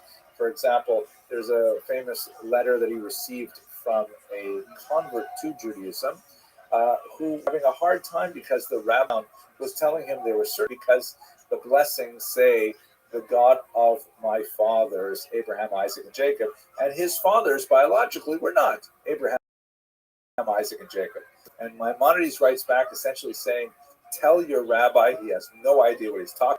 Your fathers spiritually are Abraham, Isaac, and Jacob. You're completely allowed and encouraged to use these phrases as they are in the traditional book, and they are genuinely your spiritual parents. So you really get a sense for who he was as a person in the letters, which betray a much more personal view. His magnum opus, however, the greatest works of his career include a philosophical classic called the Moreh Nevuchim, or the Guide for the Perplexed. Now, this is a remarkable work which was written in Judeo-Arabic. That is, written in Arabic, written in Hebrew characters, basically in Arabic language, with a lot of Hebraic and Aramaic influences. This is a little bit like Yiddish is essentially German written in Hebrew characters with a lot of Hebrew and Aramaic, and as well Romance and Slavic words mixed in. So it's kind of like a specialized, highly directed sort of work. And the text indicates that he wrote it for one student in particular, although it's quite likely he understood that writing this work, it would of course gain much wider correspondence and much wider circulation. And as the title implies, it was basically a very sophisticated philosophical discussion that defended Judaism from the attacks contemporary Islamic philosophy bore upon the ancient faith.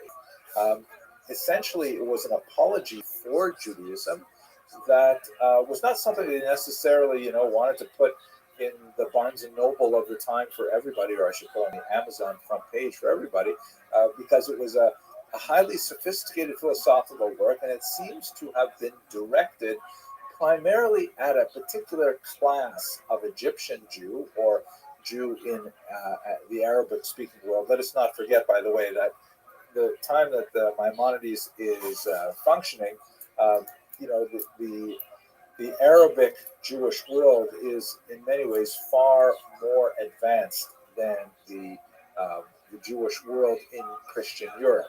It's true that you do have Rashi and you do begin to see the Tosafot beginning to emerge, but there's no question that the number and scope and creativity of Spanish and North African Jewry is far beyond what they're producing in Christian Europe at this time.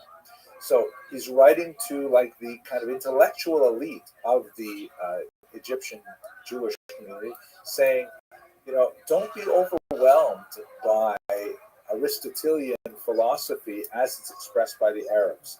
Judaism has far more to offer you.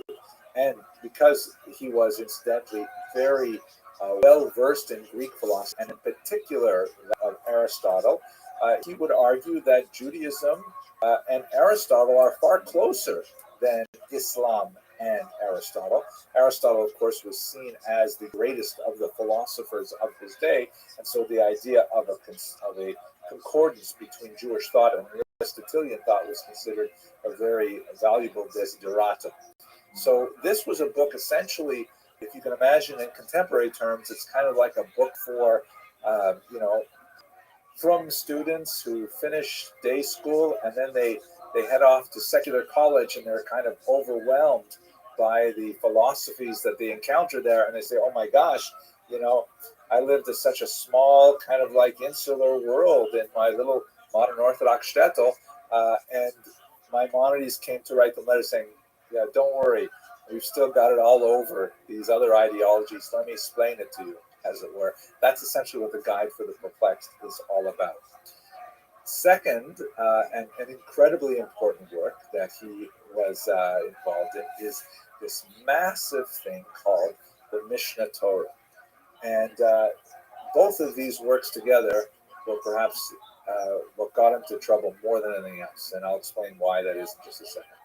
The Mishnah Torah, unlike the Guide for the Perplexed, which was written in Judeo-Arabic with a ton of philosophical terminology and lots of references to Aristotle and lots of references to other Greek philosophers and so on, which, by the way, went on to have a huge influence on Christian thinkers like St. Thomas Aquinas and others. Maimonides was regarded as one of the great formative foundations of the scholastic movement.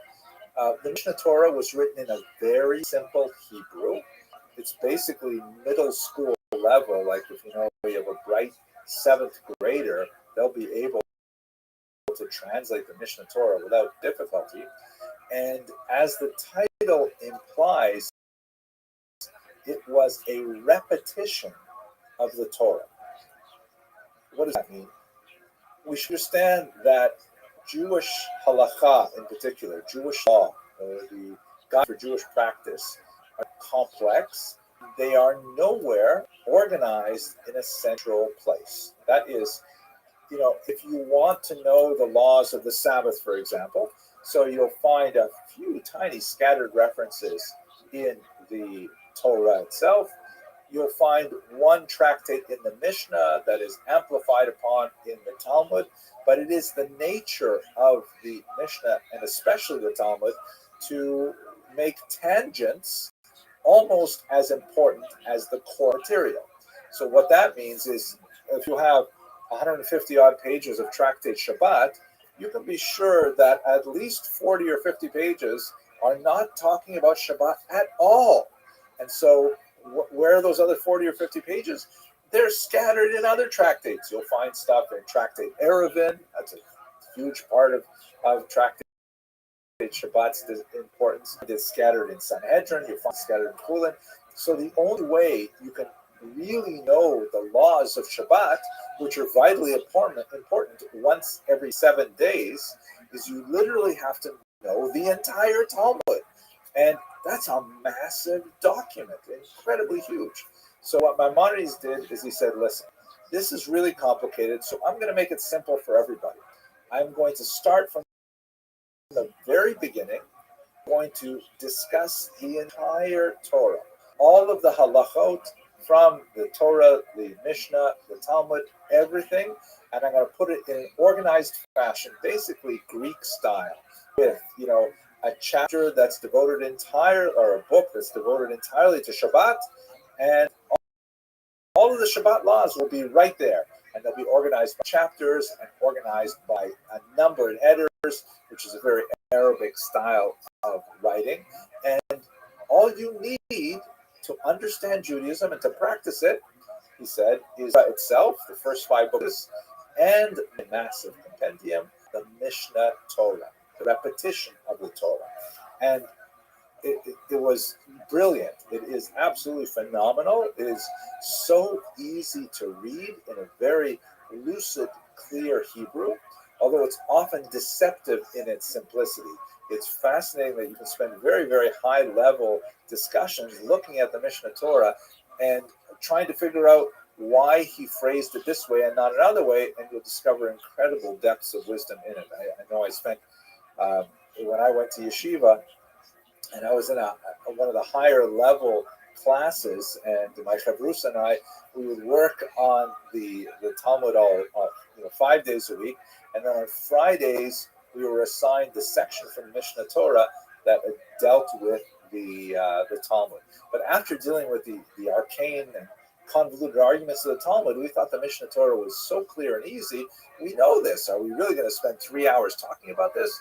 But then when we got to the Shir, and it was offered by Rav Mendel Weinbach, that's all, he completely devastated our understanding of the sophistication of the Rambam and explained how we had missed it, like there was a massive supersonic train going over our heads, and we had totally, were completely oblivious to what was really going on in text, even though we had a superficial understanding of it. So the Mishnah Torah, incredible achievement that looks at the entirety of Jewish halacha and encapsulates it in a very organized fashion. And moreover, although this was one of the very first codes of Jewish law that tried to put things within that organized fashion, was later imitated by the Torah and by the Mishnah Berurah. All of those later codes did not have the same ambitious scope, meaning they only dealt with those laws that are directly pertinent to post-temple Judaism. All of the sacrificial laws, the laws of Tuma and Tahara that deal with the temple, they said, we'll wait for Mashiach to think about those things. But the Rambam said, no, I'm going to write everything, every single halacha. The other books did not deal with, what are times going to be like when Mashiach comes? He says, okay, I'm going to talk about the halacha of Mashiach. Mashiach, what does Mashiach look like? Who is he? And how will we know he's Mashiach? And so on. That's in this very bold and expansive work. He also dealt with amazing things like how to sleep, right? How to have opinions. What opinions are correct and what opinions are not correct. Brilliant things that the later codes thought were just too large for them. They dealt with much more mundane matters. I'll just one particular section of the Mishnah Torah that I'm especially close to because I wrote a book on it, and I actually wrote it several times. This is a book that I'm very close to. One of the brilliant sections of one of these books is his discussion of how to repent, the ways of repentance, or Hilchos Tshuva. And so I got into this habit of about 12 or 13 years ago that I would always review this particular section of the Hilchot Tshuva in the month before Rosh Hashanah, when it's traditionally studied. And then I ended up translating it to English as part of my personal learning. I shared it with some people and they liked it, and that kind of grew. So I ended up self-publishing it because I was experimenting with that unusual way of getting ideas out. And ever since then, I have reviewed my own commentary every year and republished it. Just like, we work on ourselves every year and we try to improve ourselves. I go back to this particular book, which is now in its 9th edition, and I have so much fun with this. Look, it actually has 8 ratings up there. I got a 4.5. So I'm very close to this book. I feel very, very, warm towards it. Now, I've given you like this, tremendous biography of encomiums and things like that. Who could possibly disagree with the great Rambam? Why would there be controversy affecting him? It was a very intense controversy, and it was especially harsh, not in those regions where he had developed a personal reputation, like in North Africa and in Yemen, and even in Spain, where he had a large following, but in Christian Europe, where Jews did not read Arabic. When they got the Hebrew translations by the Ibn Tibbon family of Maimonides' Guides to the Perplexed, there was a huge outcry. And a lot of the Jews of France in particular said, what is going on here? Look how this rabbi is quoting Aristotle. Look how he's saying things like, accept truth from whomever speaks it. Have you ever heard of something so ridiculous? You always have to look at just accept truth because it makes sense rationally, and keep a lot of positions that were anathema to European Jews. Like, for example, he had a very dim view of supernaturalism, and he argued that all of the discussions of demons and spells and things like that are in the Talmud, they're all allegorical, and they should not be taken literally. And the rabbis in Europe said, what are you talking about? We take those things very literally. We believe in demons, and we believe in spells and amulets and things like that. Maimonides are much more rational, kind of like almost, very medical approach, almost a Lithuanian approach to these things. So people got very, very upset about the Guide to the Perplexed. And then when the Mishnah Torah came out, oh my gosh, the pot boiled over. Not only was he charged with over-reliance on Greek wisdom, and in fact, when you look at sections like his Hilchot Deos, which deal with kind of like personality development.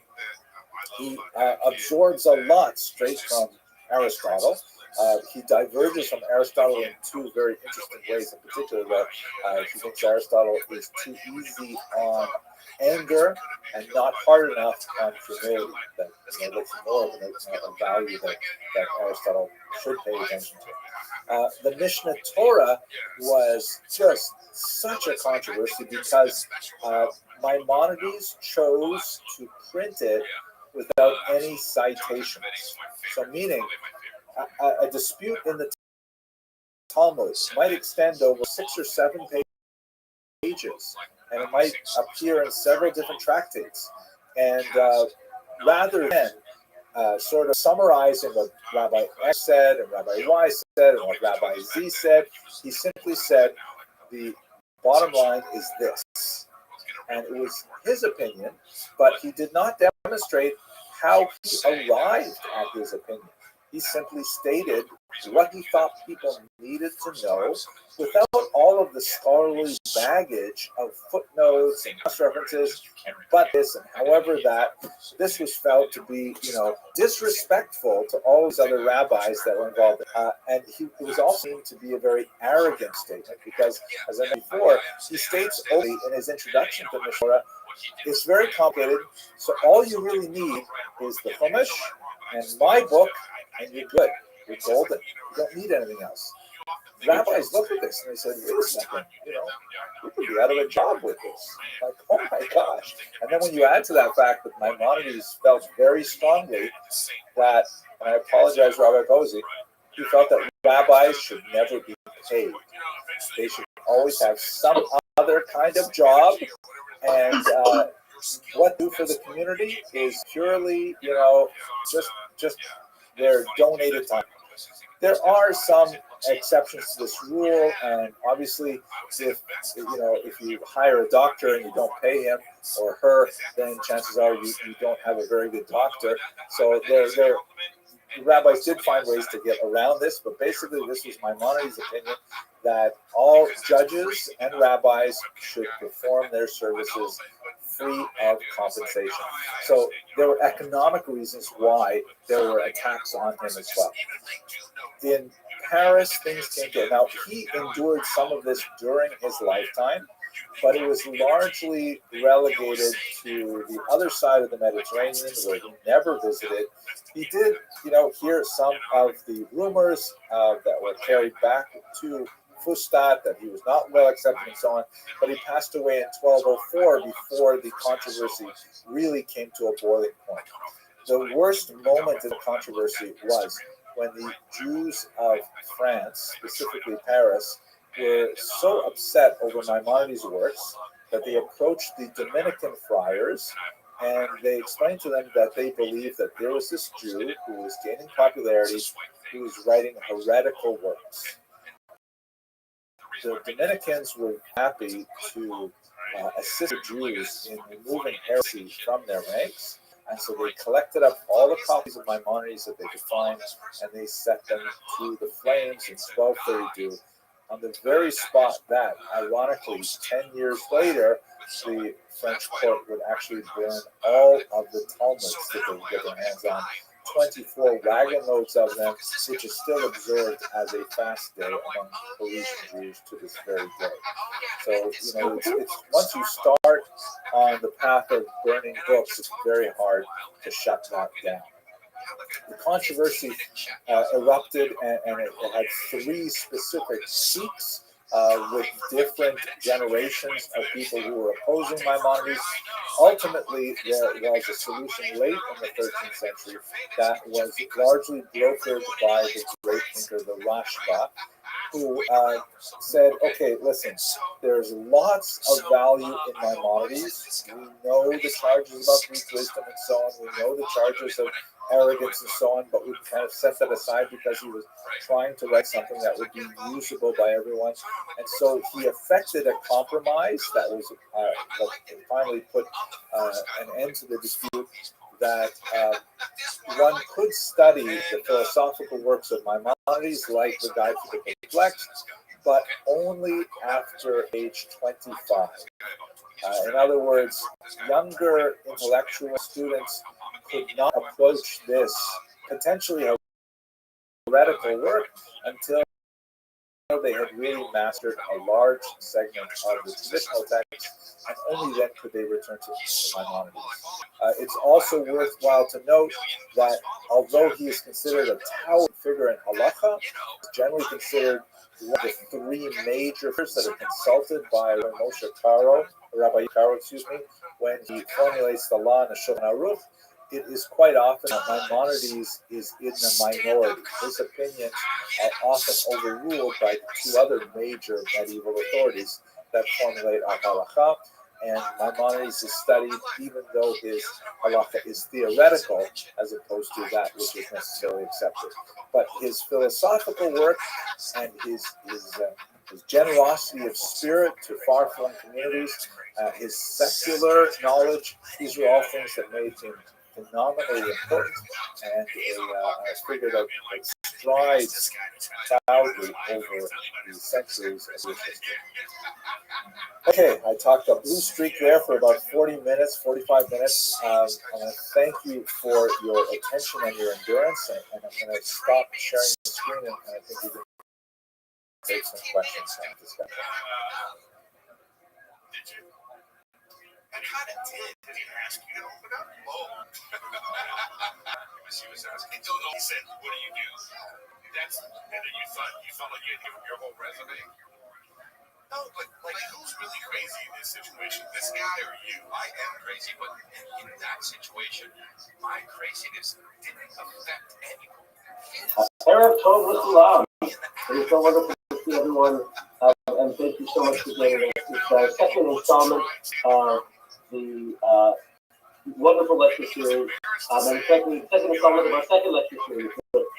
Dr. Henry Robinson, the first one we got on our own phenomenal feedback, and thank you so much for starting us off with fascinating look at the broader picture that gives us really insight into the Rambam. And we're moving on to our next topic tonight.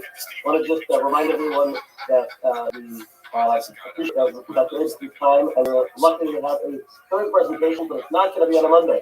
So we're going to be taking a little bit of a break for the end of year vacations that are coming up for many people, and so the next installment will be on the 6th of January at the same time as the Thursday evening. With that, I will pass the baton and look forward to listening and learning from Dr. Thank you very much, Rabbi. That's very kind of you. I really enjoyed our opportunity to speak last week, and I have to say I am super excited about tonight's talk because I find that the Ramchal, our subject on it, is completely fascinating. He's written some works that I have been very engaged with for decades, and there's a lot of exciting new research that has been presented on the Ramchal that I'm hoping to share with you tonight. The topic for tonight is Rabbi Moshe Chaim Luzzatto. I will most likely use the acronym of his name interchangeably. That's the Ramchal, Rabbi Moshe Chaim Luzzatto.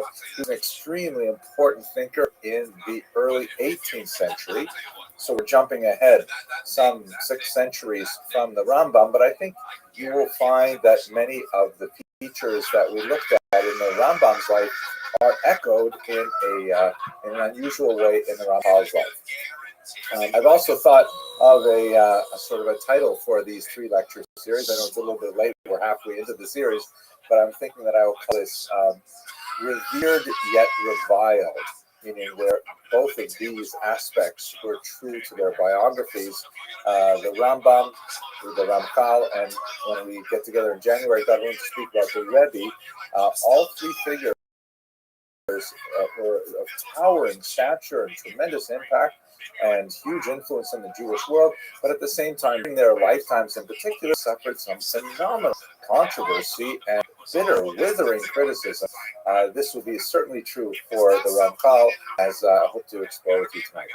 So let me begin first by introducing you to a book that, if you are familiar with the Ramchal, you are most likely familiar with this particular work, the Mesilat Yesharim, which is translated as the path of the just, sometimes confused with another book, Orchot Tzadikim, which has a very similar title, The Ways of the Just, but this is quite distinct from that work, which was written a few centuries earlier. It's a rather remarkable piece of literature. It is essentially a kind of it's one of the classic works of the Musar canon, meaning the collection of works which are kind of the go-to sources for the study and development of ethical culture among the Jews. And the model is based on an extended discussion of a passage in the Talmud, in which one of the figures in the Talmud describes a successive series of stages of personality development, from vigilance to zeal to cleanliness, and each of these stages of development are fleshed out in great details. What does it mean to be vigilant? Why are we starting this? And then what zeal have to do with vigilance and things like that? And it's really quite a fascinating book. It is an extremely popular book, especially for young adults. It's widely studied in yeshivas and seminaries, primarily because it's a great place to sort of exercise one's thinking about, who am I and what kind of person do I wish to become, which is associated with emerging adulthood as a stage of development. Some of us are kind of stuck on it for a very long time. The Vilna Gaon, for example, is famous for having studied Mesilas Yesharim 101 times. I myself, I personally would like to match that goal. I'm up to my 28th time through Mesilas Yesharim. I really find this a tremendously fascinating and endlessly inspirational work. But what's, I think, especially noteworthy about this book is that in the 1990s, a new version of Mesilas Yesharim was discovered in the former Soviet archives. It was actually an autographed version, written in the Ramchal's own hand, and dated some 2 years before this work was published. The previous version was dated 1738, making it the first draft of Mesilas Yesharim. It is complete start to finish, and yet it lay moldering in an archive unpublished. And it is remarkably different. Now, let me tell you why the difference is there, or what the difference is, and I think you'll find it that's quite fascinating, and in fact, in many ways, more interesting than the one that's been so famous for a couple hundred years. In the version that everyone has been studying since the 1740s is basically a didactic frontal lecture. There is an omniscient narrator who simply tells us what we need to know, and we read it like, a long Atlantic essay or something like that. But in the version that was written in the Ramchal's own hand, it's a dialogue, it's a play, it has characters, it has drama. The setting is two young men. Well, we'll start with one of them. There's one character who is called the Chacham, the wise person. And he is, to try and put it in the context of the 21st century, he's kind of like a really good YU graduate. He is a learner-earner. He's interested in, of course, learning Torah. He's completely observant and so on. But he's interested in the broader world of intellectual inquiry. He's interested in science and culture and literature and music and the arts. And, he has kind of broad interests. And one of his interests is he wonders, what is it that those Haredim do with their time? And again, the term, modern Orthodox, the term Haredi are not appropriate for the early 18th century, but it's kind of like, on the one hand, you have someone who has kind of like a broad base of interest, and Torah is, prominent among them. And then you have others who are like extremely interested in Torah and don't have apparently much time for things outside of the traditional canon of texts. But the Chacham wonders about, what do Haredim do with their time? What do they spend all this time reading Psalms? Don't they get bored? Aren't they curious? Don't they want to know about the outside world and things like that? And then one day, early on in the book, he looks across the room and he sees an old high school friend of his who he hasn't seen for very many years, and he sees that his friend has become one of the Chaledim. He has, so to speak, flipped out. And he goes over to him and says, "Oh, Shalom Aleichem, how are you? I haven't seen you in so long. What's going on? How are you doing?" And they start to catch up, and he says, "Listen, I'm really curious. I have all these questions about what you do. Why did you become this way?" And they engage in this deep discussion that in many ways is kind of like the same kind of discussion that goes on among spiritually motivated Jews even today. You know, what is the right place to sort of situate ourselves within Jewish culture and the broader world? To what degree do we call ourselves primarily Jews or human beings, citizens? Where do you see on that kind of? This is a great question. Really, it's gripping, and they have this extensive discussion. And the character who has flipped out, he is the Chassid, although that term should not be confused with the later Hasidim. We'll be discussing God willing when we get to the Lubavitcher Rebbe. But he's the pious one. Ultimately, he demonstrates to the Chacham that there is far greater depth in the wisdom that he is exploring through the traditional text, and that much of what the Chacham had thought of his worldliness is in fact a kind of banal superficiality. So fascinating work. Here is a modern printing of the Mesilat Yesharim, and as you can see in the Hebrew subtitles here, it has actually two versions. So the version Aleph is called Seder Vikuach, which is the order of the debate, or the order of the dialogue. That's the dramatic version I've described to you. And on the left is the Beit Seder Prat, the order of the chapters, which is essentially the standard version that we have studied to this day. And one of the great questions about these two works, which are very, very similar in content, just quite distinct in form, is why did the Ramchal set aside the dramatic version? It is in so many ways so much more powerful and immediate and gripping. Why would he not publish that and instead publish the Seder Prat? So I hope by the end of tonight's lecture, I hope to illustrate why, according to one of the most prominent biographers of Dr. David Sklar, who wrote his dissertation on this and is working on a forthcoming monograph, he thinks that he set aside, hesitatingly and perhaps even grudgingly, the first version and rewrote it as a standard text. Let's look for a second at the very unusual reception history of this book. Reception history refers to, it's not only important to understand what's in the book itself, but how was the book absorbed in its time? How was it received by its readers? It says a lot about the historical period that we're engaged in. It also has an especially interesting sounding German name, Rezeptionsgeschichte, which I like saying because it makes me feel learned.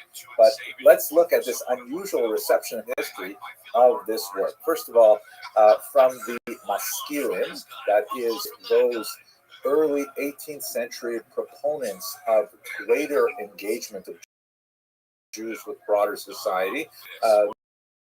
Most prominent of them, of course, are of the Haskalah, shown here in the red jacket, Moses Mendelssohn. And he thought Mesilat was a brilliant work.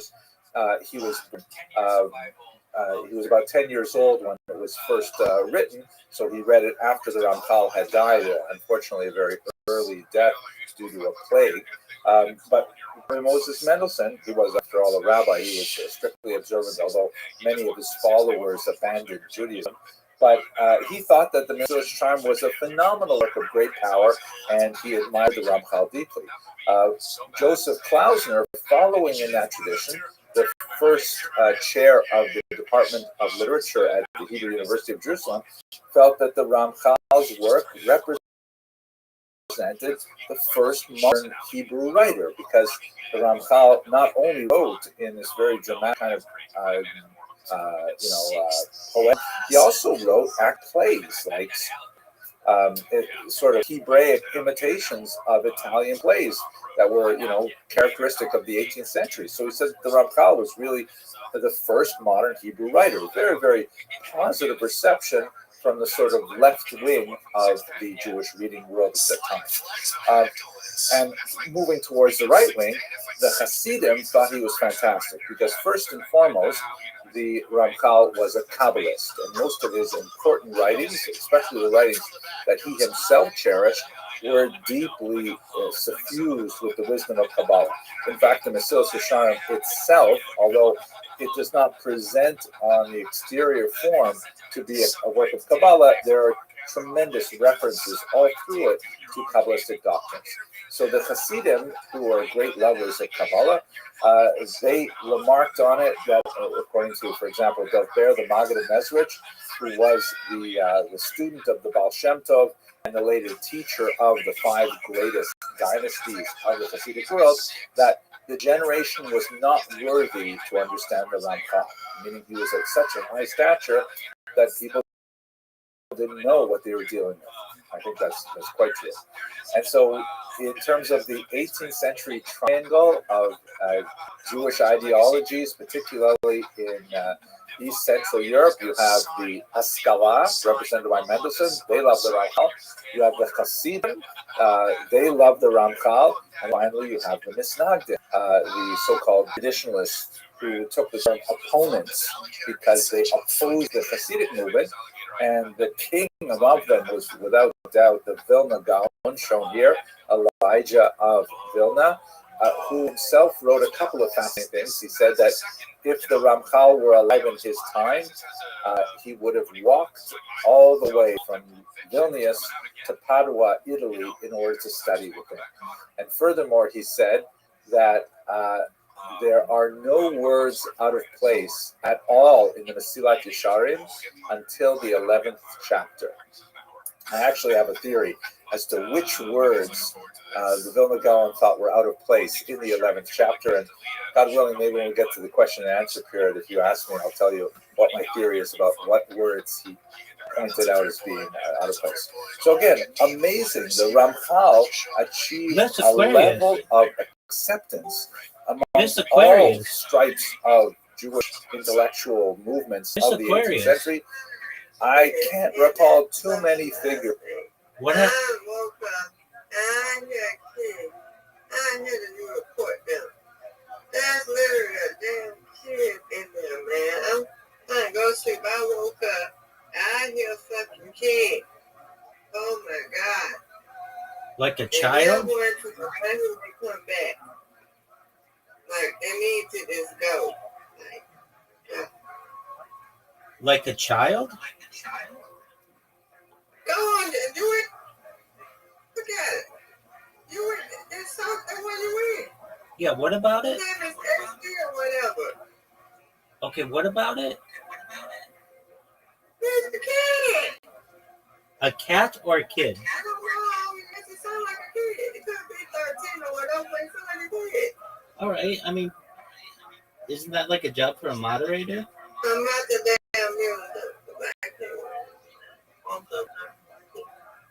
All right, well, feel free to. Hey, honey. Honey, sweet. No, she's there. Hey, boo. How you? I hope you're okay. I hope you're okay too.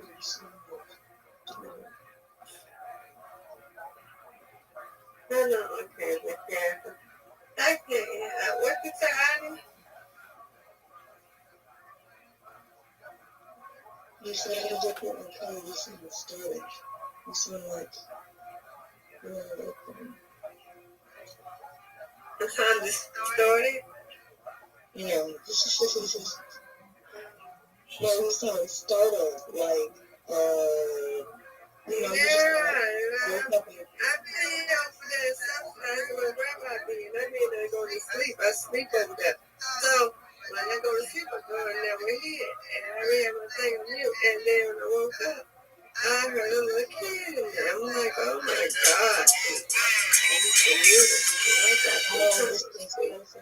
It's annoying. And you did too, because you didn't want to wake up.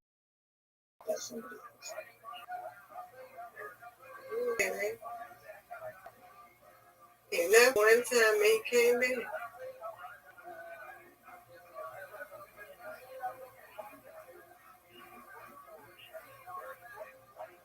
Everybody's doing ice still there. Doing her thing. What you doing, Rabbi? Playing with your box. You got it, girl.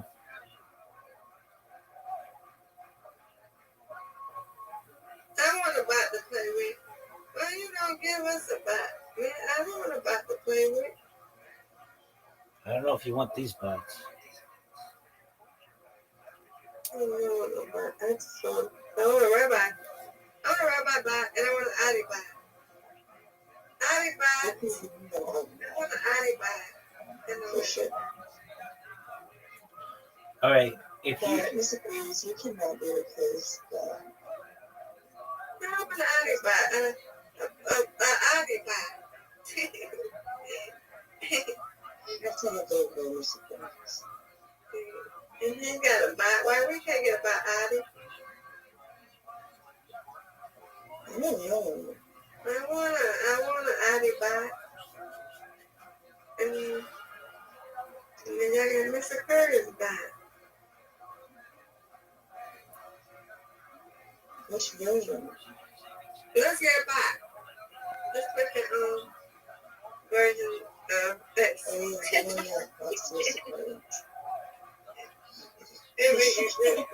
Egypt.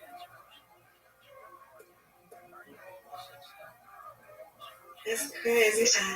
I'm so sorry. Yeah, okay, love, how you doing? Good stuff. I've been praying for you. Okay.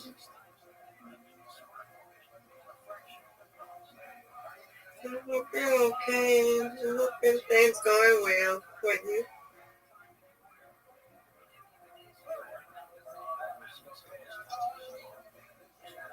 What has happened? I do appreciate that. Yeah, there isn't a quiet place, and nothing else is working, so I don't know. Oh, yeah. You know, I need it. Prayer work, prayer from his friend. Telling me about her man, whatever, and I prayed for him, and they called her yesterday. So prayer works.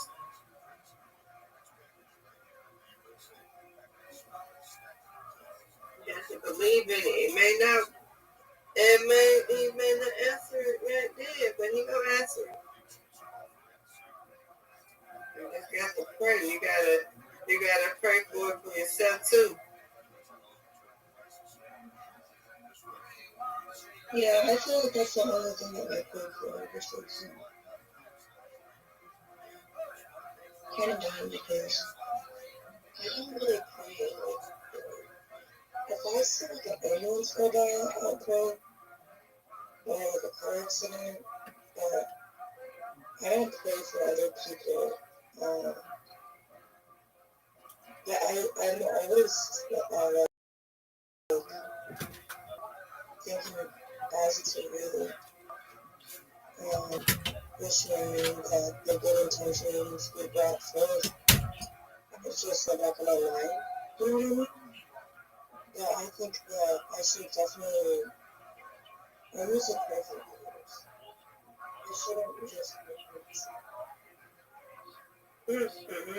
Could be yeah. I was right. It's only varying elements.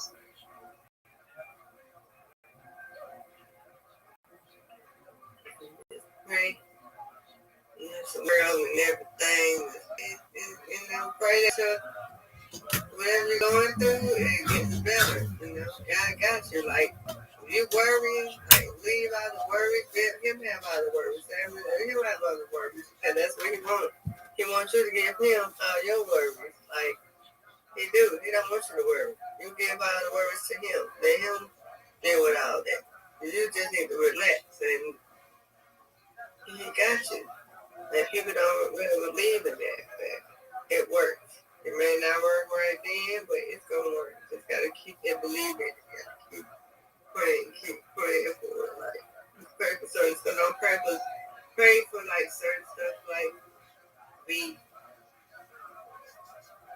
I don't say like I pray what I want. Like if I want me an abortion, I tell God what I want, but I tell him certain stuff that I'm going to tolerate and what man I want, what I don't want, what I'm talking about. Like if you're going through something like that, just be like just certain yeah. And what you want and what you don't want, or whatever you're going through, just but all the words should be going to him. You shouldn't be worried. Let all the attention goes to him. Like he got you. If you believe in him, like just all that should go to him. Like you just need to relax. Like you don't need to shit. I know you got a lot going on, but like I said, I've been praying for you here. Everything gonna be okay. Like it may take some time, and he has a lot going on, and he may not answer right away. Some people don't believe in prayer, some people don't believe in him, but I'm telling you, believe him. I do miss the prayers. I've been making me laugh a lot. I've been going through a lot, but I've seen like my perspectives very lighthearted, so I definitely, I for sure believe, but I know that everything will be fine. But right now, while it's not fine, it's so funny to me because I know that it's like a commercial.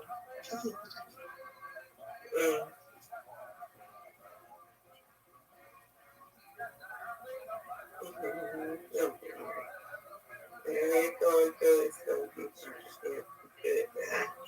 I got faith in you.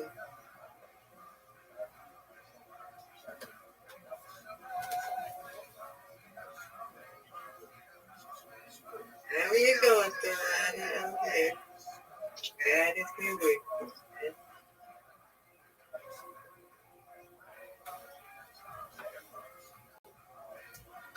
Years before or since who have received this universal level of acceptance, albeit some 60 years after his passing. During his lifetime, we have a totally different story, as we will explore now. So let's get into his biography a little bit, understand who he was, what his background was, what he was all about, and then I'd like to get to the controversies that dogged him during his lifetime. He was known as the genius of Padua. Padua is a smallish city on the Po River in northern Italy, not too far from Venice.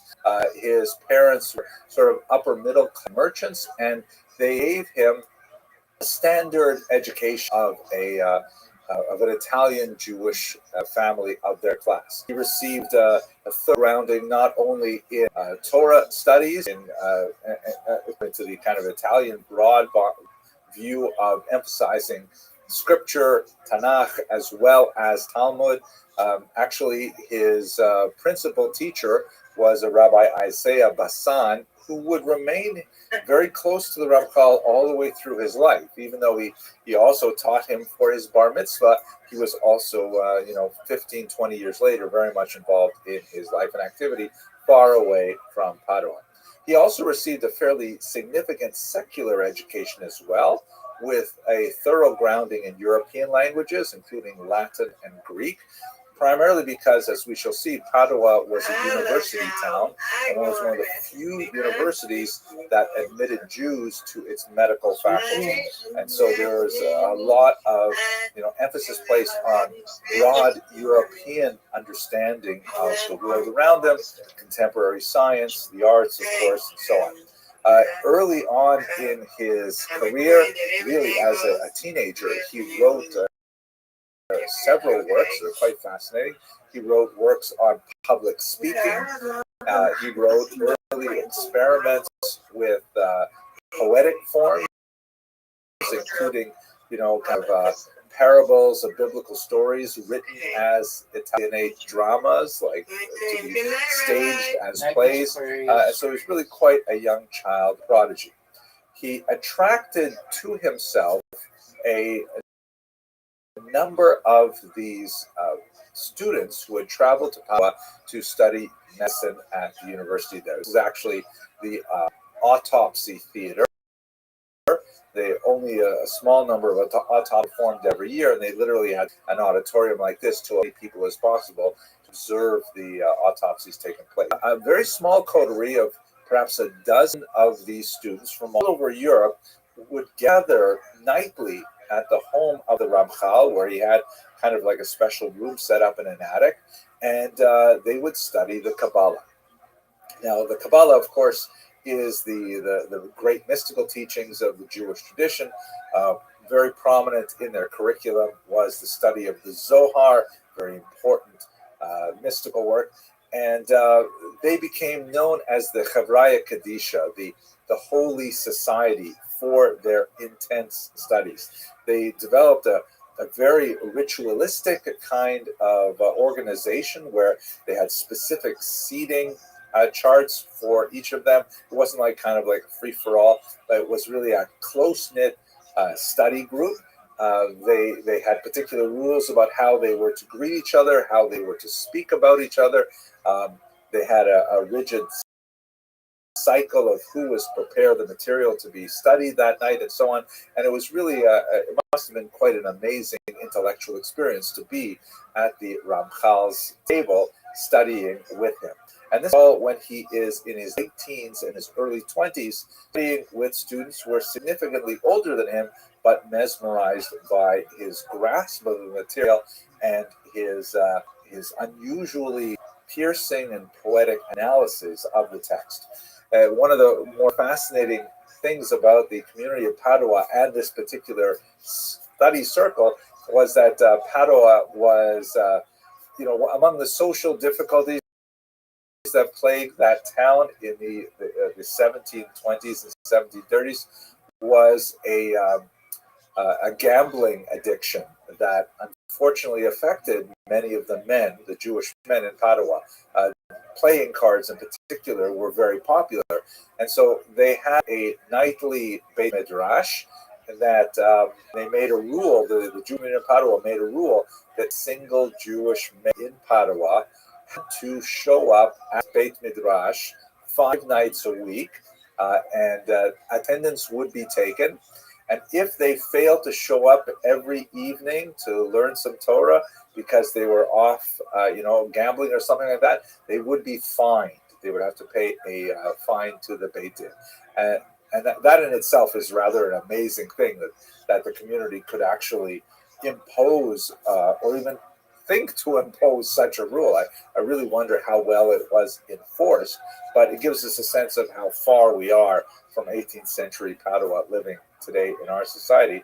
But the reason why I'm bringing it up is because the only group that was explicitly exempted from these rules were the members of the Ramchal's study circle, because everybody knew that the Chavraya Kadisha, the Holy Society, they were not spending their time playing cards. They were actually learning Torah at a very deep level, and so they received a formal exemption because everyone regarded them, these Jewish medical students who were studying with the Ramchal, were really on a separate level. It's interesting to note, by the way, that the medical students must have experienced quite a cognitive dissonance, because when they were at school in Padua, even though they were admitted appropriately to the college, which was, as I mentioned, very rare for universities at that time, there were a whole series of, discriminatory practices and ritual humiliations that they had to endure. They had higher tuition, for example, and there were certain things like they had to present a gift of 1 pound of candy every Christmas to the other students, kind of like a nasty Secret Santa sort of thing that they had to do. But nevertheless, while in the daytime, they were kind of like distinctly second-class citizens, but at night they probe the depths of the universe with their teacher, the Ramchal. Now, it happened that the controversy really began to erupt in the 1720s when the Ramchal first discussed his encounters with something called the Magid. This is where the controversy really begins. When he was 20 years old, the Ramchal related to his students that he would receive these nightly visitations from a kind of supernatural being known as a Magid. The word Magid is related to like the word Haggadah, like the Passover Haggadah. It means to tell or to relate. And the Ramchal would describe how, perhaps in a dream, but some kind of vision, this angelic being would reveal to him these Kabbalistic truths that he would then relay to his students. Now, it sounds pretty weird. It definitely is a very unusual kind of phenomenon, but it is not without precedent in the Jewish tradition. In fact, one of the more well-known of the stories of Magidim is the Magid of none other than Rabbi Yosef Karo, the author of the Shulchan Aruch. I normally think of the Jewish legal tradition as being extremely rational, very evidence-based, and very rigorous, exposed logical argumentation and so on. But in reality, the author of the code that we revere and study today, the Shulchan Aruch, he reported also having these visitations of the Magid, of a Magid, and he wrote about it in something called Magid Mesharim. And so it's fascinating, even at the core of our legalistic tradition, there is a mystical essence to it. So in the case of the Ramchal, he began telling his students that he was receiving these visions from the Magid. And this went on for quite some time until one of his students, named Yekusiel Gordon, who was studying in Padua but was originally from Vilna in Lithuania, wrote home some letters. We have the text of some of these letters, and I'm going to paraphrase, but basically they say things like, "Dear Mom and Dad, thank you very much for sending me to the University of Padua. I'm having a great time here. No, it's not a party school, but I got to tell you, I found this amazing teacher, Rabbi Moshe Chaim Lutzato. I'm learning with him every night. And guess what, Mom and Dad?" He actually didn't write to his parents. I'm kind of making it a little bit more amusing. He says, "The Ramchal is receiving these nightly visitations from a Magid. Isn't that fantastic? I found the best rabbi." I mean, and don't forget, this is before Chabad, so there's no Chabad houses. But, to imagine finding a Ramchal, incredible. And now this is really what got the Ramchal into trouble. As part of the unfolding of the story, incidentally, his teacher, Isaiah Bazan, wrote to him, because we have, amazingly, the correspondence of the Ramchal, a lot of his letters to his teachers and others, and letters back to him. Isaiah Bazan says to him, "Why did you tell everyone about the Magid? In particular, why tell a Litvak? Don't you know that the Lithuanian and the Polish Jews, they're going to go home, they're going to blab to everyone?" And that's exactly what happened, right? Now, the reason why this is significant is because this letter made its rounds in Lithuania, and it came to the attention of one Rabbi Moshe Chagiz. Rabbi Moshe Chagiz was actually a professional heresy hunter who followed in the footsteps of his father, who was also a great heresy hunter. And the heresy of the day was named Shabbatai Tzvi. So let's just take a quick moment to refresh ourselves. Sad story that occurred about 75 years prior to the events I'm describing.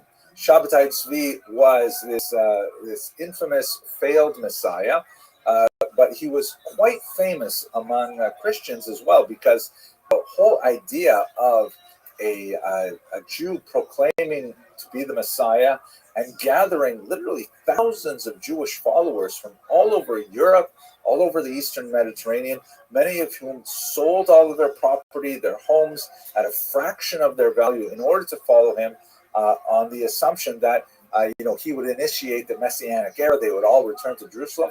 It was like big news for Christians. It was fascinating. They followed it very closely. In this particular rendition, you can see that in the background, there's some sort of chicken scratches on a plaque. That's the artist's imagination of what Hebrew letters must look like. What ended up happening with Shabtai Tzvi, he was originally, he was a very well-regarded young man. He was actually the subject of many marriage proposals, although he did not accept too many in his youth. Later on, when he was older, he would actually get married 3 times, and those times was actually to an actual Torah role, meaning the Torah itself. He got married to it. Kind of like erratic and unusual behavior. Around age 23, 24, he began showing signs of what later historians have postulated were signs of some kind of bipolar disorder, perhaps some kind of manic depressive illness, because he would have these periods of great euphoria, which he called illuminations, during which he would claim to be able to access, huge realms of thought, or would perform supernatural activities like levitation or kvitzos derech, the teleportation and things like that, which would then later be followed by periods of depression and quiet.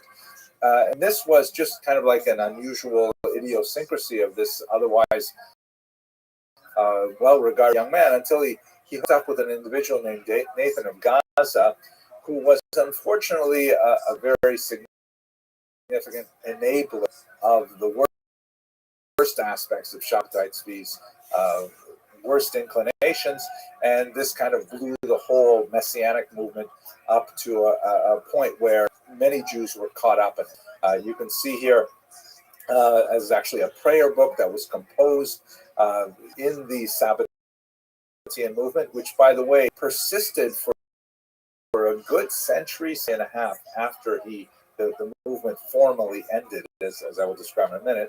Here's an example of a Christian art showing Shabtai Tzvi giving blessings to several people wherever he goes. He was fond of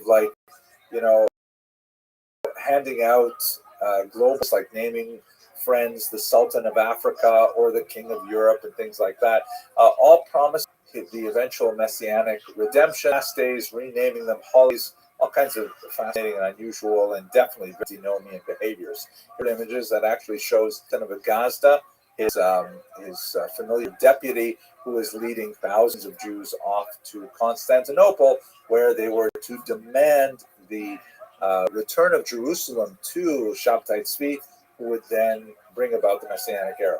What actually happened in the 1660s is Shabtai Tzvi presented himself to the court in Constantinople. The Sultan didn't deign to meet with him personally, but sent who made a counteroffer.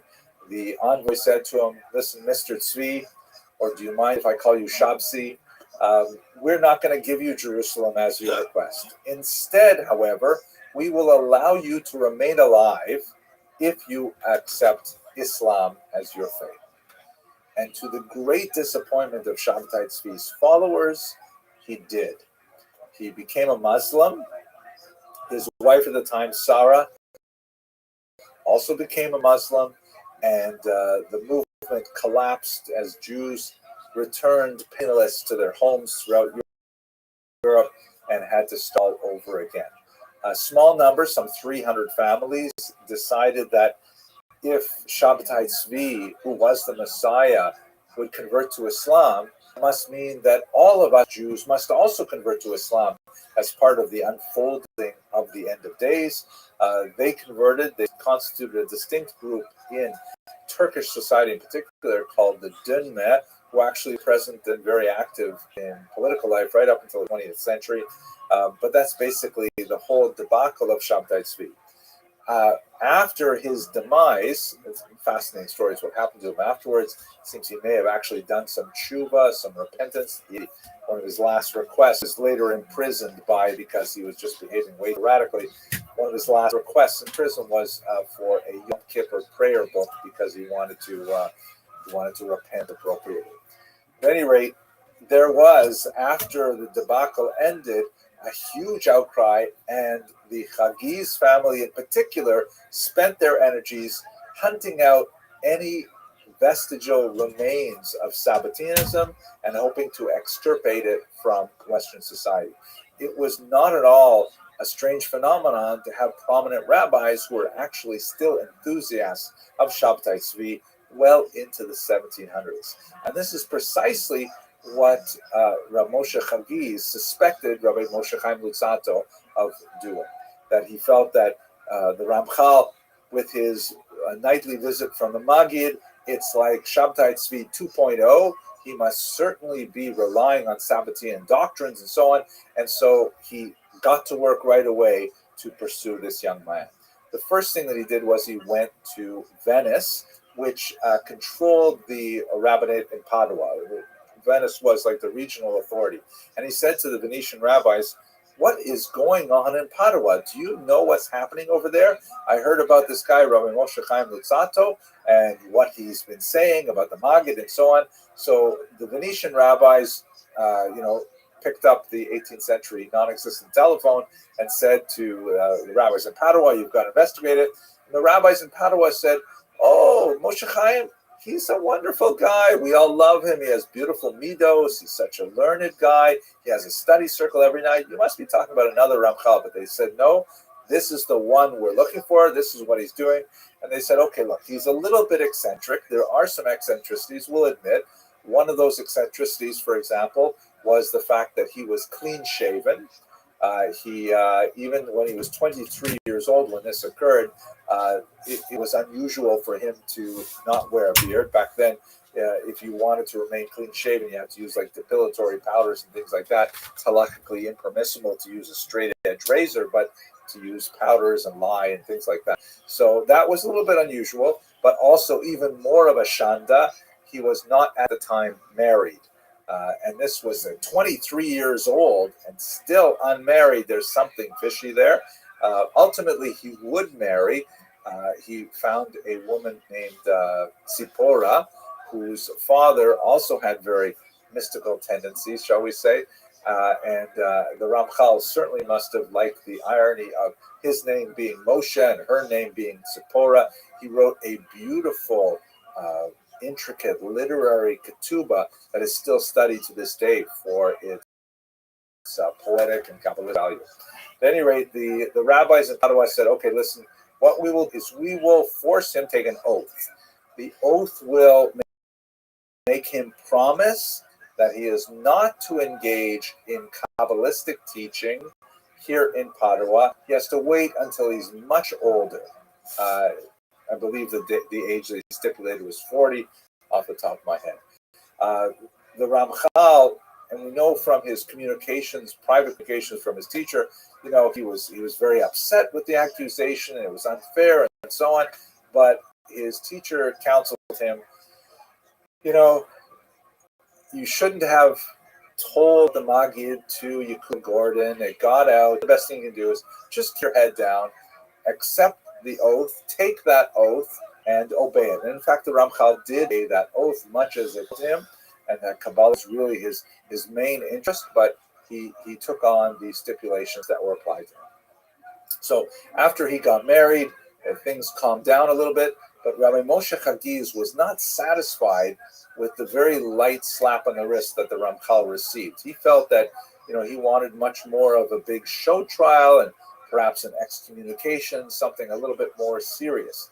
So he kept his eye on this young Ramchal. And it happened that the Luzzatto business failed at this point. The father passed away, and the Ramchal, who was largely supported by his father, could no longer maintain the lifestyle that he had, primarily focusing on his learning in Padua. So he decided with his wife that they would make their way extremely cold winter all the way up to Amsterdam, where his brother had established a business. So on their way, when they left Padua, Rabbi Moshe Chagiz took advantage of their travel, and he sent word ahead to the city of Frankfurt am Main. And he said to a much more receptive Beit Din there, guy coming your way, his name is Rabbi Moshe Chaim Luzzatto.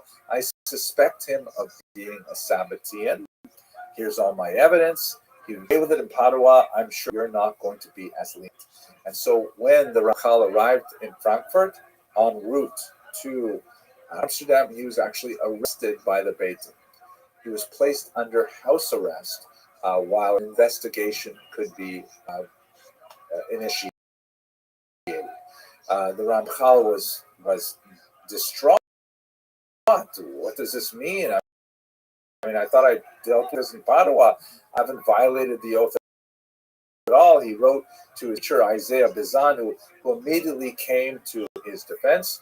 The end result of this very trying episode is that Paul had to take a sixth, read the stipulations of the first oath, humiliating to him, but still suspected of these kinds of attitudes. But once again, Rabbi Isaiah Bazan, his teacher, said to him, there's not much you can do to protect yourself here. You are not a wealthy man. You are not without admirers and students, but including himself, but you simply don't have any recourse here. What was perhaps most awful, however, is that he was carrying with him a chest full of his manuscripts, his personal writings, and he was a very, very prolific individual. As I mentioned, he wrote his first book when he was in his teen years that is published and still studied to this day. He had a full chest full of manuscripts.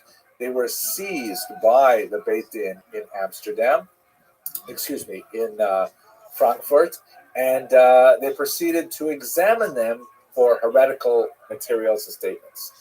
By the time they had gone through them, they could not determine whether or not the Rambam was in fact a heretic. Read between the lines.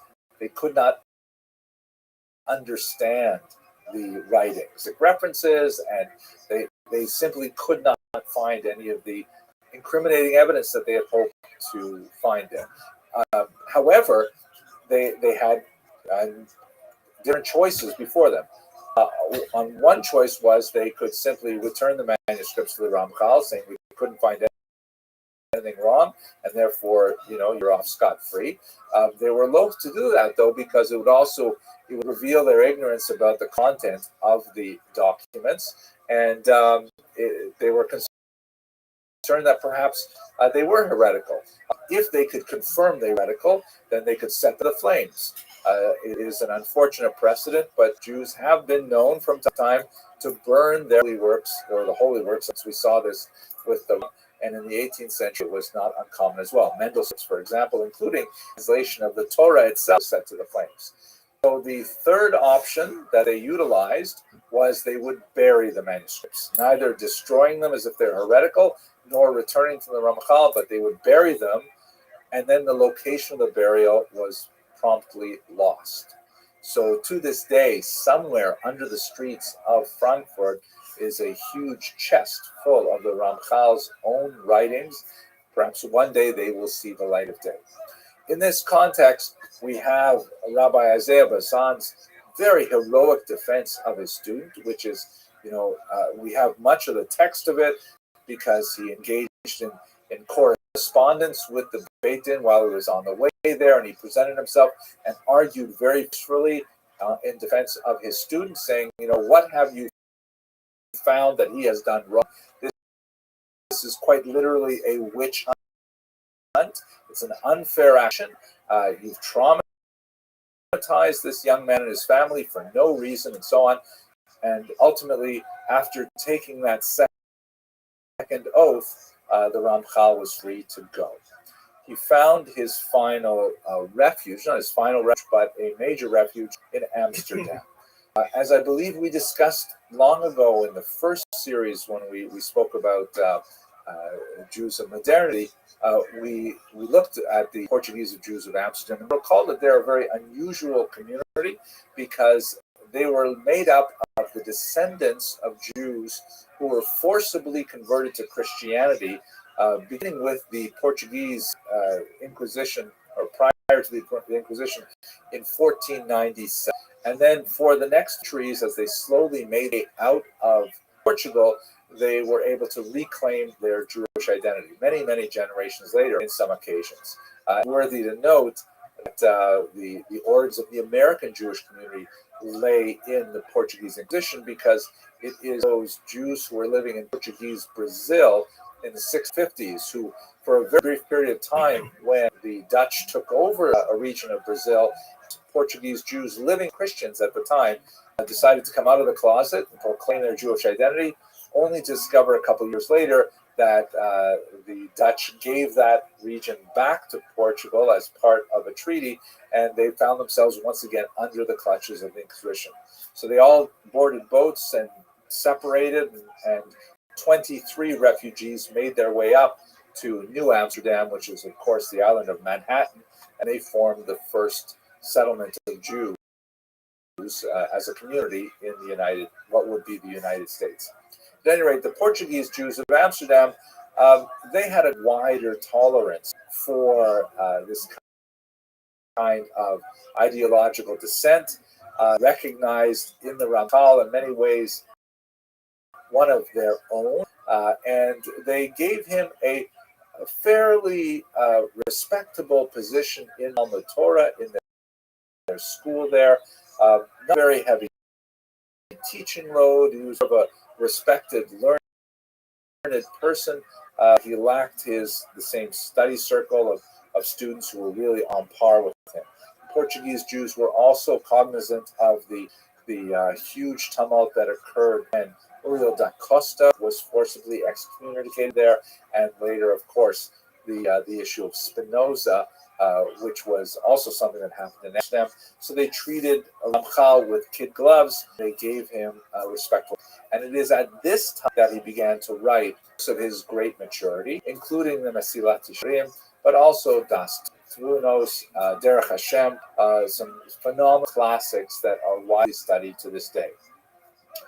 However, this was spiritually insufficient for the Ramchal. He felt that he longed to move to the land of Israel to make Aliyah, and he was approaching his 40th birthday. He wanted to begin to teach Kabbalah publicly, which would have represented, the end of the restrictions of the oath that he first took in Padua and then had to repeat again in Frankfurt.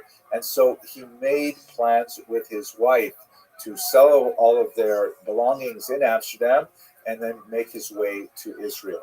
He landed at Akko. He wrote a few pieces of correspondence back to his beloved students. And then shortly after arriving, he died of a plague, and he was buried in Israel. His legacy, however, is quite fascinating, and in many ways he occupies the same kind of position that we discussed last week when we were talking about the Rambam, who was another figure who was revealed and yet reviled in his lifetime. And I believe we see the same pattern when we speak in a couple of weeks about the Lubavitcher Rebbe, who also had a phenomenal impact on the Jewish world in the 20th century and into our own century as well. But during his lifetime, he faced tremendous challenges and often very bitter, withering criticism. So with that, I'll bring this to a close, and perhaps I will just mention, because I recall that I had kind of given you a teaser at the beginning, you might be wondering, the opening question, right? Like, why did he publish the second version of Mesilas Yesharim and not the first? And what are those strange words in the 11th chapter? So according to the research of David Sklar, who's done this beautiful dissertation on Chal, and in particular archival sources in Amsterdam, elsewhere, it really fleshes out life in a very, very thorough way. He argues that his sponsors in Amsterdam, the wealthy families who supported him while he was there, felt that the original version of Mesilas Yesharim had too many recognizable figures in it. Meaning, if you read this carefully and you knew the Ramchal's history, you would see kind of caricatures of individuals that he wished to criticize. And they felt that it was somewhat incendiary. They did not want to have anything blow up again in Amsterdam like they had seen he dealt with in Padua and in Frankfurt. And so they counseled him not to publish it, or perhaps they said they were not willing to publish it at all. It was not a neutral work of Jewish literature. And so the Ramchal's best friend, who he thanks very in manner in the conclusion to the work, quickly edited the work and reshaped it into the more standard, more neutral kind of frontal design that we have today. And the Ramchal perhaps grudgingly signed off on the new version and said, fine, fine, and he just set aside the manuscript dramatic version. And in this context, about what the Vilna Gaon said, that nothing is out of place until the 11th chapter. There's one passage in the 11th chapter where the Ramchal is speaking of the negative character vengeance. And he seems to just like step out of tone for a moment. Like for most of the book, he's got this kind of even, soothing kind of person. And then at one point, it just gets a little sharper than you would expect. And in that context, when he's writing about vengeance, he says, and I know that taking vengeance would be as sweet as honey. And it stands out like an unusually personal kind of revelation, or a personal kind of sharing that means that he really felt that deeply. And that's my theory as to the Vilna Gaon's words out of place in the 11th chapter, that perhaps he was reflecting on his own experience and the way he was hounded across Europe, literally, and it would have been as sweet as honey to take vengeance. But nevertheless, it was incompatible with the personality type that the Torah demands, and would have been inconsistent with the values of Mesilas Yesharim. With that, I want to thank you once again for your endurance. I really appreciated the opportunity to speak with all of you, and I think we have some time for some questions.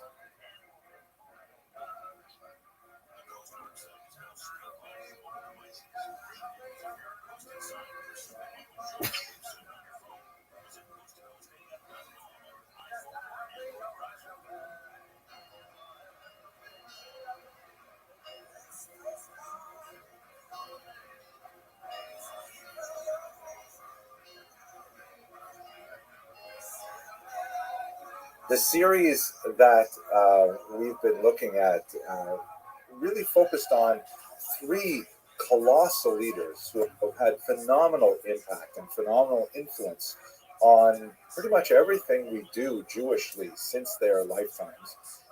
We're all united in the fact that they were revered long after their deaths, but reviled at least at certain points during their lives. And the strange kind of connection of the often bitter controversy that surrounded these individuals, these really gigantic thinkers, and the way in which they've occupied so much of our intellectual space nowadays, and we see how much we really owe to their innovations, was something that really intrigued me. The first class, of course, we looked at Maimonides, and his books were so controversial that they were actually burned by other Jews in the 13th century. Then we looked at the Ramchal, who was mercilessly pursued throughout Europe, and finally wrote his Mesilas Yesharim, a tremendous work that's been accepted universally as one of the classics of Jewish theology and Musar. He wrote that only after enduring tremendous bitter criticism. And today we're going to look at the Lubavitcher Rebbe, who also had a similarly outsized impact on the way Jews do things today.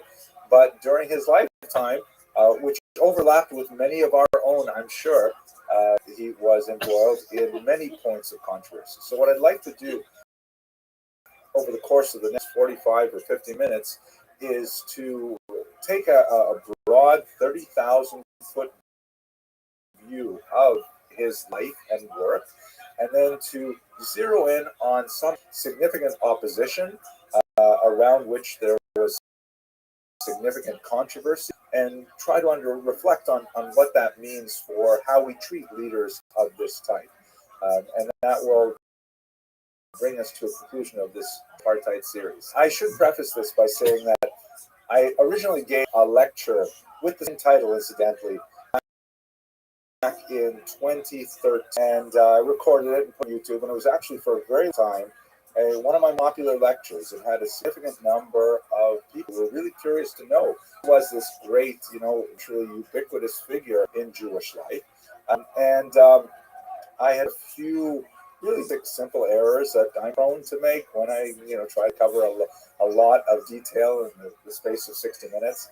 And I ended up deciding that, there was just so much noise about the small details that it would probably be better if I took it down. So I actually have made it private for the past few years or so, but I really wanted to come back to that. I was also disappointed in myself in that when I first gave that lecture, and I was thinking about a much smaller audience, really just a very focused audience in the synagogue where I davened, and I put it on YouTube thinking there would be, a similar kind of audience. I really started with the controversies before I really talked about the incredible achievements. And I think a lot of viewers, as time went on and the controversies began to become less and less significant, they began to see me in a light that I didn't think was a very fair kind of criticism. And so I figured, let's just take this offline. But now, Baruch Hashem, I finally have the opportunity to address this individual who I have to say has had a remarkable impact on my own life.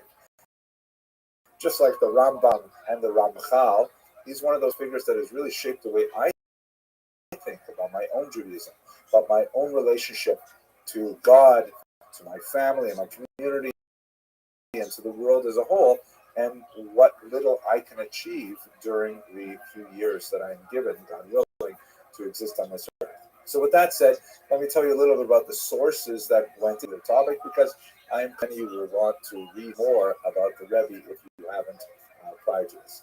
Part of the reason for my difficult first foray into this topic was because the first real biography that appeared after the passing of the Rebbe in 1994, book published by, I believe it was Princeton University Press, by Samuel Heilman, who's a scholar that I have a tremendous amount of respect for, and Nachum Friedman, whose work I was not as familiar with.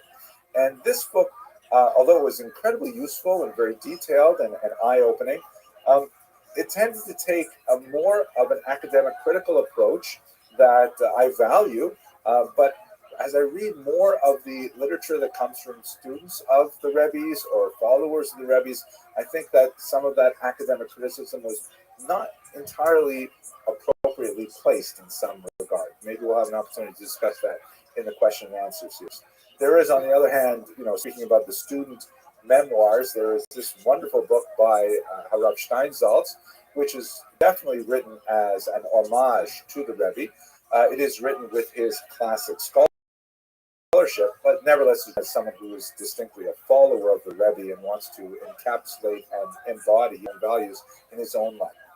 This volume is far more popular, and you see it all over the place. It's Joseph Talush, a very talented writer who I believe lives out where you are, and his wonderful surveys like Jewish literacy and Jewish humor and so on, and his book on the Rebbe is really quite amazing. I think it's actually one of the most well-balanced books in that, unlike the more scholarly book entitled The Rebbe, which to be a little bit more salacious in nature, and I like the more graphic treatments that come from the Chabad sources, he struck a balance, and I think he's one of the best places to go if you want a little bit more about the controversial aspects of it. But at the same time, he really presents a balanced picture of the Rebbe. But by far, my favorite is this one by my colleague Chaim Miller, who is also a New Yorker. Turning Judaism Outward is written, I think, with the greatest possible use of sources by a Chabad insider.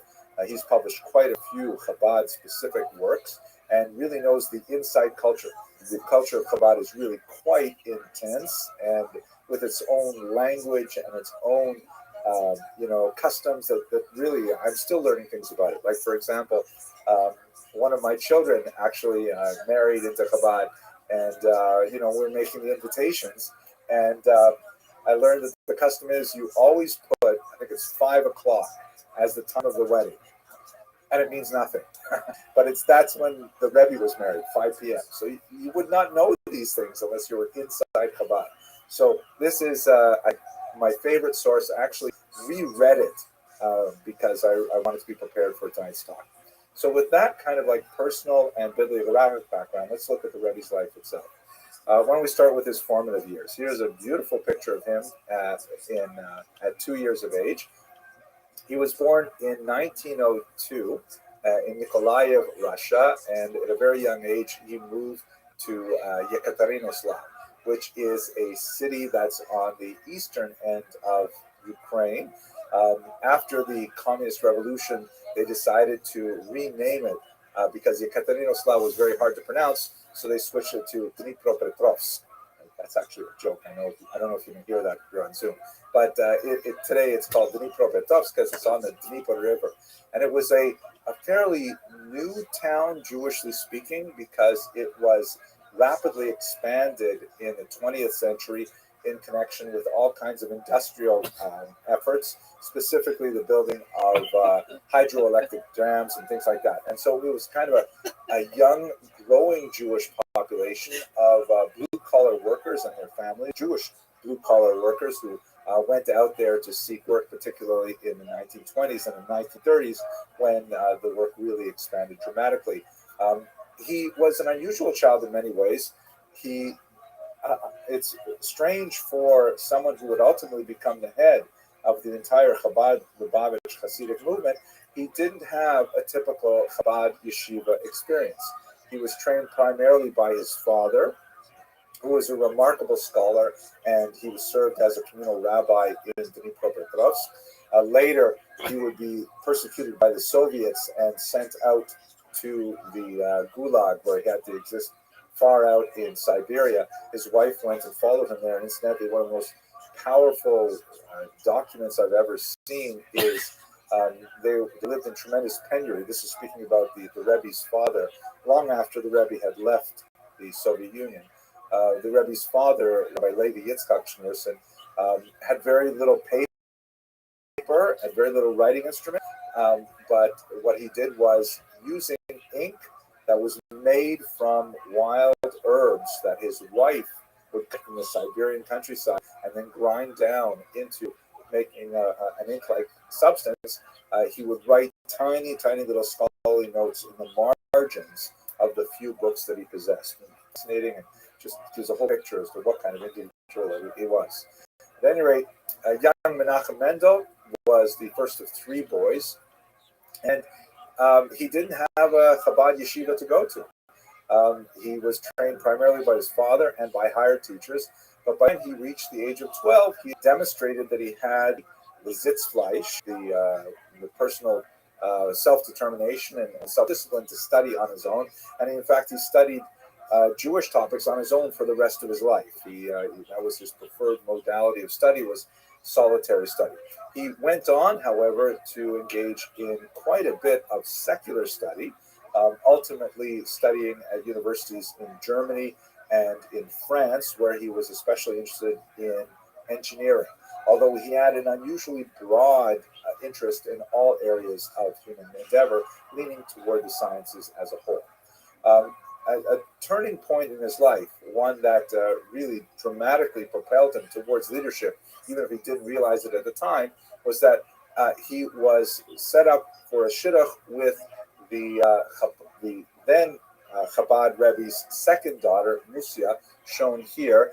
Her full name is Chaya Mushka Schneerson. You'll notice that they have the same surname. That's because the sixth rabbi in Chabad, his surname was Schneerson, and he was a distant cousin to the seventh Rebbe, who would become his son-in-law, our protagonist, Menachem Mendel. So Chaya Mushka is here. She was the second daughter of the existing Chabad Rebbe, and for some time there was reputation of this young boy from Dnipropetrovsk who showed tremendous promise, and he was brought to the Chabad court, which at that time was bouncing Poland and Latvia, depending on the political circumstances at the time, and ultimately they were married. They maintained a home until her 88. Unfortunately, they remained childless, which was you can only imagine, a source of some stress for both of them, and may have actually contributed to the Rebbe's ill health at certain points in his life when he engaged in numerous fasts. Now, the bulk of our efforts today, however, should focus on his activity as the Rebbe. And how that came about was really quite fascinating. Here he is with Rabbi Yosef Yitzchak Schneerson, who is the older man seated to his right.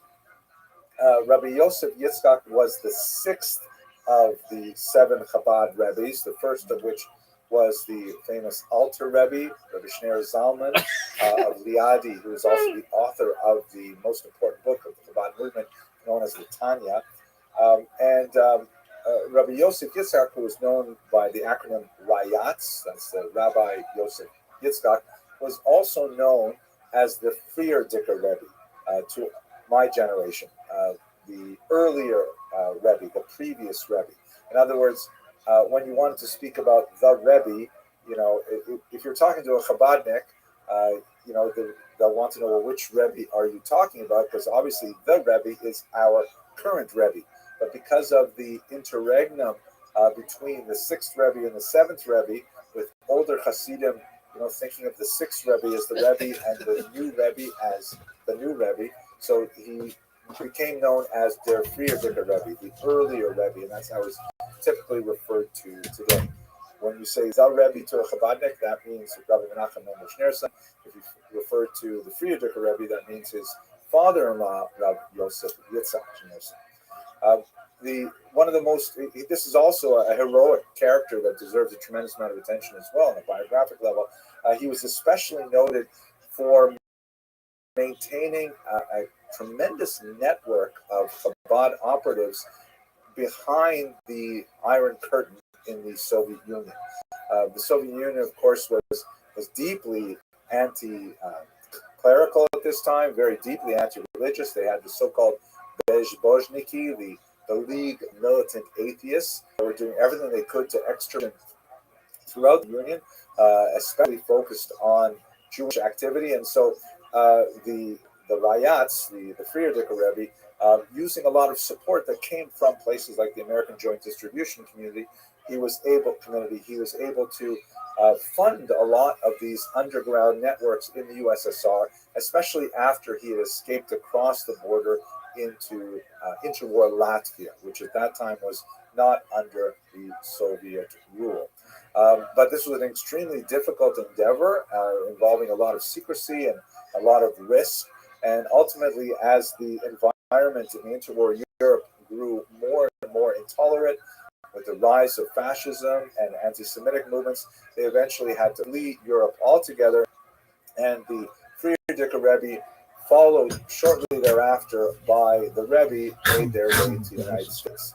Immediately prior to leaving, the Friedricher Rebbe was actually in Latvia, then Germany, and then he escaped to America. The young Schneerson couple were at this time living in Paris, where the Rebbe was engaged in studies of engineering. Now, when Rabbi Menachem Mendel Schneerson arrived in the United States, he used the abbreviation Ramash, which was common for that time, Rabbi Menachem Mendel Schneerson. It was an interesting kind of environment here, which we're going to explore in a little bit more detail when we get to the challenges, because he was the husband of the second daughter. Right? Rabbi Yosef Yitzchak Schneerson had 3 daughters and no sons, which posed a challenge for future succession, because typically a son is favored over a student or an outsider to take over the leadership of a Hasidic dynasty. And it was generally assumed at that time, in the 1940s and earlier, that the elder sister, who was married to Rabbi Shmaryahu Gurare, that he would eventually become the Rebbe. And in fact, he had some of the most important responsibilities associated with the Chabad network at that time, specifically control of the yeshiva. The yeshiva, Tomchei Tmimim, was the pride and joy of the Chabad dynasty, and those really important responsibilities were typically given to the favored son-in-law. So what would you do with this individual Ramash, who has shown some significant talent in a lot of ways, although his personal manner was very much to try and blend into the background. He certainly did not have any kind of criminal responsibilities. He was, however, as we shall see, extremely dedicated to Chabad as a body of thought, as a spiritual system, and especially to the person of the Rayatz, his father-in-law. This picture, I think, characterizes this warm relationship between them very well. So he received the following responsibilities. First of all, he was put in charge of Kehot, which was their publishing arm. Now is quite massive. It's comparable in many ways to Art Scroll. It certainly predated Art Scroll as a Jewish publishing house, and it was thought that this would suit his scholarly nature very well. He was put in charge of Merkos, which was Jewish education, but separate from the yeshivas. This also turned out to be quite appropriate for his skill set. Merkos was specifically to deal with kids who were not necessarily in the yeshiva system. One of the great potential opportunities which Chabad was very quick to exploit was this notion of release time, that when public school kids were given a certain amount of time every week to receive religious instruction at private institutions, this is where Chabad could step in and offer free or highly subsidized religious education to Jewish kids. It turned out to be extremely successful. He was put in charge of an interesting organization called Machne Yisrael, the Jewish camp, which was essentially part of the Friedrich Rebbe's attempt to get people fired up about the idea of Mashiach, of the Messiah coming. This, of course, will be much more relevant as we get to the controversies as well. It turned out that this was not an especially successful part of the Rebbe's early career, although it would always stay with him as a motivational force, and as we shall see, it would become quite powerful when we get to the late 80s and 90s. And then finally, he was put in charge of Chevra Kadisha, the Chabad Chevra Kadisha, or the Burial Society.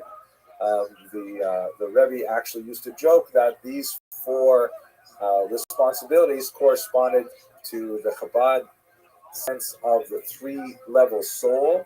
The intellectual soul was publishing, the spiritual soul was about education, chinuch. The animal soul was always design redemption, so that's Machne Yisrael, and then finally the body was the Chevra Kadisha.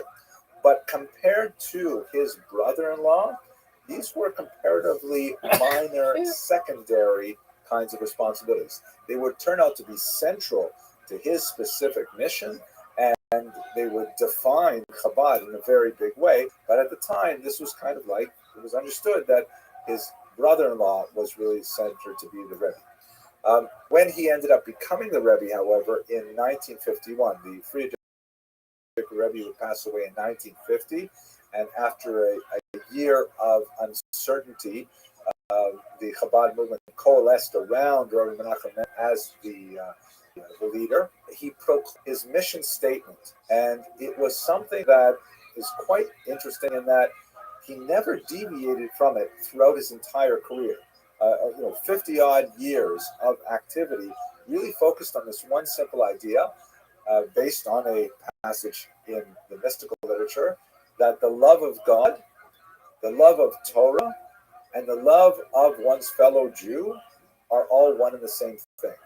And he proclaimed it at his initial, coronation as Rebbe, and it was something that he adhered to, and everything he did was focused around the statement. It's a fascinating thing because, you think about how,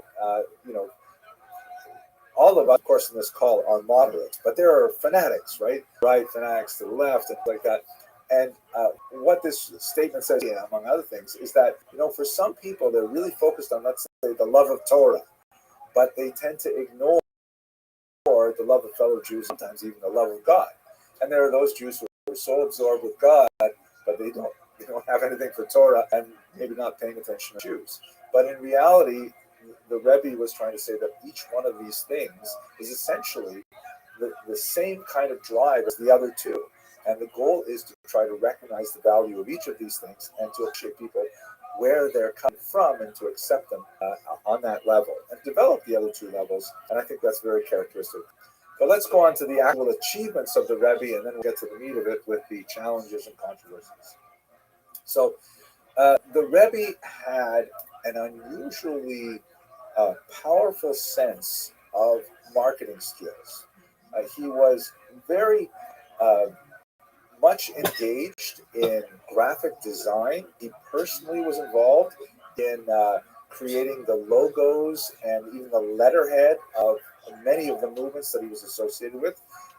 He personally looked over any graphic representations for children's magazines, for example. He actually would look at each of the cartoon boxes and make suggestions as they were being published. Even when he was an older man, he was still looking at these things. He used to say, for example, it's kind of relevant to contemporary controversies, that there should always be, whenever you had a children's magazine that had pictures of young boys on it, he says there should always be a girl on the cover as well. This is way back in the 1950s and 60s, that girls had to be included in all of their publications.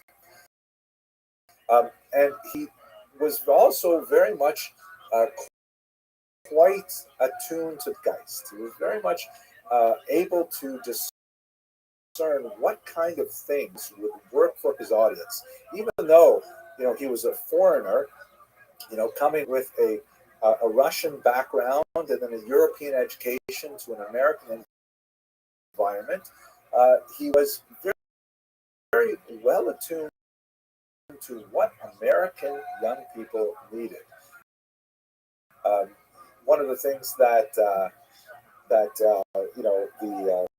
his father-in-law used to say, when he came to this country in 1940, and people were far more lax about the observance of commandments and things like that. He would insist and say to him, the reason is because America is anders. America is different. The rules we played by, you don't really hold in America. You're more relaxed here. And he'd say, America is nicht anders. That America is not different. We have the same kind of responsibilities, the same kind of placed on us. And so the Rebbe, his son-in-law, with that kind of motivation, but attuned to the demands of the time, was able to craft his ideas into specific, well-thought-out campaigns. The most important of which, certainly one that's later known by the term Ratzta, which is based on a word in the book of Genesis, when God promises to him that he will spread out the north and the south and the east. And he began to develop a network, later known as the Rebbe's Army, casually, of shluchim, messengers, that were literally sent out to service communities all around the world. And I'm sure everyone on this call has all kinds of adventures dealing with travel and always having Chabad come to their aid because of this incredible network of thousands and thousands of these Chabad houses that are located in the most unlikely places in Central Africa and far Asia, all kinds of places. It's really because of the Rebbe's vision that Chabad well springs had to spread out throughout the world. He was able to motivate young people to literally dedicate their entire lives to movation where there was none or very little Jewish community and settle there for the rest of their lives. It is truly mind-boggling. Many people point to the influence of John F. Kennedy and the Peace Corps and things like that, but I think by comparison, the Rebbe Army has far more lasting staying power than the Peace Corps. But nevertheless, the Rebbe was able to tap into this idea of this selfless, lifelong determination and dedication, and put this on people and say, great, go out there, make your own decisions. We'll receive money, we'll help as much as we can from the central offices, but go out there and do what you can. He was able to craft specific focused campaigns that somehow touched what a lot of people were feeling. They're very simple, very straightforward, sometimes quite audacious, and we're all familiar with so many of them. Like, for example, the Neshek campaign, which stands for Ner Shabbos Kodesh, the lights of the Holy Sabbath. Simply promoting women lighting candles on Friday night. And if you look at some of this contemporary artwork, that you can see that the message is so clear. That handing down from mother to daughter, it's a very simple thing to do. Just light the candles Friday night. And so people, the Chabad students would go out on so-called mitoim, which is a Friday afternoon in particular kind of activity, where they'd go out to neighborhoods where they hope to meet Jews and simply give away free candles to them and say, here, would you like light Shabbos candles? And there's no strings attached, and there's no, complex kind of arrangements, just really simple. Light the candles, candles bring peace. Look at all these other blessings that come along with it. We're all familiar as well with the mitzvah tanks, right? These loud, audacious vehicles that roll through many urban centers, and they serve as kind of like mobile squads to suggest that Jews come in and put on tefillin or have a kosher roll or something like that, bracha. And it's all for the sake of getting people to add to the level of kedusha, holiness, by performing these commandments. Incredible kind of vision that motivated people and made them smile because they were so, out there. And one of my favorites is the giving dollars. So one of the campaigns in particular, there are actually 10 that are specifically identified by the Rebbe as being campaigns. One was tzedakah, giving charity, right? So how do you convince people to give charity? Well, you give them money and tell them that they should give charity. Right? You make it easy for them by giving money to them in order to give charity.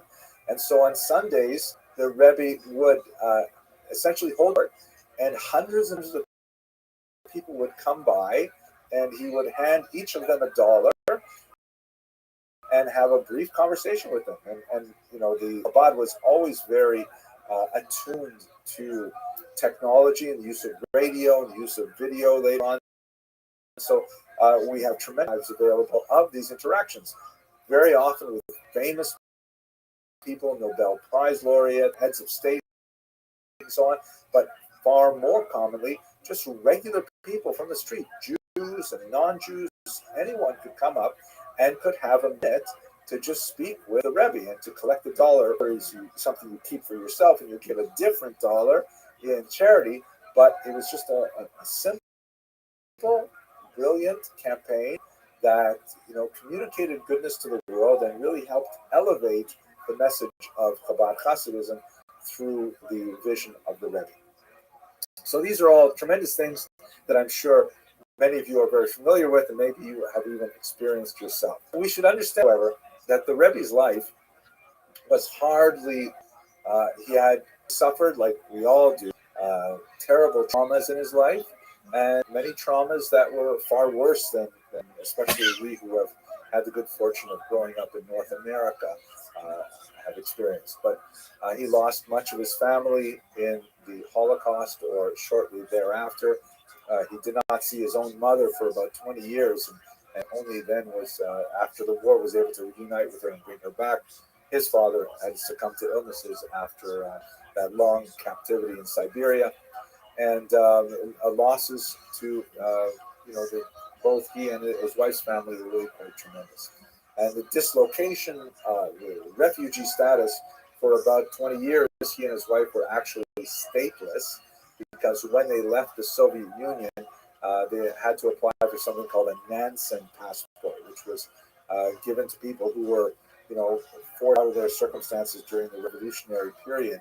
And with taking the Nansen passport, he had to give up his Soviet citizenship.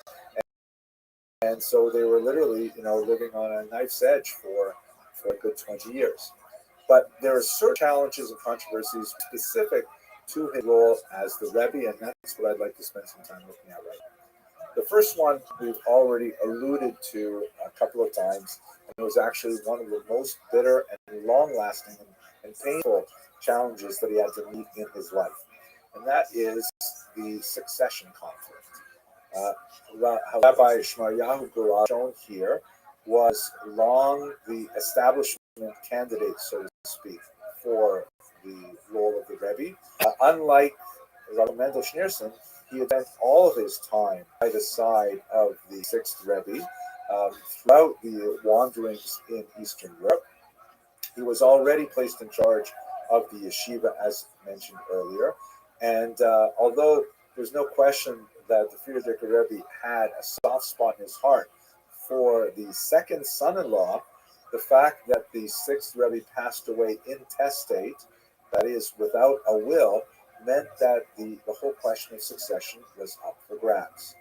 Now, Rabbi Shmaryahu Gurari, also known as Rashag, was also the favored candidate by his mother-in-law, the wife of the Frierdiker Rebbe, and she consistently maintained that he was the right candidate long after the succession conflict had abated. And in fact, although the Rashag, after the painful period when Hasidim were trying to decide which of the two brothers-in-law should be followed, eventually the Rashag capitulated and decided to become a chassid of his brother-in-law Rebbe and recognize him as such. His wife and his mother did not probably recognize him.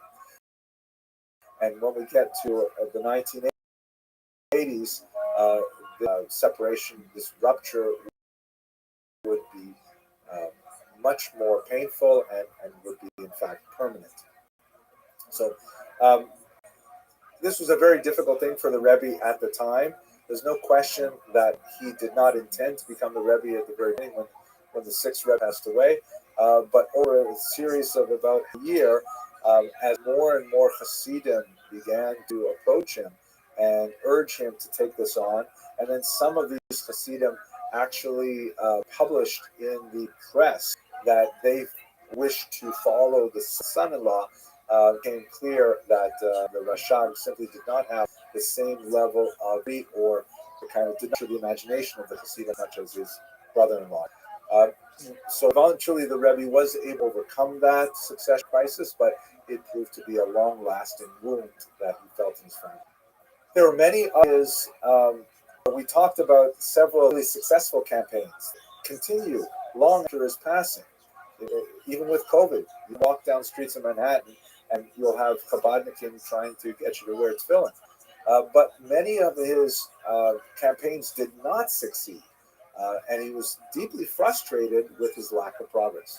One of those, for example, that he felt very, very close to was the idea of mandating prayer in public schools. And this is also exemplary of his kind of large vision. He didn't consider himself just, the Rebbe of Chabad. He considered himself Rebbe of the world. He was concerned about not just Jewish kids in Chabad yeshivas, but Jewish kids in public school and non-Jewish kids in public school. One of his other campaigns was really trying to emphasize the 7 Noahide laws and to popularize them among non-Jews. At any rate, in the 1960s, the Supreme Court struck down the practice in public schools, and the Rebbe fought bitterly against and was quite vocal about it. In this regard, he was going up against the American Jewish establishment, which generally it's probably a better thing. And religion separate, church and state separate, and they didn't. The Rebbe was trying to bring prayer, saying, no. If we back in, it's going to be Christian prayer. So why this? I can tell you that my own experience in public school, which was just a little bit later than this, and it was in Canada. I don't know how the Canadian environment was shaped by the American, but I went to public school from about 1969 or so into the 70s, and I grew up reciting the Lord's Prayer every morning. And I still remember it. And it's not such a bad prayer. It's a very nice prayer. You forgive others your transgressions, things like that. But I remember that when I was about in middle school, it abruptly stopped. And then we had, for about a year or two, this kind of, I guess it must have been in response to the same kind of arguments. We had this kind of multicultural moment of religious thought every morning where the principal would read over the intercom some, like 2-minute Buddhist teaching, or my favorite were the Native American teachings about Manitou and all kinds of things like that. And occasionally there would be a Christian teaching or a Jewish teaching. And the idea was kind of like all religions. And then eventually that disappeared. We had a moment of silence, but that was, just too hard to mandate. So they eventually, they did away with it altogether. No more prayer, no more moment of silence, no more religious thoughts. But the Rebbe really wanted to make this happen. He argued strenuously for a moment of silence as well, and he was not able to succeed. So he was deeply frustrated with it, and he was often the only person in the room screaming for this, but he simply could not achieve it. And he met with a lot of opposition within the Jewish world. Perhaps one of the most painful moments was a rupture within the Chabad movement itself that occurred in 1980 and extended for 2 years. The rift over succession, which had kind of scabbed over when the Rashad accepted the Rabbi Menachem Mendel Schneerson as the Rebbe, had not totally healed. And 30 years later, one of the people involved, librarians, extremely valuable library, which had hundreds of volumes from the 16th and 17th century, very, very rare volumes that were rescued from Eastern Europe, noticed that there were key volumes that were suddenly missing from the shelves. And they didn't know what was happening. Where were these books going? And so they installed a security system, and they discovered to their dismay that the Rebbe's nephew was actually taking the books and then selling them privately. Now, that certainly, didn't sound very nice, and he was at night surreptitiously and so on. But when they challenged him, saying, "What are you doing with the books?" He insisted that, in fact, he was only taking books that already belonged, because he, as the Rashad's son, was the grandson of the Frierdiker Rebbe, and the library belonged to his grandfather. And so, therefore, he was really the inheritor of these books. And although, Chabad was free to use them in their library and consult them, if he chose to take some of them and sell them on the private market, that would be fine. Obviously, the Rebbe disagreed and said, "No, these are library books. These are books for the entire community." Because the Rebbe left without leaving a will, there was no way to really clearly understand what was his intention with regards to his multi-million-dollar collection of books. There was quite a fractious dispute over this, and ultimately the Rebbe decided, again very controversial for the time, to take this to secular court. He chose not to bring it to a Beit Din, that is, keep it inside the Jewish world with a Jewish court. And there are a lot of interesting theories as to why he decided not to do that. Perhaps it would have placed too much pressure on a Beit Din to have to, judge something so weighty as a Rebbe's claim to a library and so on. But ultimately, they went to New York State courts, and in very dramatic testimonial, really swung the decision in favor of the Rebbe was when his wife was questioned deposition regarding what she thought was the truthship of the books. And the real question was, were they the personal property of her father, the father Rebbe, or were they the property of the Bad Hasidim as a whole? And when questioned, Chaim Muska said that the library and her father belonged to all the Hasidim. So, in other words, with that very clever answer, the judge was satisfied, and in fact, he ruled that the books belonged to the Chabad Association. It was a public library by or a private library by this institution rather than a person. The books had to be. This particular date, the 5th of Teves, when this was decided, was declared a Chabad holiday, and it's called Didan Natsach, which literally means in Aramaic, our side won. But it showed a tremendous rift in the family that showed that the antagonism over how the succession would be played out was not yet solved. It was made even worse when a deranged Chabad supporter, reacting to a very fiery speech that the Rebbe gave regarding the disposition of the books, broke into the home of Nechama Dina Schneerson, that is the widow of the sixth Rebbe, and beat the 86-year-old woman senseless, sending her to the hospital. And this was literally the end of the relationship between the two sides of the Schneerson's family. They never spoke again. They separated. They were buried separately, and it's a very sad internal family conflict that went along with the challenges of leadership.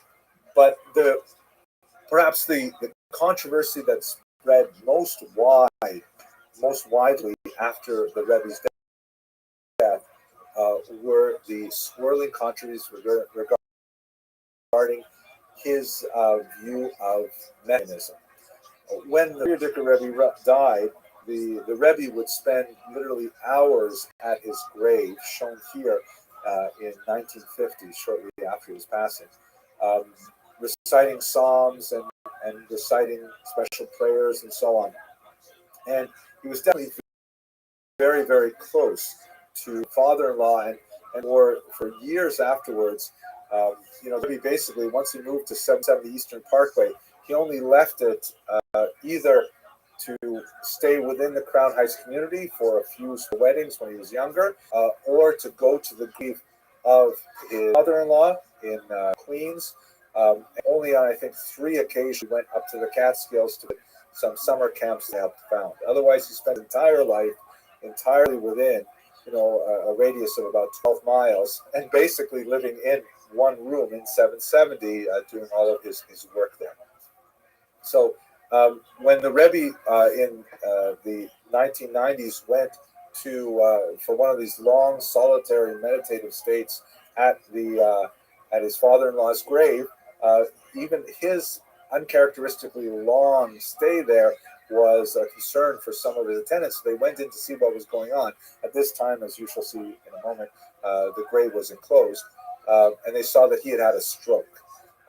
They managed to revive him, and he recovered to some extent, but for the last few years of his life, he was unable to communicate to the same degree at all that he had prior to the stroke. And it is during the last few years of his life, when he was in this kind of nebulous condition, that many of his followers insisted that he, in fact, was not just a Rebbe, but he was actually the Messiah, Mashiach, come to redeem the entire Jewish world. And an entire scholarly industry began to develop, developing proofs that, in fact, this is the coming of the Mashiach. Look how many things he has done. He really was someone who strode across the global stage. He had transformed lives all over the world. And he meets all of these characteristics. A lot of research was done into Maimonides and his views identify the Messiah and so on. And this movement grew. And during those last few years of life, with whatever emotions he was able to communicate, many interpreted even the smallest hand gesture as a level of assent to that particular view. Or if some people would be singing songs specifically praising him as a Mashiach, and they did not feel that he was, denying them, then that was in fact an assent. So there's a lot of speculation about exactly what was his mindset at the time. And amazingly, this continued even after his passing and burial in 1994, when for a long time a significant number of Chabad Lubavitchers continued to believe that not only was he the Mashiach, but he was actually going to rise from the dead to assume that role. Now, I'm not going to get into the theology of this, but it sounded to many Jews like Christianity, not like Judaism. And there was a huge amount of furor over the argument of the Rebbe as the Messiah. Now, the degree to which we can lay this at the feet of the Rebbe himself is I think, beyond the scope of our discussion, although there are some fascinating thoughts on this in the work of Rabbi Telushkin in particular.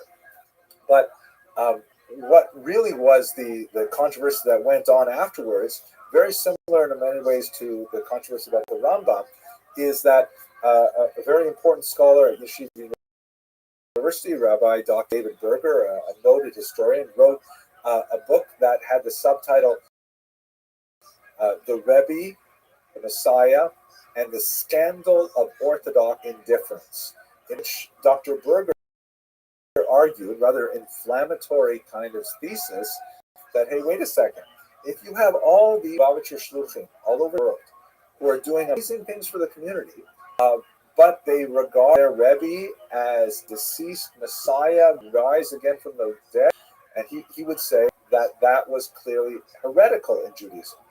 And that would mean that these people who are slaughtering meat for kosher consumption and running Jewish schools and running Jewish synagogues are actually invalidated in all of those tasks. Their meat is no longer kosher, their schools are no longer kosher, they can't even count in a minyan. And he, as you can see from the subtitle, he was calling it a scandal of Orthodox indifference, because not a lot of the Orthodox world really seem care. They've grown dependent on Chabad and so on.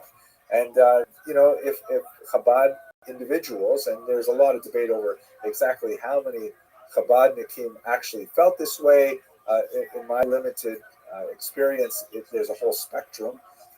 But this was a huge shanda, to use the Yiddish term. It seems, however, that where are we now? We're like 30 years on from his passing, that much of this has really faded into the background.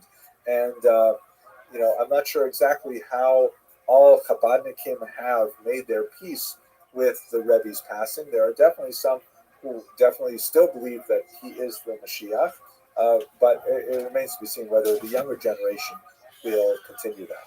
Nevertheless, it is fascinating that we're even talking about the younger generation.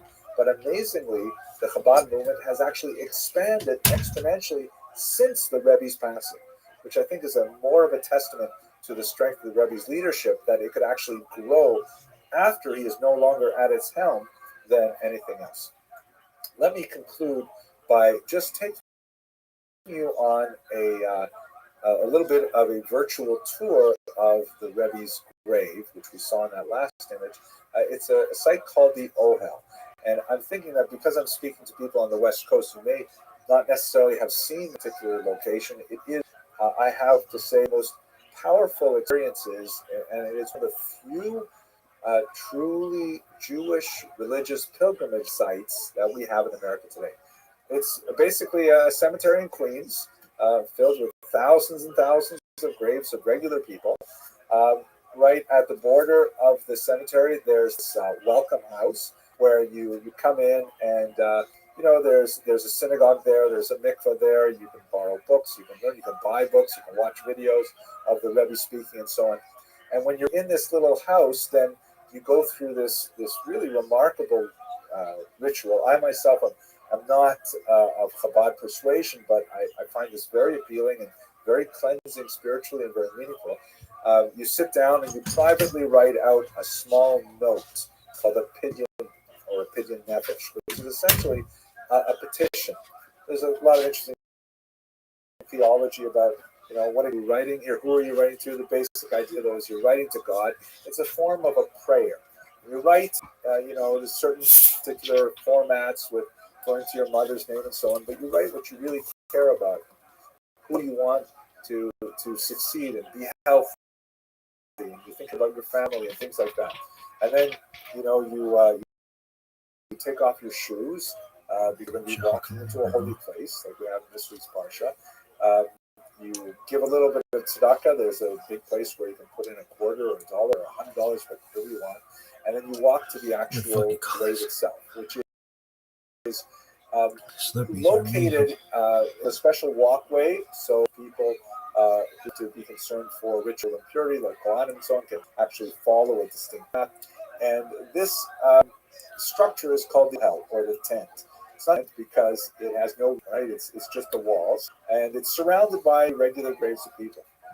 You go in the door, you light a little candle, and then you walk into this area that's really quite unusual. In this particular Instagram photograph is the grave of the 6th Rebbe is on the left, and the grave of the 7th Rebbe, Rabbi Nachum Mendel Schneerson, is on the right. And there's kind of like a half wall enclosing them. And people around are reciting prayers and reading psalms and so on. In the back are the women from this photograph, and in the front area are the men. And once you've recited your psalms and things like that, then you take out the piece of paper that you've privately written, and you quietly read its contents aloud, and then you tear it in half and you throw it into the grave area itself. It's kind of like a physical embodiment of your prayer. Truly beautiful kind of experience, and then you leave. And I think that this is such a phenomenal way that Chabad keeps the Rebbe still in their lives, because when people really want to pour out their soul to God, and I myself have done this, in the Ohel, and it allows you where you have a special level of focus, and in the merit of all the righteous people who are buried there, including the Rebbe and his father-in-law. Hope that your prayers will be more directly channeled to God. A very meaningful experience. But that's not the last thing that I'd like to leave you with. The custom is also that when Chabad young people become engaged, before they announce their engagement, they will go as a couple to the Ohel. They will recite their pidyonos, they will futures, and then after, as it were, visiting the last remains of the Rebbe, they walk out of the Ohel, take the photograph for only Simchas or Instagram or whatever, and they get their lives anew as the next generation of Chabad Hasidim. And I think that's the greatest legacy that the Rebbe could leave you. So with that, I appreciate your attention. We've gone on to the end of 60 minutes. I will be very happy to answer some questions, as they're not too difficult. Thank you so much, Dr. Abelson. Really, this is just stimulating, as all of the lectures so far has been, and we wish you a refuah shlema. Hopefully, we thank you for getting through the lecture so beautifully, and hopefully you stay well. And so before I just share a couple of questions that have come in, I want to just make sure that we get on the record giving you our appreciation for what everyone here on the Zoom and people in the community who have been informed by your lectures. I really appreciate it so much. So on behalf of all of us, Tadara, definitely wanted to share that. A couple of questions that have come through. How do you explain the seeming post-Rebbe legacy, in that clearly, at least in terms of a personality, no one person has come up as the embodiment of the leadership of Chabad the way the Rebbe has? Well, that's a great question. I was trained in the history department. Those in the prophecy department are considerably more advanced, and I never got a chance to take one of those classes. But I would think that probably the most that, the Rebbe was a colossal, towering figure. It's hard to imagine many people in our lifetime who could generate the same kind of output that he had with the same kind of single-minded focus. And he was a figure that very, very few people who I think equaled him. Yeah. And do you see an infrastructure for another Rebbe? Was that ever put into the way Chabad is working? Again, that's the future department. Right. That's the prophecy department. But I don't really know. I myself, I remember what it was like after the Rebbe passed away. I was a graduate student at the time, and I kept on thinking, okay, that's basically it, right? That Hasidic dynasties, they come and go, and there are some exceptional dynasties like the Breslovers, who are able to continue without a living Rebbe. But I really didn't think it was happening to Chabad, and it's a good thing I didn't publish anything because I would have been proved wrong. They have incredible staying power. I think the reason why they're able to stick to the mission and the message is because the Rebbe really laid it out very clearly over half a century of his dedicated service and consistent messaging. And so it's carried on through a second generation. Um, it remains to be seen whether it can carry on to a third or fourth generation. Who knows? But it definitely is something that has resonated for a long time. So here's an interesting question that came in. Was part of the Rebbe's philosophy to simply raise the religious connection and observance of people and Jews, or was he trying to recruit more people to be members of Chabad? From my limited experience, and I guess I have a little bit more than limited because I've read 4 biographies and read quite a bit of the Rebbe's works and so on. I think that he was a true believer that Chabad Hasidus had phenomenal value for the spiritual needs of a Jewish person. But I think that he was far more interested in elevating, spirituality across the board. And by the way, that a lot of his closest secretaries and associates were actually not Chabad themselves. They were trained in Musar yeshivas, trained in Lithuanian yeshivas, and he just liked working with them. So, there was no real pressure for them to somehow adopt Chabad minhagim or anything like that. Oh, so this is an interesting one that ties all 3 of your talks together, which is one of the common denominators was that there seemed to be a significant fear among the detractors of all of these figures, whether it was the Rambam or the Ramchal. There was a fear that people were against these individuals because they were worried about X. Did you ever see a sort of a thread of ever came true, right? That there was, again, talking about specifically, I don't know if the questioner is thinking specifically about the Chabad, about Chabad or in general, the fear was some of these controversies to fester were those historically seen as grounded. Yeah, that's very interesting. That's a tough question. If we break it down, we think about what is it that they were afraid of. So the Rambam in his era, people were afraid that there was too much Greek wisdom, and that it would actually put the rabbis out of business because there were no footnotes, and it was all just the Rambam worship, and no one would know how to learn on their own. And I think when it comes to the Greek wisdom, the Rambam basically afraid of eventually happened. We are so deeply engaged in non-Jewish subjects and trying to figure out the balance between how much non-Jewish stuff should be in our Jewish stuff until we can figure out how to make it kosher, like kosher sushi. Like we went for thousands of years without sushi, which was really hard. But now that we figured it out, it's good. So I think there was a justified fear there. With regards to the open-ended Rambam worship, I don't think that really came about. Maybe it's because our culture is too intrinsically critical that if there are no footnotes, we'll add footnotes. When it comes to the Ramchal, the very, very specific fear was that Sabbateanism would spread, that he was a secret Sabbatean, and that his views would, infiltrate many, many other people and influence much more of this neo-Sabbateanism. And I don't think that happened at all. There was definitely a residual level of Sabbateanism that existed through the 18th century, but it was, it couldn't be tied to the Ramchal in any way. And so I think that was not a rational fear at all.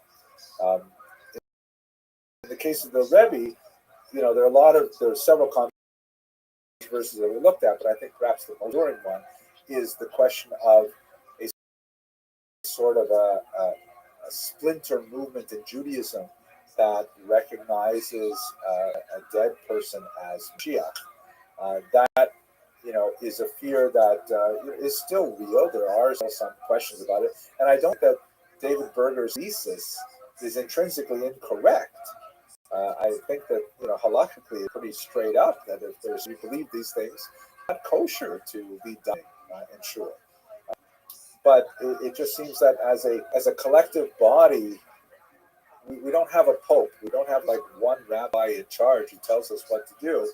As a community, we sort of like muddle through and figure things out. And lay people have input, and rabbis have input. Sometimes scholars have input, and we sort of find our way through these things. And I think that's really what's happening with Chabad. So it's a great question. I would love to put something like that on a final exam for my students, but I think I would have to argue in favor of discontinuities rather than continuities. Maybe on that note, that'll be our final exam. We very, very much appreciate just the chance to study and learn together. And again, really, the feedback has been so wonderful. We look forward to more chances to be able to spend time together. Hopefully, we'll be in a world where we can actually see each other in person, and look forward to the opportunity to try and make that happen. And just on behalf of Bet Jacob, I want to just also give thank you to all of our participants who have been able to join us and learn together. Dr. Abramson, Yeshikov, all of you, and wish everyone a Lila Tov, and thank you so much for joining. Have a great night.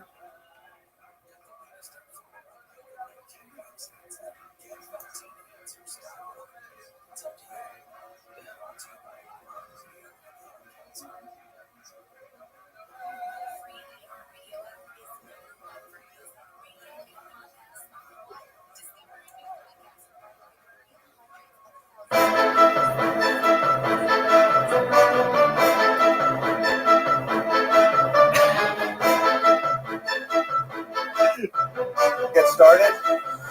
Thank you all for coming. I apologize that I was a little bit delayed today and had people standing outside. That's kind of unusual. We'll certainly make an effort to be here early in the future. So if you follow the website, if you get the regular mailings from the website, you'll know that I have two other series of lectures that I put online at the same time. I have these lectures, which are basically 1-hour biographies, and then I have this series, which is mainly directed at undergraduate students, called the Essential Lecture Series, and they're about 20 to 30 minutes. And then I have these This Week in Jewish History, which are like 3 to 8 minutes. So I just recorded one this week on the origins of modern Jewish humor, and I'm really pleased. One of the essential lectures. I'm really pleased that I got so many responses in the comments. I think within 6 hours, 172 people had viewed this video. It was really, it's amazing what the internet can do. And one of the best things is that people started sending jokes in the comments box. So it's like, so here's one from Daniel Nuriev, who is actually quite a scholar. He is the first one, if I remember correctly, to point out that the letter chet is not a guttural, it's a voiceless fricative. If you didn't know that. He pointed out this one joke which I enjoyed. It turned out that this is a very old Jewish joke, and just about everyone I told it to already knows it, but somehow I missed it. So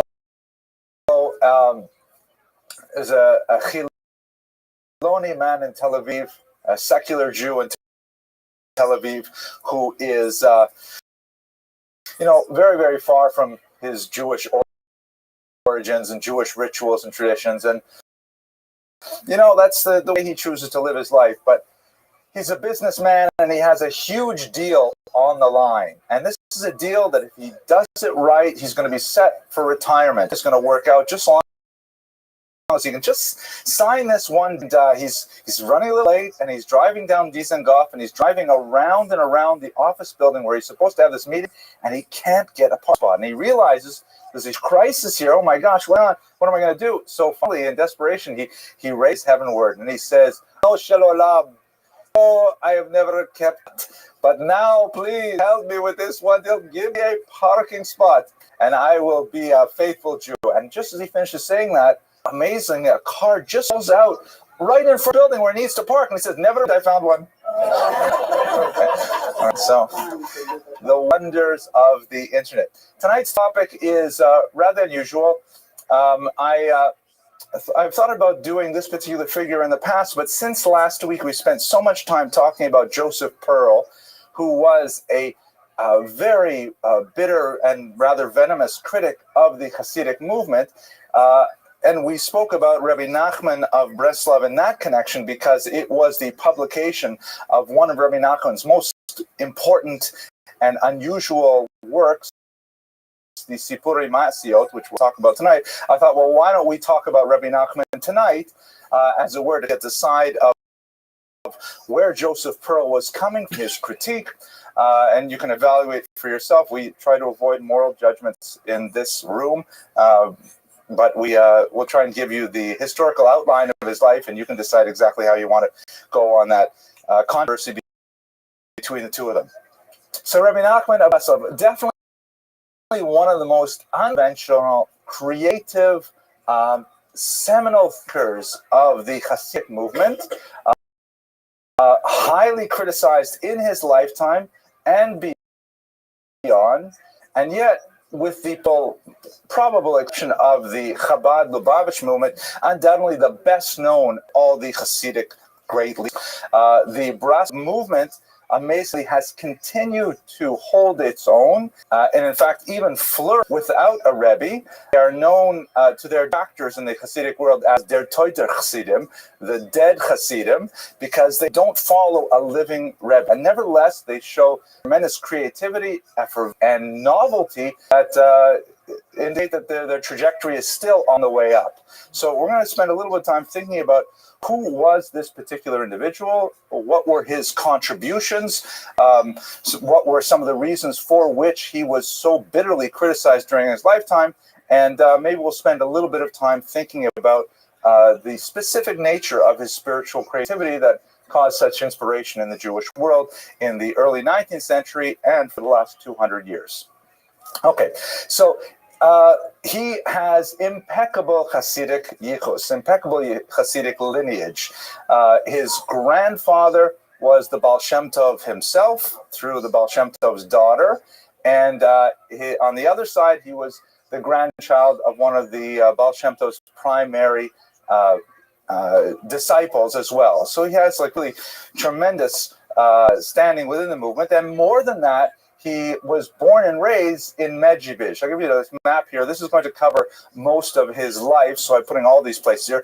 Medjugorje is the current Ukrainian pronunciation. You may have seen the Polish pronunciation, Medjugorje.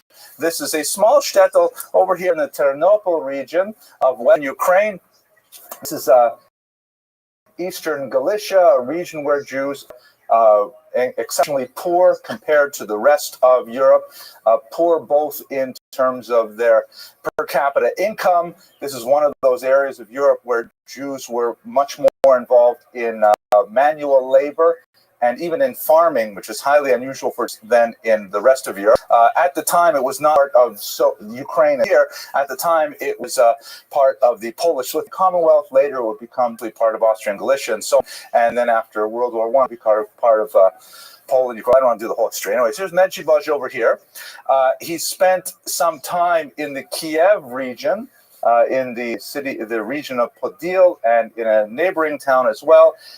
And then he made his fame, really in the town known as Bratslav, not to be confused with Bratislava, and it's usually pronounced in Yiddish as Breslov. The Nurm Breslov is just a Yiddish, there are many of these. One of the hardest things about figuring out the geography of Eastern Europe, and my own teacher, Professor Paul Robert Magachi of Toronto, he wrote an atlas of Eastern Europe, and he described to me how incredibly difficult it is because just about whenever a place gets conquered by a people, they change the name of the place.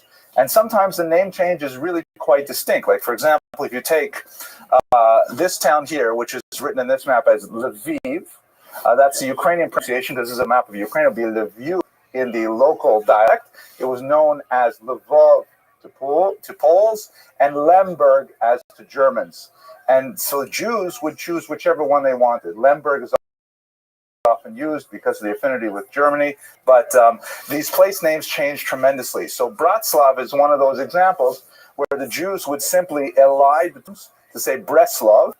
And one of the reasons they loved it is because the term Breslov, if you look at the letters in Hebrew, it forms an anagram for Lev Basar, heart of flesh, as opposed to a Lev Even, a heart of stone, which is an allusion to a passage in the Bible in Isaiah where God says, I will take out this heart of stone and I will give you a heart of flesh, a heart of Lev Basar. So Breslov, Lev Basar, that's who we're talking about. Spent a lot of time in Bratslav, and that's where he gathered most of his disciples.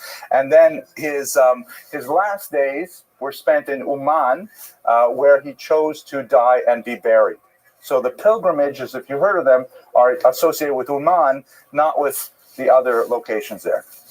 So his Hasidic lineage, to underline the point we started with, is not only from his actual family members, he's in the third generation after the Baal Shem Tov, who passed away about 1760. The Rabbi Nachman was born 12 years later.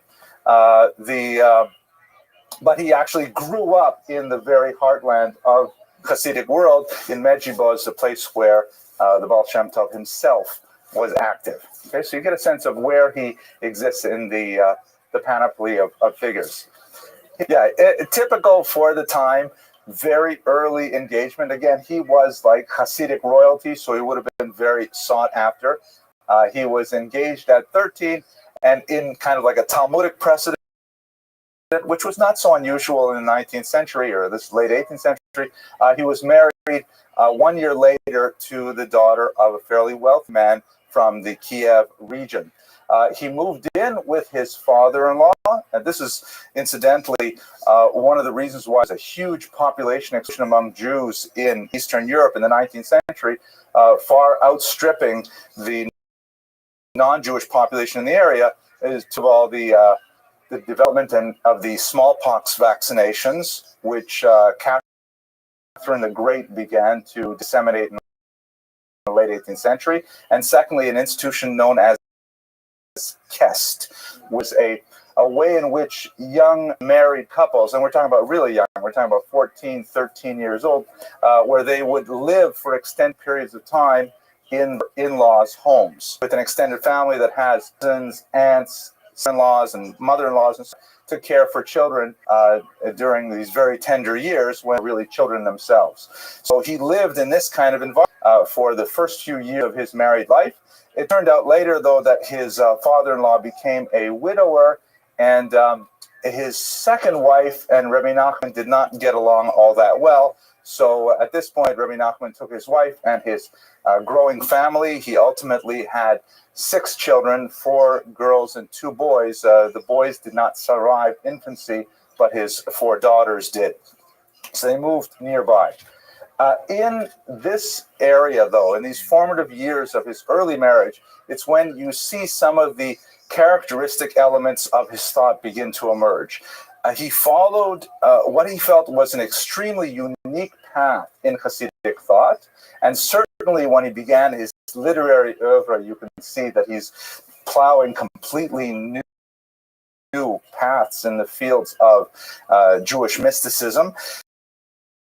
At the same time, he was following a very traditional path of going out into the forests alone. He became quite an oarsman. He went on the Dnipro River, which is shown here, and he would, row himself up and down the river and set the boat ashore, and then he would go off for an afternoon and simply meditate on nature and existence in the world.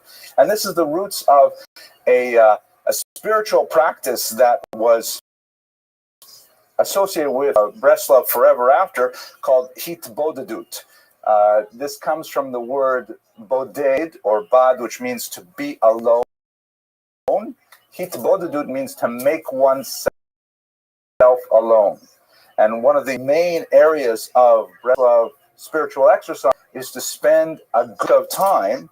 When you read some of their literature, they say, just take an hour to yourself. That's all it takes, an hour a day, which for the rest of us non-Breslov Hasidim, it's a huge amount of time, especially for a Litvak, a whole hour doing this. And basically be alone, talk to yourself, talk to God, talk to the walls, talk to your future past. Just spend an hour in that may be, by the way, to jump ahead to the end of this lecture, one of the reasons why in the 1970s Breslov Hasidus became so popular is because the whole meditative tradition, which they had been developing for several hundred years, was so well aligned with the age of Aquarius, with EST, you recall all those kinds of unusual New Age practices that were popular in America at the time. So definitely there was a kind of a congruity of practice and thought between Hitbodedut and modern meditative techniques. So he moved to a nearby region, and at this point in his late teens and early 20s, he began to attract disciples. Jumping ahead also, we should note that the entire was only a short 38 years, and yet compressed within this very short lifetime, he managed to create a tremendous body of written work, very creative and unusual and original, and attract many totally devoted disciples who would remain with not only his lifetime, but even after his death, which was shrouded with tremendous controversy, and would pursue the development of the movement past that. So these are all very people. We're talking about people in their teens and early 20s when they are at their peak of creativity. The controversies. So we have to put in the cost of the times. And you recall that the Hasidic movement heads into a period which historians might call a thermidor, which is a reference to a month in the brief-lived French revolutionary calendar. Basically, when you have a revolution of any sort, there's a period of tremendous excitement and exuberance and dramatic change, like the pendulum is pulled all the way in one direction. And then as people get kind of fed up with the ridiculous pace of change, then the pendulum swings back the other way, but often goes into the opposite direction. And if you look at any, this is kind of like a well-known pattern, cycle of history. If you look at, let's say, the Russian Revolution, it may start with all these bright ideas of Druzhba Narodov, the friendship of peoples, and of a neo-messianic era, and then it eventually swings back and falls into high Stalinism, which is the thermidor, as it were, of the Soviet Revolution. So the Hasidic movement had much of the same. The 18th century was a tremendous period of criticism of the old way of doing things, a period of great innovation. And then by the time you get to the 19th century, some of the excesses that the Hasidic movement had been created to react against began to reassert themselves and even infiltrate the Hasidic movement himself. For example, one of the aspects of the Hasidic movement that was so powerful in the 18th century was the tremendously democratizing element of following a charismatic leader as opposed to an appointed figure that had the approval of the community and the lord of a particular region. You would have a person who, just had a beautiful smile and a beautiful way of expressing things and a kind heart, and he would become the Rebbe, obviously with tremendous talents and learning and pastoral skills and so on. But by the time you get to the mid-19th century, the Hasidic system was criticized for being excessively rigid, of being just another hierarchy where people gather their courts around them on a hereditary basis and so on. So this is a period when the Hasidic movement is just beginning to kind of lose that populist edge and descend into a dark and reified period, which again they would emerge from at the end of the 20th century, but that's not for us today. So Rebbe Nachman was at this period when it's quite a bit of time. It's 40, 50 years after the death of the founder of the movement. And you have established figures. You have Hasidic leaders who are elderly typically and have followed the same kind of pattern of establishing courts and of rituals such as the pidyonis, of bringing certain types of donations to the Hasidic leaders and so on. And Rebbe Nachman will just have none of this. He is a huge critic of the existing Admorim, as the leaders of the Hasidim were called, and he openly criticized their mystical pronouncements. So, for example, some of the Admorim, some of the leaders would say that they had gotten a glimpse of Elijah's chariot. That's referred to in the Bible, and it's an allusion to this mystical vision of the Godhead in the universe.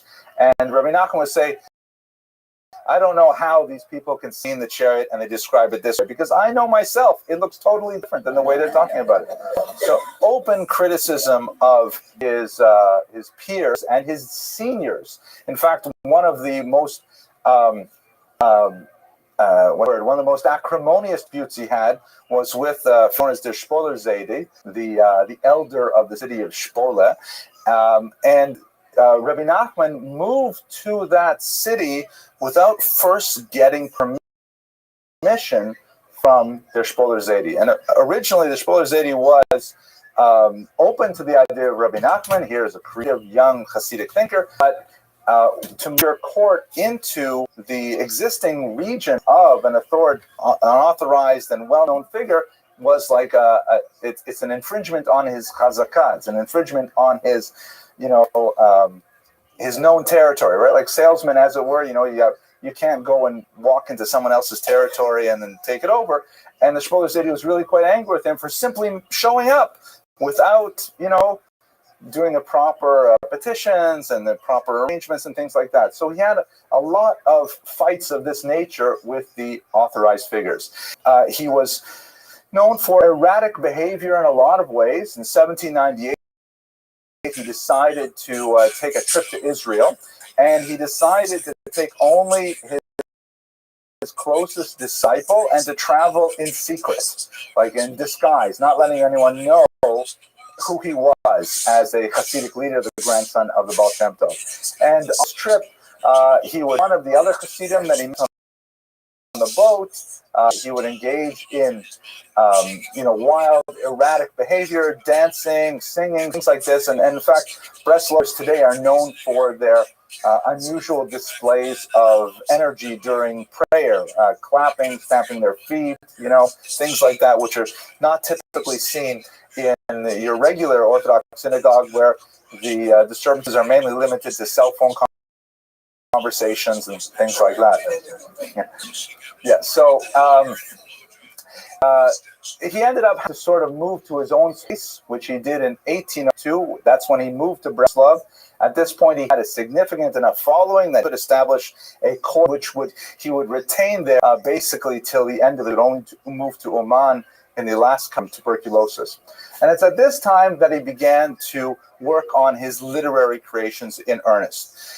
His literature, some of which were written by his own hand, some of which were recorded by his disciples, were very unusual and highly creative and unique books that had no precedent in the Hasidic canon in so many ways. And I'll give you a couple of examples right now. But prior to that, I'll just say that the corpus of the Breslov literature that we have today is deeply impoverished by the fact that Nachman burned many of his books. He composed quite a few, and then after he felt, for whatever reason, he never really divulged it, perhaps that they contained too much mystical information. He ordered them burned. This was a tremendous inspiration to a 20th century Jewish writer who read of Rabbi Nachman's work with tremendous enthusiasm and interest, none other than Franz Kafka, who I think I'd like to talk about in a few weeks. The famous and very disturbed Czech Jewish writer who wrote, you may recall, The Metamorphosis, a story about a man who wakes up and discovers he's a massive, and what that means. A story called The Trial, where a man wakes up and learns that he's on trial in a capital offense, and he has no idea what exactly his crime was, or when the trial is going to take place, or who's his defense attorney, and this whole nightmarish situation where he's trying to figure out really the meaning of his life. Are only hints and clues, Sammy, rhyme, and reason. Kafka also ordered his closest destroy all of his manuscripts, and then he promptly killed himself. For the benefit of world literature, his friend decided the manuscripts were simply too valuable, and he did not burn them, and they ended up becoming published and become classics. But the connection is very clear. Read a lot of Rabbi Nachman, was fascinated with the same kinds of stories that Rabbi Nachman will write, and was deeply influenced by them. Yes. Oh, one last point, two last points I should make on this slide, excuse me. I forgot to mention that perhaps the most controversial aspect of Rabbi Nachman's activity was his messianic pretensions, which are rarely stated in an outright fashion, but it's clear that he harbored notions of tremendously exalted status of himself within the end of days. It may have been that he regarded himself as an Elijah-like figure, perhaps the harbinger of the Messiah. He certainly felt that one of his infant sons, again, who died in infancy, would be the Messiah, and he placed great hopes on him. And these kinds of things, which are not completely unknown in the Hasidic movement, it's hard to find too many Hasidic movements that not had a close brush with the idea that their Rebbe may be the Messiah. But Rabbi Nachman was unusually vocal about it and attracted a lot of criticism, like a lightning rod, because of his pronouncement. There was only one Rebbe who was a strong advocate of Rabbi Nachman, and he to his position right very end, here before Rabbi Nachman would, and Rabbi Levi Yitzchak of Bridge. You may have heard of Rabbi Levi. He is known as the defense attorney of the Jewish people, the Sneger Shel Yisrael, because he basically finds the good in everyone throughout his life.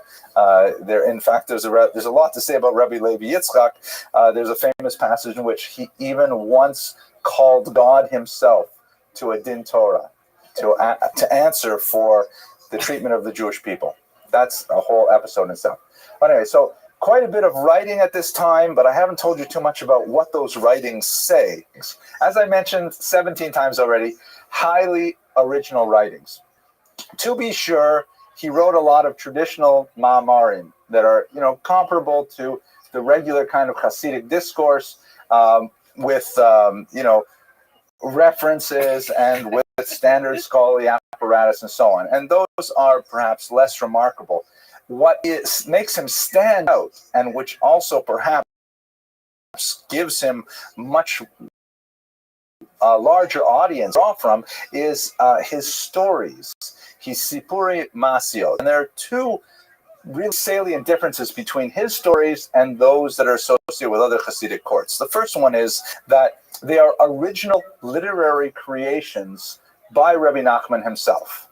In other Hasidic courts, you have lots of Hasidic stories, usually highly hagiographical in nature, meaning, amazing stories about what this Rebbe did or what this Rebbe said, and things like that.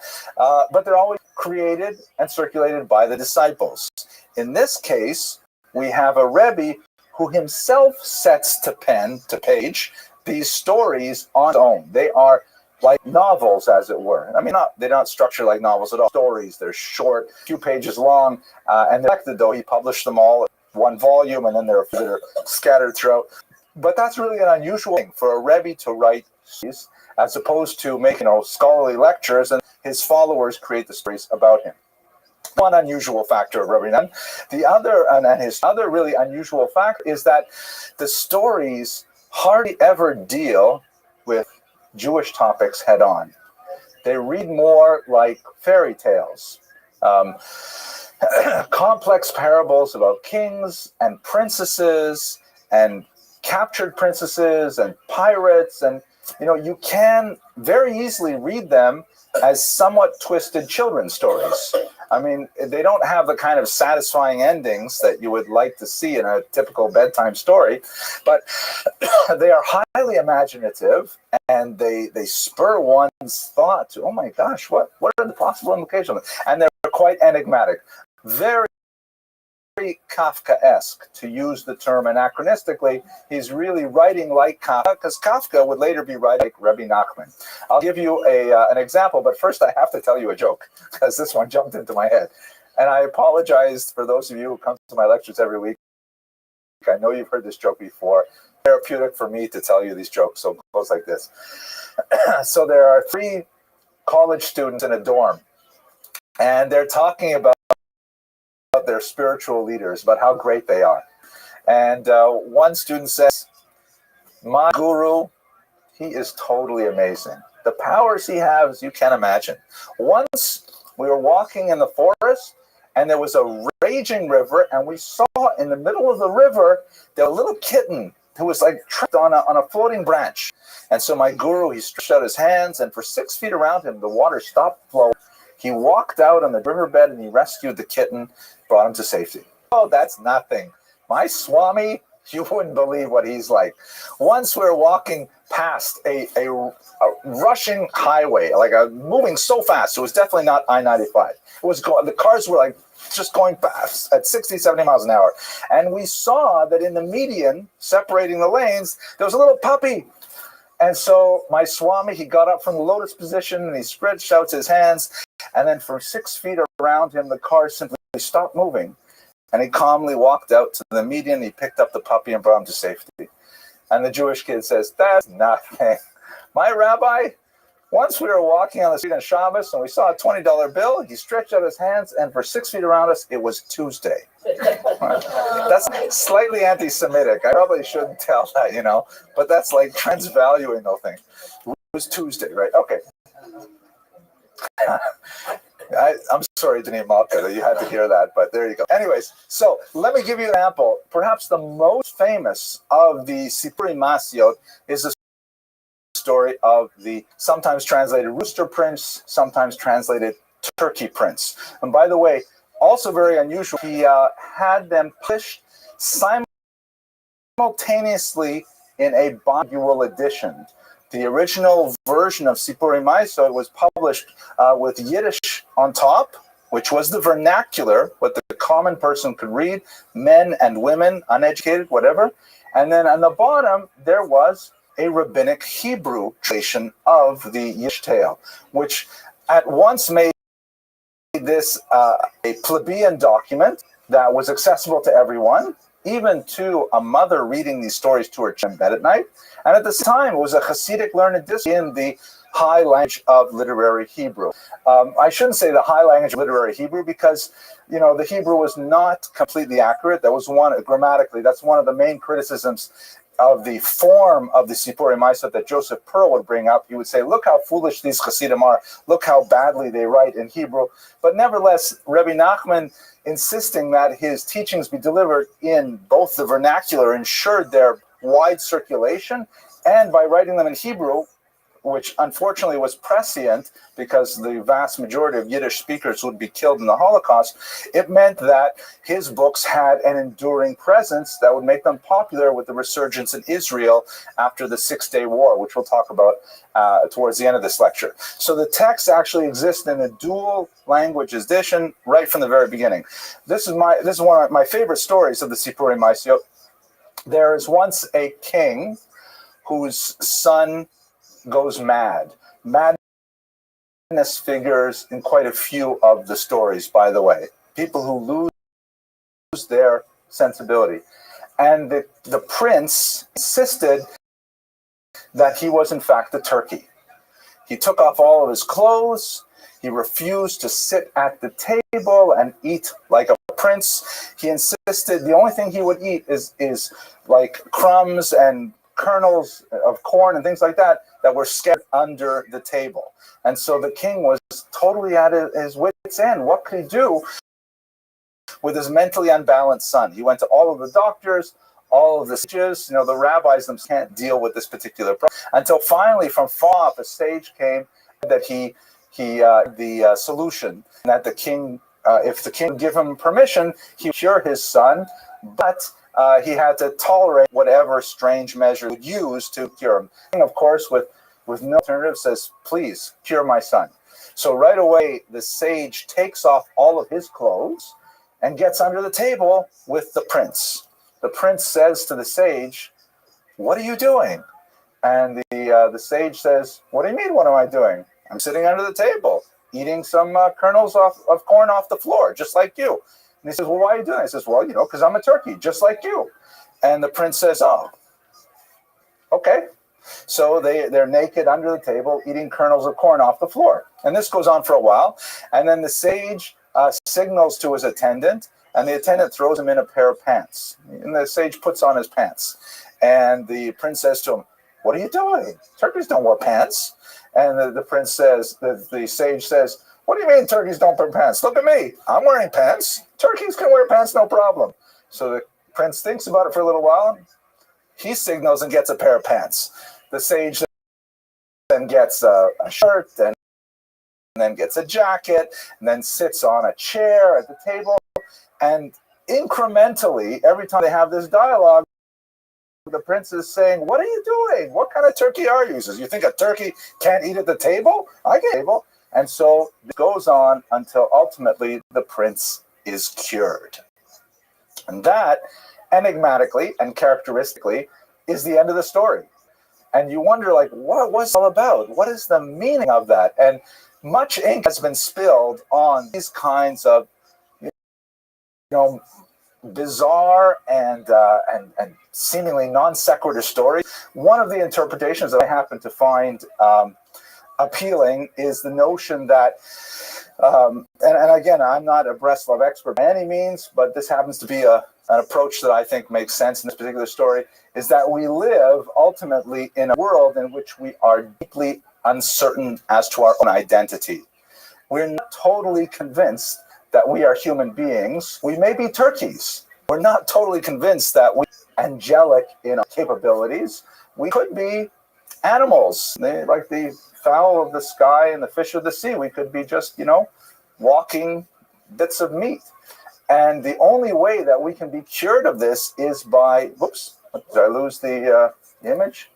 The only way that we can be cured of this is by imitating a human being, imitating a higher level creature.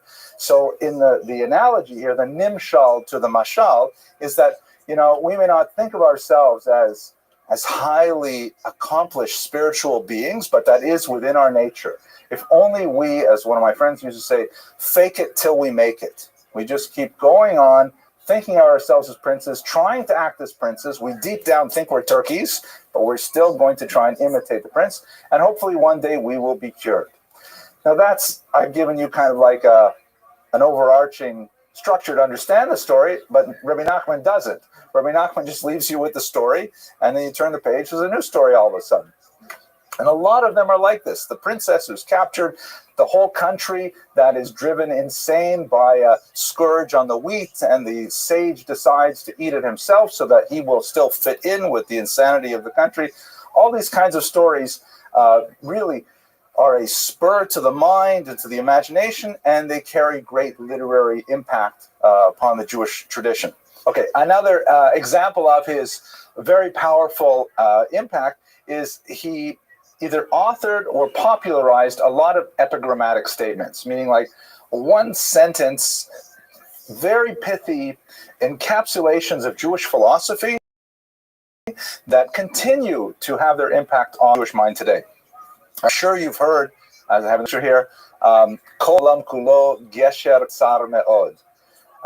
The entire world is but a narrow bridge. Ve'ikar lo lefached klal. And the essential point is, don't be afraid. All right? That's a line of Rabbi Nachman, just this idea that, we're traversing this narrow, scary chasm on a tiny little unbalanced rope bridge, and you got to get to the other side. And the main thing is no fear. Just keep moving forward. And this is a beautiful, beautiful thing that, again, he wrote it in literary Hebrew, which meant that it survived the linguistic challenge of the 20th century. And in Israel, of course, it became a folk song. You know, I think I would sing it for you, but I think you would regret that. Many of his statements, in fact, became folk songs. Mitzvah gedola liot b'simcha tamid. It is a great commandment to be happy always. I'm not sure there is a commandment to be happy. There is a commandment to be happy on Yom Tov, specifically, v'samachta v'chagecha, right? Be happy on all it. By the way, the Vilna Gaon, he was once asked, this is a characteristics between Hasidim and Misnagdim. He was once asked, what's the most difficult mitzvah for you to perform? And he said, definitely v'samachta b'chagecha, to be happy for 8 days in a row. That's tough, right? So anyways, Rabbi Nachman, though, mitzvah gedola liot b'simcha tamid. It is a great mitzvah to be happy always. I think I told you 2 weeks ago about that incident at the Kiev yeshiva that I experienced. Maybe not. It was great if you totally forgot, because tell it again. And it goes like, we were sitting having a Friday night meal, and a yeshiva bacher burst to the room. He's kind of disheveled, and they said, I was accosted on the way here. They wanted to take my money, and I said, I'm an observant Jew. I don't have any money, so they let me go. And so then all the guys in the yeshiva start singing in Russian, Ochin Shaslevia Patamusha Yayevrei. I am very fortunate to be a Jew, which went straight into, in Hebrew, mitzvah gedola liot b'simcha tamid. And those two lines in Russian, I am so fortunate to be a Jew. It is a great mitzvah to be happy always. We sang that for maybe 40 minutes. It was a really intense spiritual experience. I was terrified, but I can't forget that moment. Okay, so he wrote a lot of these epigrams. You may have heard the saying, when I saw it associated with Rabbi Nachman, I actually couldn't believe it. I said, no way, this comes from somewhere else. And it may be true, perhaps we have some very erudite members in the room, some of whom have taken a vow of silence because they don't want to ask any too hard questions. But apparently it was Rabbi Nachman who said, God never gives us a challenge that we cannot overcome. You know, that's like, is that really Rabbi Nachman? That seems so central to Jewish thought, but I saw it associated with the sign. So these kinds of like amazing stories, these very powergrams, you hear it once and it sticks in your brain. These are the kinds of things that attributed. Also created a wide variety of spiritual practices or exercises called tikkunim, which is a Kabbalistic term meaning repairs. If a world or yourself through a particular then these are the repairs. This is how you affect a positive change to what you've done wrong. The Tikkun Klali, he has a list of what kinds of things you should do for what kinds of sins. Typically, they involve the recitation of certain psalms and things like that. The most famous Tikkunim, however, was that towards the end of his life, he promised his followers that if they would come and say a particular tikkun on his grave at Rosh Hashanah, then no matter what they have done in their life, Rabbi Nachman will take them by their peyot, by their forelocks, and drag them out of hell itself if necessary. So these tikkunim have had tremendous, popularity, and they continue to inspire tens of thousands of people, even today, who go to Uman to be at the grave of Rabbi Nachman.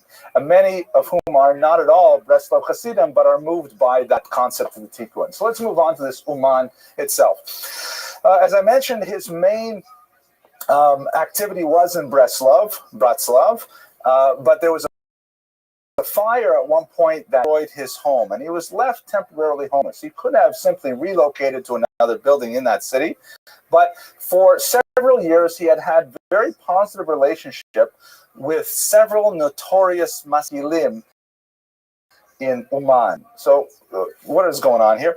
First of all, what is Uman?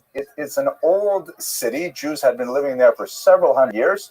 And it is most noted in the Jewish chronology as the site of a terrible massacre in 1768.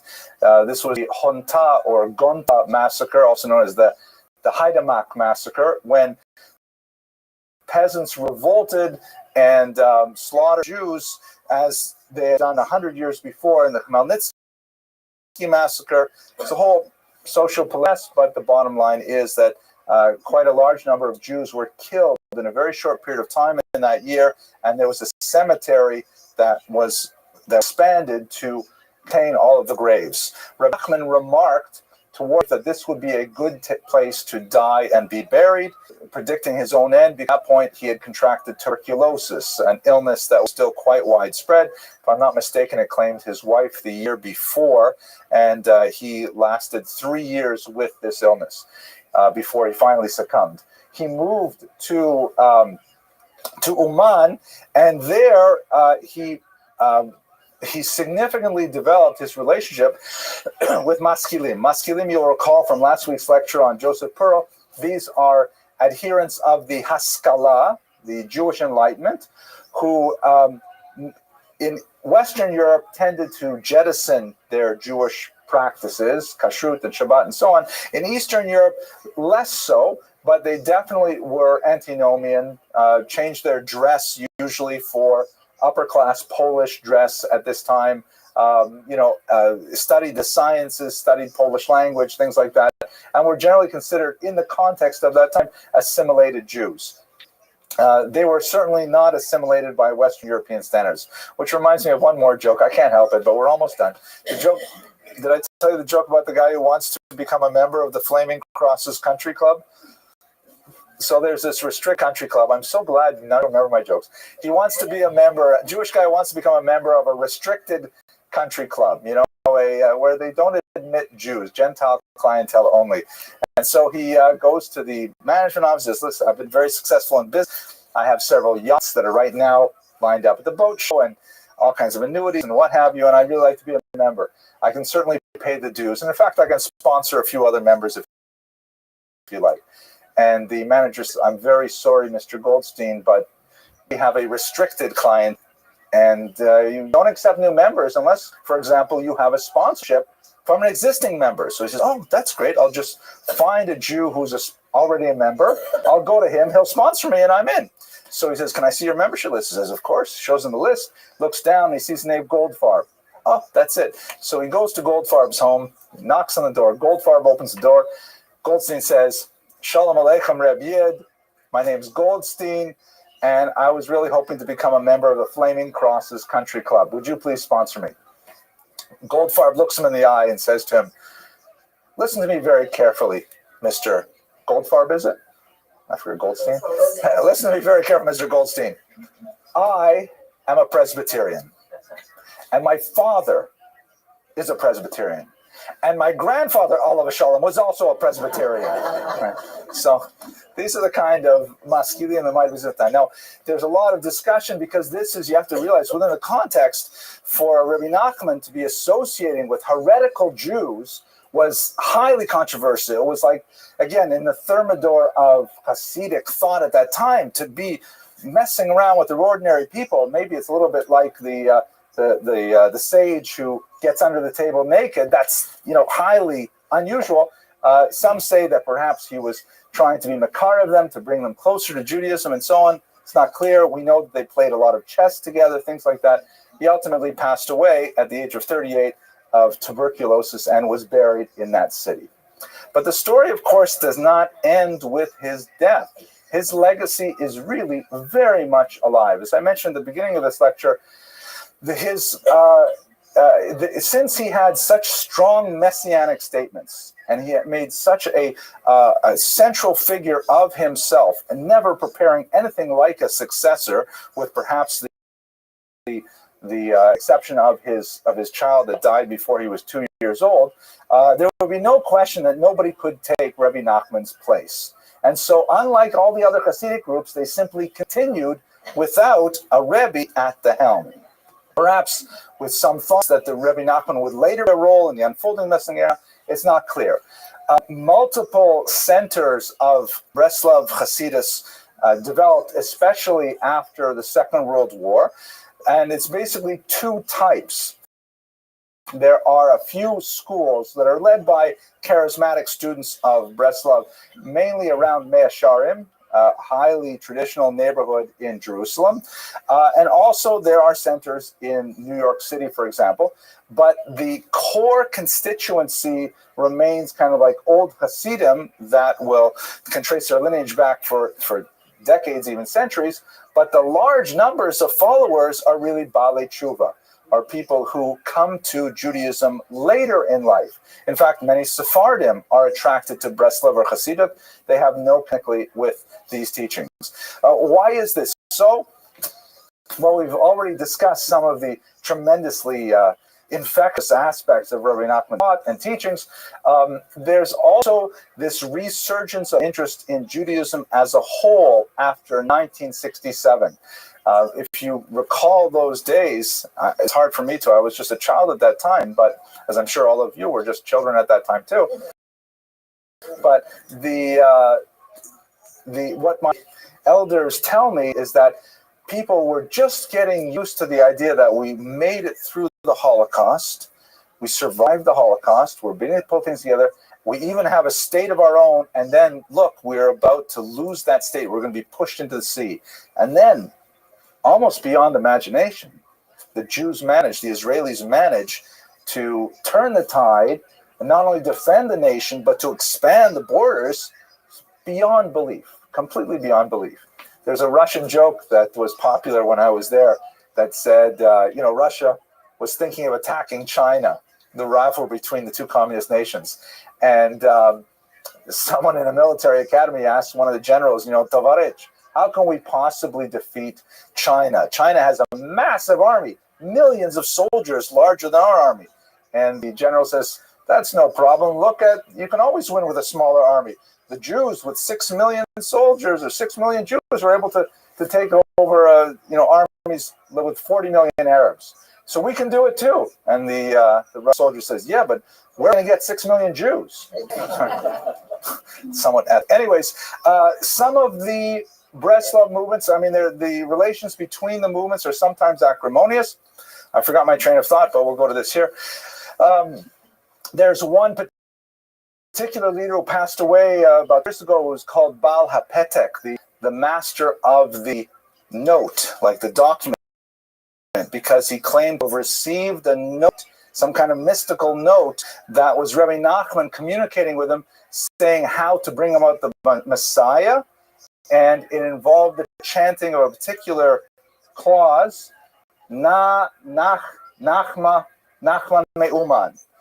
It's hard to translate this. The na really isn't a word in Hebrew. It might be read as please. Nach means rest. Nachma is related to the word for console. Nachman is his name, and Me'uman, city of Uman. Meaning you say, please rest, console, Nachman of Uman. And so this is a slogan worn by this particular group. You may see it popular to wear large white knitted yarn with this phrase, handwritten around it. But there are many of these groups. And as I mentioned earlier, the tikkun associated with Rabbi Nachman in Rosh Hashanah is incredibly popular. You can get, you can book a tour to Uman for Rosh Hashanah, very popular. I have many friends who have done it. And you can participate in this movement, which is 200 years old. And still quite vibrant and growing. So with that, I want to thank you so much for your attention and your endurance over the last hour, and I hope you have an excellent week.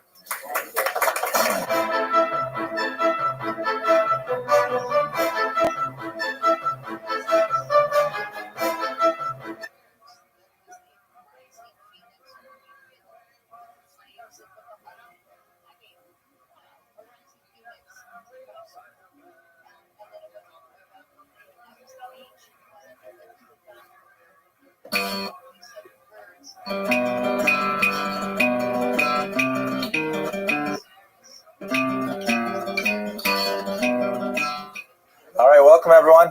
Why don't we get started? We've got a really important topic tonight. We're going to study from the Rambam, the Nesher Hagadol, the Great Eagle, one of the most important and influential figures in Jewish history, someone who cast such a long shadow that the famous statement was, from Moses until Moses, there was no one like Moses, meaning from Moses of the Torah until Moses Maimonides, there was nothing like him. And in fact, since Moses until today, there's no one really like Moses as well. Let me begin with a little joke. I apologize to you who are at Charlotte Shudis. You heard this. I think Mr. Steve, you're probably the only one. But the joke goes like this. I was onto a bus. An elderly woman got on, and she gets on. The bus driver is very friendly to her. So she asks him, would you like some peanuts, young man? And he says, well, thank you. I think I would like some peanuts. And so she gives him a few peanuts. It's nice to see you. Welcome back. Welcome back to Florida.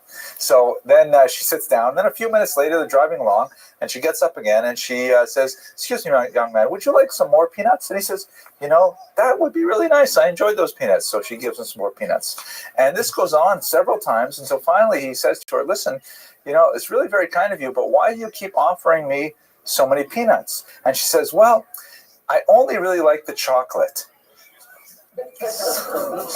Okay, so I'm hoping that this presentation, I'm going to give you all the chocolate and I'll hang on to the peanuts. But the truth is, there's so much to say about Maimonides, and we actually started a couple minutes late today, so I'm going to speak a little faster just to make up the time. But we're just going to touch on the life of this truly incredible man and his impact on Jewish history.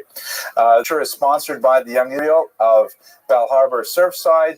We're very grateful for the shul to provide us with heat and light, or AC and light, and you know, place to meet. We are looking for sponsorships for future lectures, so if you're interested, please contact me or contact the shul office. The shul likes $200 to offset the costs, and all the profits, of course, go into producing that wonderful edifice that we are creating just a block away. So let's go straight to the material. Rabbi Moshe ben Maimon, the acronym of his name, and he's, of course, Rambam, and that's how he is known to many of his students today, known in Latin as Maimonides. The ID suffix means son of Maimon. His first name was Moshe, his father's name was Maimon, hence Maimonides, or Rabbi ben Maimon. His year 35 to 24, born in Cordoba and died in Egypt. There's some debate over where exactly he is buried. His grave is usually associated with a place near Tiberia, Israel, where they have a special tomb, but the Jews of Cairo believe that he is in fact still buried there in Cairo in the courtyard of the yeshiva where he studied in a small suburb of that town. He was a physician, a philosopher, a popular leader with tremendous courage and conviction. His opinions were highly controversial, as we shall see. His books were even consigned to the flames by other Jews. But at the same time, he maintained steadfast in his point of view, and it continues to be studied today, even though there are many, many areas where the rabbinic consensus differs from Maimonides' point of view. Nevertheless, he is the primary interlocutor for the dominant opinion and remains very significant to this day.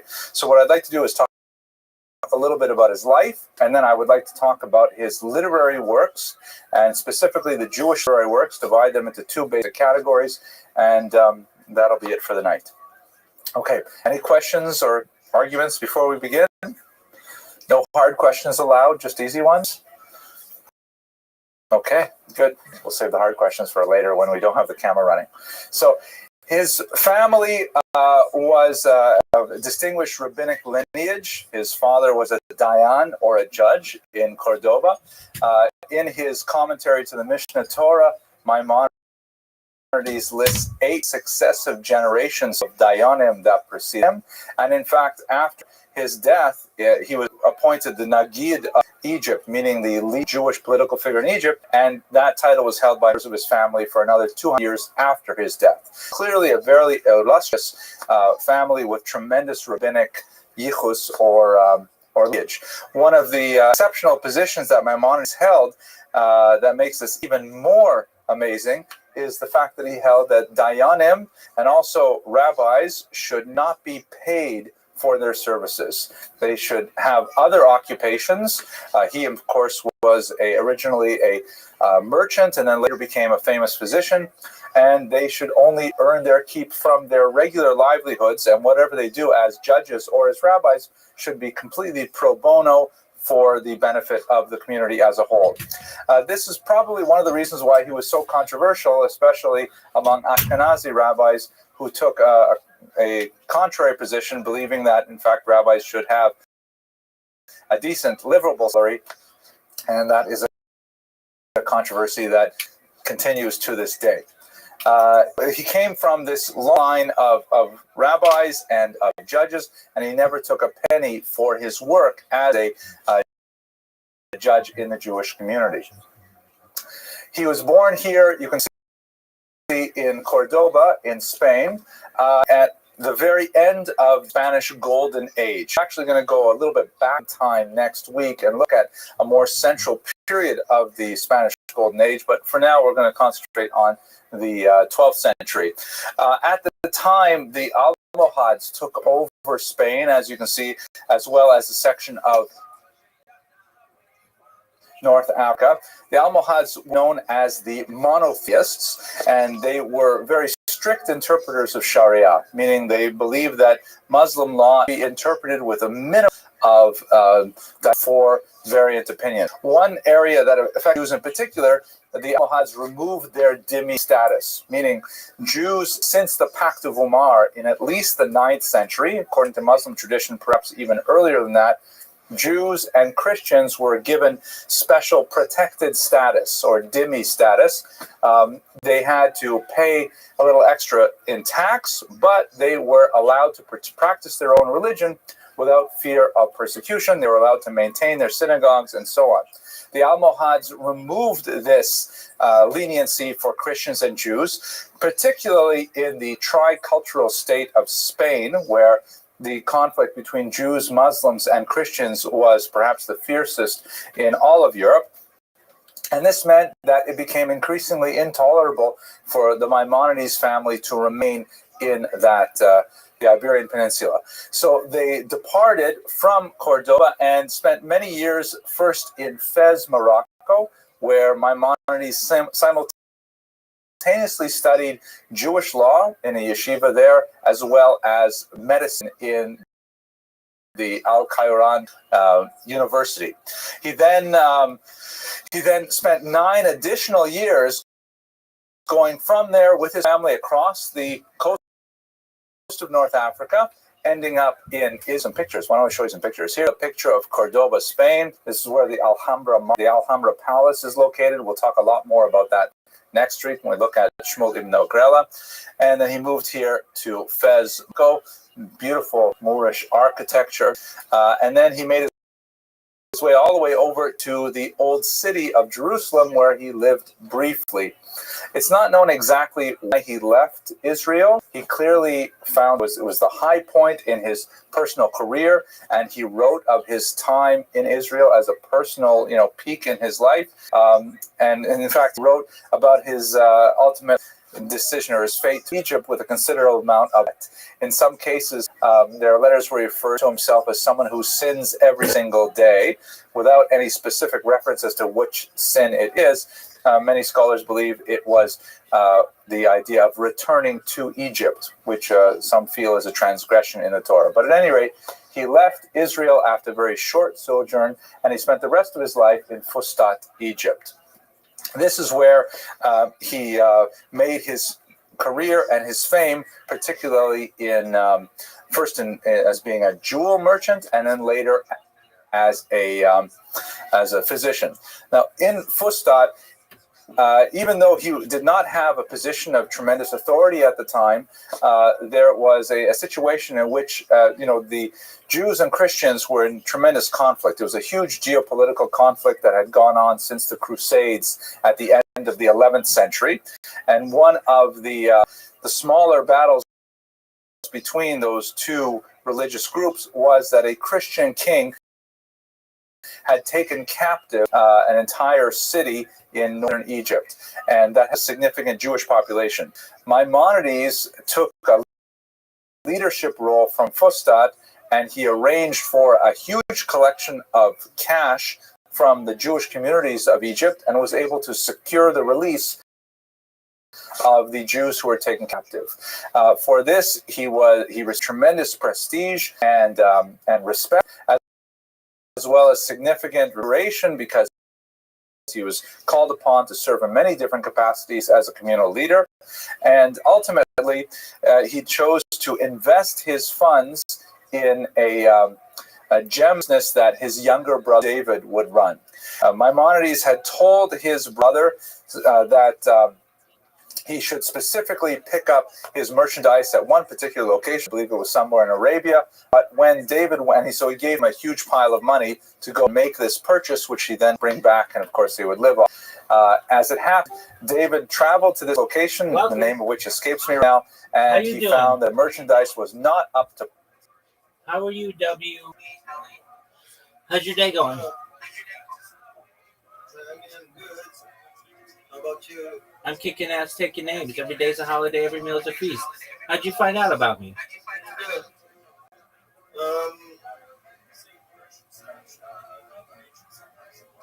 You got my clip, bro?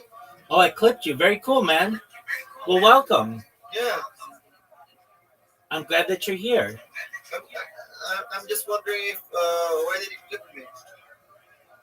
You really want to know? Yeah. Because I think you're amazing, and I wanted you to come in here and talk with me. Really? No. Yeah, 100%, big dog. Okay. What's your favorite thing to stream?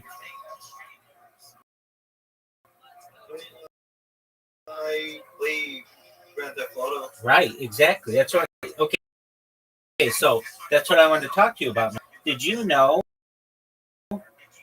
that it is 318 days, 18 hours, 51 minutes, and 42 seconds until Grand Theft Auto 6 launches? Yeah. Are you excited for it? I mean, I don't have PS5 yet.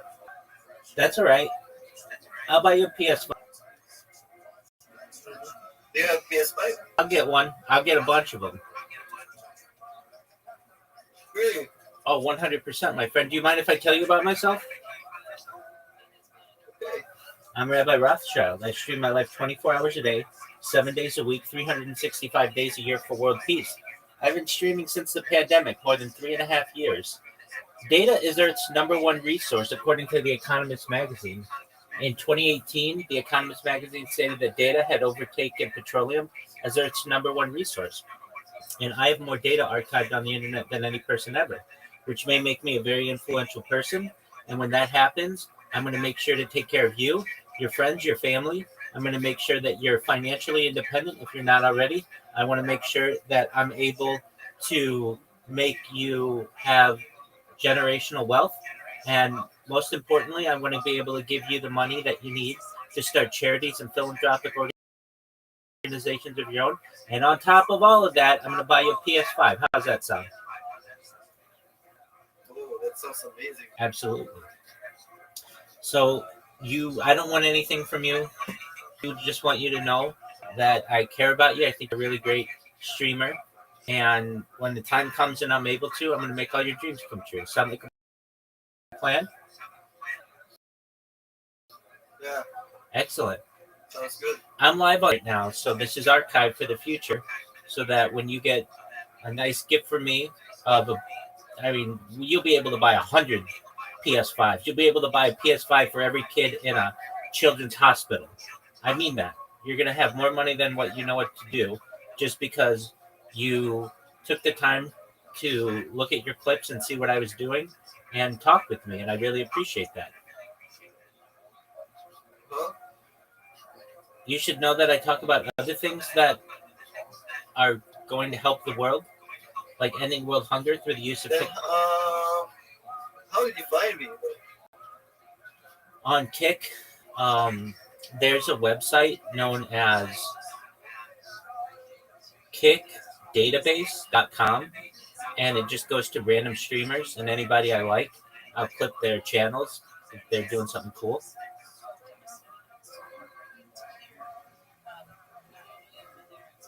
Have you ever been to kickdatabase.com? No. You were featured. I'm gonna do something, bro. Go for it, big dog. Okay.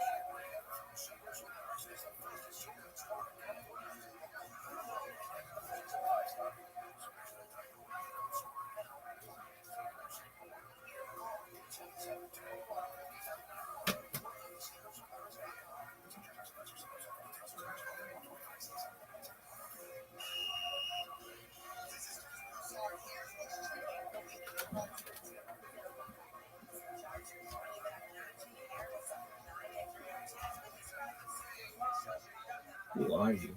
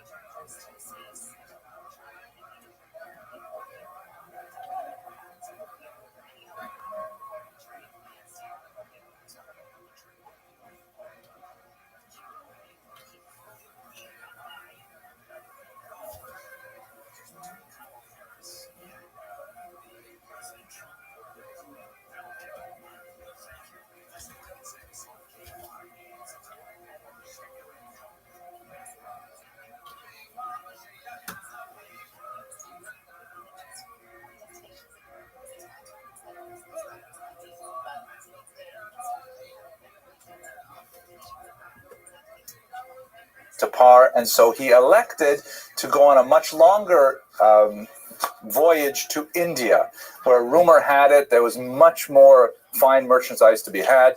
Unfortunately, his boat sank sometime in the year 1169 or 1170, and he never returned, and the family fortune was lost. This was a cause of tremendous grief to Maimonides. He describes how he fell into a deep depression for about a year. He was inconsolable because this younger brother was, he raised him on his knee, and he was his student as well. He left behind a wife and a young daughter, and Maimonides was quite crushed by it, and he describes still mourning for him even 9 years later. But at any rate, the reversal in family fortunes meant that he had to find a new career, and so he had been taking quite a bit of medical training and also in Cordoba before they even left. So he decided to turn his hand to medicine, and he turned out to be extremely successful at this, eventually becoming the court physician to the Grand Vizier, and ultimately to none other than Sultan Saladin himself. There are even some interesting sources that are that Richard the Lionheart, the Crusader king, wanted to bring Maimonides into his own employ, but there's no real significant basis for that. There is an interesting citation that's bruited about that Maimonides even converted to Islam in the course of his wanderings before he became Nagid. I'm just walking back a little bit now chronologically. But there's a lot, I should just dispense with it right now. The consensus of scholarly opinion is that, likely that it is not at all correct, because the Muslims of the medieval period were a little bit like the Mormons of the 20th century, baptizing dead Jews who were killed in the Holocaust in order that they should get posthumous life in the world to come. And so there was something of a tendency among some Muslim historians to posthumously grant conversion to famous non-Muslims in history, and Maimonides was principal among them. There are some scholars, though, who believe that, in fact, he did go through a pro forma conversion, perhaps in the context of the persecution of that era, but that conversion was nullified once he was able to reach safety. There's a lot of texts in Rambrum's own writings, however, that indicates that he had significant sympathy for people who were forced to convert. He has a tremendous amount of space devoted in his writings to urging communities to be tolerant with those Jews who were forced into conversion, either to Christianity or to Islam, and saying that they should be accepted back without any kind of oppression. He also wrote that Jews should not live in places where forced conversion is likely to occur. So the preponderance of evidence indicates he probably never converted, but at any rate, he did certainly have a great amount of sympathy for those who did. Yes, please. You mentioned Saladin. So was Maimonides affected by the Crusades? Because he also had the Lionheart. The Jews were peripheral to the Crusades, but they weren't. But where did he fit in that? So the question, which I should repeat for our internet audience in the Philippines, the question is, how was Maimonides affected by the Crusades? I don't know. I simply know the answer to it. I've never seen anything that Maimonides has written on that topic. As the Jews were basically peripheral to the Crusades, especially later on in the 12th century, the massacres of Jews during the Crusades occurred primarily in the Rhineland, in Germany. The Jews who are not in the region of Israel, of Jerusalem itself, would probably never have even seen a crusader. So I don't know exactly. I've never seen anything Rambam wrote on the topic. Certainly it was part of the larger geopolitical factors involved in the day. It's doubtful that he ever met Richard the Lionheart, but as we read history backwards and we look at famous figures and we try to draw lines between them, that's probably where that came about. But there's no question that he was highly sought after as a physician in Cairo, and his service to the Grand Vizier and then to the Sultan is well known. Okay, excellent observation. So, as I mentioned, he had to turn to medicine career. I mentioned all these things. Okay, so I said there's an interesting kind of picture of Maimonides. There's so many pictures of Maimonides, I could have spent the entire class just looking at them. But this is, by the way, the head of a statue that was erected near Maimonides' home in Cordoba, in Spain. In terms of his medical studies, now this is an area that is not well studied by Jews, but he produced a phenomenal amount of medical literature written large in Arabic.